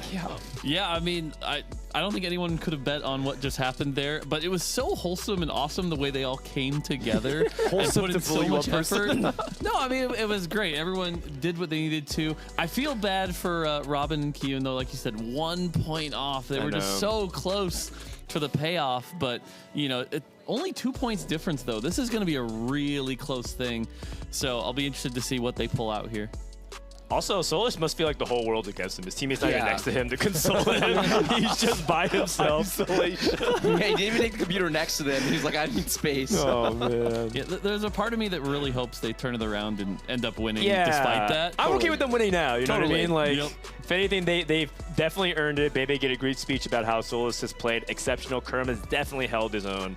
That 8th was probably the first that he's really taken a big tank like that. So this is it. The last game we're queuing up. You know what it is? Give me an all font, or rather all tacticians crown carousel, Mortdog, one time. Not this time. Not this time. Oh, all right. I guess we'll take a standard one. I actually want to make a bet against Milk. I bet that Solus wins this one. How about you, Von? Oh, I also want to. Actually, wait, what are we betting? Who do you think's gonna win? Dish Soap or Solus? 1 year sub to each other. Oh yes, this is good. Oh, I'm down. Okay. The loser has to come to the channel and say hi every month for next year. Yep. once a month. What do you have to do? You just sit at home and play Resubscribe. TFT. Oh, yeah, it's true. Complain about people trying to get you outside. You can go to a stream once a month. Who are you taking? He's taking Solus. You can take first. Why not? Oh. Okay. Monka. Wait, can I look at the openers? No. Choose now. Okay. Cover this guy's eyes. I'll take the team that has the higher points, so I'll take Solus Kurum. He always takes my stuff. Yo, when I want to give a boom Yeah, start, he's like, Nico. oh, baby, I'll take a boom start. I'll take a team with 2 more points. You know, it's hard to believe I'll that take with the 2 your more points. it's hard to believe that with your team chemistry, you guys are not playing in this. Okay, then I'll take this. Okay, so I'm at Solus Kurum. Let's go, baby. All right. For 1 year sub bet. Oh man, now I don't even know who I want to win. Yeah, predictions all around. Who do you have? I think the winners are Bebe's viewers and Milk's viewers when they get to see who resubs to who. Agreed. P-God, Mort, any predictors? I'm gonna give it to Solus here. I feel like he deserves it after having everyone ganged up on him there. So I'm kind of rooting for Solus. Oh, quick Solus. If I had to pick one, I would pick Solus. But I'm pretty sure Solus also grieved himself because he's been teaching like everyone around him like his like playstyle the entire like past 2 days. Yeah, good point. Which so honestly, you're cheering against him? Oh no, I'm still rooting for Solus. Oh, okay. Yeah, it makes sense. I feel like Solus has spread the most amount of like a metagame development at the tournament. It would only be right. I mean, Solus is a K-pop enjoyer. Oh, okay, that's big. I mean, if Solus currently has a quick start as a quick start, right? So that's probably Jax. I'm just hoping that a mech like Augment doesn't show up. Oh, but he has Senna. Oh. No, this is Jax, right? Oh, he almost. Oh my God! He loves double tome. He loves double tome, but he has lucky gloves. You have to take lucky gloves. You have absolutely do. Oh, and he has upgrades. Oh my This is so good. Yo, can we look at this so sport? Come on, this so come on. Give me something good. I am not going to lose this. Wait. Oh my God! Renegade Crown! Yes! The win rate on this augment is so high. GG. And he has options too, because he can actually play around Camille if it's a good one. Every 5 seconds, your team gets 12 attack damage. That's a good one for reroll Camille if he wants as well, but he has the point is he can choose to play either. The rest of his itemization is pretty awkward because you really want rods if you're going to go this line, and this sword cloak, the first thing you usually build out of it is BT. You can go Spark for sure. It's better direction, I guess, for Camille. Yeah, it's kind of like awkward in between. It's awkward in between, but he theoretically could play the Camille, and also he can double carry. The thing about Renegade that's so strong is that all of them really appreciate the damage boost, and you can still use it just for the raw 40%. I mean, the build-up's looking very solid for like a dish. The only issue is, will he try to consider going for like a 6 Renegade option? So will he try to create into spatulas and like go for like a very, very powerful composition, or will he just go tempo with the Renegade spat and just hope that gets him top 4? Let's see. Oh, he's definitely gonna play for the top 1, both because it's his core style and because it's checkmate, and so he's gotta go for that style, right? So I think he's going to play whatever gives him the most likely chance of going top 1. And Renegade has like a 20% win rate. Yeah, higher than that, actually. It's like 22. Oh, really? Very, very, very high. Yeah. And Mort Dog is here, and he is nodding his head. We are basing all decisions on statistics. Very good, very good. And Lucky Gloves actually doesn't win that often. I mean, it's true. It's a very good top 4 comp. Yeah. But remember, it could be that none of them... opening, though. It could be that none of them win. And someone else and wins. And it's about point points. differential. And so I think it's correct, even if you're not going for the top 1, to just play for a good placement. I think if you look at capped boards, right, like 6 Renegade just has such a high peak. Yeah. So right now, I'm kind of betting on that 6 Renegade between the two.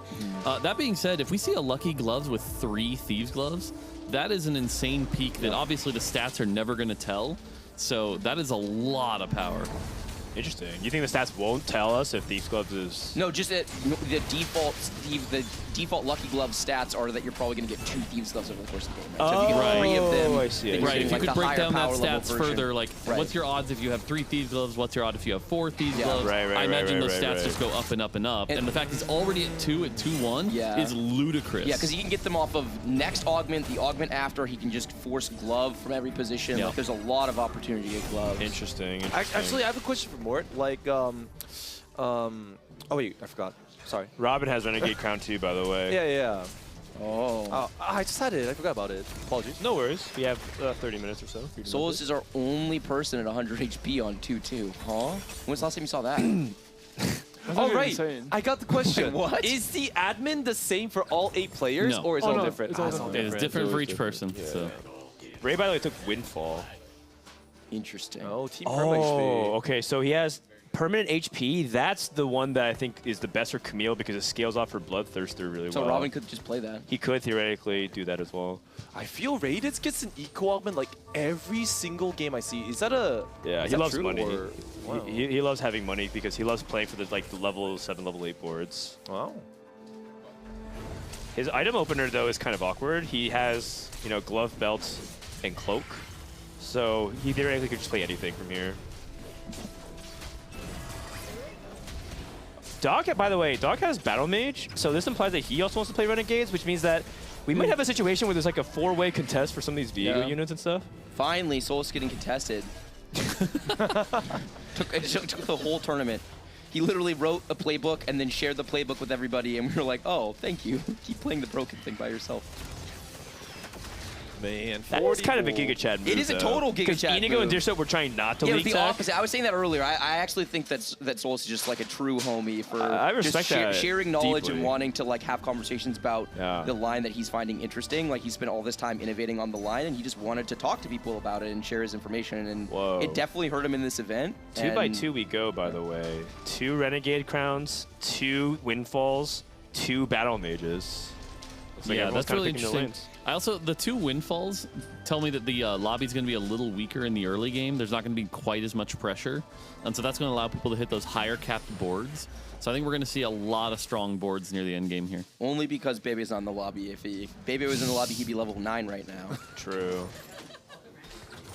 We actually haven't seen like a lot of like those level up high-end shopping games. No, either. we haven't. Have we even seen like a 3-star legendary? And I don't think we've seen any of that kind of stuff. You're right. Yeah. I mean, the tempo of the current like meta is just so fast since everybody ults at 7. Right, and since right. there's more player damage, I just guess people can't afford it. And there is no shimmer scales or like super like econ like Kazunich as well too. Oh, Kyun has Jax with the mech already in battle mage, so that's a really good start for him. Inigo's start is awesome. He's got 3 frontline upgrades. He's got Vayne in the backline. He's got Sunfire slammed. His components are really good to work around, right? He's going to want that second belt to become a Mogs. The glove can become anything. He can flex AD or AP. He's got a really strong board considering he's got so much gold.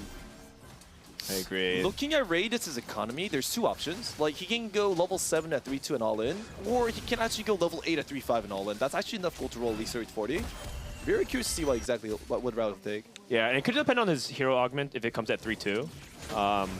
So we'll see how that ends up influencing stuff. Or you do neither one and 3-5 it on 7. Yeah, 3-5. 3-5 sounds good too.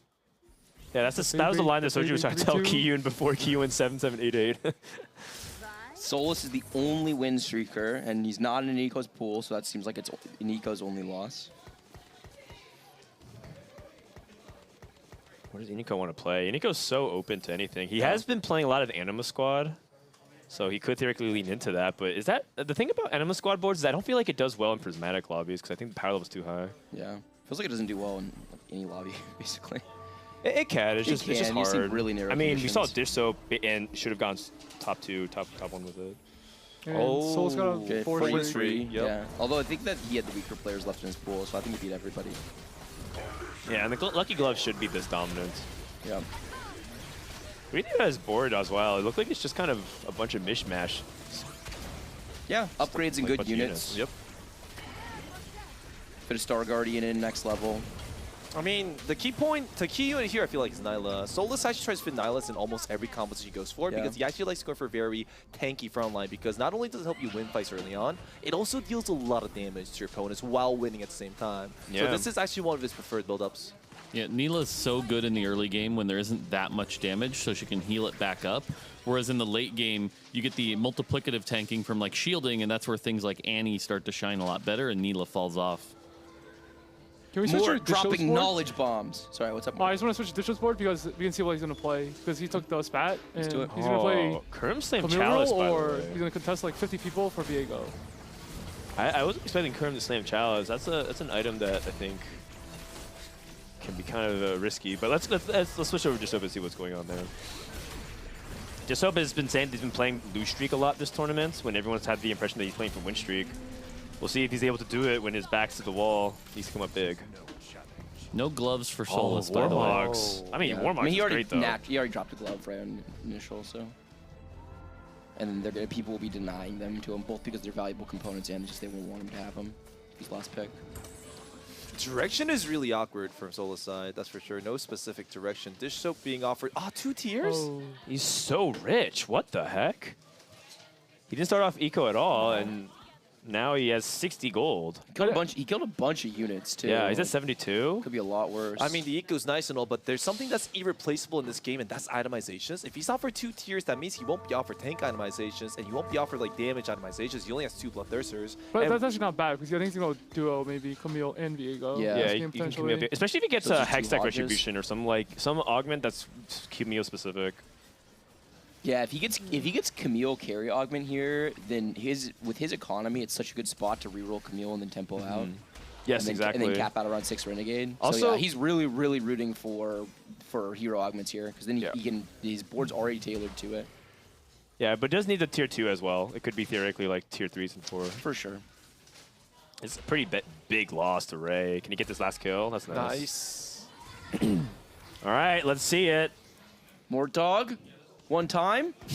What are we rooting We've for? asked Prismatic? we've asked enough from Mort Dog Yeah, for one fair. day, please. Oh my god. How many prismatic Prismatic games have we had today? Oh my god. Wait a second. Wait.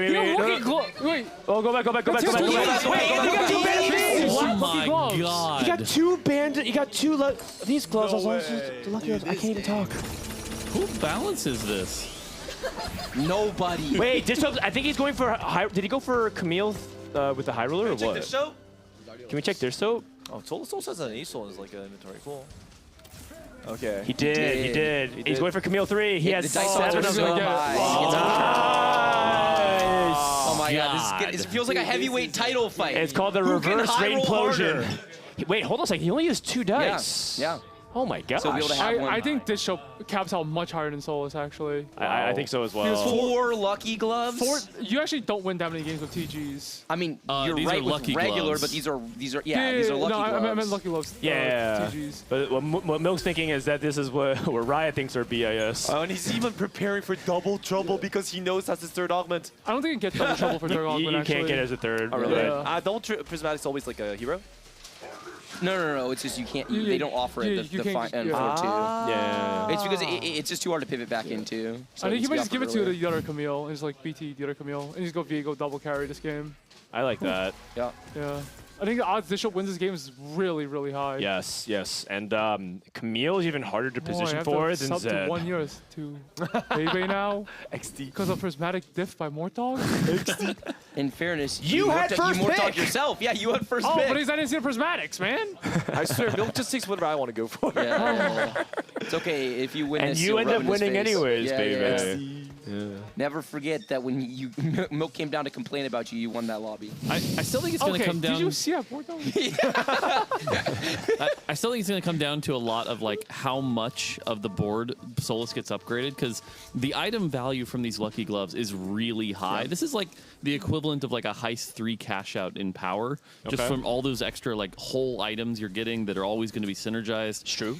You're getting the crit from the Thieves Gloves itself. Like, I don't know. I think there's still a lot of power there, and it's not as made Agreed. out as it can be. And Camille doesn't have a hero augment. Obviously, the big differentiator is going to be 6 Renegade. So if we get that 6 Renegade, but you can kind of see Well, here you might just die before you And a get huge there. and a huge part of this is also look the fact that Solus wins this fight is massive for right because that means So, he's going to maintain his 100. He's maintaining his 100 HP. If he's able to full streak and get to level 9 and just play a whole bunch of legendary units with lucky gloves, then that is just a higher. There's Right. no way that's not a higher. If you power look down level. here and you look at the, I mean, like clearly Dish Soap is looking at this going, oh my god, Yeah. this is the Yes, high roll, I not agree. my position. I agree. So that's why I am much more in the Solus camp. That's so good. Spatula. 3 spats as well, too. But he also wants to complete the items on Camille. The problem is that he Yeah. has 1.5 items, so he needs to go for this Titans.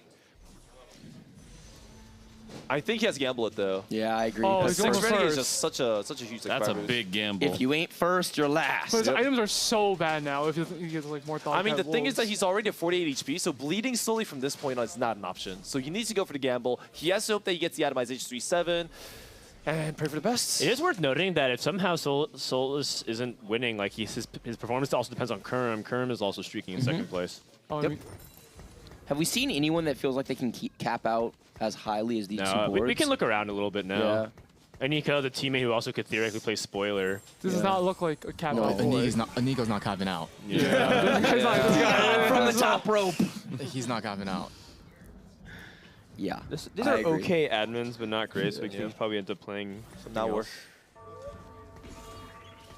Man, and Nico's spots really are. It's like, do you go for the Zed or do you just gamble for Lucky Aphelios or Samir or something? This is very difficult. I'm not entirely sure. I think that he's just trying to maintain high placement and hope that Dishop can cap out. Yep. He's just trying not to be dead weight at this point.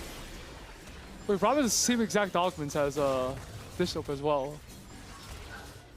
Oh, you're right. He does. Yeah. And he double dice, but only found 2 Vigos. Yeah.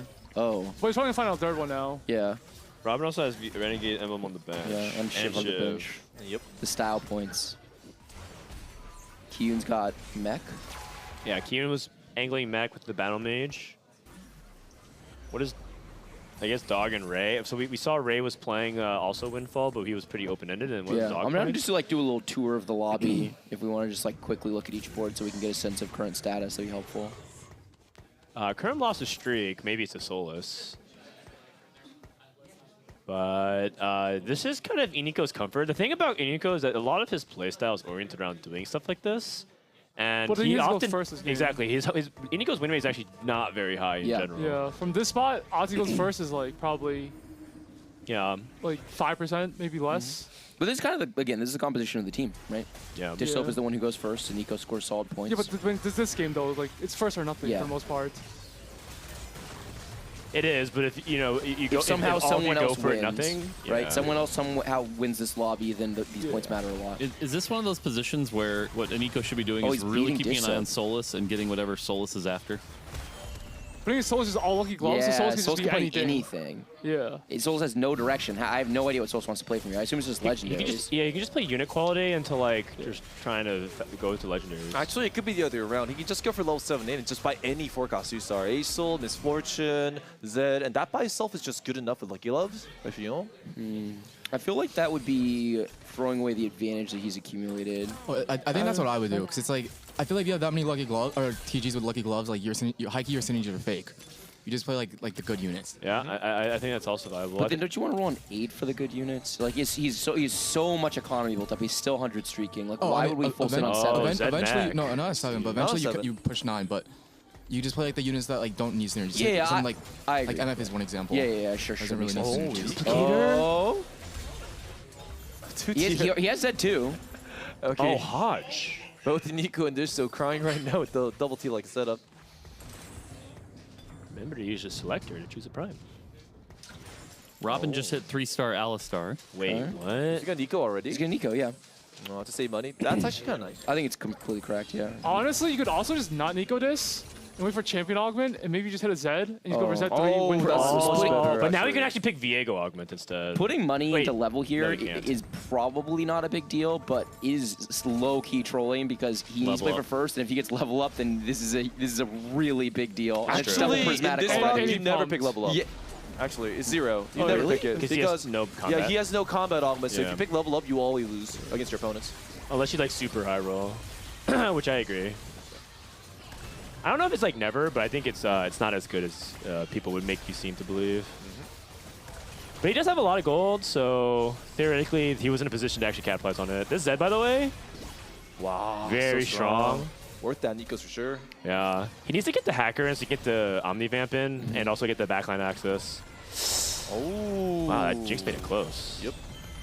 All right, Dish Up final loses augment. again. Oh, Yeah, this Dish Up losing again would be really devastating and almost pretty much lock it up.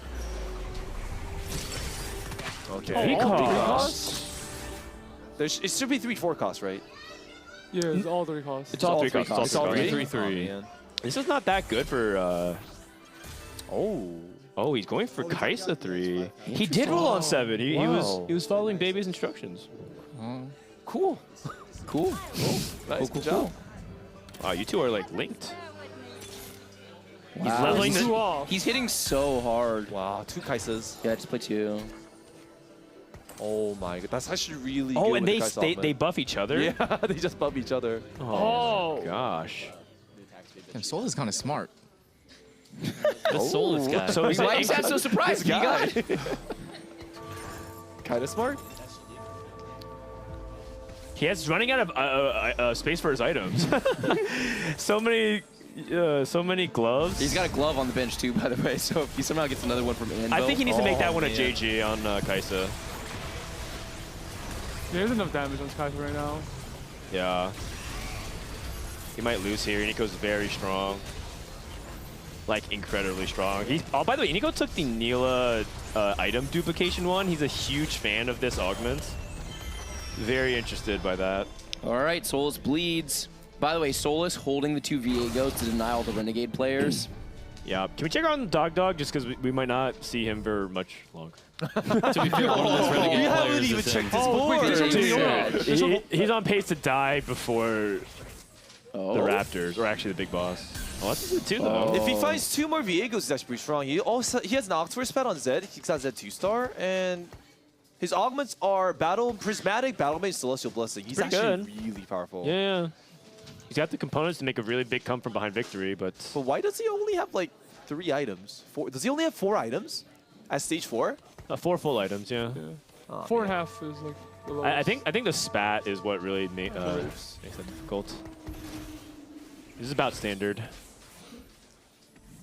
I'd probably just go for Rage Blade, maybe just sell Viego. And just go Titans, Rage Blade, Zed. Interesting. Just abandoned the Viego plan for now. Yeah, because you're too low. Who else GG? Oh, you're find another Viego, hopefully. Oh. Got it. Oh. Or you just put on Zoe. It's okay, no one wants this Viego unit. I'll get right on that, Captain. Kian, by the way, declaw onto this Jax. Kind of cool. It makes a ton of sense. It's really good into all the Viegos. It's just going to be really bad into the Zed. And the health regen works really well. But as you said, the Zed is already like a default really good matchup for Jax. So yeah. I wonder if this innovation actually gosh. Now that I think out loud about it, doesn't this just like shore up Jax's biggest weakness? This sounds really strong. It does, but Dish Soap just lost again. Yeah. Oh, he's finishing off his Viego, I don't think. Oh, he's walking back to Rage Blade. And he's dizzy. Rage Blade? Okay, Rage Blade. It's a Zed, by the way, too. Yeah. No, this is Rage Blade on Zed. He's trying to move Titans. Yeah, it's just a bow on a Zed that someone else may have wanted. Oh, I know. I think he just wanted to make Rage Blade on Zed. Yeah. I mean, if you look at Dish Soap and like Dog losing at the moment, like to be honest, the reason why they're losing so hard is because their items are just really bad. Dish Soap had like 2 Bloodthirsts and 2 Tears. Yeah. Dog wasn't. This guy wasn't offered items at all. Like, look, he only has 3 complete items on the board, and people can get these items at stage 2. Right, 3 items is definitely possible stage 2. Look at Nico. He has like 8 itemizations already. Because he has Band of Thieves.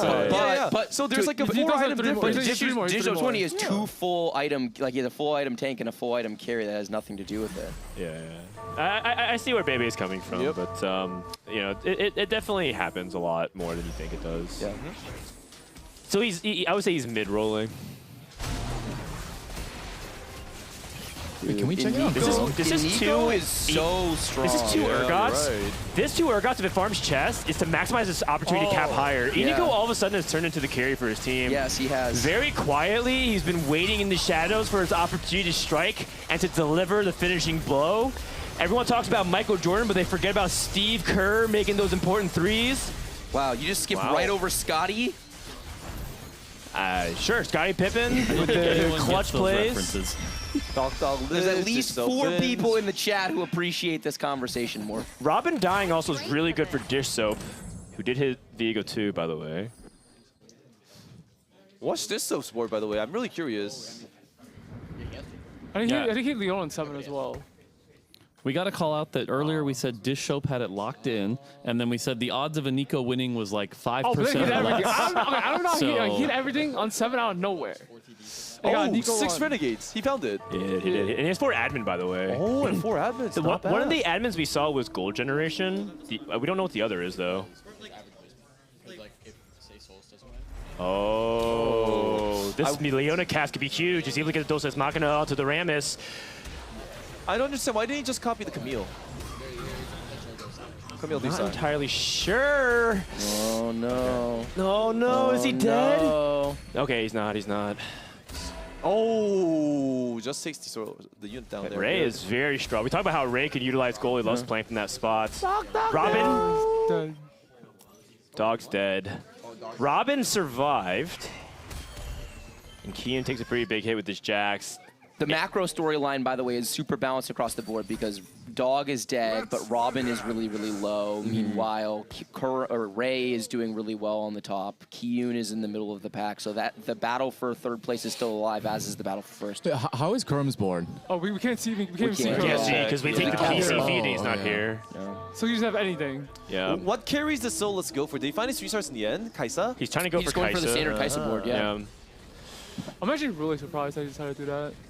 Yeah, I'm really surprised that was the line that he felt like that he was going to play for 1st with this line.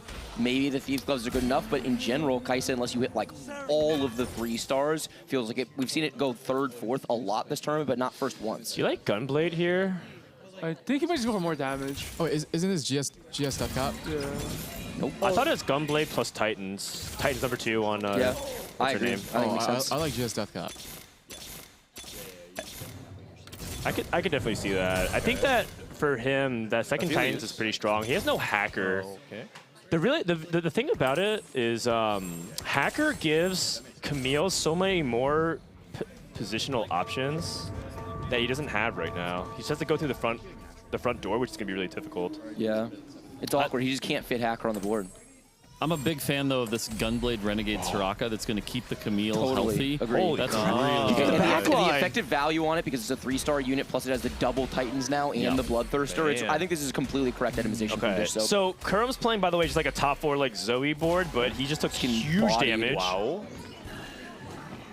Looking at Solus. Solus wins again. Solus has the 3-star. Iniko is trying to get the dub, but looks like the 3-star Alistar is too hard to get.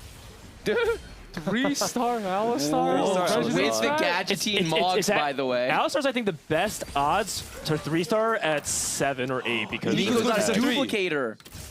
It's possible. Nobody's Wait, you going got to a this second lobby. duplicator? That's very possible. With the duplicator, he's actually likely to hit it from this spot. Set 3. Oh my god. Definitely worth to go for sure. What a flip of the script. However, there is an issue of itemizations because those set items aren't really carry itemizations. He's got some Fires of Redemption on it, so he might have to consider taking a new item from the next carousel and put it onto the set so we can actually start building into new. You can actually play crit mech. If you're going to make set 3, you could for sure move the Z items onto the mech.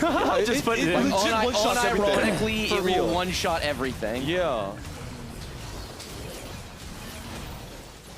All right, Inko trying to get it done, trying to see if he can survive against Kurum's onslaught. Imagine those damage. Yeah, seriously. All right, Kurum takes another loss. Dish Soap. Got it. Dish Soap beating Robin is huge. He eliminates him. All right, Team Liquid Robin is out. Was that his Jax 3 that we saw? Who's playing Jax? Kyun. Okay, so Robin and Dog being out means that it's all on Kyun and Ray to fight for 3rd place. Exactly. And someone was up by 2 points. Which team was up by 2 points? Kyun and Robin were up by 2 points, so Ray needs to outplace Kyun by 3. Okay. That's pretty unlikely, all things considering. 3-star Vayne. Soul's got 3-star Vayne. Wow, he's just hitting everything. Is he holding any sets? It could be. It could be.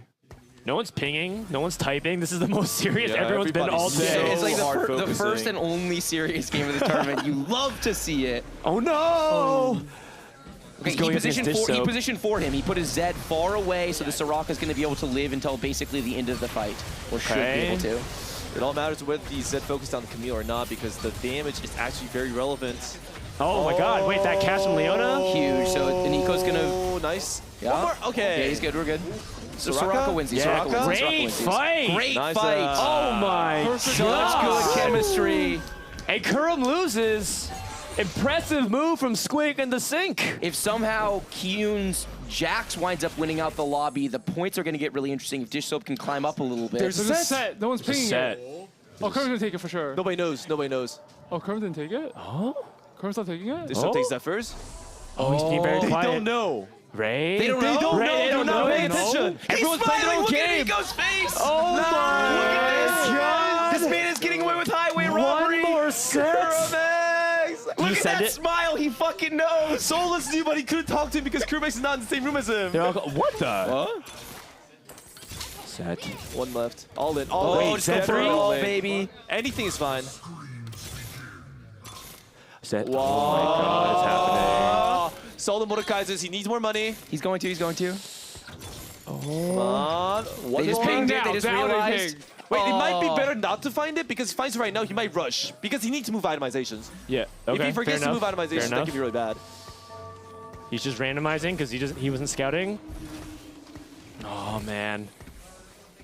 He's going up against Robin. You said Nico hasn't gone to win this tournament yet, right? Yeah, he hasn't. He dropped double Nico this Dude, that's why it's the Steve Kerr, man. It's the Jagger. Kyun's board with Battle Mage 3, CB3, like everyone's augments or item augments or econ augments, whereas Kyun has full board power, plus he gets the Jax augment. He's really strong. Yeah, Kyun is very strong. Like he beats a Nico every time. So are we going to sell the Zed and move the itemization to set 3 star? Is that what's going to happen here? We'll see. He takes I think loss. even with set 3, the Jax 3 will win that fight. Oh, that makes sense. You're so streaking. Kurum's out. Please. I think he's going to find it. He has been rolling for so much money. But it is going to be very late, it seems. Well, he's not. He at least gets another try. Yeah, he's got crew rounds to think about. Dude, Solus is so strong with the 4 lucky gloves. So 4 lucky gloves, the 3 stars. He is crowding for a Shroud. No Giant Slayer for Solus is going to be a really big deal in the matchup with Kiyun. Oh, great read! Great read! Trying to anticipate the Shroud and gets it. And Zed's on the correct side. Yeah, Jana down the first, Kilmo is that's going to good. chase down the Vayne. Ooh, big tidal wave from the Urgot. Ah, it's but just too much. so much damage. Yeah. He's not holding any sets, so he hasn't found it, and he's not rolling for it. And Kurum's dead, so he can't hold anything. Dishup's on a streak. Ray, I think Ray dipping out here means that Keen and Robin go third. Okay. Who's more likely to first place? Is it Iniko with set 3 or is Dishso with 6 Renegades? So, I don't know. I think Solus can destroy Dishso's comps because Dishso's composition is very squishy. So I don't think it should be Dishso that actually tries to contest Solus first, right? Yeah, but there's also like a micro thing, which is Kion could win the lobby, and then Solus and Dishsoap and Iniko's placement determines everything. And I don't know if Jax can chase down the recons. Doesn't recons just run away from Jax? It depends on the jump. It depends on the jump. Depends on the jump, and there's no Giant Slayer on that board. And no That's true. consistent That's Giant Slayer, true. right? They have to Thieves Gloves it. Okay. I don't know. Time resolve is I'd not take bad. anything. Death play's not bad. For first set, of course. TG, just for the Zephyr possibility. Should consider moving the items first. I would roll faster because right now he will need to make a lot of decisions in such a short time. Let's get to work. He might have to consider selling his board too. Zed. Oh. We'll go for Zed for sure over this set. You saw the sets. Nice. Come on, keep selling. Keep selling, keep selling. Sell He will, faster. he will. Oh, no, not like this. He has to sell. Yes, go for Zed. Go for Zed. It's too late, too late. Oh, God. Oh, my God. He's so dead. I'm just saying this is a Mortdog dick. Unless he gets raided. Raided might be weak. Ah, this is so... Yeah. Dude. Oh. He's directly onto the Soraka this fight. This fight's gonna go a lot better for him. He could theoretically live. Yeah, he could theoretically live. right. He could theoretically live. That Soraka backline damage access is like a really, really big part of Dishsoap's composition. Losing it right away is a big swing in this fight, but can Zed kill enough units? One more. Oh, that's a bad matchup. Do it. Oh, that's perfect. Oh, my God. 2 HP to Dream. Last chance. He has to sell everything because not raided. He will. Come on. Sell everything. Come on. Buy the 4 cost along the way. 1 4 cost. Please. He has to be very decisive. Sell instantly. Go. Instantly. Do not hesitate. Every second matters. He's rolling down. I guess that, but it's a soul one. Don't worry. Sell. Start selling your board. It's so important. You will not be able to win this. There's a set on the board. Sell that set. I think he's going to try his luck one more time at winning a fight. It's a ghost, but it's such a hard matchup for him. Okay. Dish Soap, we need to look. Wow, Dish Soap landed the Zephyr onto the board, predicts the swap. Nice. Going up against Jax 3. Very tough. This is exactly the matchup you're looking for. Yeah. Oh, but the Leona hold on to the set. It's over. Wow, what an effort from Iniko. He did everything he could in that situation. Can we look at Dish Soap? Can we look at Dish Soap? We need to find to see how this fight's going. Oh no! Oh, he's winning. He's winning. Okay, he's winning. He actually beat Jax. He beat Kiyun. Oh, it's OT! It's OT! Ah, it's OT! Solus goes out too. Raided his life. Okay, but Iniko outplays Kurum by 1 point. By 1 point, so that means they need to outplace by an additional 1 point to get to the tie, and I don't know what the tiebreakers are.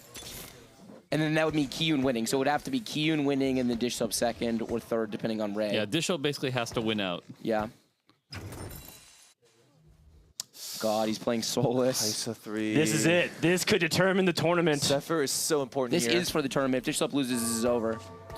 He landed with has Zephyr. to hit Last second really Zephyr. important. He doesn't move the Zephyr. He puts on the front line. He's trying to wrap. Yeah, he's trying to That's wrap. good. That's good. That's good. He wrapped. Mirror image, block mirror. Oh, nice. He's They went the to the back. lock. He's going to the That's vein. so good. Another big sweeping. Kais is already No, on the... she's targeting it. That's it. And there you have it. Team Solus and Kuramex are going to be your Summit champions. An unbelievably valiant effort from Nico and Dish Soap. And Nico playing to his win cons, not able to hit. Dish Soap was a monster from start to finish in this tournament. They're going to come up just short. Solus and Kuramax get the job done. Not yet. Oh. He deserves it. He deserves it really well done. Team Master Chef takes it home. They definitely deserve it. They've been so consistent. They actually came out of the wild card, that crazy wild card format. They were dominant in getting into the final group. They won 2 in the final stage, and then they put on a clinic here today. Quite frankly, but for the entire lobby working against them, they would have already wrapped this up. So they definitely deserve this win. And doing it in his own style as well, because people question whether or not this line was the play to go for. Incredible stuff overall. Let's talk a little bit with Nico, who's joined us. Man, what a game. What a roller coaster. Just talk to us about what's going through your head. I mean, honestly, I can't even be mad about today because, like, this is without a doubt, like, the most exciting TFT has ever been for me, like, in my entire time playing the game since set 1. Yeah, you guys probably saw, like, I was going for either Zep 3 or Step 3. I was stuck 1 off each. It happens. That's all. This Solus guy just opens Lucky Gloves. Has 2 TGs. Solus there it is. I don't even, like, has this guy low rolled once this tournament? But, no, in all seriousness, no, Solus and Kurum, like, were really hard at work during the event. Like, they were playing nonstop. They definitely worked really hard for it, so definitely, like, hats off to them. They played super well. And yeah, GG's to everybody. Nico, what a good sport, man! Like, you were in a spot where you are pretty much supposed to hit with that duplicator, and it didn't go your way. And I completely agree with all your analysis. I just want to say, like, you're good people. I mean, how can you be mad when the last game was like that insane, that much fun, legendary? Like I mean, we followed the script you wrote almost perfectly. Dish up. What's going through your head right now? Man, I'm kind of disappointed, but like we came a long way. Double prismatic. Not much you can do. It's an exciting game, at least. Yeah, exciting for people watching. He is magic right now. You'll be back. Yeah, I'll be back. I mean, you had a hell of a week, man. Yeah. I just wanted to mention that if me and Kyun got 1 extra point, we would have won the tourney. Yeah. Sorry. Oh, you're right. You're right. Correct. Which I was reflecting, it's just so unfair of you to leave Kyun hanging on that last game where he gets that one that should put you. He's been carrying you the entire day, Rob. Wait, he didn't win yet. Actually, I cursed him. Oh my god. If anything, it's only appropriate Solus ends this with a win. I do have to add to like Nico's comment there. For those who don't know, Solus, Kurumix, and Setsuko have been staying to 2 a.m. every single night during the tournament team, constantly researching, constantly testing out compositions. And as you can see, Solus is not a Viego one-trick. He knows how to play every comp efficiently, and he goes for the strongest like choice offered. I think Solus definitely deserves to win this tournament and play really well. And I'm really angry at Milk for taking his choice away from me. Oh, that's true. The true winner. Oh, man. That's an easy 12 subs from Bebe. Yeah, you shouldn't have offered Bebe. You were being nice. You thought he was going to go with Dish Soap. You talked about Solus. Dish Soap. Dish Soap's amazing. Dish Soap's amazing. I just want to go at higher points. Oh my gosh. All right, last decision. Solus can top it off with the dub and claim the rightful throne in the checkmate format. One thing that's really interesting is that sweating, man. This comp was also really slept on by so many people, but the few people who knew about the comp really showed off what it's capable of. Yeah, and playing for it from this spot was really surprising, quite frankly, because it was playing for a top 1, and we were talking about the different ways you can play for a top 1, and to go for this comp, which has not won a single game the entire tournament, I agree with Bebe. It's easy to meme on Solus and talk about the one trick, and look, he leaned Viego. He was the best Viego player in the field. It makes sense, but he played a lot of different lines, including this one, and the read that he was going to be able to cap out high enough in this lobby to potentially play for the win with, you know, the insane high roll of the Lucky Gloves and the Band of Thieves as well is just a great game and great tournament from Solus. That being said, Kyun, one more time. Finish off the 1-1. Kyun! Oh my god. 7-7, 8-8, 1-1.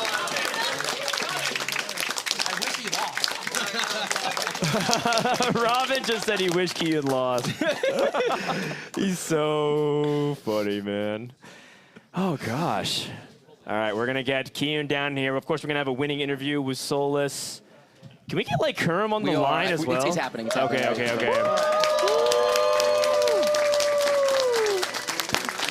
All right, let's get Kiyun in here quickly, and then we can do Solus. Yeah, let's get Kiyun first. Solus for last. Let's get Kiyun first. Kiyun first. Rat. Oh, he's taking his time. Wow. This guy wins 2 games in a row. Oh, man. Almost. Let's welcome Kiyun to the mic. Yeah, Kiyun. 1 point diff. 1 point diff. Milk is so tilted. Okay, what's going on, Kiyun? What's going on? Wasn't that surprisingly close? If you got 1 more point, we actually would have won. I know. Yeah. Okay, but honestly, I played so bad in the first 4 games. It's like, yeah, it was a little too embarrassing. So I had to end it on a 1-1. There you go. There you go. And of course, the inspiration from Julia. Well done. Oh, yeah, you have a 100% win rate after your pep Julia, talk. why didn't you say something earlier? Yeah, 1 game earlier. All right. Well, that was the winner of the last round. Let's get Solus onto the mic. Solus, where are you at? Solus Giga Chad, our grand champion. You can just take the mic. Oh, yeah, you can. Yeah. Here, I got you. All right, Solus. Man, what a journey today has been. The game was so intense. I know. So you actually kind of decided to change it up for the last game. You had like the lucky gloves, and you decided to go for the Kaisa and stuff. What was kind of influencing some of your decisions? Oh, so I started glove to play Viego to get first because I'm a Viego one trick. I scouted the entire lobby, and there were 3 or 4 Viego players with Battle Mage, Renegade Crest, and then I was like, oh, I can just fast 9. And then Mort Dog was kind enough to wish me good luck. And I got Band of Thieves into Lucky Gloves into Band of Thieves. And then that allowed me to keep my streak until Wolves. And then I scouted around again. I thought I was gonna fast 9. And then everyone else was so strong. So I was just trying to play for highest placement because it shows me and Kurum can get enough points. And I'm glad I didn't drew the game. All right, nice. Solus, you've been around the scene for a while, but I think this is your first big tournament win. Is that right? Oh, yeah. How does it feel? Oh, it feels pretty good. Is winning more fun than losing? Oh, for sure. Talk a little bit about your partnership with Kurum. You guys battled some real adversity here, right? Kurum gets sick. He has to take a day off to recover, and then he champs it out. He comes back, and he plays with you in the closing sequences. Shout out to Flightsy, by the way. Flightsy! He contributed to this win. So talk a little bit about your team dynamic with Kurum across all the days. Oh, well, me and Kurum, we thought we were just like in the middle pack. And then after the first day playing, I thought we were going dead last. And then so shout out to Dishop actually for coaching Kurum last night. Wow. After the Dishop coaching, today he just popped off. And yeah, the COVID, when he got COVID, it sucks because he can't enjoy the event anymore. But I'm glad I can win with Kurum. That's good. Were you on call with him during the games? Oh, yeah. Okay, because they're saying that, so what was that going on? Like, I think let's rewind to the second to last game. Yes. What was the comms like when he clearly knew everyone was trying to grief you two to go 7-8? So I got called a mink. I was like, oh, GG's, we won. And then I scouted Kurum, and I saw it was not Raider Spoil. It was, and then I got side tilted. And then I tried to play for like a top 6 comp, safer comp instead of like going for like a win out. When I could have greeted harder and then play for a win out. So that's how we end up getting 7-8. But like anything for content, you know? And it all worked out in the end. Yeah, You're just building for a more dramatic finish. Yeah. All right, well, we also have additional content. I believe we have Kurum X on the line right now. Kurum! Hands up for my man, Kurum X! Hello? Kurum, can you hear us? Oh, we're hearing. Yeah, can you hear me? You're opening your mouth. We can't hear you, buddy. Is he muted? Hello? Turn on the mic. Kurum, turn on your mic. Hello? But we can't hear him. Oh. Can you hear me? We can't hear you Maybe yet. Stream can hear him, but we can't? Yeah. We can hear him. He's on the speakers. Yeah, he's on the speakers. All right. There's no. All right. Kurum, one more time. Can you hear us? Hello? Hey, what's up, man? Yo, what's up? How's your weekend been, man? What's been happening? How's that hotel? I haven't seen you in a while. Oh, dude, I'm getting like fucking like really heavy FOMO. Like just being stuck in this room, like sick, coughing all day, like throwing up fucking like disgusting like chunky mucus. It kind of sucks. But I'm really happy that we were able to win. Oh yeah, no problem.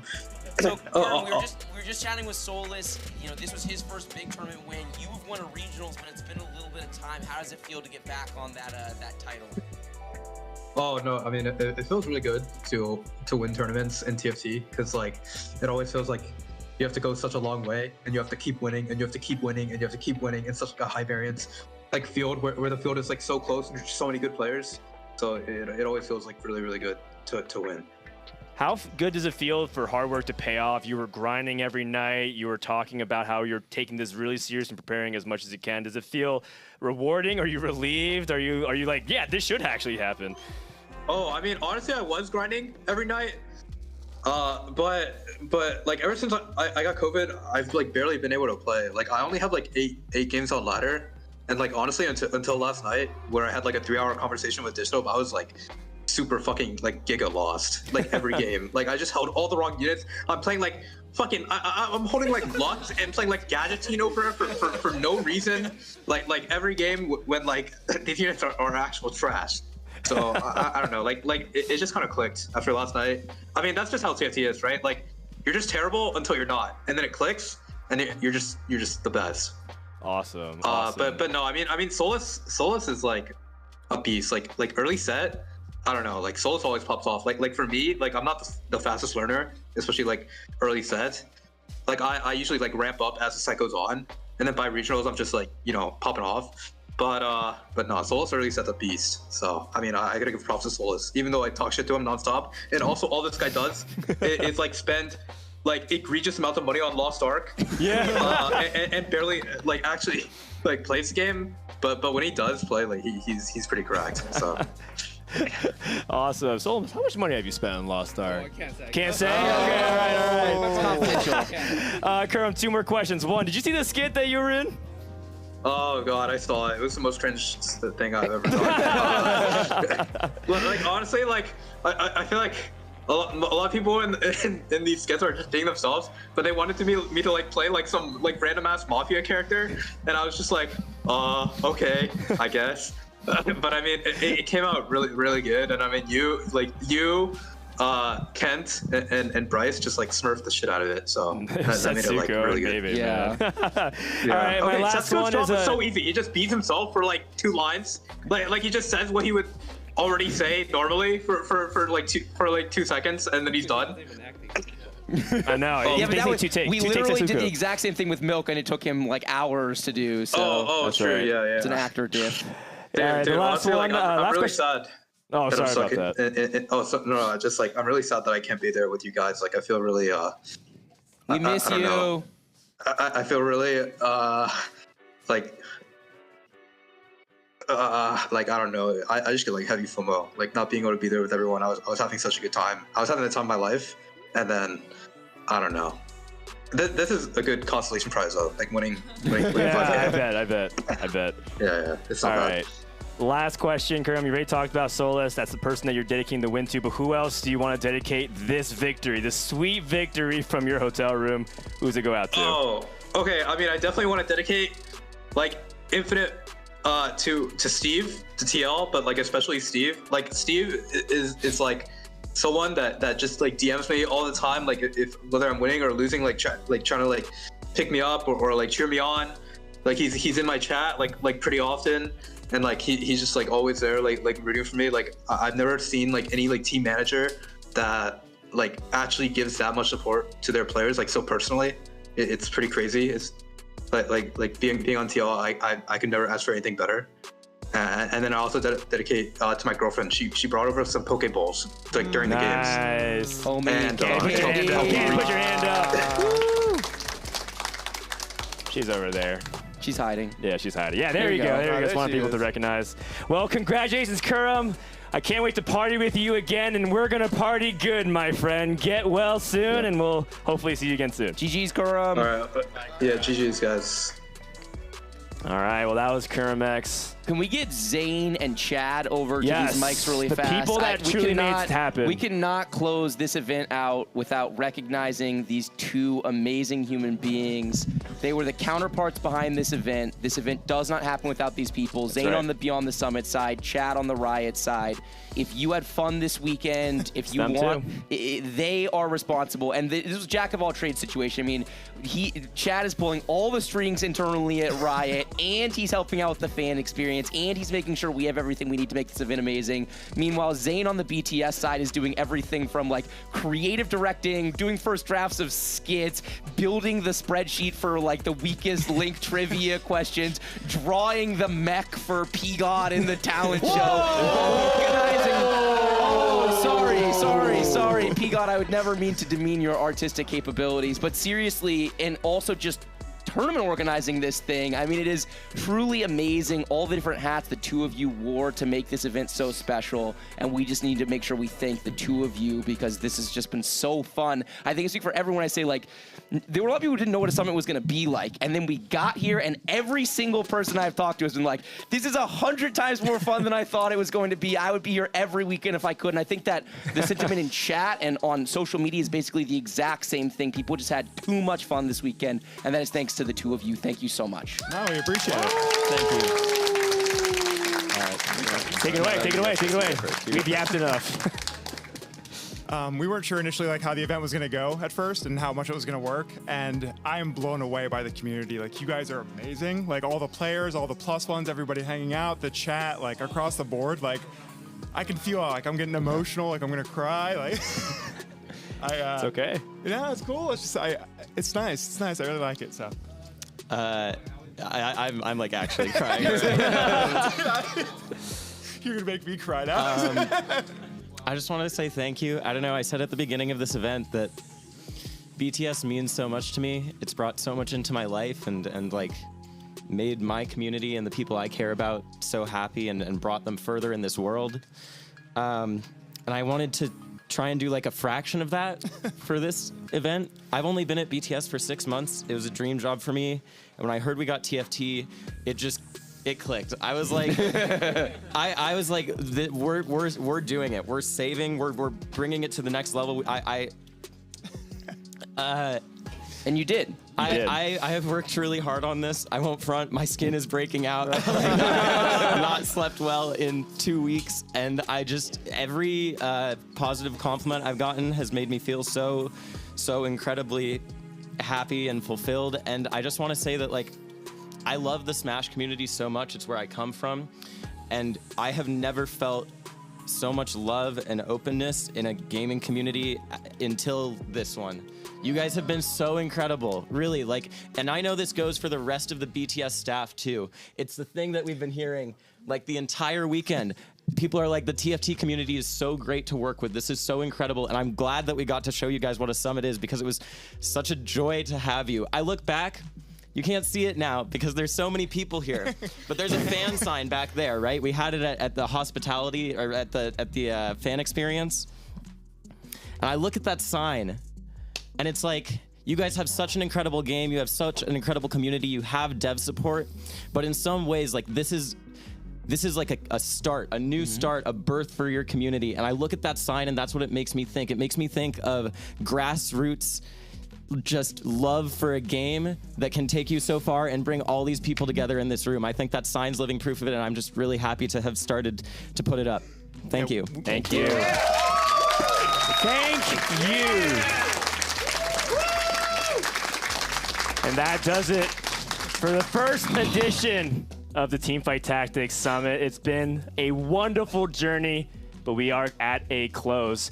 If you missed any of the broadcast, make sure to check out the skits, the content, some of the gameplay. We've had the most legendary moments possible here, and hopefully the beginning of many more, like Zane said. Thank you to everyone joining, from Frodan, from Bryce, from Chad, Zane, everyone beyond the summit here from West Covina, California. This has been the Teamfight Tactics Summit, and we'll see you next time for more TFT action.